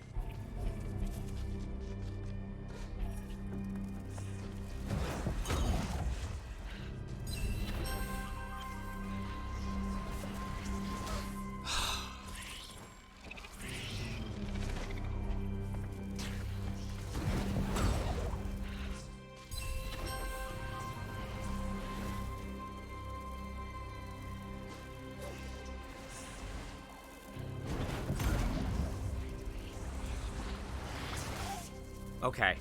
So it's just a matter of being too slow. I just gotta get over there faster.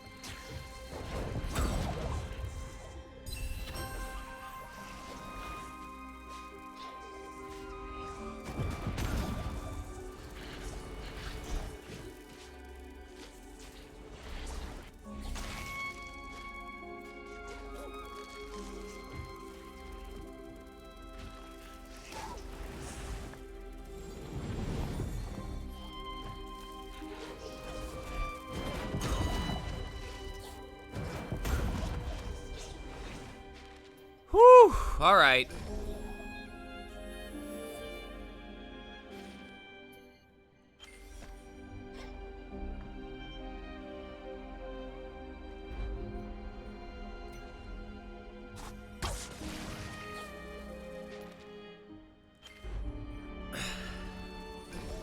Wait, bug, bug, bug, bug, bug!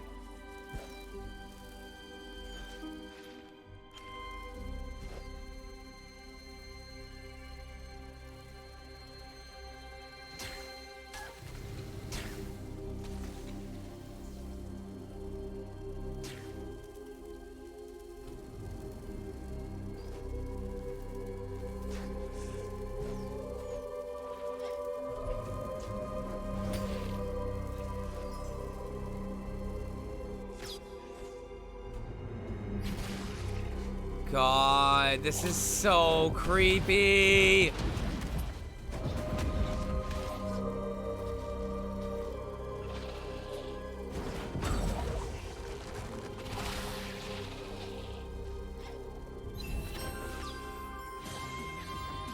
What up, Eric?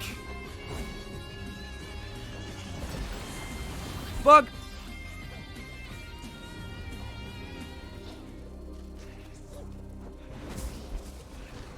Bug!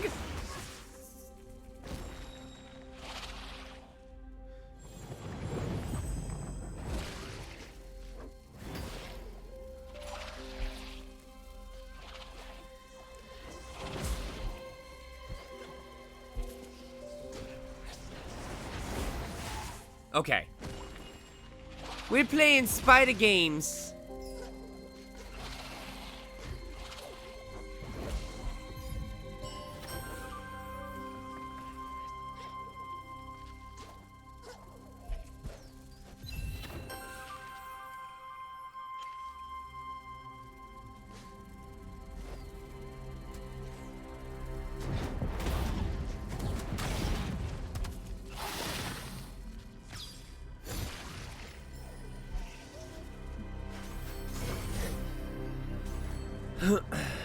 Oh, you were playing Spider-Man. Well, congratulations. We're also playing Spider-Man, but not in the way that you think.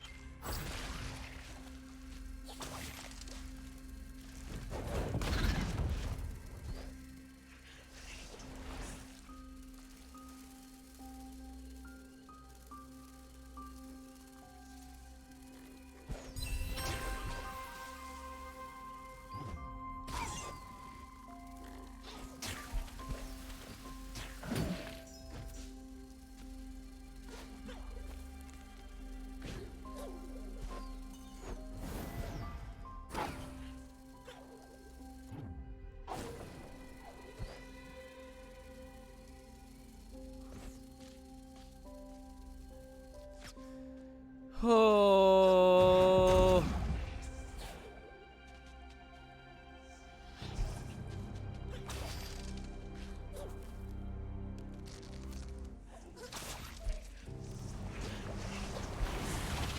Ah!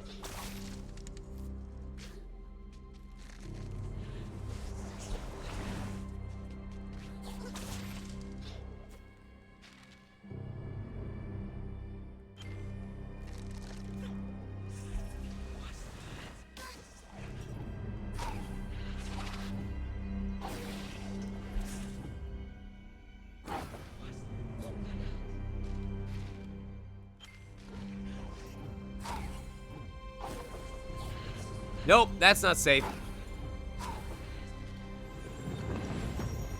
Tell you what, I want you to be the voice of Spider-Pig. Oh. Okay, we are back. We are back in the sunlight.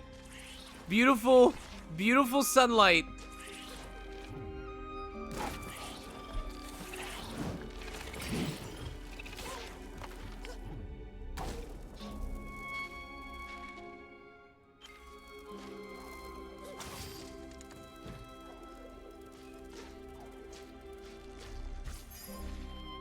It's the most depressing sunlight I've ever seen.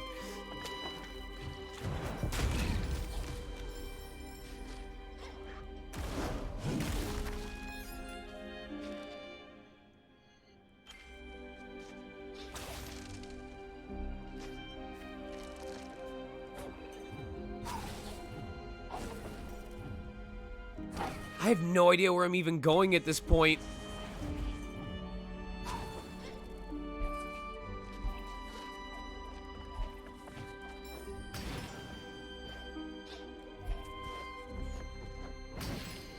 Oh, I screwed up. Hopefully I can get back up there.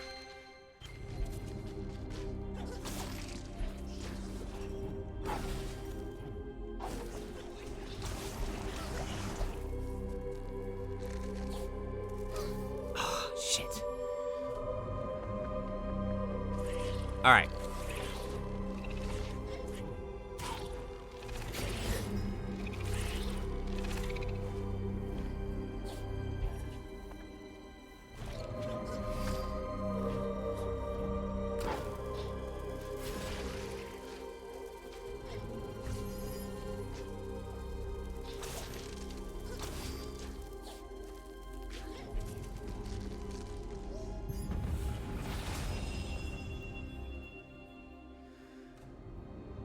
Oh, we're not even close to doing that. Not even a chance. Maybe once the light comes back.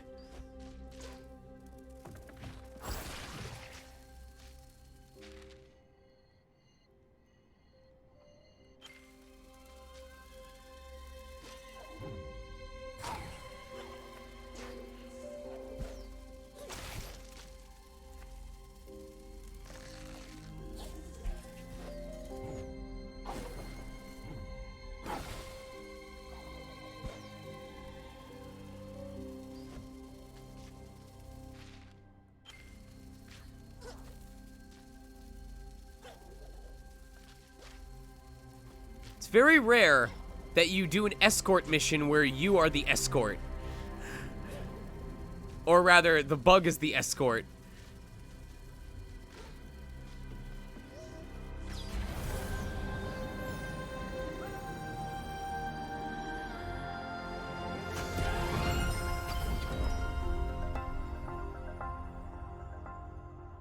Oh.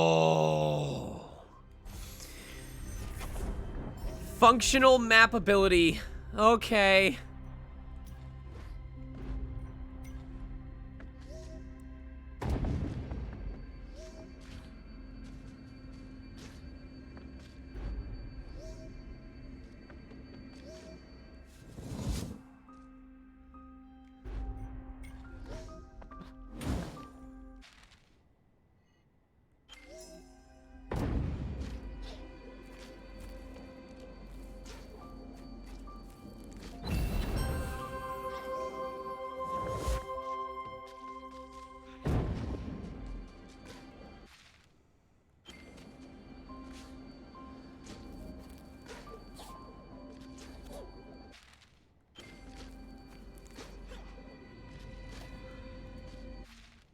Imagine how difficult this is if you have, like, no energy cells.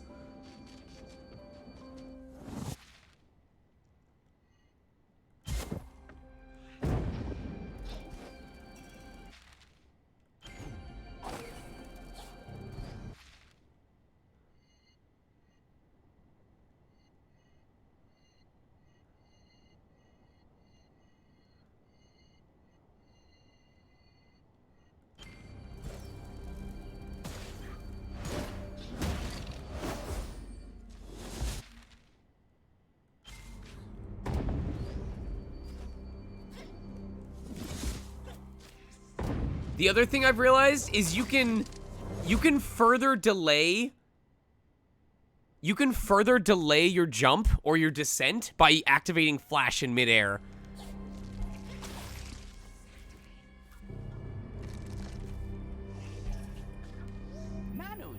Psst. Hi! Does this place give you the creeps, or is it just me? On the one hand, the darkness that came with the decay sure is eerie. On the other, I think I prefer the dark to whatever it's hiding.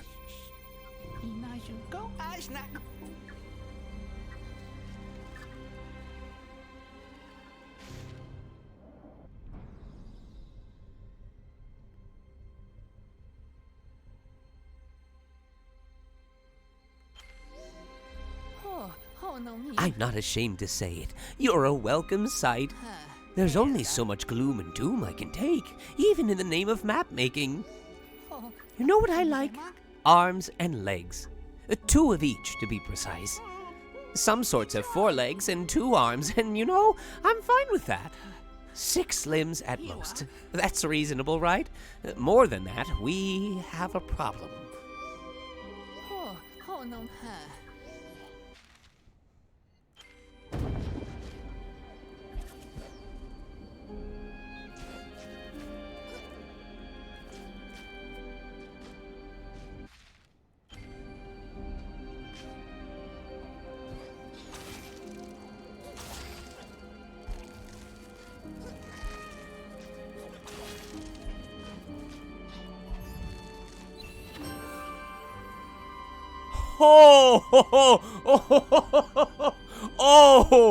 Oh, this is gonna be broken as hell. All right, I gotta figure out a way to get back safely, but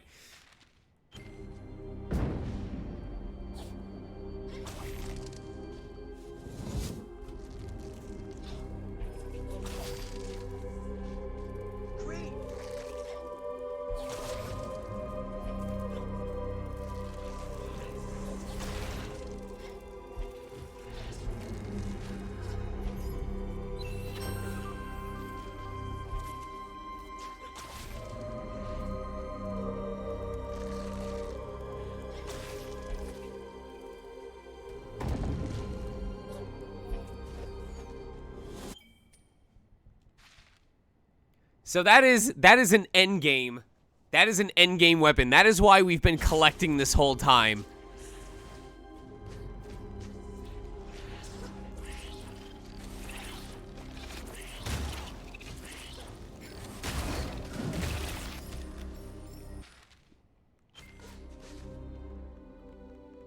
Wait. Wait. What? What?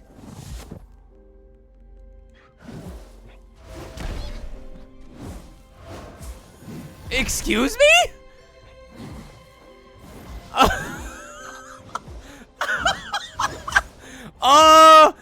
I think I might have just found new speedrun tech.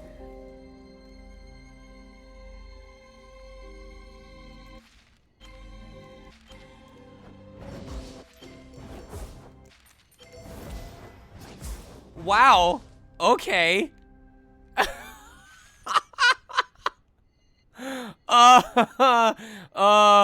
Where is my warp point? Why can't I teleport?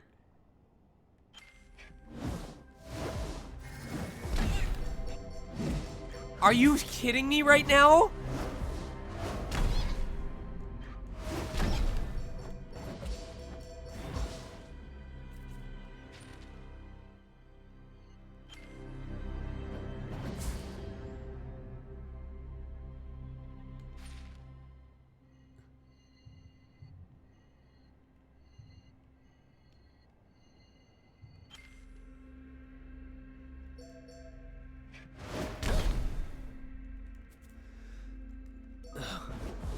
You've got to be kidding me. Wow.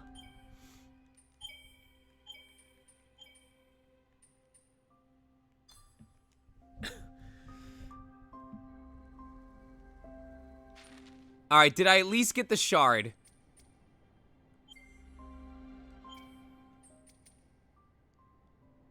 Okay.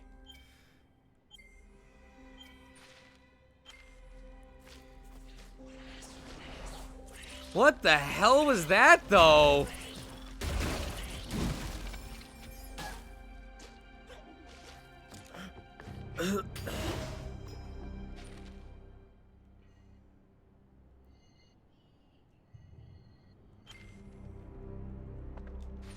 Oh, it's just straight up not letting me teleport right now.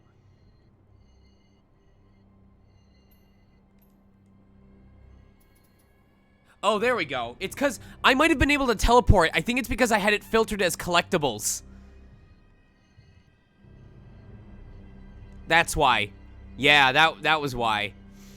Oops. It's all right.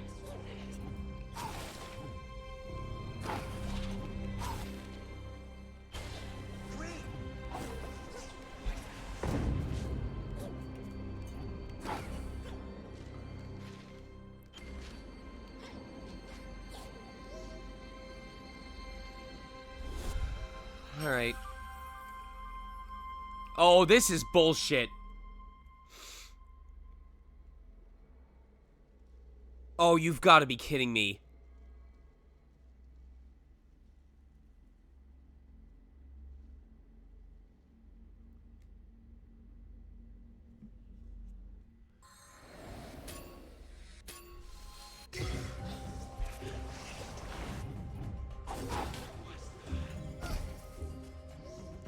Oh, buddy. This is not fun. I don't like this. 35 seconds. What is it talking about 35 seconds?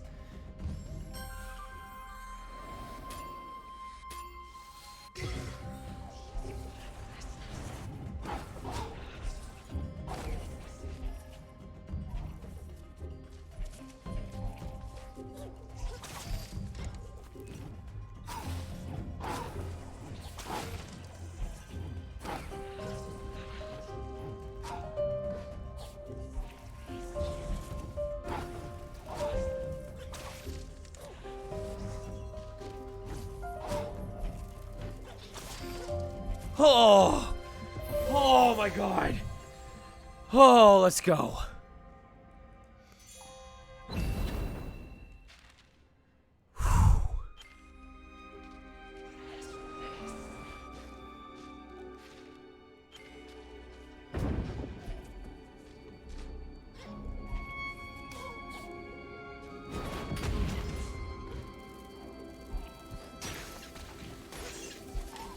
Damn it.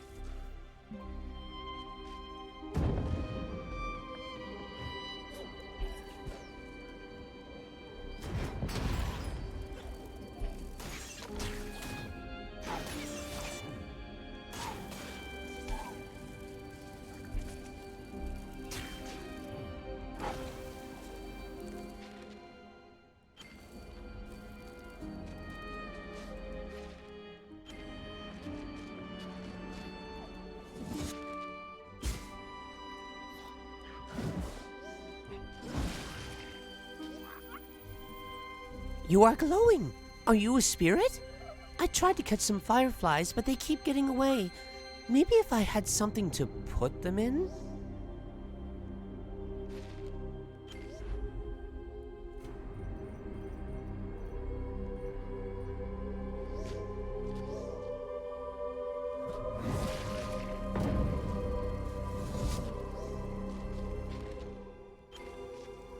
Interesting prospect.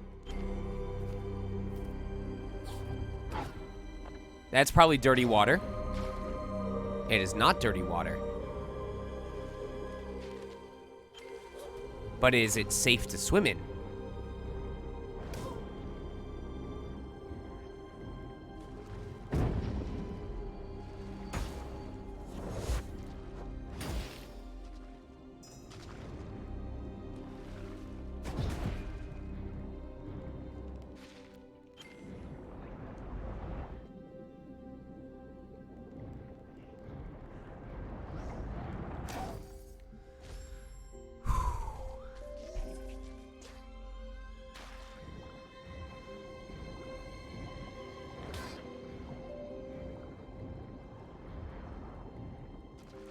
Oh,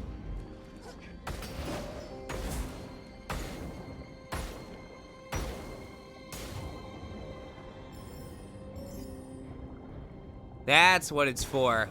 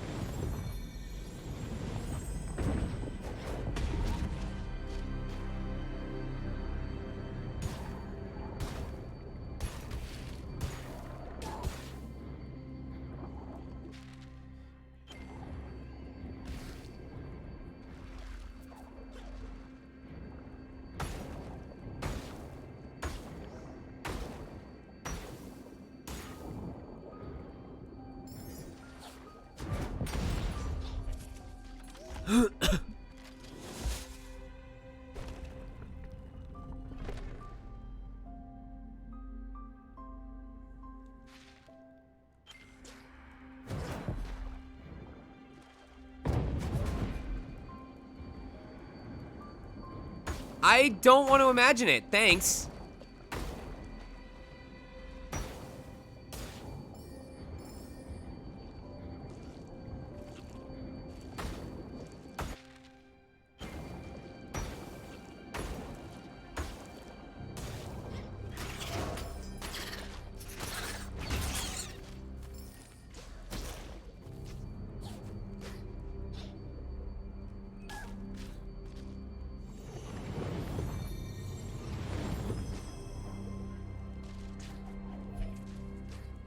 Oh, it's gelatinous. Oh, that's so gross.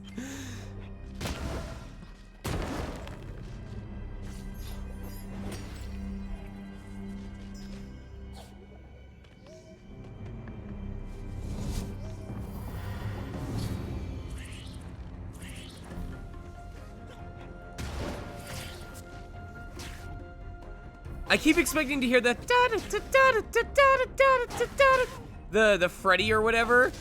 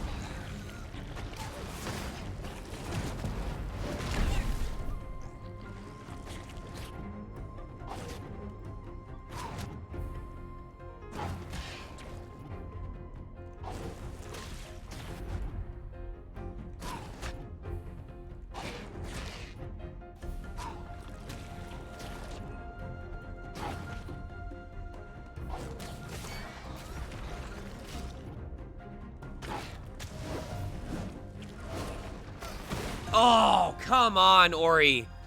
Come on, bud.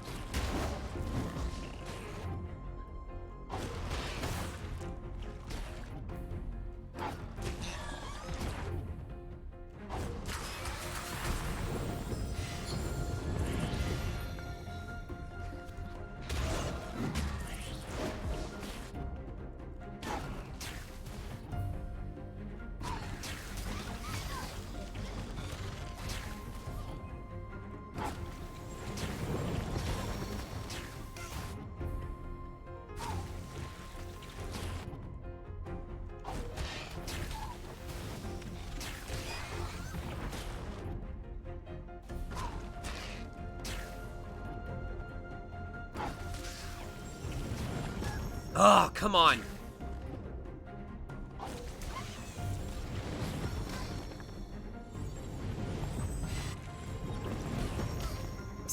Ori, please, finish your healing in time. Thank you.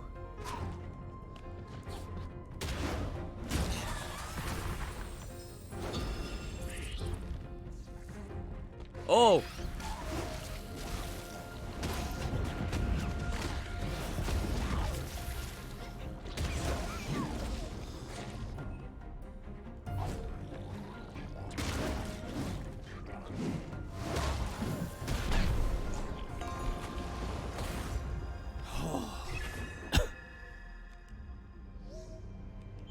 Oh, I know what we're doing. I know what we're doing. Where is it? Where is it? Where's the one? Life Harvest? No.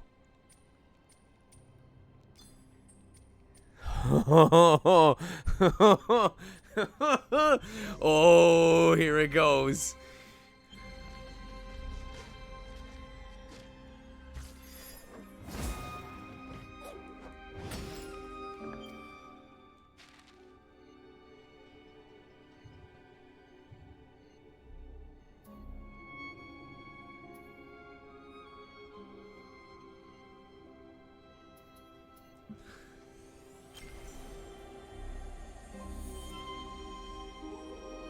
Oh, I'm aware. I'm aware if I upgrade it, that's what happens. And that's probably what I'm gonna do when we leave this dungeon.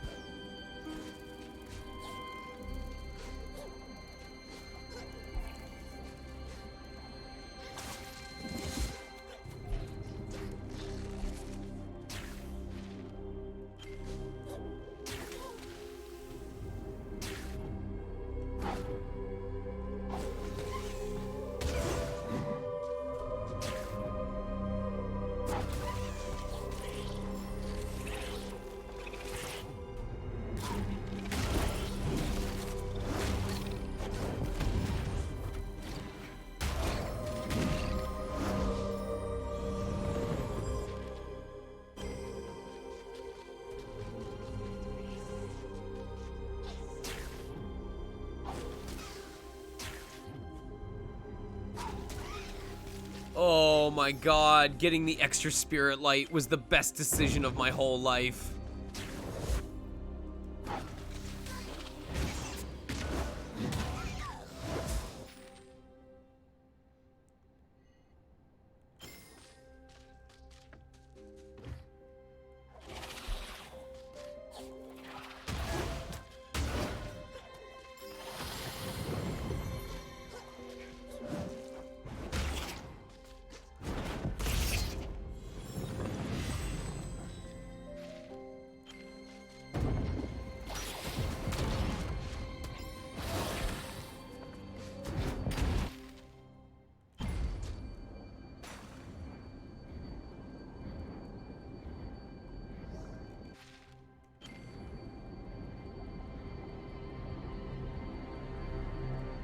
Why do they make the swimming in this feel so good?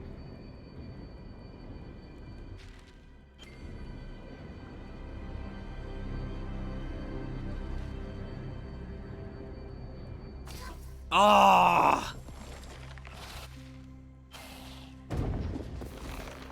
All right, this is like that one stage in Teenage Mutant Ninja Turtles on NES when you have to go swimming through the dam water or whatever it is, and you have to like activate the dam barriers.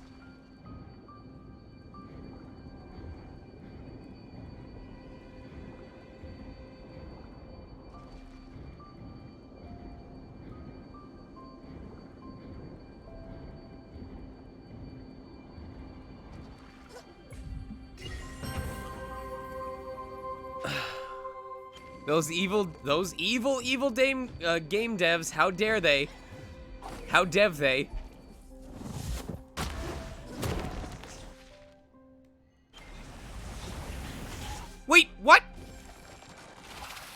Oh!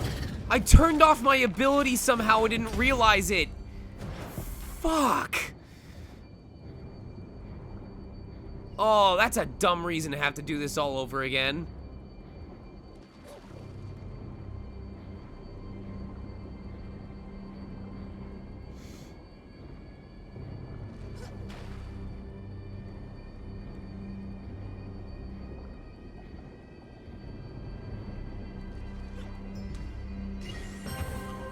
Well, no, I know that my energy is being drained, but it definitely wasn't going to run out anytime soon at this current speed.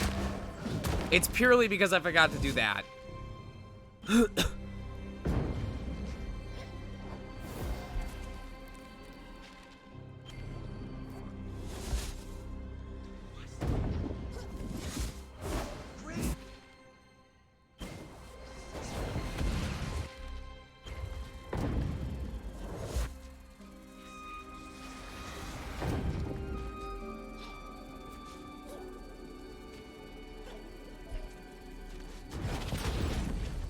There was that's right! There was the time limit on Teenage Mutant Ninja Turtles. You're absolutely right. Oh my god. Wait. Oh, that was Moki. Okay. Alright, we're almost done. We're almost done with this dungeon.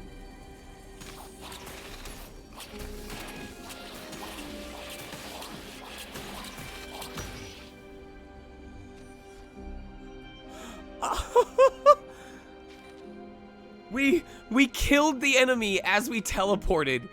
We flexed on him.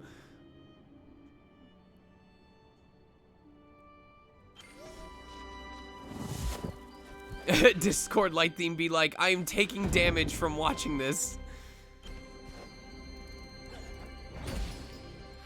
Take care, Ruby D.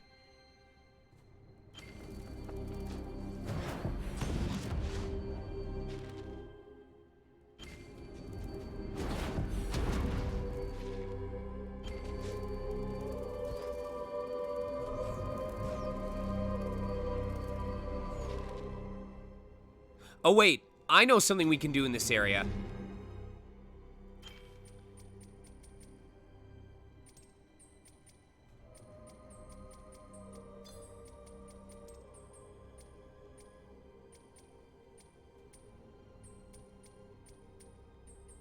Which one is it?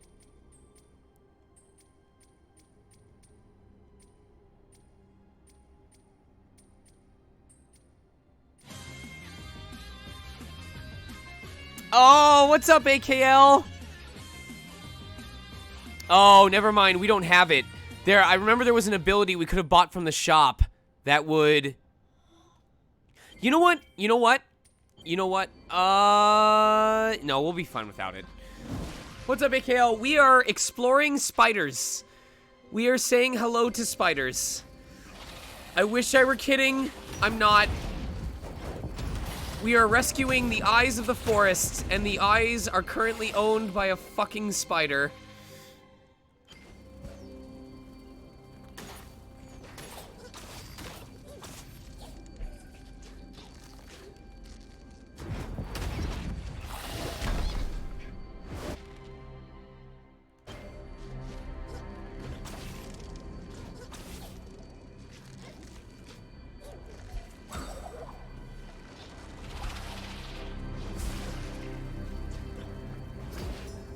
And Sega... Wait, this... What?! You got... Dude, congratulations! Holy shit! What did they say when they dropped by?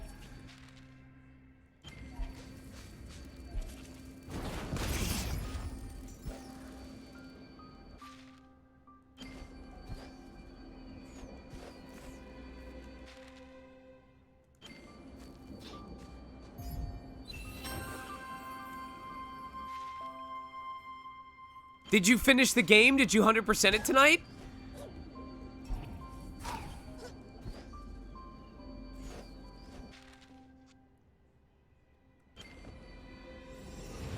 We sang Bakamitai like 4 times and it was worth it.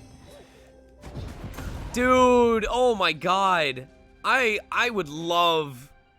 I would be ecstatic if that happened to me. I'm so happy for you, dude.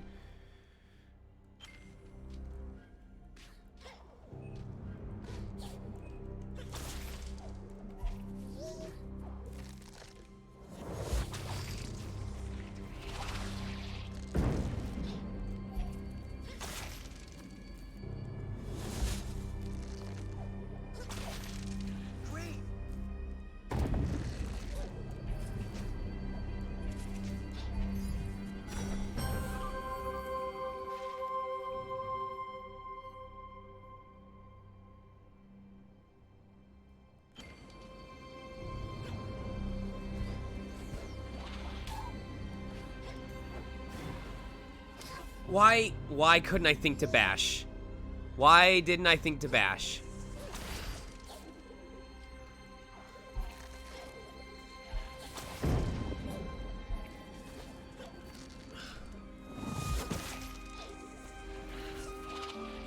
Check who just followed? Wait. What do you mean just who just followed? I couldn't see, cause, What? What? Who, what? Oh! Hello, Sega! Is that really Sega? What? They're following me too? Oh, I think they already left. Well, what's up, guys? Happy to have you here. My name is sonicmega. I created my username based on Sonic the Hedgehog, because he was easily one of the 2 biggest parts of my childhood. Oh, hello! Hello, Sega. Well, Sega, I want you guys to know that you were one half of my entire childhood. It was Sonic and Mega Man. I was the person who legit raised an Ultimate Hero Chow on Sonic Adventure 2 Battle on GameCube. Not save scumming on Steam, on GameCube. And I ran the time and got an Ultimate Hero Chow on there. Sonic Adventure 2 Battle, Sonic Mania, Sonic Pachinko, Sonic Mahjong, Sonic Go Shopping, Sonic and Barbie Horse Adventure. I've played them all, man. Every single one of them. By the way, when is Sonic and Barbie Horse Adventure 2 coming out?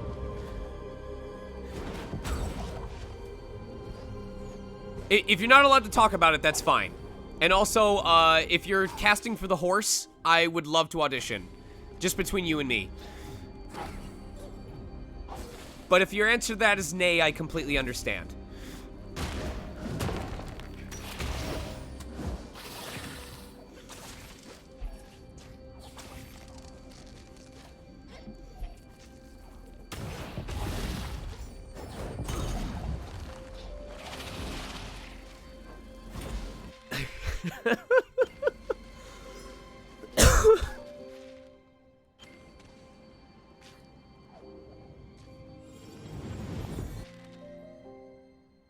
You voiced Yuki, so you're practically family. Aw. Thank you, Sega. I'm so glad that you're believers in the Phantom Thieves.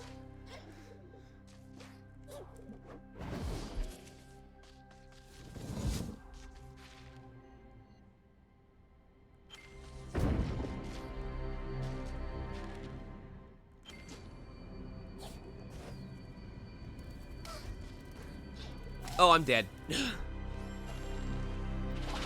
Got dragged out of basically lounging around to see what's up. I mean, I don't want to have a massive... Oh, I'm dead.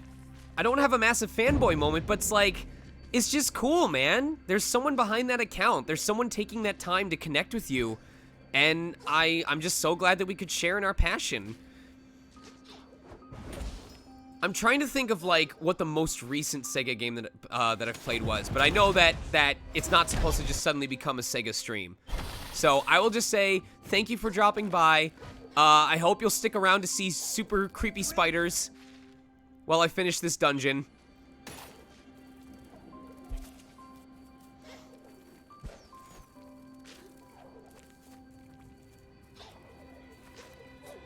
And if you guys have someone you want me to raid, by all means, feel free to.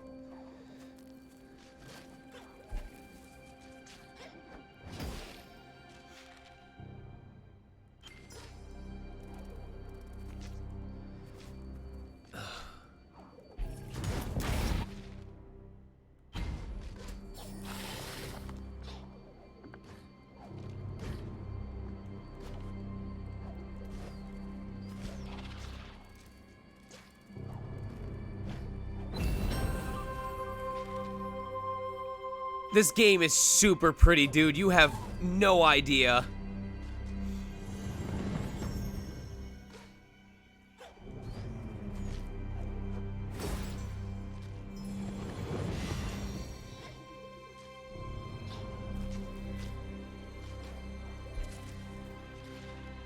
We're almost done. We're super close to being done, I think. Unless there's a second hidden portion to this dungeon. I think this is it. I think we're almost there, guys.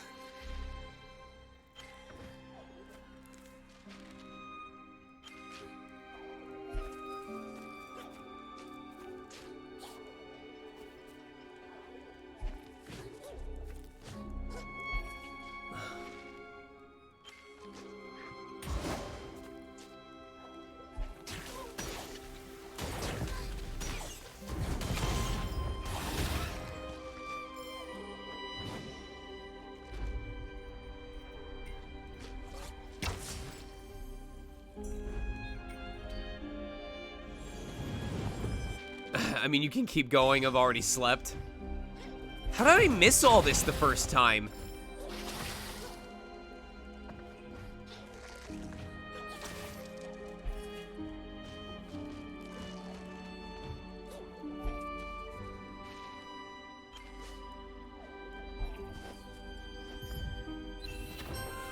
That would explain it.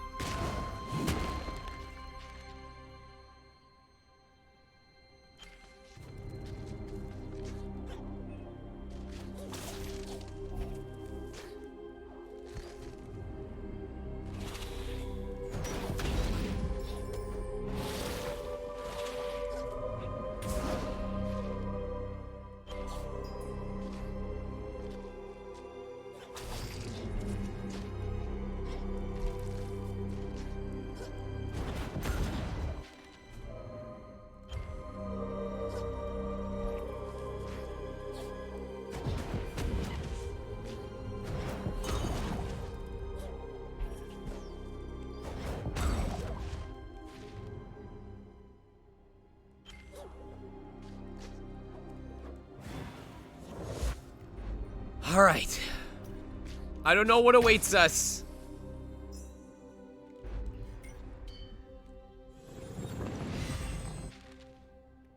You might want to save just as a safeguard.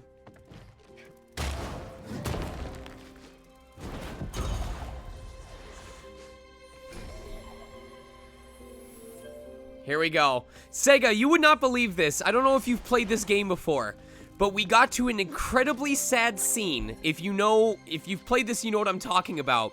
And right at the end of this incredibly sad scene, the game fades to black and then crashes.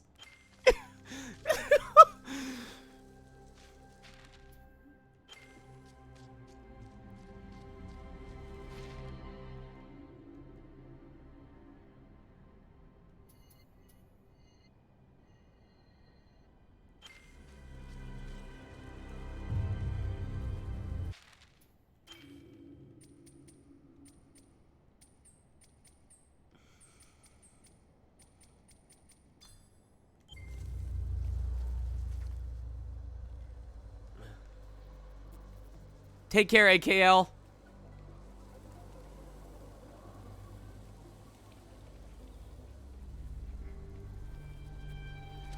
Oh.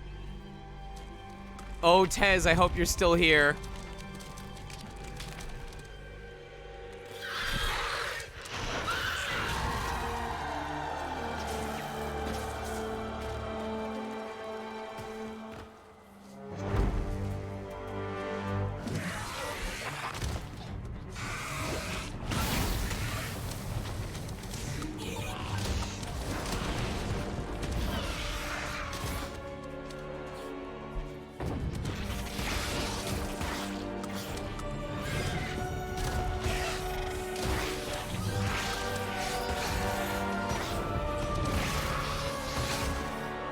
Okay. Okay. That is doing no damage. I don't think I can do anything about this yet.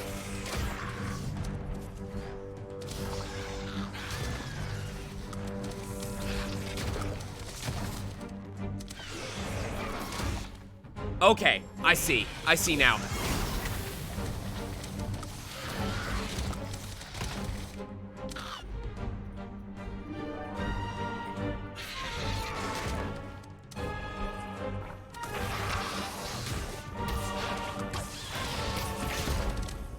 That did nothing. Oh! Okay.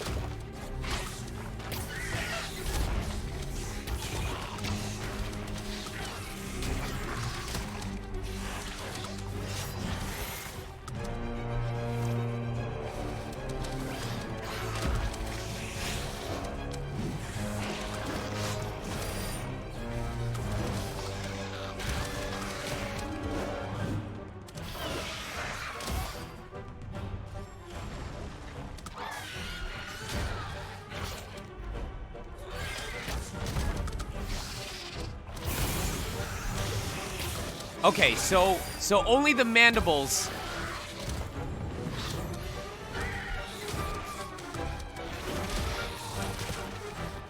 Okay. I think I understand what I need to do here.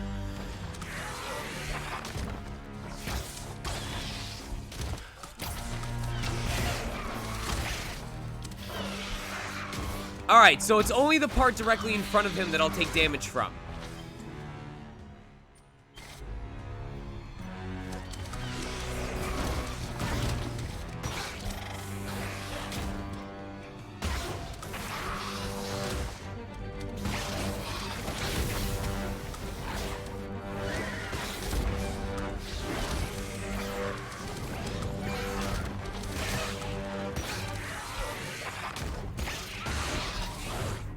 Oh, I can't even touch those mandibles, though. Oh, my God.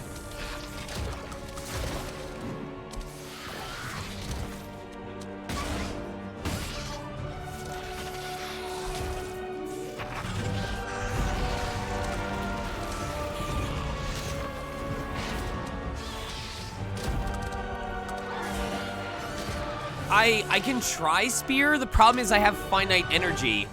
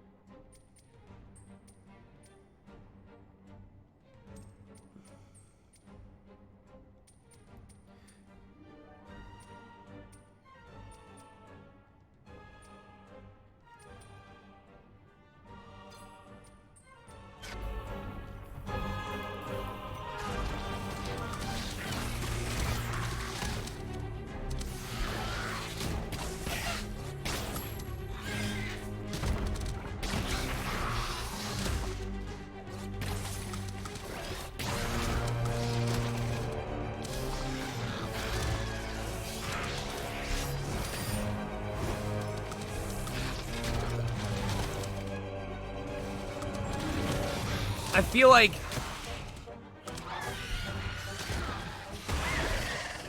Alright, I need to just be patient. I feel like I can do this.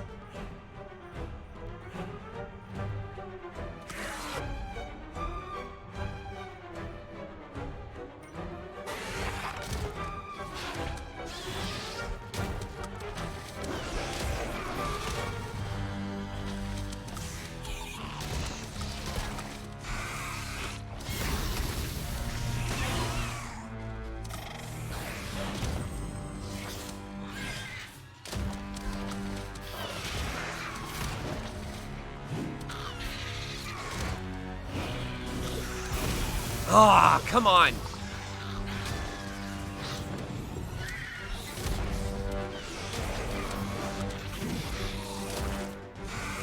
I'm just too short.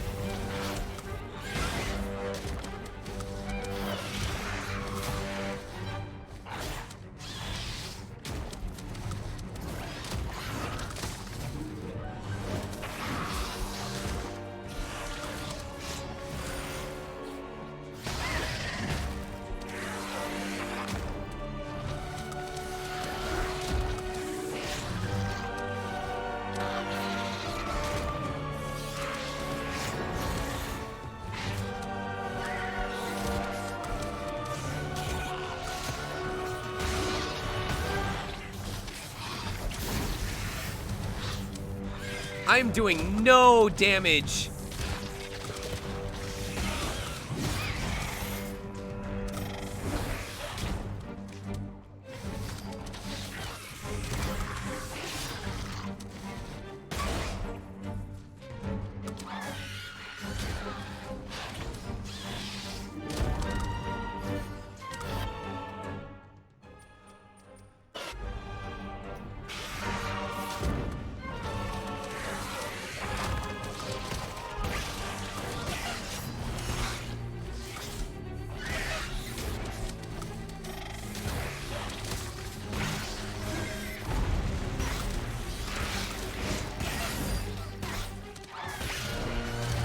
I don't even know if I'm doing anything.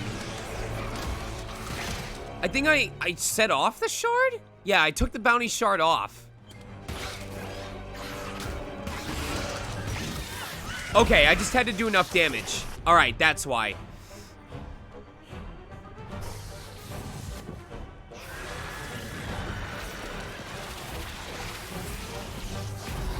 Woo!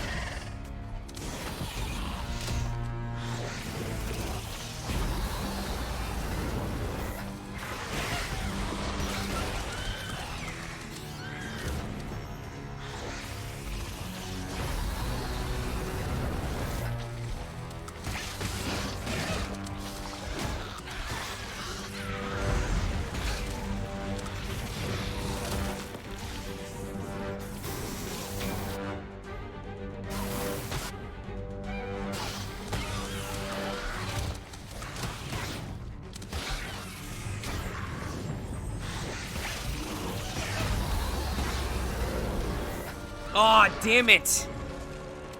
Okay, okay. Oh, I do have to do it all over again.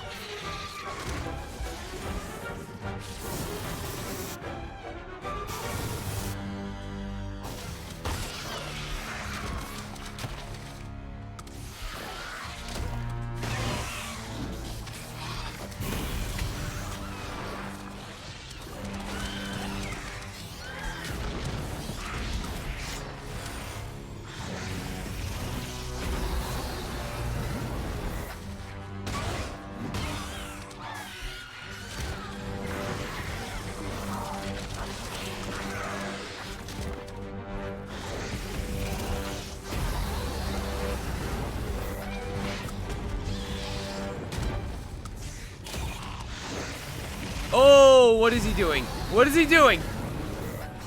Okay.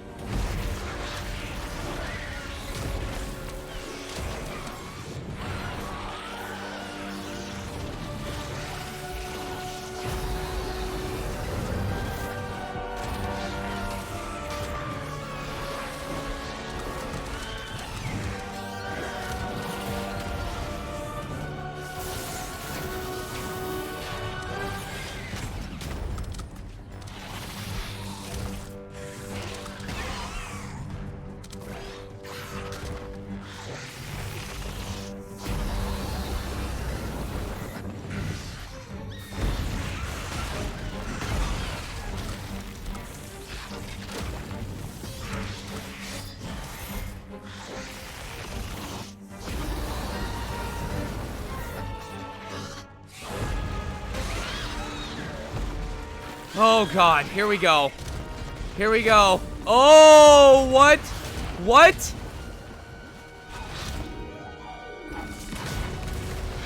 Oh, that's why.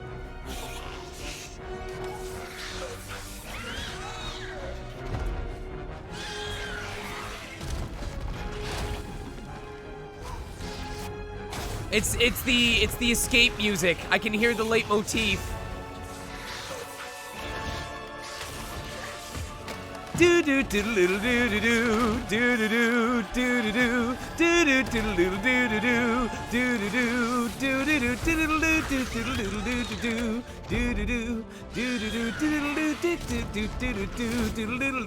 do do do.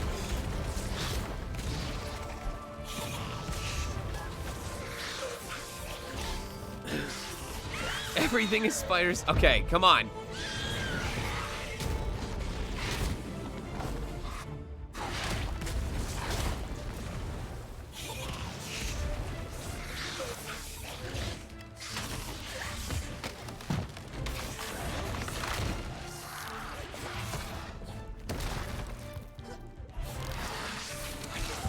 What?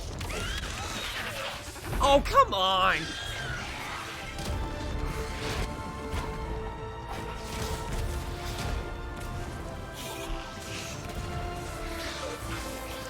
Oh, there's that leitmotif.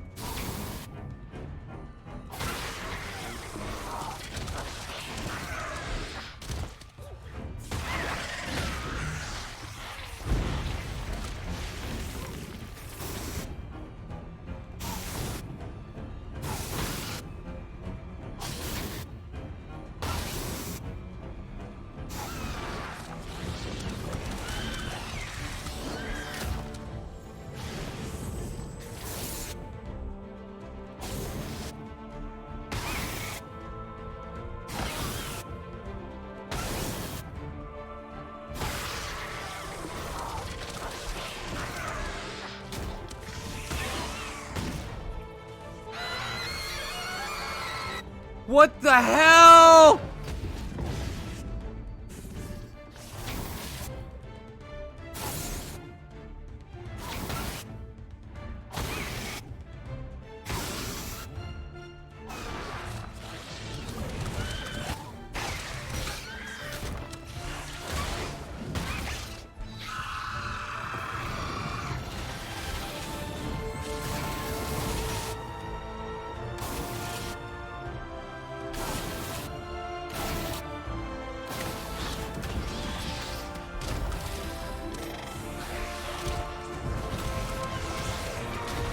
Oh, my power shut off. The electric company wasn't happy. I gotta make sure not to push. Once I turn that button or that ability on, I need to just turn it, take it off, so I can't turn it off accidentally.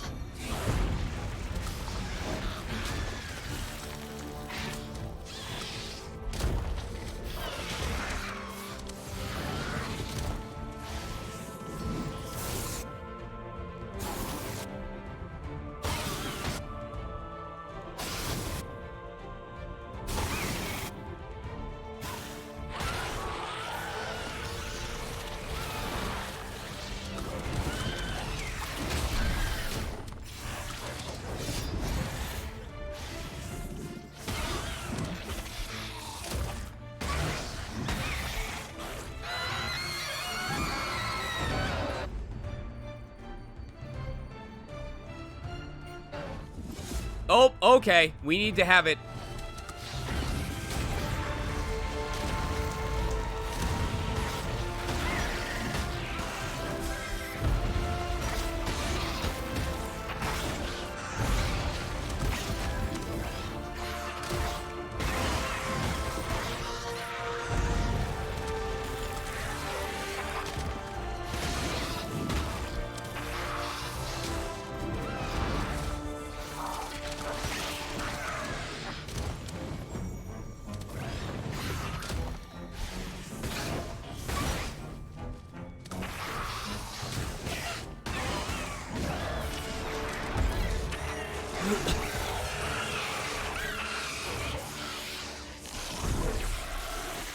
There we go.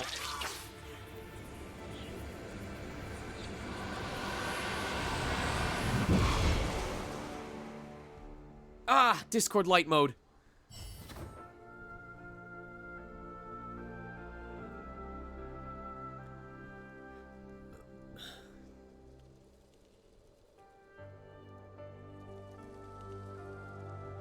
No! Baby spider! Oh!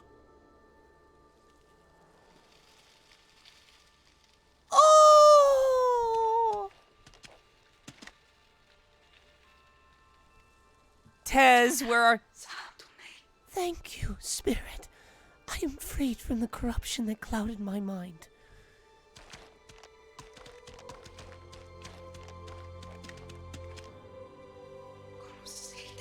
Now the darkness that has lain over these steps can lift. We all need the light to provide balance, even those of us beneath the surface. Oh, you a girl spider. Oh, I see. If it remains fragmented, it will dwindle and die forever.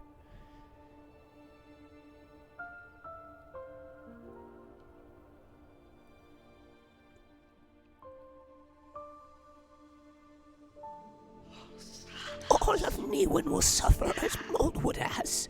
You must be strong, Spirit. Even as the decay grows, your presence brings us hope. Go forth and find the Wisps.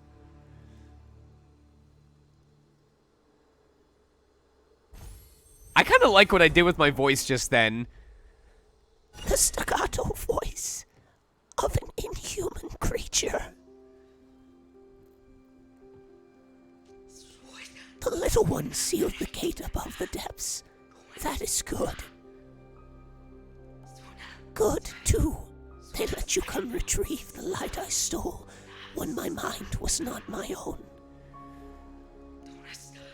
The light belongs where it can shine brightest. Leave these shadows to the mold and the spiders.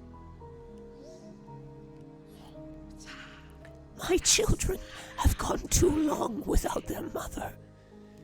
Soon, even the smallest will be grown and must leave the web. The way to the surface is open now. They are free to roam where they will.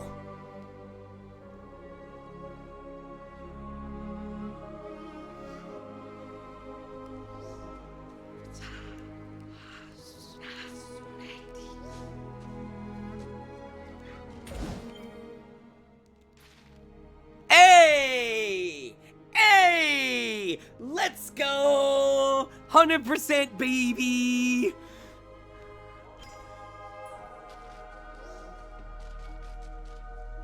I can talk to the kids? Oh, there we go. There are so many rats. My mother says she has no favorites. It would be hard to pick anyway. We all look the same.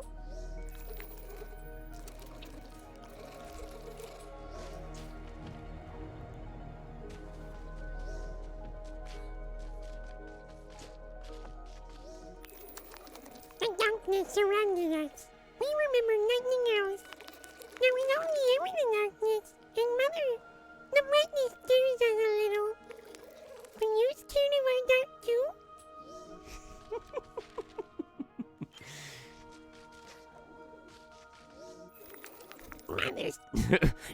says he sealed the gate to protect us. Something came from above. It changed those it touched. And it changed Mother. But she's back now, thanks to you.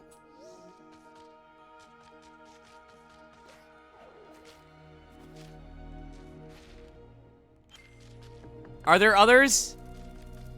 Or can I, Are there others to talk to, or can I just warp back?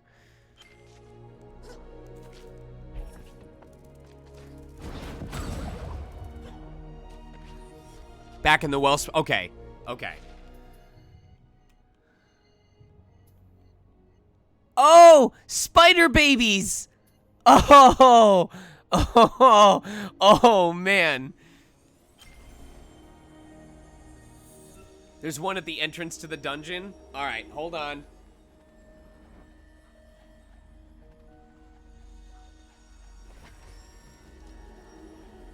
I think. Well, we're already at 12:15. We've already been streaming for 9 hours. Why not at this point, you know?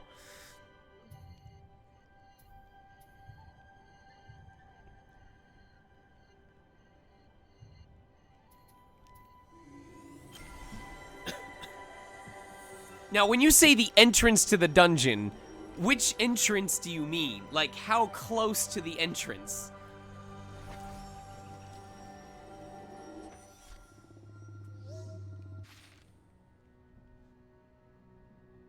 Like here? Oh, right there. Okay.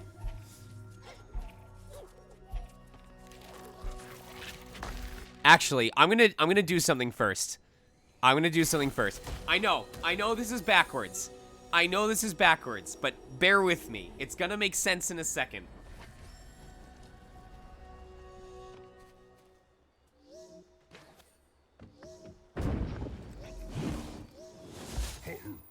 Did he just moonwalk? Did he just saunter backwards to talk to...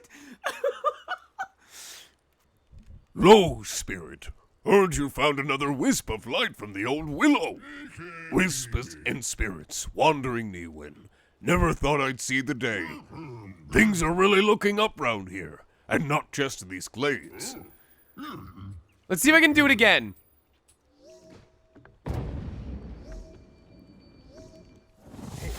Nope. Hold on, I gotta see if I can do this.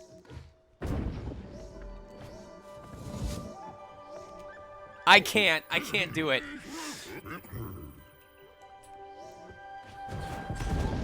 There we go! There we go!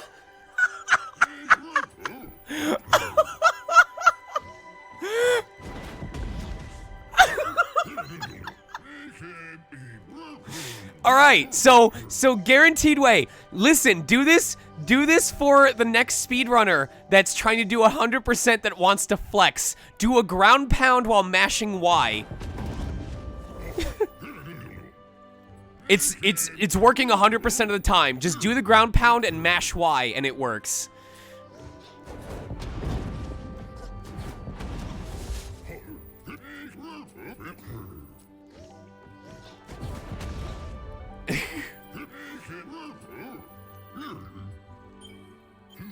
All right, let me do what I was trying to do to begin with.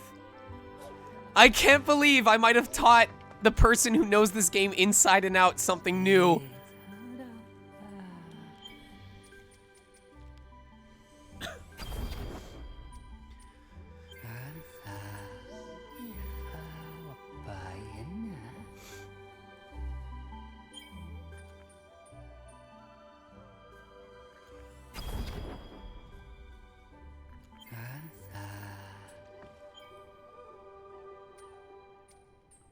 Oh, let's go. Oh, we're gonna do so much damage.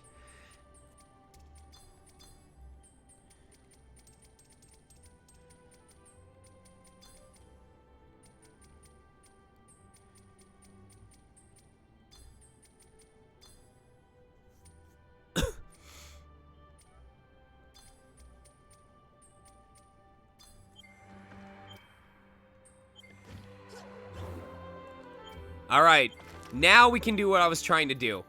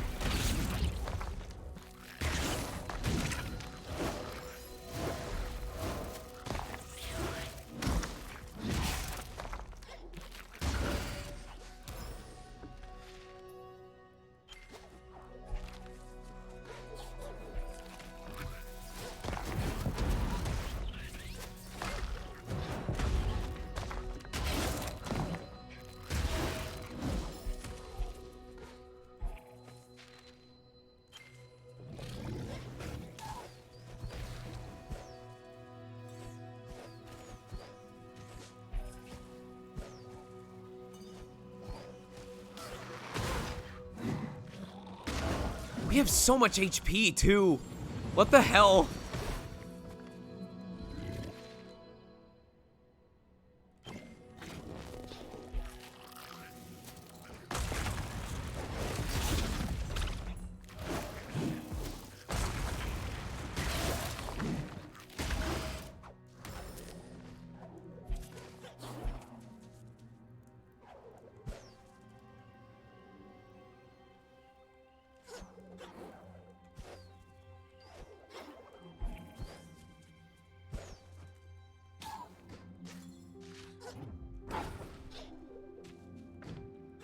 Oh, maybe we need something else.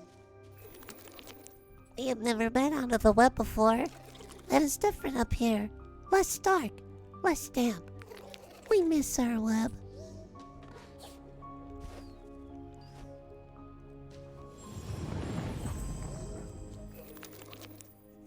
You are the spirit who cured our mother.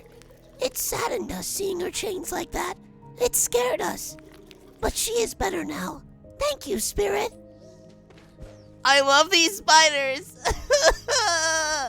I voiced them for all of 5 minutes, and I love them to death.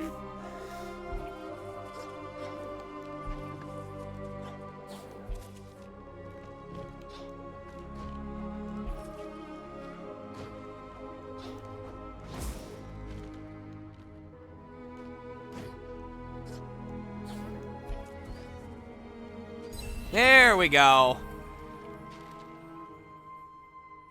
All right. That will do it for stream, you guys. Good spot to leave off. That one took me longer than that. Thank you guys for joining me.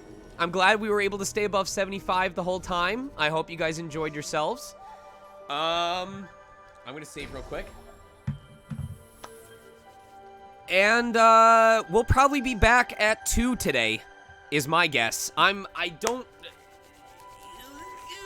gotta think. I don't know if we'll be able to 100% it. Even if we start at 2 later today. But I am positive at this current pacing, we'll probably be able to finish the game.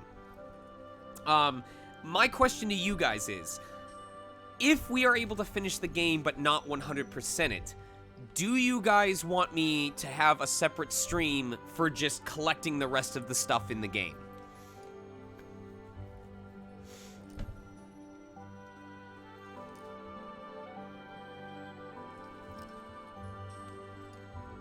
Let me look at my schedule.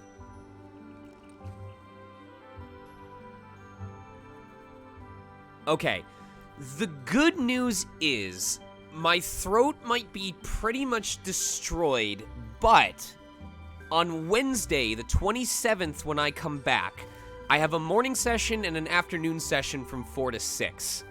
So, I could technically do a bonus stream on the 27th starting at like 6 p.m. running until midnight, and I'm sure if we finish the game by then, if we haven't 100%ed it, we could totally finish the game by then and be ready for the ReZero visual novel when it comes out on the 29th. So I think that'll be... I'm going to try and see if we can finish everything on later today and start an early stream at like 2 p.m. But if I can't, we'll aim to finish the game at least and then tidy everything up on the 27th. And we'll be wrapped up by the end of January. Well, Sakura, I've just been talking nonstop. Like, earlier today I did a Q&A that lasted 2 hours, and it was just 2 hours straight of me talking and answering questions. So, it happens. It happens. But we'll see what happens. Anyway, I don't want to keep you guys up too much longer. Oh, hello. Who provided me, who gave me the gift sub? Oh, Protowave. Thank you for the gift sub, dude. And welcome, Tree Sarwin 25. Don't worry, I'll get a hydrate as soon as I raid people. Who we got on right now? Who can we show some love to? Scarlet Songstress, Princess Zaina, Burberry, it's Ollie Taylor, Robbie Dude, Queen Snopea. I'm not seeing a lot of people I usually see. Is Mike Is Mike streaming right now? I swear to God, I'm following him. It should tell me if he's online. Oh, he's actually playing Psychonauts. Why the hell? Why didn't it show? Oh, it's because he's got a lot of people. Yeah, we'll show him some love. We'll show some love. Raid, Mike, feedback.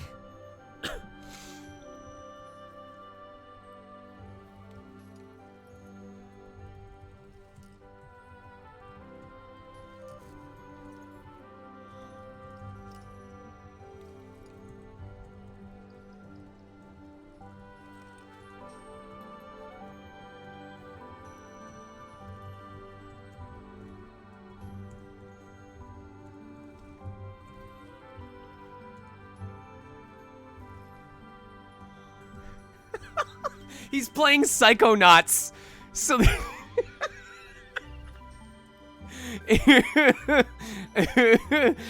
this is our raid phrase because he's playing Psychonauts.